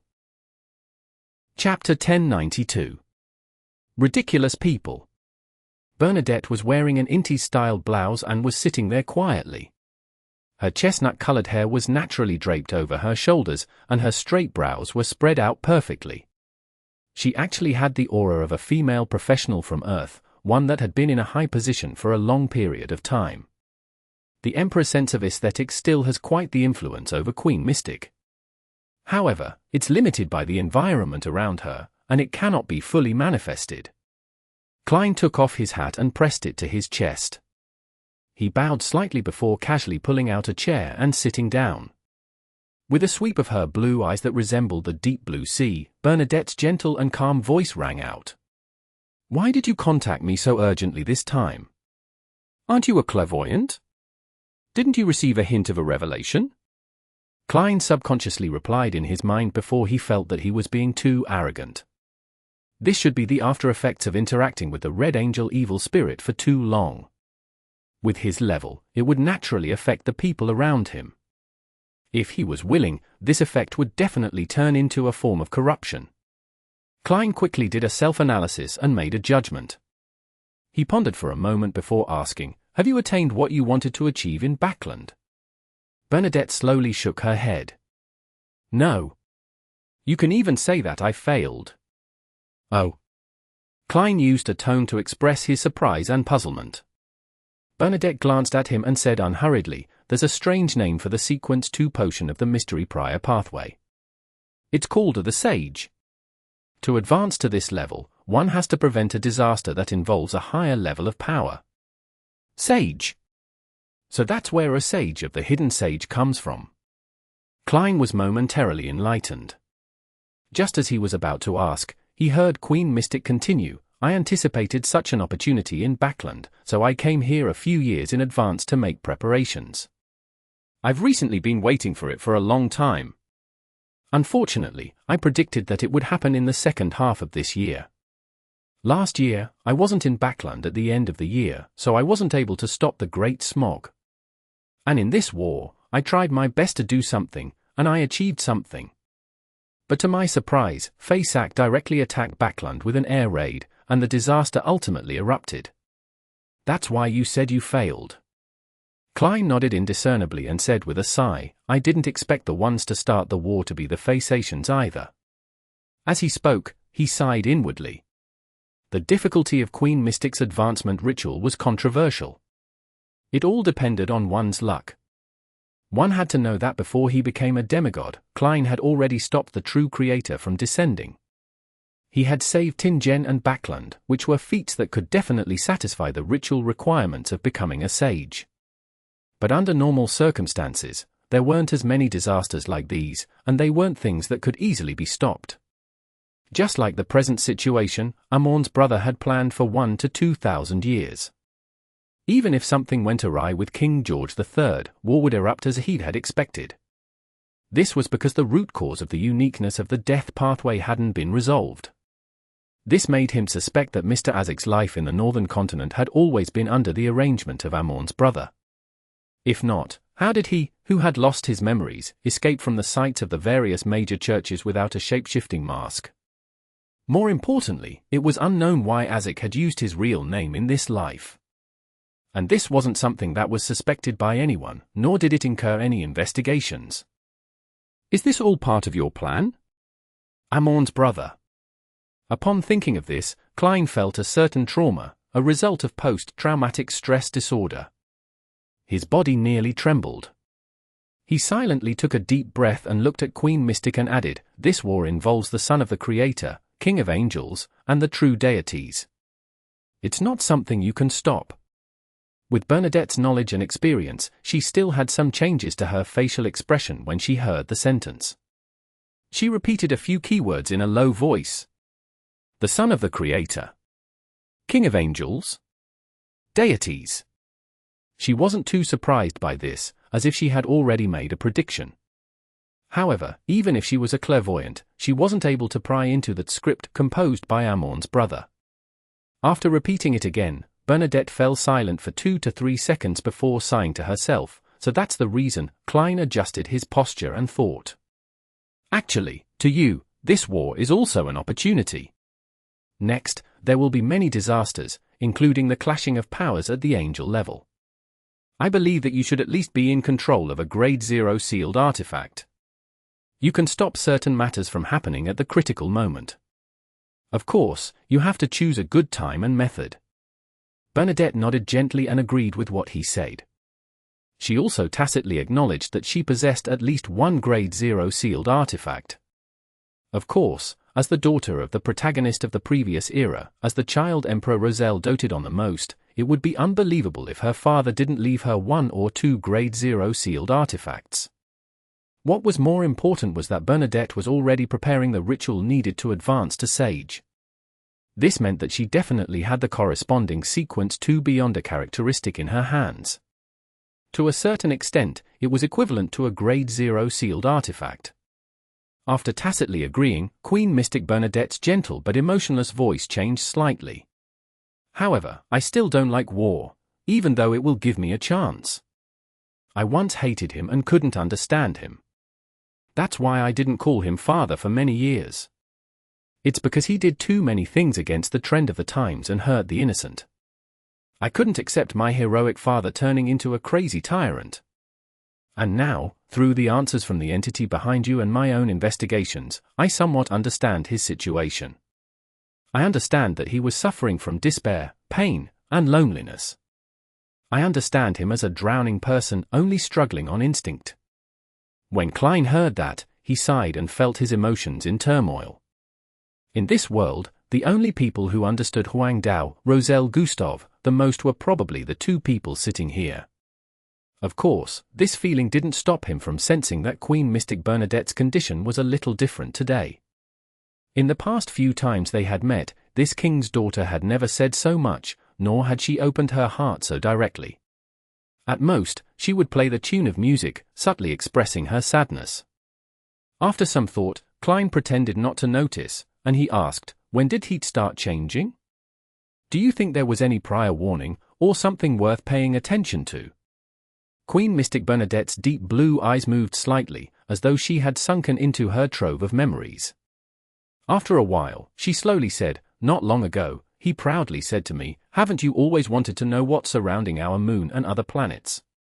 In the future, our journey might be towards the Sea of Stars 1. The Sea of Stars? What's on the moon and other planets?" As Klein pondered over Queen Mystic's words, he suddenly recalled a key phrase and something. The key word was cosmos. That matter was. Mr. Dor had once told Emperor Roselle that once he had the ability, he could take a look at the moon. That would resolve many of his doubts. The Emperor finally went? That hysterical diary page, Igel, was written after this exploration attempt? He had unknowingly changed his personality, becoming extreme? Klein recalled the corresponding content. Under Queen Mystic Bernadette's gaze, he deliberated and said, "At your level, you should more or less know that there's corruption coming from the cosmos." Bernadette nodded and didn't pursue the matter. It was as though she knew that German Sparrow wasn't sure either. She knew that only an angel-level demigod could detect and resist the corruption. After more than 10 seconds of silence, the topic was directed towards Klein's reason for being here. One of the reasons for this war is because the Lun King, George III, discovered the 9 secret mausoleums left behind by the Blood Emperor, doing so with the intention of switching to the Black Emperor pathway and becoming a Sequence 0. As such, he abolished the Grain Act. Klein didn't care if Queen Mystic knew anything about these matters. He followed his own pace and roughly told her everything without missing out any key matters. Finally, he said, the Black Emperor does have the ability to revive, but once a new Black Emperor appears, the original entity would perish completely. The original entity here referred to Emperor Roselle, who might have succeeded before being assassinated. Sometimes, Klein even suspected that Roselle had intentionally given others a chance which resulted in him perishing on the spot. This way, when he revived from the astral world and regained his uniqueness and absorbed the 3 Sequence 1 characteristics, he would no longer absorb the characteristics of Knowledge Emperor, Arcane Scholar, and the characteristics of another pathway. He could make himself pure, thus, free from madness. This was a way to live through death, but the prerequisite was that Roselle's ritual had succeeded. He had died during or after the ritual, and not before the ritual. Queen Mystic Bernadette took it all in before slowly saying, "You want to stop George III?" "Yes." Klein nodded frankly. "Why?" Bernadette pressed in an unperturbed tone. The corners of Klein's mouth curled up as he smiled. "Some ridiculous reasons that aren't worth mentioning." Bernadette's gaze landed on his face for a moment before she said, "That's enough. I'm also doing such things for something that has slim chances, one that's almost impossible to happen. We can cooperate on stopping George III. We're all ridiculous people. Klein sighed and said, I'll give you the method to summon my messenger. All right. Bernadette reached out her right hand and lightly tapped the table. The fountain pen that was originally placed diagonally in front of her suddenly jumped up, as if it was held by an invisible elf before writing fluidly on the paper. This is the method needed for summoning my messenger, said Bernadette calmly. 1. Author's note, from Chapter 715. Chapter 1093. The Angels of the Fool. Queen Mystic's powers are all very fantastical, no, fairy tale-like. Klein glanced at the fountain pen that was writing on its own. He took out a pen and paper from his pocket and wrote the incantation to summon his messenger. He also indicated that each letter delivery needed the payment of a gold coin. Right on the heels of that, he handed the piece of paper to Bernadette and took the other party's piece of paper. He quickly scanned through it. An invisible creature that roams the upper realms, a strange spiritual body that is friendly to humans, a messenger that belongs solely to Bernadette Gustave. There's a certain difference between this and a standard incantation, but it's essentially the same. Queen Mystic must have deliberately changed it to this to prevent others from trying out the summoning incantation and using the connection between the messenger and the contractor to lock onto her. For me, it doesn't matter. My messenger is an angel. Only she can threaten others, and no one can threaten her. Even if she were to meet Zaratul, she should have the ability to protect herself and escape. Klein mumbled inwardly and shook the piece of paper, igniting a scarlet-red flame. As she looked at the piece of paper turning into dark ashes amidst the flames, Queen Mystic Bernadette said without emotion, "What are your thoughts regarding the preventing of George Ill's matter?" Having already made some considerations, Klein deliberately spoke slowly. First, don't be rash. Don't take risks that we can't bear. Don't hurt the innocent. If not for the fact that Queen Mystic Bernadette had mentioned earlier that she hated wars and hated harming the innocent, Klein wouldn't have said so directly to prevent exposing his weaknesses. He would have used a milder and more roundabout method to achieve his goal. Upon hearing this, Bernadette nodded slightly in acknowledgement. Then, there are only 3 possibilities. One is to destroy the ritual at the critical moment and let George Ill's advancement fail. The second is to attempt an assassination in advance so that he won't be able to hold the ritual. Klein deliberately didn't give his third idea as he first analyzed the viability of the first 2 possibilities. Assassination has an extremely slim chance of success. George III, or should I say, the one who will become Black Emperor, should be a sequence one, so it's not someone we can deal with. Even if he has yet to advance to sequence 1, he will definitely have acted ahead of time. Once he completes the preparations for the ritual and consumes the potion, he will be able to quickly digest it and build a foundation for the future. Of course, even if this situation has a very slim chance of happening, that person must be at least at the sequence 2 level. Furthermore, the Augustus family definitely has no lack of grade 0 sealed artifacts. Together with the protection bestowed to him, it's impossible for us to succeed. Here, he changed the way he addressed George III from him to him. After calmly listening to everything, Bernadette seemed to do an assessment. As long as we can create a good opportunity, a sequence 2 can also be assassinated, but at least one of us will die, or perhaps both of us. What she meant was that the grade 0 sealed artifact she wielded was sufficiently powerful, magical, and terrifying. However, if she wanted to fully utilize it, the price paid would be very high. In that case, there really is a chance. That's because I lied just now. If I really had to give it my all, I could still find Will or Septin, Pallas Zoroast, and Miss Messenger to help me. I can let them use the yesterday once more charm to recover their normal states for a short period of time. The problem is that I don't know how much of a price needs to be paid, or what kind of effects it would have on the situation. I also need to consider if it would end up involving kings of angels like Ouroboros and Amorn. It would be great if Mr. Azik woke up. With for angels and Queen Mystic's grade 0 sealed artifact, as long as we create an opportunity, we can even place our sights on a sequence 1. Of course, the chances of failure are extremely high, since there's no way to sustain it for long. Klein's heart was stirred when he heard that, but he didn't discuss it further.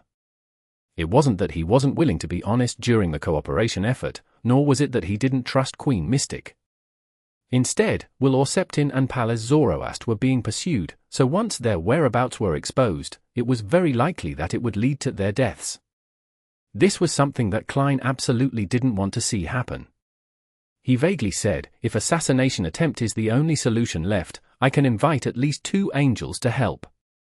This was referring to Death Consul Azek Egus and Snake of Fate Will Orseptin, who Bernadette already knew of.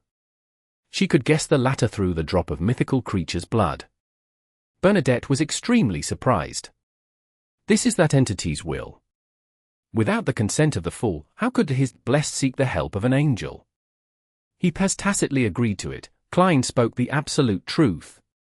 Queen Mystic's blue eyes turned darker. She didn't say another word and only nodded slowly. As for Klein, he brought the topic back on track. The destruction of the ritual might be relatively simple, but it has to be done at the most critical moment. Otherwise, it will only be delaying George Ill's apotheosis. He has already received the tacit consent of the deities, so he isn't concerned about that. Even if the mausoleum is destroyed, it wouldn't take long for him to rebuild it. And it being destroyed at the critical moment will cause him to fail at the advancement and lose control to become a monster. No deity would allow such a creature to roam the world freely. A deity's descent will definitely happen to kill it off. The problem is that, with a king of angels' reminder and help, George III won't take it lightly. He will definitely arrange for the most secure protective measures. The difficulty might only be lower than directly killing him. This requires us to gather intelligence as soon as possible and find an incisive angle to be used. And be it the first line of thought or the second line of thought, it's best that you advance to sequence 2 in advance and become a sage. Bernadette nodded slightly to show that she understood. She then said, "What about the third line of thought?" Klein was silent for a few seconds before saying, "If the ritual was successful back then and the Emperor had already advanced to sequence 0, then he would still have a chance to revive. As long as we could find the arrangements left behind by the Emperor before George Ill's apotheosis and allow him to return, the plot of George III will fail." He didn't use the word him to refer to Roselle as Bernadette did, to avoid exposing his identity. Queen Mystic's eyes clearly flickered before they turned dark and reserved. She opened her mouth slightly and said, "I'll hand over selected diary entries to Catlear." Klein didn't discuss the matter deeply. Instead, he smiled and said, "Actually, there's still a 4th line of thought." Bernadette's eyebrows twitched as she expressed her doubts. "That's to do nothing. Let George III hold the ritual and attempt to become a god while we wait for him to fail." Klein gave a self-deprecating laugh. The higher the sequence is, the greater the chance of failure. This was actually the truth. Even if there was that script written by Amon's brother with the road to success completely paved, and even if George III had perfectly digested the previous potions, the odds of him successfully advancing to become a god didn't exceed 50%. Of course, what Klein said was just a self-deprecating remark. Queen Mystic didn't immediately respond. She looked seriously at German Sparrow for a few seconds before saying, "The feeling you give off to me now is different from the previous few meetings. I'm taking advice from my psychiatrist." Klein smiled, describing himself as a very serious mental patient. Without another word, Bernadette retracted her gaze and looked at the fountain pen lying on the table. "Then, let's gather the corresponding information and maintain communication through letters." At this point, she paused for a moment before speaking again. Her gaze remained unchanged. "Actually, I'm wondering if he might have already been resurrected. It's just that he's still finding his past self. I'm not sure what details the Black Emperor's resurrection entails. I wonder if he really chose to be the Black Emperor in the end." Bernadette's voice gradually became ethereal and carried an indescribable feeling. As Klein listened, he suddenly understood what Queen Mystic was thinking or expecting. She suspected that the fool was the resurrected Roselle, suspecting that the Emperor had fooled everyone in the past. In fact, he had never thought of switching to the Black Emperor pathway. Instead, he had chosen another path. As such, he needed to find himself by seeking out his past diary pages and cards of blasphemy. Unfortunately, I'm just Uncle Jew from next door. Klein originally wanted to say something cheeky, but his emotions gradually turned staid, making it difficult for him to force himself to relax. Without saying anything, he stood up, bowed, put on his hat, and left the room. After closing the door to the Golden Theatre room and taking 2 steps forward, he suddenly heard a tranquil and melodious tune. This melody was ethereal and carried with it a faint sense of melancholy. After pausing for a few seconds, Klein turned towards the hall and left with flaming jump. City of Silver, a team gathered at the city gate and was about to set off. This was the team that was headed for Afternoon Town to prepare the exploration of the Giant King's Court. Derek Berg was standing in the middle and was the second shortest person. In his hand was a bronze cross with sharp spikes. To his sides were Joshua and Hyam. They were prepared to receive the unshadowed crucifix at any time to prevent Derek's Beyonder characteristic from being purged. This sealed artifact required 3 people to take turns to resist the negative effects. As he looked down at the creator's relic, he suddenly felt someone looking at him. He subconsciously looked up and saw that it was a member of the 6-member council, Shepherd Elder Lovia. The woman, who was shortest in the group, had long silver and slightly curled hair. She was looking at the ancient, mottled unshadowed crucifix with her pale grey eyes. Her gaze seemed to be blazing hot. Upon sensing Derek's gaze, this Shepherd Elder's lips twitched, revealing an indescribable smile. "This is the Lord's item." For some reason, Derek shivered. Then, he heard the chief, Colin Iliad, say, "Let's set off." Chapter 1094. Breakthrough Poin. In a small alley in the Backlund Bridge area, Zio once again met the MI9 staff responsible for contacting her. "This is your reward from exchanging your merit points. A total of £2,500. Heh, I helped you get another £500. The golden-masked man threw a bulging envelope at Zio. Zio caught it accurately and didn't count. She instinctively pressed down and sincerely said, "Thank you." The golden-masked man waved his hand and said, "There's no need to thank me. This is also a good thing for me. If you continue to harp on past matters without letting go, I'm very worried that I'll go to military court one day." "Are you still going to stay in Backlund?" "Yes, I'm already used to living in a big city. When the war stops, I'll bring my family here," Zio said, having already made up her mind. "Wait for the war to stop," the golden-masked man repeated Zio's words with a slightly odd tone. He smiled and said, "May the Lord bless us to live until the end of the war." Here, the Lord referred to the Lord of Storms. "I believe in the goddess," Zio replied seriously. "You understand what I mean." The golden-masked man waved his hand and said, "Are you still planning to take on missions from MI9? "I won't reject an opportunity to earn money," Zio scratched her slightly coarse hair and said half-truths. "Yes." The golden-masked man nodded and said, "The main thing to take note of during the war is to deal with spies from all over the world.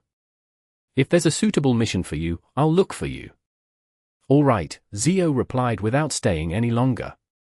She cautiously and carefully retreated out of the dark alley.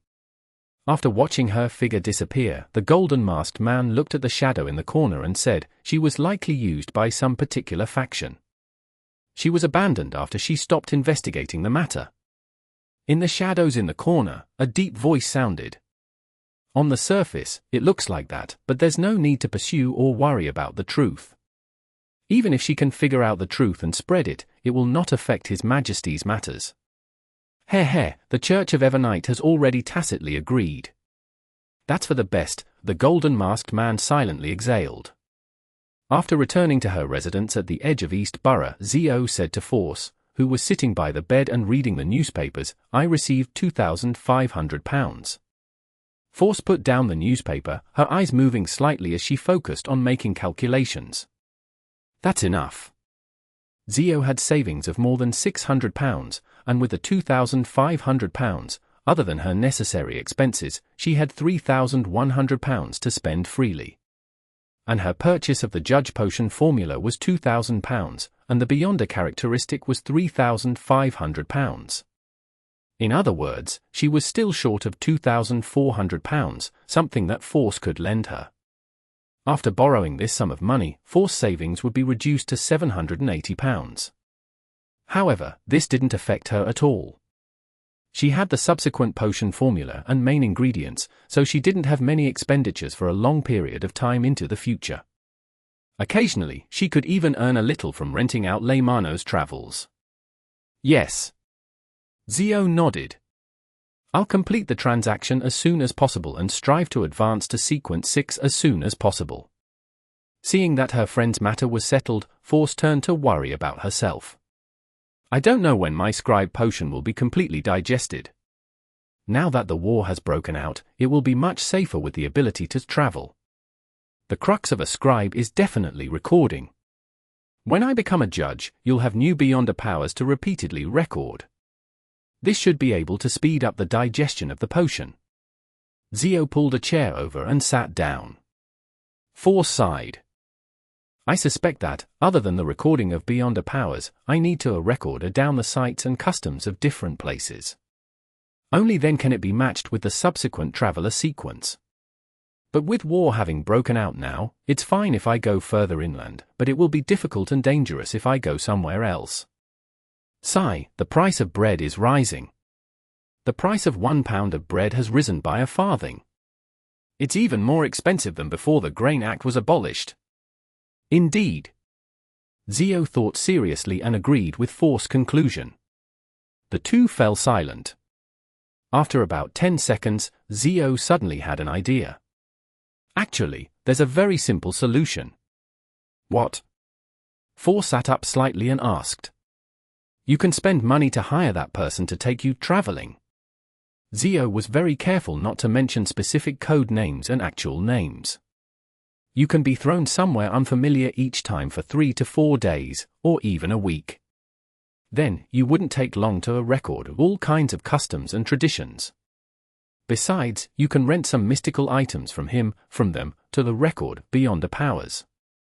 This can both improve your strength and help your digestion. That's right. Force's eyes lit up when she heard that. Only then did she realize that her usage of the tarot gathering was very superficial. After the pleasant surprise, Force gradually frowned. This method meant that she had to frequently deal with the world German sparrow, and the thought of the crazy adventurer left her trembling. Indeed, there's nothing that doesn't require a price. To digest the potion, I can only take the risk. Finally, Force made up her mind to make the request next week at the tarot gathering. In an apartment several streets away from where Zio and Force stayed. After returning from the Srenzo restaurant, Klein was sitting in front of a table. He quickly flipped through today's newspaper and summarized the important information he had received. The Fasak Empire Sonia Sea Fleet has retreated from Pritz Harbor, their whereabouts are unknown. The Ministry of Defense, Admiral Amirius, has indicated that he will strengthen the coastal defenses and allow the 3 ironclad warship fleet to not return too hastily, and will take detours to avoid being ambushed. Fasak's 2-headed giant army invaded the Winter County's Amatha mountain range and suffered intense resistance. They failed to pass through the few strongholds. Fasak's subjugation fleet attacked Constant and other large-scale industrial cities along the Midseashire's eastern coast. There was a large-scale sea battle with the kingdom's Midseashire fleet. Both sides suffered losses. East Balam's Fasak and the Lund colonial armies are fighting in multiple locations.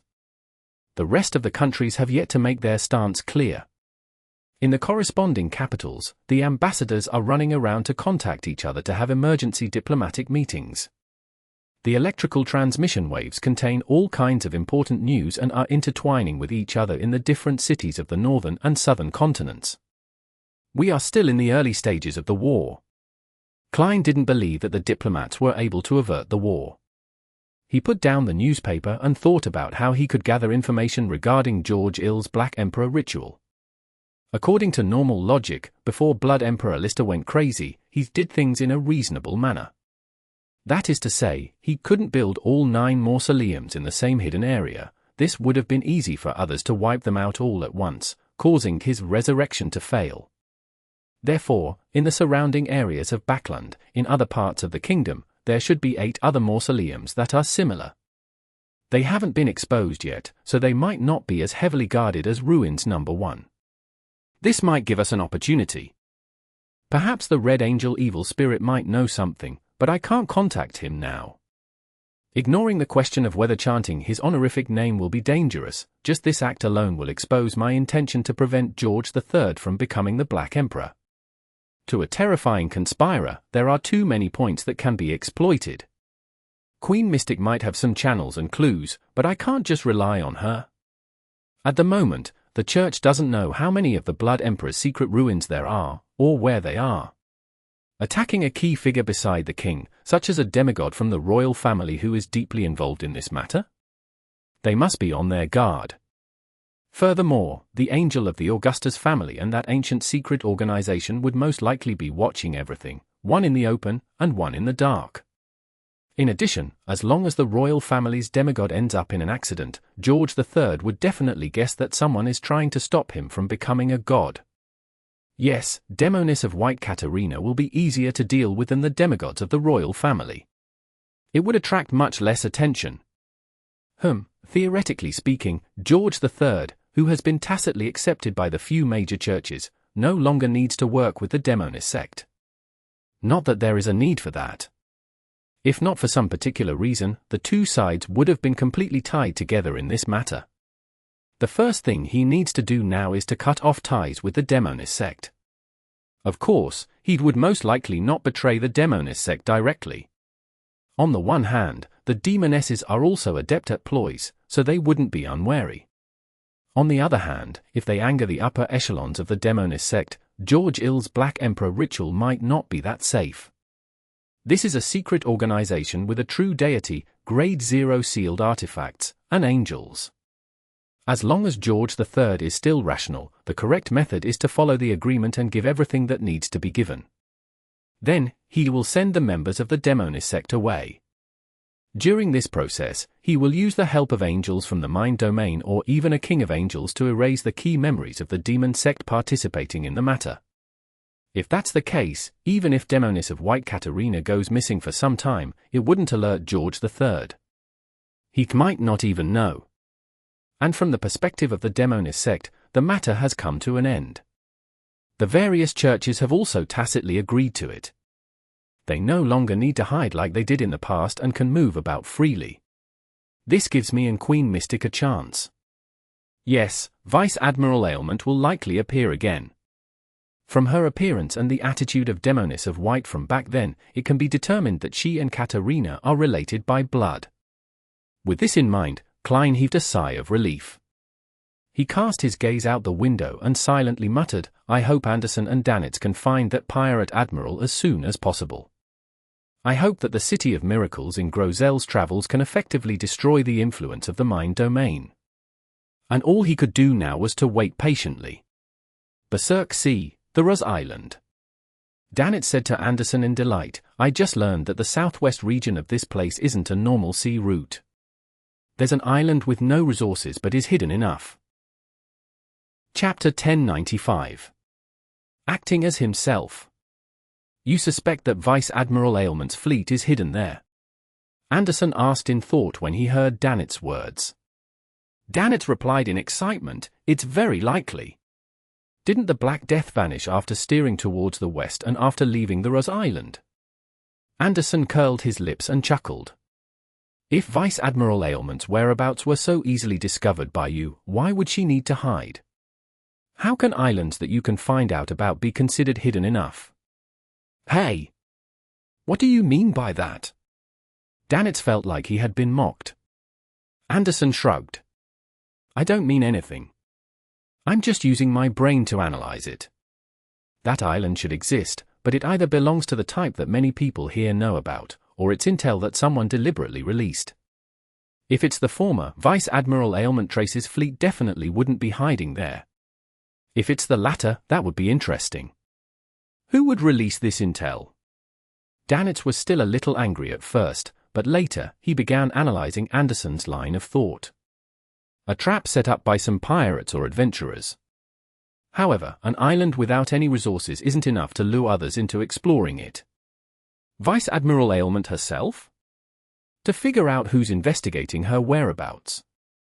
Anderson smiled. That's right. After my teachings, you've improved quite a bit.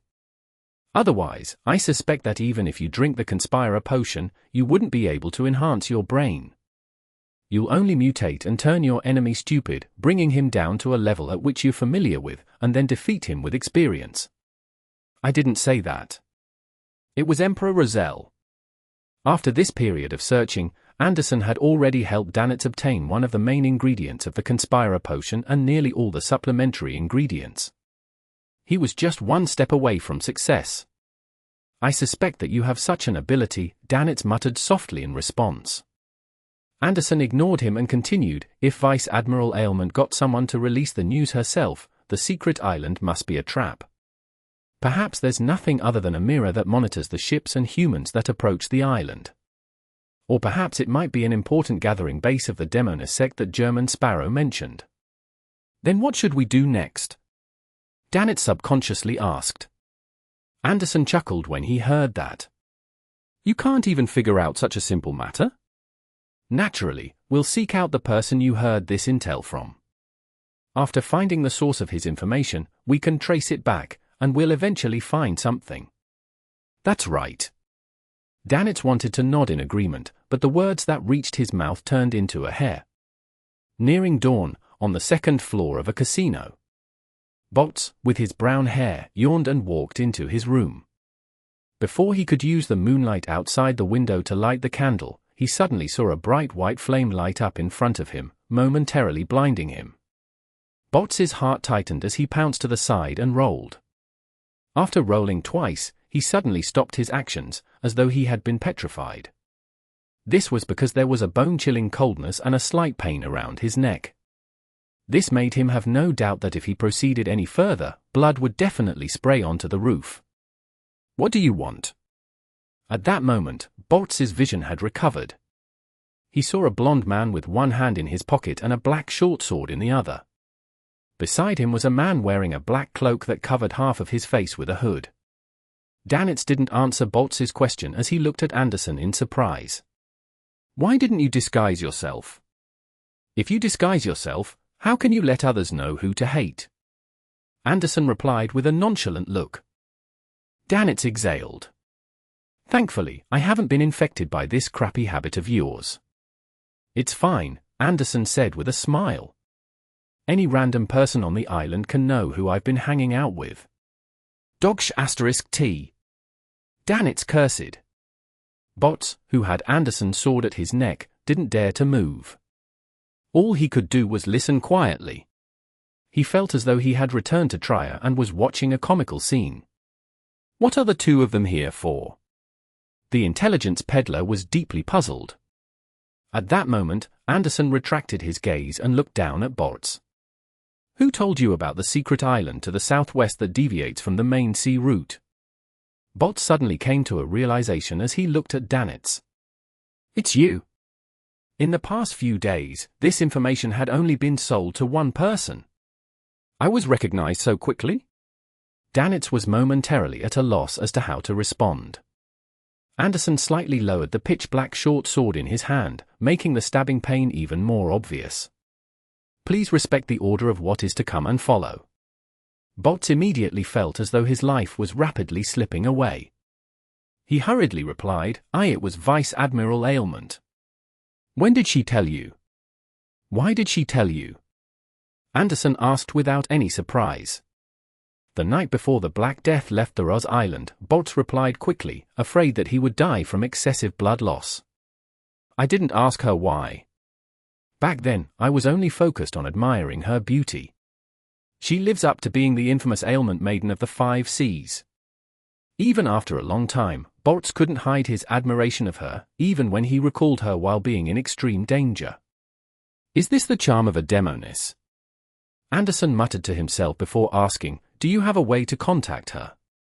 No, Boltz quickly shook his head and said, she told me to take note of everyone who asked about her whereabouts. I'll tell her when she returns to the Roz Island. And if anyone leaves the port after obtaining the information on that secret island, they shall be left alone to leave freely. Is that so? Very reasonable. Anderson nodded and withdrew the short pitch-black sword. Is there a trap? I don't know either, Bolts replied frankly. Anderson didn't say a word as he searched for the money on Bolts's person and in the room. Then, he pointed at the intelligence peddler with his short sword. I wanted to kill you, but no one will hate me if that's the case. Live well, curse me a few more times every day.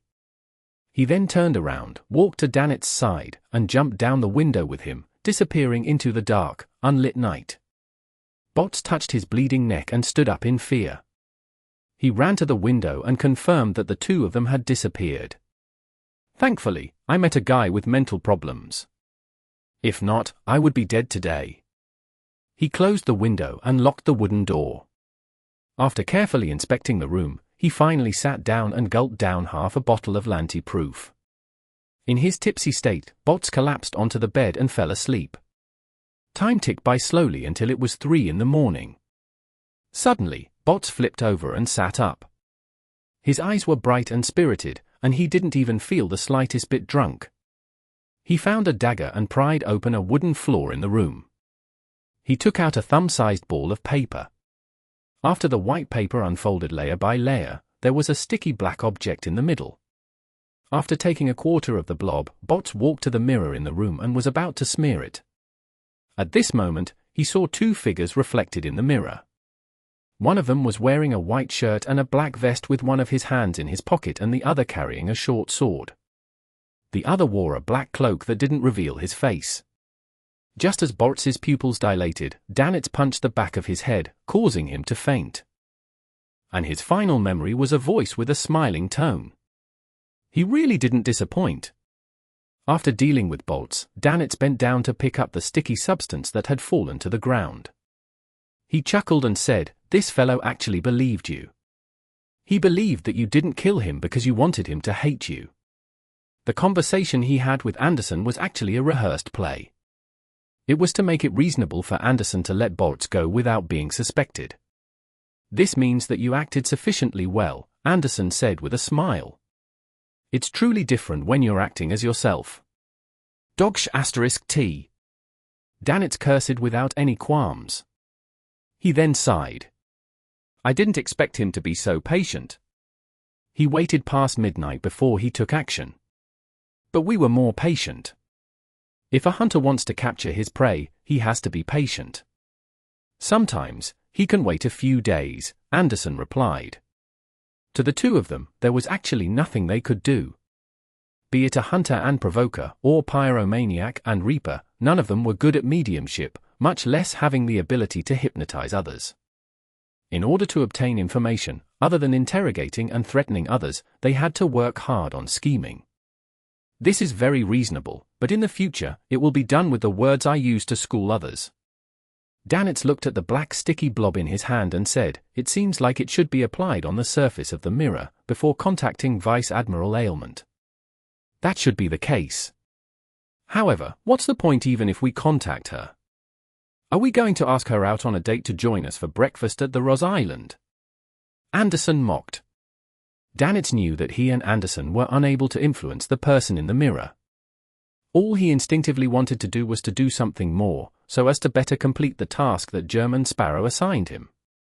He frowned slightly and said, "Then what should we do next?" "Of course it's to contact German Sparrow. Let him handle the aftermath. This fellow is very mysterious in every aspect, so he should have a way to resolve it," Anderson said with a TSK. "Besides, the mission he gave us is to seek out Vice Admiral Ailment's whereabouts. And there are results already now." Dannett acknowledged and began taking out the candles and other items for the ritual. "What are you doing?" Anderson asked with an odd expression. Dannett set up the altar without looking back. "Summoning German Sparrow's messenger." Anderson fell silent for a few seconds before saying, "I'll go out for a smoke first." Chapter 1096. Cooperation. At just past 6 in the morning, the entirety of Backlund remained dark. It was very quiet, with most areas being illuminated only by the street lamps. Wearing his pajamas, Klein sat on the bed and looked at Miss Messenger, who was carrying 4 heads. He rubbed his temples and asked helplessly, who sent the letter? Why couldn't he have a good night's rest? The 3 heads in Returnee hands replied one by one, that particular, brainless servant of yours? Deities. He prayed in the middle of the night in the past, and now he's sending letters in the morning. Klein took a deep breath and slowly exhaled. Following that, he received the letter from Miss Messenger. When he opened it, his expression gradually turned solemn. This was because Deities and Anderson's discovery of Vice Admiral Ailment Trace's location was extremely untimely. According to Klein's deductions, it wouldn't take long for the pirate admiral and demoness of White Katarina to regain their freedom. They wouldn't be hiding much, making it easier to find them. Now that they had dealt with the intelligence peddler, Bolts, and obtained the items to contact Tracy from him, the greatest possibility was that they had frightened the target and made her continue hiding. Of course, Klein could seek the help of Queen Mystic Bernadette to find a way to lock onto Vice Admiral Ailment through the mirror. However, the problem was that he suspected that the target's hiding place was an important stronghold of the Demoness sect. It might even be the headquarters where there were Grade 0 sealed artifacts. This way, even if he had confirmed the whereabouts of Tracy, he wouldn't dare to teleport over to capture her. Hence, any contact would alert the pirate admiral. And if he didn't take the opportunity to contact her, regardless of whether Bolts was dead or alive, the news would spread after daybreak. Similarly, Tracy would be on guard. Seriously. However, this is also because Anderson and Deities don't know the truth. They don't know the changes in the situation of the Lun Kingdom. After some thought, he said to Miss Messenger, who was waiting by the side, "Wait for me. I'll write a reply." He had originally planned to teleport over directly to decide what to do next, but after some consideration, he still chose to write a letter. Although he believed that Zaratul wouldn't waste time on an obvious bait like Deities, he still felt that he had to be more careful. If Zaratul didn't do so, it didn't mean that the members of the secret order under him would do the same. Such a huge secret organization definitely had a few demigods at the saint level. Once he got entangled by the other party, it would be a huge problem. All right. The head carried by Returnee that had failed to speak previously rushed to answer first. Klein got out of bed, walked out of the bedroom, and came to the room outside. He took out a pen and paper and wrote fluidly. Think of a way to make Bolts faint until dawn. Then, leave his room immediately and stay far away. There is a great danger lurking there. Monitor Bolts again when daybreak arrives, but don't alarm him. The so-called danger was a half-truth, and his main goal was to get Anderson and Deities to leave the scene, so as to draw away any possible spying. Putting down the pen and looking through it again, he folded the letter and handed it to his messenger, Returnee, who had followed him out. At 3:10 a.m. in the Berserk Sea, the Roz Island, Bolts' room. Deities had just finished clearing the altar and wiping away the traces when he saw the terrifying messenger with 4 heads return. German Sparrow actually didn't come. Deities reached out to receive the letter in surprise, then he took out a gold coin for the messenger. After the figure with 4 heads and dark, complicated long dress disappeared into the void, he opened the letter and quickly read through it. There's danger. Deities' pupils dilated as he rushed towards the door as if he had been burned in the ass. After leaving the room, he said to Anderson, who was standing in the corridor with his back against the wall with an unlit cigarette in his mouth, "Quick, let's go. It's very dangerous here." Did German Sparrow say that? Anderson was taken aback as he asked thoughtfully. Yes, how do you know? Couldn't it be that I discovered something? Deities replied instinctively. You? Heh. Anderson chuckled and asked rather relaxed, what else did he say? Aren't you nervous? German Sparrow is very reliable on such matters. Deities' focus was completely off. Anderson fell silent for a moment before saying, his messenger is more reliable. At least, within the few minutes of his messenger's return trip, there won't be any danger here. If there really was any danger lurking here, they would silently shrink back when they saw the messenger. Danitz originally wanted to reply that it may seem so in terms of her image, but for some reason, he instinctively gave up on that sentence. He switched to saying, German Sparrow also said to let Bolts pass out until dawn so that we can monitor him again when the sun rises without exposing ourselves.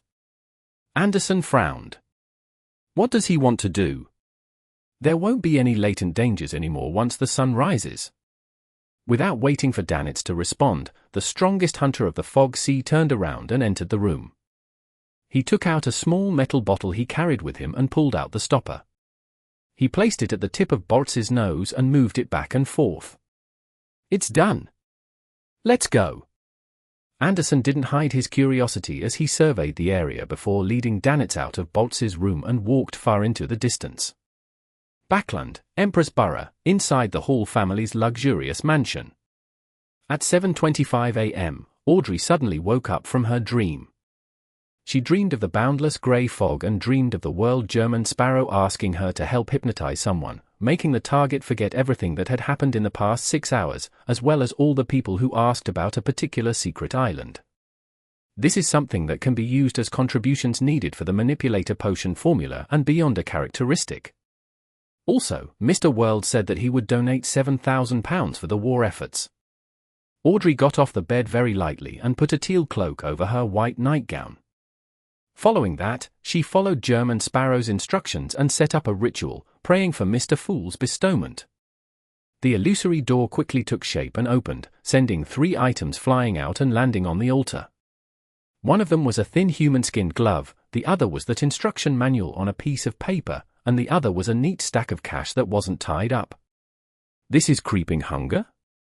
Audrey scrutinized the altar and thanked Mr. Fool. Then, she put on the glove and, according to the instruction manual, activated the spirit of the traveler. When the glove turned transparent, the 12 sacred angels with fiery wings suddenly appeared in front of her. This is the angel's embrace that Mr. World has requested? Its effect is to interfere with divination and prophecy powers at the scene, so as to ensure that my identity won't be exposed. Audrey's eyes darted around as she changed the lie accessory which she had already prepared into a silver mask, and she wore it on her face. Following that, she followed the coordinates given by the World German Sparrow and began the teleportation step. During this process, the strange scenery of the spirit world and all kinds of strange creatures left a deep impression on her. However, before she could carefully observe them, she arrived at her destination. She saw that the colors were saturated, and the stacked scenes rapidly faded away, becoming normal. It was still late at night outside. It feels like I've recovered my feelings and mood from when I first entered the mysterious world. Audrey analyzed her mental state and focused her attention on the target lying on the floor in the room she was in. It was an unconscious man. The door to his body of heart and mind was rather weak, meaning that he was someone who could easily be charmed, even if it didn't involve beyonder powers. Hypnotizing such a target wasn't difficult for Audrey. However, in order to digest the potion, she decided to use dreams to help with the hypnosis. The unconscious Boltz had a dream. He dreamed of a blurry female figure. In his dream, he believed that she was the most beautiful woman in the world, a perfect state that Vice Admiral Ailment Tracy could achieve. Boltz wildly chased her as he ran back and forth in the wilderness, hills, and mountains. However, he couldn't catch up to her, as though he had left behind something very important. After an unknown period of time, he woke up from exhaustion and slowly recalled what had happened last night. He was in a bad mood because of him losing money. He had fallen drunk after drinking only half a bottle of Lanti-Proof. Up to now, his temples were still throbbing in pain. I even knocked the back of my head. Boltz rubbed the swollen area and lumbered back to the bed. He fell into it and continued sleeping. And for Audrey, who had completed a milder form of hypnosis with the Dreamwalker's powers, she had long followed the World German Sparrow's instructions and restored the scene completely, leaving nothing suspicious behind. This was the ability of a senior spectator. Then, she teleported back to Backlund and sacrificed creeping hunger to Mr. Fool. The entire process didn't cause much of a stir. The Church of Evernite beyond us in charge of protecting the Hall family were completely unaware. After dealing with all kinds of traces, Audrey pulled a bell and let the maidservants waiting outside enter.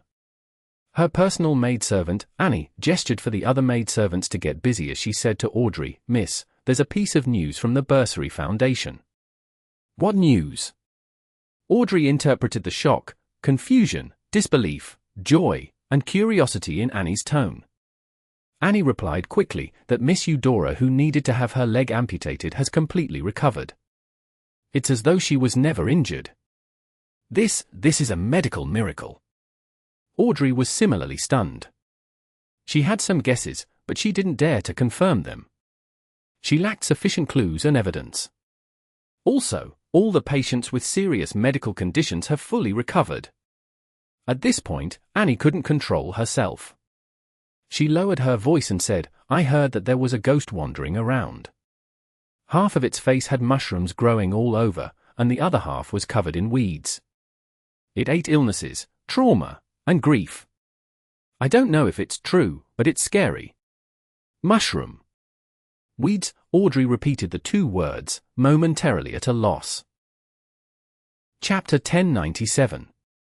Different Conundrum. Seeing that her mistress was clearly interested in ghost tales, Annie glanced at the other maids who were preparing hot water, combs, and other items. She continued, "The doctors and nurses wished to invite the church's bishop to host a mass, but the remaining patients strongly objected to it. They look forward to meeting that ghost. They all call it the Clown Angel. They say that its terrifying appearance resembles a specially dressed clown, but in actual fact, it's an angel who can resolve pain and torment." "This title is very interesting," Audrey said with a faint smile. If it were in the past, she would definitely be very interested in this, perhaps eager to make a trip to the hospital via dream traversal to figure out what was going on with the so-called Clown Angel. However, the sudden eruption of the war made her feel rather depressed. She felt that there were too many important things that she needed to do, so she wasn't in the mood to probe further. In fact, if she hadn't experienced the air raid herself and seen those who were injured because of it, she would definitely feel like a war had never happened over the past few days and that Backlund was still very peaceful. This was because, after that air raid, the airship fleet of the Lund Kingdom had been roped into the war effort. The air defenses of the coastal cities had all been raised, and Backlund didn't suffer another attack again. Currently, the battle between Fasak and Lund was mainly focused in three places: the Winter County's Amatha mountain range, the heavy industry metropolitan area along the Midseashire's east coast, and the few harbors along the Sonya Sea coast. Furthermore, they were in a deadlock with no side gaining an advantage over the other. Even if there were casualties, it didn't have any material impact on Backlund. Other than the rise in prices with several editorial pieces in the newspapers, this city seemed to restore its peace in a few short days. However, Audrey didn't think so. Her father and brother have been busy with work recently, often returning late at night or convening a private gathering with a group of nobles, members of parliament, and clergymen. Through the other charity organizations in the Church of Evernite, she learned of the exact number of casualties at the front lines of Pritz Harbor and Amatha. She even saw some photos of the battlefield. She was working hard to gather funds, contacting various pharmaceutical companies and hospitals, hoping that she could organize help and treatment needed in the war effort. Who would have thought that the crazy adventurer has not only offered the excess food in his manor, but he has even donated £7,000 in cash? Audrey sighed secretly and began letting the maidservant help doll her up. South of the bridge, Rose Street. Emlyn White casually donated £10 to a charity organization solicitor. He pressed his top hat and walked up the stairs, entering the Harvest Church. At this moment, there were no believers in the cathedral. Father Utravsky, who looked like a half-giant, sat at the front and prayed sincerely. Emlyn was in no hurry to change into his priest robes. He sat beside the priest and wanted to say something, but when he opened his mouth, he ended up scoffing. "It must be your typical Fasak appearance and figure that made those believers fearful of coming over," Emlyn said casually as he looked at the altar in front of him. Bishop Utravsky put down his hands and opened his eyes. "I can understand them." "What's the point of understanding them? If the war gets more intense and the number of soldiers who die in the battle increase a bit more, the believers might rush in here and bomb the cathedral and hang you to death. Emlyn continued to look at the sacred emblem of life. Father Utravsky shook his head slightly. No, they won't. They sincerely believe in the Earth Mother. They won't bum the cathedral. At most, they will banish me. If I express that I've given up on my Fasak nationality, there will always be people who will understand and accept me. Emlyn T-scared and said without moving his gaze, what if Fainapotter joins in the war and attacks Desi Bay, Lund territory? What if the Church of Earth Mother calls all clergymen to arms and become enemies with Lund? Are you going to obey the orders of the Church and abandon the believers here, or are you going to pretend that you don't know anything? Continuing promoting how precious life is, how joyous the harvest is as you are now? Or, will you directly organize those believers to make them become enemies with their own kind, using blood and sacrifices to prove their faith? Bishop Utravsky slowly looked at the sacred emblems of life up and above the altar, not saying anything for a long time. Emlyn didn't bring up any more questions as he fell silent like the priest. The entire Harvest Church was silent. On a colonial island, Alger Wilson, who hadn't had the chance to return to Pazu Island, didn't leave the Blue Avenger due to his principles of being cautious. He only sent his sailors to take turns to gather information. Captain, there still isn't any news about mustering us, a sailor reported to Alger of his findings of the day while reeking of alcohol. Alger waved his hand and dismissed his subordinate to leave the room. Then, he frowned slightly and muttered silently to himself, the Church doesn't seem to care much about this war. From what Alger knew, this was likely an intense war that would cover a huge scale. As the victim of an invasion, the Church of the Lord of Storms would definitely mobilize all its strength to defeat the enemy, including the captains who were scattered across the sea by giving them corresponding missions. However, at this moment in time, Alger had yet to receive orders from Pazu Island. This didn't mean that the Church of the Lord of Storms was slacking off. The activity of the Church's forces amongst the Lun army and the air raid drills it was involved in the various major cities, and the activities of the demigods implied that the Church of the Lord of Storms was seriously resisting the invasion of the Fasak Empire. It was just that it wasn't going all out. Could it be that it's because we're still in the early stages of the war? The Church wishes to preserve a portion of its strength for the critical moment? Alger held back the stirrings in his heart and waited for further information. At night, another group of sailors returned with news that had nothing to do with the war. Captain, there seems to be some kind of monster hiding on this island. Many pirates say that they encountered a terrifying situation when they head out to pee after drinking too much. Some of them were violently slapped by the branches of trees, while others saw fruits growing on their bodies, ones filled with blood and flesh in them. Some of them encountered skinny ghostly figures with wheat faces. A rather sober sailor described the rumors he had heard. Tales about ghosts and monsters? Alger didn't have the intention to probe into the truth of the matter. He nodded and sternly warned, don't go out at night. After such paranormal tales started in Backlund and Pritz Harbor, Klein never went to those hospitals again, afraid that he would directly meet Zaratul's marionettes. With the creeping hunger and the ability to travel, he expanded his range for creating terrifying tales. Sometimes, he would be in the Sonya Sea, at other times in the Fog Sea. He would go to Lenberg, sometimes to Fainapotter, and sometimes appear in places like East and West Balam, the Highlands, and Valley. He didn't abide by any rules, and he relied solely on his momentary inspiration. He would visit some cities 2 or 3 times while not stepping foot into others even once. During this process, Klein felt an inexplicable strange feeling. In the terrifying darkness, invisible tentacles extended out, either searching for his whereabouts or attempting to predict his movement so as to intercept him ahead of time. They were silent and cold, and once they entangled him, the consequences were unimaginable. Klein knew that this might be the result of Zaratul's search. His best solution was to temporarily stop acting and to lay low in wait. However, it was also this subtle feeling that made him wish to digest the potion as soon as possible. Hence, he made use of the Grey Fog's powers. Every time he randomly chose a target location, he would go above the Grey Fog to divine the danger level and use paper angels to interfere.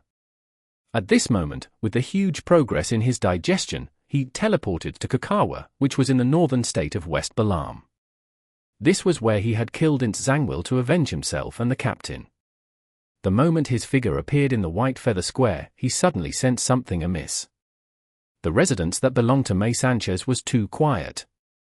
It was so quiet that it sent chills down his spine. May Sanchez was a native general who had previously bought arms from Dwayne Dantes. He was a Beyonder of the Death Pathway, and he was backed by the Church of Knowledge. What happened? Klein frowned slightly as he considered whether he should enter to confirm the situation. After all, that was his collaboration partner. Furthermore, if he were to encounter an enemy that wasn't weak, it would be a very good opportunity for him to act. After doing a self-analysis of the situation, he believed that if he could use a Scent-level demigod as the main lead and create a few more horror tales, then his Bizarro Sorcerer potion would be digested for the most part. Of course, the prerequisite for everything is to be safe. I have to be careful and cautious. As he made his marionette, Kona's Kilga, transform into the appearance of Dwayne Dantes, he took out a gold coin. This time, the revelation he received was that there wasn't any danger. Strange. Klein didn't let his guard down as his body turned incorporeal before becoming a shadow that disappeared into the darkness of the night. As for his marionette, Kona's Kilga walked slowly towards May Sanchez's mansion with his face facing down. This was the ability to hide in the shadows that creeping hunger provided itself. As for the other marionette, Inuni, he was waiting about 1,000 meters away. As for the few rats that belonged to the marionette, they were spaced out nearly 1,000 meters away from each other, but they were unable to do anything. Soon, Dwayne Dantes arrived in front of the general's residence and activated his spirit body thread's vision. What entered his vision were black illusory threads that were grown in a messy fashion.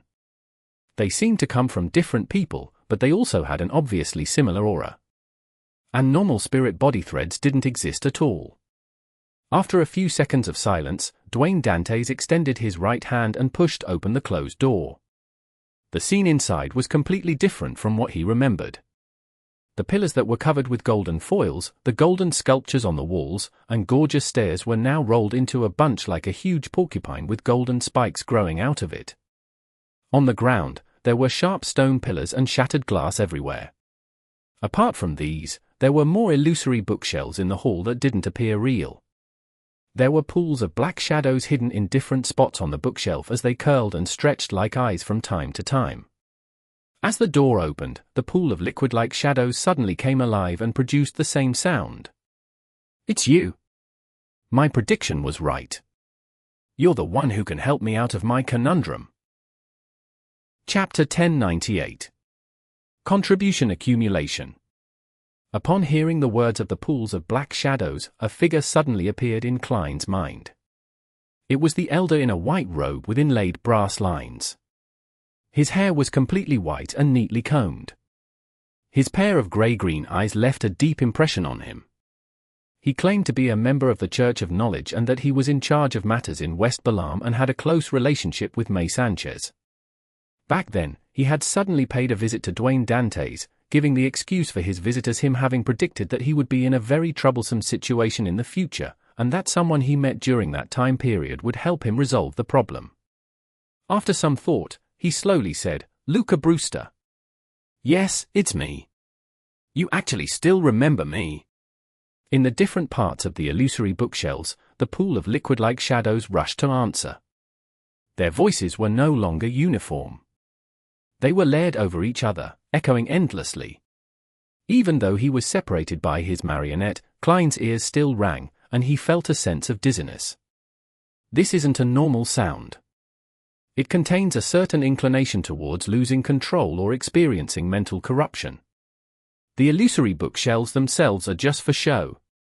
Just as this thought flashed through Klein's mind, he heard the black shadows curling and extending at the same time. "Sorry, I was too agitated just now and couldn't control myself." Hiding in the shadows outside the mansion, Klein controlled his marionette, Kona's Kilga, and said, "What did you encounter? How did you end up like this?" The black figure sighed and said, "The adjudicator of the Phainopota military, Bella Costa, and the Church of Earth Mother's Archbishop, Martina, jointly attacked this place, with their main target being me. I had no choice but to activate my mythical creature form and make them temporarily retreat. Seeing as you entered without noticing anything, you must have teleported here. You're also a demigod. You should know that once you reveal your mythical creature form, it won't be easy for you to return to normal. I was also affected by inclinations towards going insane, and I nearly lost control. Fortunately, I was once a mysticism magister and had mastered many strange but effective mystic arts. Hence, I sealed myself to a certain extent at the critical moment and ended up like this. Sigh, this can only last for some time. The madness is still eating at me. I've already contacted the sea, and it wouldn't be long before a helper comes. However, I don't know if I can last that long. I was just thinking that this should be that very troublesome conundrum in the prophecy, and I was wondering if the person who could help me solve this problem would appear. I'm so happy that you're here. This proves that my prediction and interpretation wasn't wrong. This has improved my mental state. He really is a demigod who's determined to see his prediction succeed. If I were to turn around and leave at this moment, would you just break down and lose control on the spot? After lampooning silently in his heart, Klein began thinking about the key information that was revealed by Luca Brewster. The Feinapotter military and the Church of Earth Mother had begun taking action. He then got his marionette, Kona's Kilga, to take out a gold coin and flick it before reaching out to catch it. From what he knew, the clergymen of the 7 churches were focused on maintaining order and ensuring the safety of their believers, regardless of the situation. From this angle, it was impossible for Luca Brewster to be a devil or a demon. As for the impression that Vice Admiral Iceberg and Detective Isengard Stanton gave him, it made him feel that the Church of Knowledge wasn't too bad. He felt that, other than their habitual discrimination against people with low intelligence and those who were not fond of studying, there was nothing wrong with their actions and style. This is also the reason why they're unable to develop and expand. They can only stay in a few small countries. Klein didn't look at the result from flipping the gold coin. He mumbled a few words before saying, "How can I help you?" The excited black shadows fell silent. A few seconds later, they said, "I don't know either." Klein looked at them, and they looked back at him in silence. Instantly, there was a mutual silence. "Why don't I suggest turning you into my marionette?" Nearly 10 seconds later, Klein lampooned inwardly. His thoughts raced as he began to think of a way to resolve the Luca Brewster's problem of not being able to recover from his mythical creature form. To be honest, his seriousness towards helping Luca out wasn't just because of his good impression of the Church of Knowledge and Wisdom, but also because of interests that could benefit him. Firstly, there was the inkling of the God of Knowledge and Wisdom's existence in the matter of Grozel's travels. At present, he was unable to determine the true God's goal. He felt that showing some goodwill might lead to pleasant surprises. Secondly, if Rozel's return really happened, the attitude of the God of Knowledge and Wisdom was rather important. From the Red Angel evil spirit's tone and manner of speech, Klein could make a preliminary judgment. Compared to the Fourth Epoch, the 7 deities of the present era had a drastic change in attitude towards the appearance of a Black Emperor. Their reaction wasn't as intense as before, and they were more inclined to tacitly approve of it, even if the person wasn't their own candidate of choice. Under such circumstances, if Emperor Rozel were to return, the only ones who would be against it would probably be the eternal blazing sun and the god of steam and machinery. After all, back when Rozel perished, they had been involved in the matter to some extent. However, this objection wouldn't be too strong either. As long as Rozel's mental state was normal and he escaped the corruption and madness, there was a chance of being accepted. After all, the Black Emperor didn't have the problem of switching with the Sun and Savant pathway, so there weren't any direct conflicts of interest. As for the original grudge, it wasn't too serious at the level of a deity. Of course, this was just a guess Klein made from his knowledge of ancient history and from the angle of mysticism. According to his understanding of the situation, other than the god of craftsmanship, the other 6 deities had been enemies with each other back during Solomon's First Empire. They had left behind countless grudges, and had no choice but to rope in the Black Emperor back then to help them. In the end, they'd still put these matters behind them and formed an alliance that lasted to this day. Even the deities of neighboring pathways could coexist peacefully to a certain extent. As long as Roselle could really be revived, then as someone who wasn't completely dead, the feud between him and the eternal blazing sun and the god of steam and machinery could be resolved. Of course, with his understanding of Roselle, it was only a matter of time before Roselle took revenge. As long as he wasn't crazy and wasn't forced into a corner and wasn't extreme, he could still understand the situation clearly and know what to do and what it meant to wait for an opportunity. Under such circumstances, Klein believed that the ones who were able to suppress the eternal blazing sun and the god of steam and machinery when they expressed their objections and also make them tacitly agree to it were definitely the Lord of Storms and the god of knowledge and wisdom, because they and the eternal blazing sun were on beyond paths that could be interchanged. I'm just afraid that the corruption that stems from the cosmos isn't that easy to resolve. The revived Roselle may end up completely turning into an evil god, but such matters can only be done one step at a time. Only by understanding the situation can one grasp the crux of the matter and decide whether to press the button at the final moment. Humans can't stop because of worries with low odds. If that's the case, nothing can be done. Even drinking a mouthful of water might lead to the descent of an evil god. Similarly, what are the reactions of the various parties towards Roselle's return, and how intense would they be? This will require me to wait and make further observations before I can find the most acceptable solution for everyone. At the moment, causing damage during the ritual at the critical moment has the highest chance of success. As his thoughts raced, Klein looked at the pool of dark shadows and slowly said, "How long can you last?" Luca Brewster observed his condition and said, 7 minutes. I thought you were going to say 7, 6, 5, 4, 3, after lampooning, Klein said, I'll get you a psychiatrist. As he spoke, he retreated a few hundred meters out of the shadows of Mesanch's residence. Then, he set up a ritual and sacrificed creeping hunger above the grey fog. After doing all of this, he sat in the fool's chair, conjured German Sparrow's figure, and made him do a simple and quick prayer. At this moment, it was almost dawn. As for Audrey, who had been busy with charity work, she had yet to sleep. Treat a demigod who has shown signs of losing control. I can accumulate more merit points as well. Audrey put down the fountain pen in her hand and put on a white cloak with golden patterns.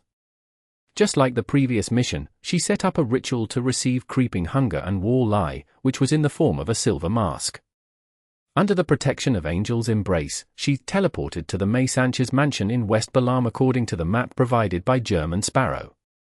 The difference this time was that, due to her facing a demigod, not only was she wearing a mask, she had also used lie to adjust her figure, aura, and appearance under the mask.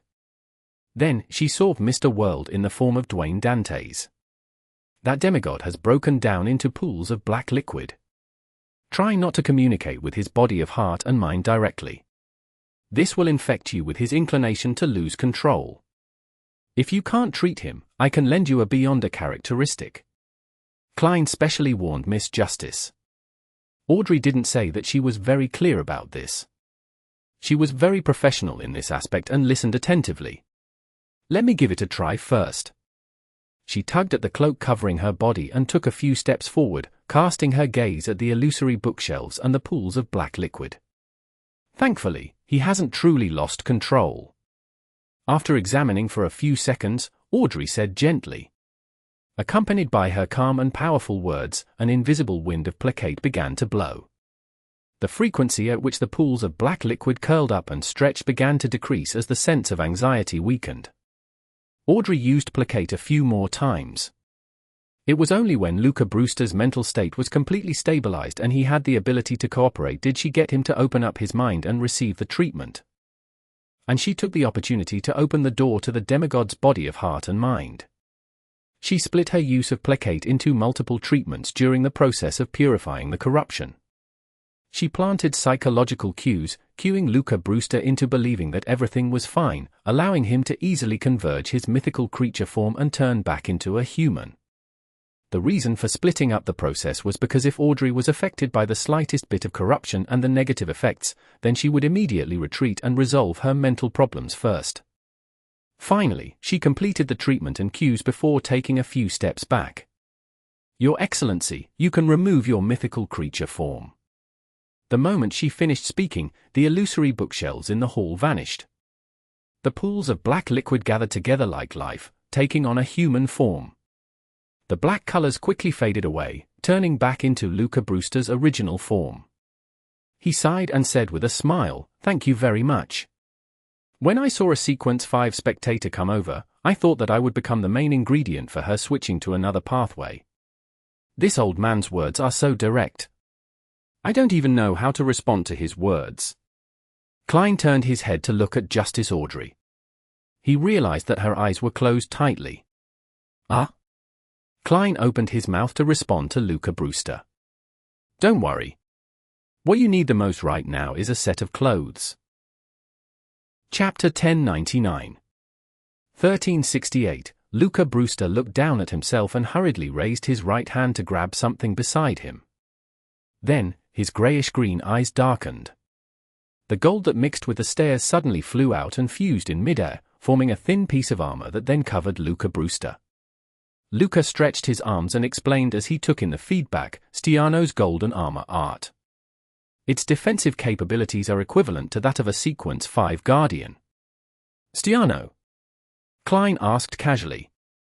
Luca said in a tone as though he was introducing a famous historical figure, one of the earliest founders of the Moses ascetic order. "I heard that Emperor Razel had previously modified this golden armor art. I wonder what effects it eventually produced. I can roughly imagine. Maybe this golden armor has 12 different styles, L." After muttering inwardly for a while, Klein changed the topic to the main topic at hand. Will Fainapotter and the Church of Earth Mother officially join the war? When Luca introduced the Stiano's golden armor, Audrey opened her eyes and turned her head in a controlled manner. Without any perturbation in her eyes, she looked at the glimmering demigod. Luca sighed and said, regardless of what they were thinking previously, they'll officially join the war tonight. Of course, they wouldn't target Lund for the time being. There's a high chance that they will attack either Lenberg, Mason, or Seger. It's to prevent an extended battlefront and from making too many enemies, which would prevent them from being able to concentrate their strength. Furthermore, the Church of Earth Mother might not be willing to exert too much strength.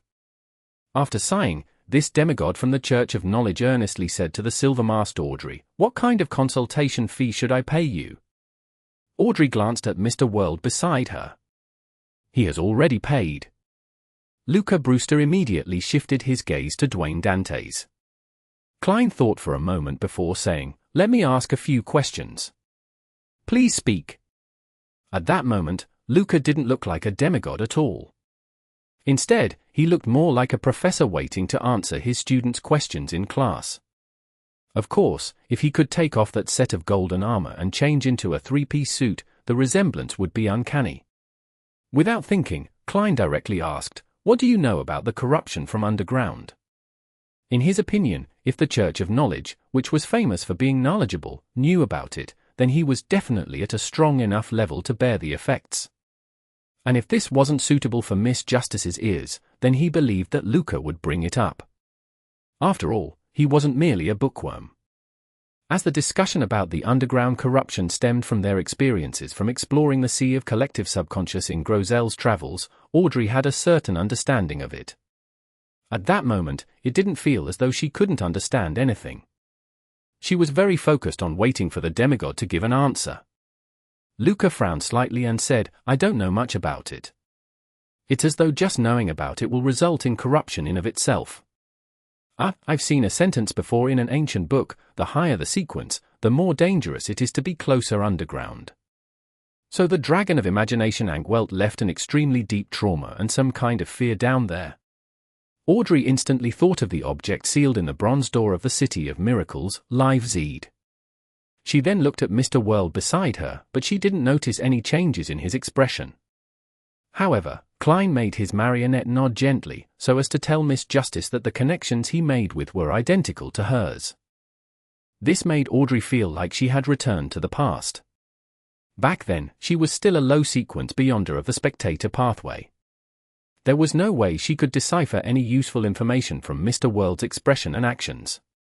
The higher the sequence, the greater the threat of underground objects. This doesn't make sense. Realizing that Luca was unable to provide more information, Klein thought for a moment and said, "Second question, what prophecy do you have regarding this war?" With the mention of a prophecy, Luca Brewster suddenly became spirited. It's only the beginning. It's far from reaching its peak. Also, a greater portion of the damage stems from the war and is also present beyond the war. I don't know what it is exactly though. The war has just begun. Audrey's heart sank uncontrollably. Stems from the war and is also present beyond the war? Is it the apotheosis ritual of Amon's brother, or is it the advancement of the Black Emperor? Or perhaps, the return of Roselle? With a guess, Klein nodded and raised the third question. Have you heard of the prophecy of the apocalypse? How do you interpret it? Luca Brewster's expression instantly turned serious. No, this is not a prophecy. Anyone with the ability to predict the future is certain that the apocalypse will definitely come. God mentioned in his Holy Bible that the apocalypse will happen in the year 1368 in the fifth epoch. Of course, God also said that there will be a savior. The prophecy of the God of knowledge and wisdom? 1368, there's only about 10 years left. Could the goddess's act of destroying the alliance with the god of combat to control the uniqueness of the death pathway have something to do with the impending apocalypse? Without realizing it, Klein's expression turned serious. However, he didn't show his reaction on the marionette's face. It will be the apocalypse in about 10 years. As for Audrey, she ruminated over the demigod's words in a daze. To be honest, she felt that it was fake.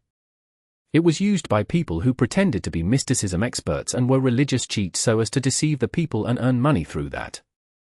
Although she could foresee a large-scale war breaking out, she had never imagined that this world was very close to ending. This was the understanding of almost all ordinary people and beyond us. Why 1368? Klein couldn't help but ask. Luca Brewster shook his head. I don't know either. That's what God's prophecy says. At the thought that he was only a sequence for, making him not have the ability to resist the apocalypse, Klein rationally ended the topic. He said to the saint of the Church of Knowledge and Wisdom, that shall be all. What he really wanted to ask were things that the other party probably didn't know either, matters like the corruption that stemmed from the cosmos, or whether Roselle could return or not, or what his state was. Luca Brewster nodded and said, in the future, if there's anything you need help with, you can come to me. For the details, find them out through Edwina. He remembered that Dwayne Dantes' firearms transaction with May Sanchez had been facilitated by Edwina Edwards. Edwina. Vice Admiral Iceberg?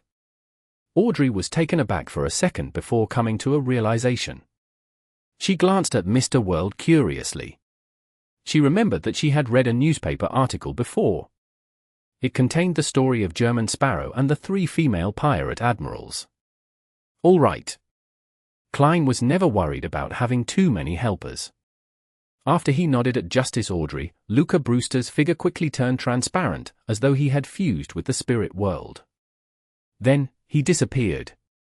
Looking at the spot where he had been standing earlier and then at the hall that no longer had any gold. Klein let out a terse remark inwardly and fell silent for 2 seconds. He then made his marionette look at Justice Audrey. I thought it would be a little more troublesome. That saint had saved himself in time and was willing to trust me, allowing me to plant a psychological cue, Audrey replied with a faint smile, trying her best to appear sincere and humble. Dwayne Dantes nodded and said, this help will be taken into account. Go back as soon as possible. It's very dangerous here. Seeing that a demigod had nearly lost control, Audrey had no doubts about the danger Mr. World warned her about. She immediately used creeping hunger and teleported back to the northern continent through the spirit world. After she sacrificed the human-skinned glove to Mr. Fool and settled the rest of the matters, Earl Hall and his eldest son, Hibbert, returned home. Just as Audrey was about to head out to meet her father and chat with him, she heard her mother, Lady Caitlin, ask in the hall, did something happen again? You came back a lot later than scheduled today. Earl Hall sighed and said, Potter has invaded Lenberg. Extra! Extra! Potter invades Lenberg. Leonard, who was wearing a pair of red gloves, got off the carriage. Just as he was about to enter St. Samuel Cathedral, he saw the paperboy waving a newspaper and running quickly across the streets and square. He stopped the paperboy and took out a penny and bought a newspaper. As he flipped through it, he said in a low voice, "Perhaps it won't be long before the South becomes a battlefield." "That's right." Pallas Zoroast's slightly aged voice echoed in Leonard's mind. "But why am I still staying in Backlund?" Leonard muttered in confusion. After advancing to Spirit Warlock, he had already become the captain of a Red Gloves team. The members had been transferred from other teams, including the familiar faces of Cindy and Bob. After the war broke out, Leonard had originally thought that his team would be transferred back to the Holy Cathedral like Soest's team, so as to participate in the battle at the Amatha mountain range. To his surprise, he was arranged to be used as a reserve force for the Backlund diocese.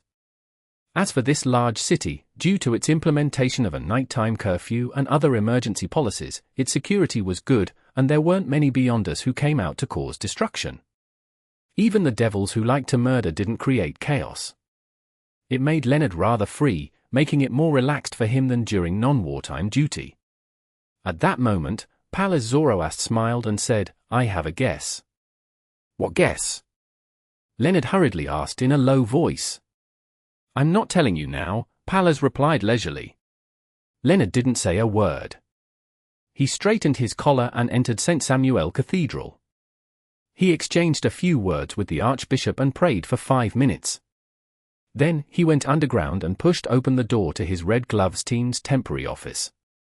"Good morning, Captain." Bob, Cindy, and the other Red Gloves all stood up and bowed. Upon hearing their greetings, Leonard, who felt that he was already used to it, was once again in a daze. In the blink of an eye, it was Monday afternoon. Leonard arranged for his team members to go on separate missions, and he found a lounge to wait for the gathering to begin. 1. Reference to Saint Seiya, Knights of the Zodiac. Chapter 1100. One book. Above the boundless grey fog, inside the ancient palace that resembled a god's residence.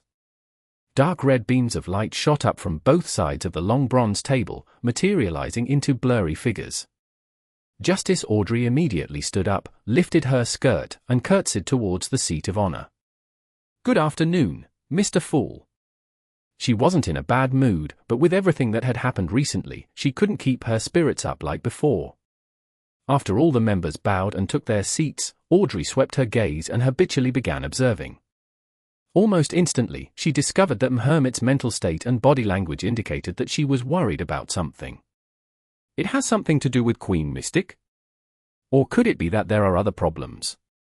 Or could it be that both factors are involved in the matter? Audrey was slightly surprised, and she curiously considered the possible reasons for this. After so many tarot gatherings, she had long drawn a psychological portrait of Hermit. She believed that she was a rather contradictory Beyonder. She was experienced, knowledgeable, and calm. She was also bold and reckless in certain aspects, like a young girl who had yet to mature. Combined with the relationship between the other party and Queen Mystic, Audrey's interpretation of this analysis was that, although Hermit had experienced a lot, she had managed to resolve many problems successfully with Queen Mystic's protection and arrangements. Deep in her heart, she was still a young girl who yearned to be loved and cared for. And it was precisely within such a concealed state that Audrey boldly guessed that, when facing someone who had been abandoned and one who didn't commit any serious mistakes, she would unknowingly show mercy, pity them, and help them.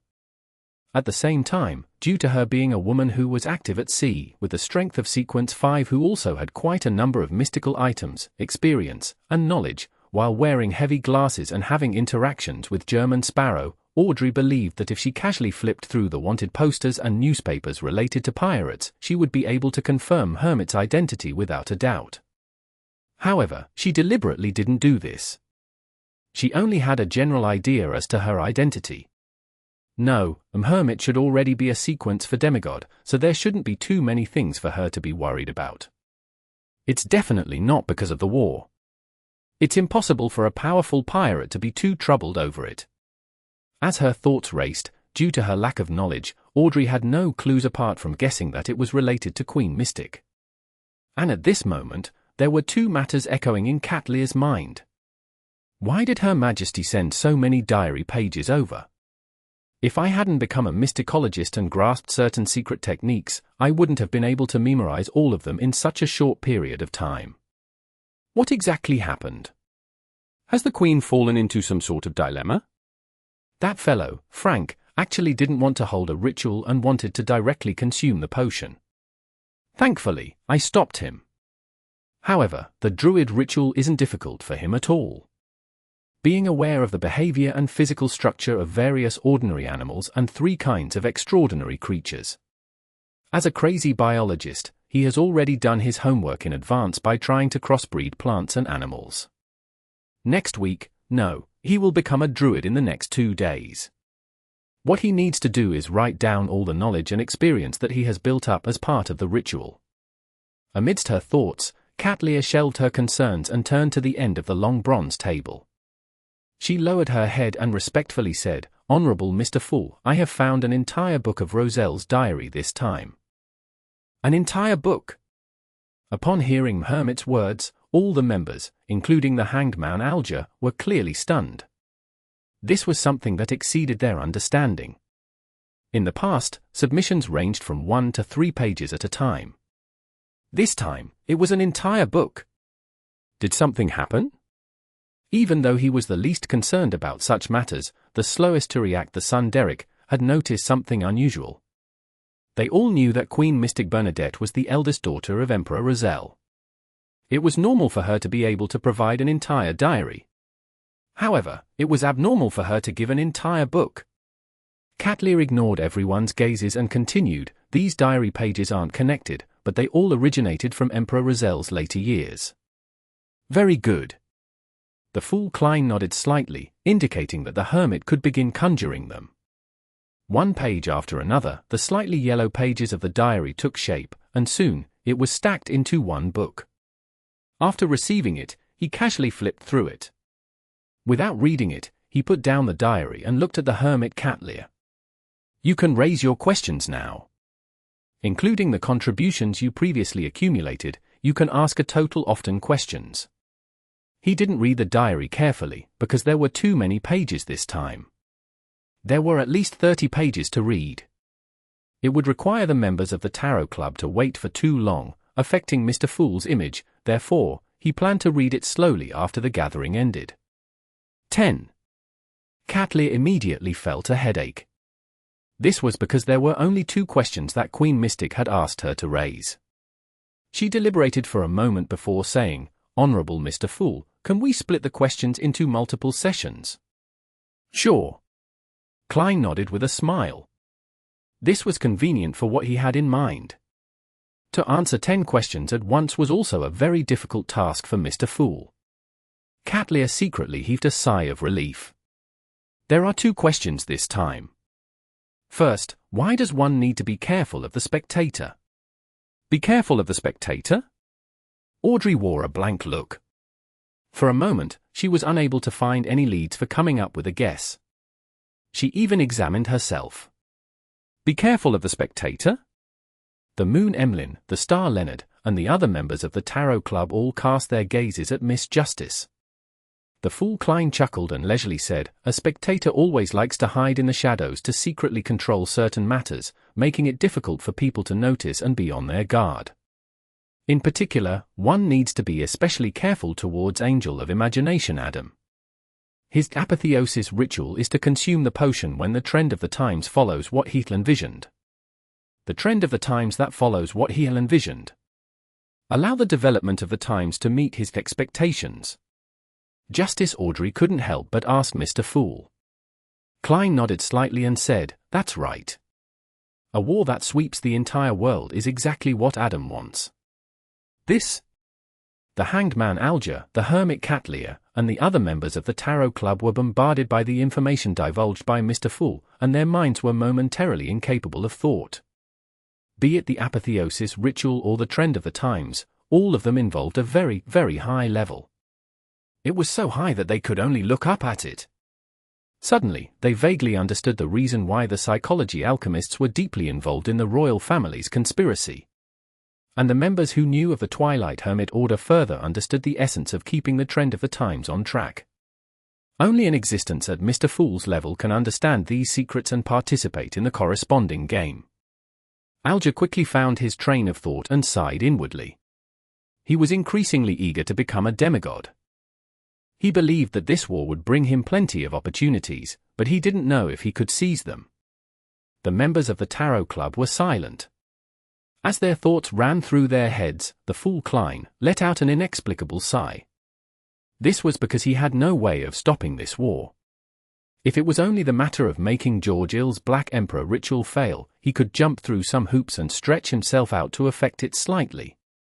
However, in this war involving the trend of the times, even if he was an angel, a Sequence 1 angel, there was no way he could affect the overall situation. Forcibly trying to stop it would only squish him under the rolling wheels of history. Apart from Adam, who has spent 1,000 to 2,000 years arranging for such a plot to play out, the rest of them, even the kings of angels, can only change certain situations but not the overall trend. Only a true deity at Sequence 0 can truly participate in this game. It's no wonder the Emperor said that only by becoming a god can he protect those who he wants to protect. The only thing I can do now is to make preparations for the resistance in the Rorsted Archipelago. I hope they have the opportunity of being liberated from being colonies. Klein reined in his thoughts and made his gaze maintain a smiling look. He wasn't blindly opposed to everything about war. The education he had received in his previous life, and what he had seen at sea and in East and West Bayam, had made him have a supportive attitude towards overthrowing colonial rule. To put it simply, what he didn't like and abhorred was an unjust war. Sensing Mr. Fool's gaze, the hermit Catlear controlled her chaotic thoughts and said again, "Secondly, where is the secret mausoleum that Emperor Roselle has yet to discover?" "Secret mausoleum? Yet to be discovered?" Force became more focused as she felt that this was material for a best-selling novel that possessed all kinds of popular elements. On the other hand, Audrey and Alger could acutely sense something from this question. The eldest daughter of Roselle probably wasn't willing to accept her father's death, and was still searching for traces left behind by him, hoping to find clues to revive the Emperor. Of course, they couldn't eliminate the possibility that there were other important items in the secret mausoleum. That might be Queen Mystic's goal as well. Roselle even left behind a secret mausoleum? I wonder what's inside. The Star Leonard and Judgment Zio were more concerned about this. The fool Klein was already prepared for this. He smiled and said, "Perhaps in the Fog Sea, in the secret primitive island Roselle discovered, or the Abyss." Abyss? Emlyn immediately felt his eyelids twitch. In the history of the Sanguine, there were many records of Second Epoch devils wreaking havoc. Even when he read those materials after thousands of years since it happened, he still felt himself turn impetuous and become entangled by chaos. The son Derek had a similar feeling as him, but he didn't think too much about it. When reading certain documents, his mental state would be overexerted, and his mental state would unknowingly be affected. This was common knowledge known by everyone in the City of Silver, so he had to first receive general education and listen to a teacher's recount. Abyss? Audrey, Zio, and company subconsciously repeated that term in their hearts. In their daily lives, the abyss was an abstract expression. It was synonymous with danger, pain, decadence, and corruption. They never expected that it really existed somewhere in the Fog Sea.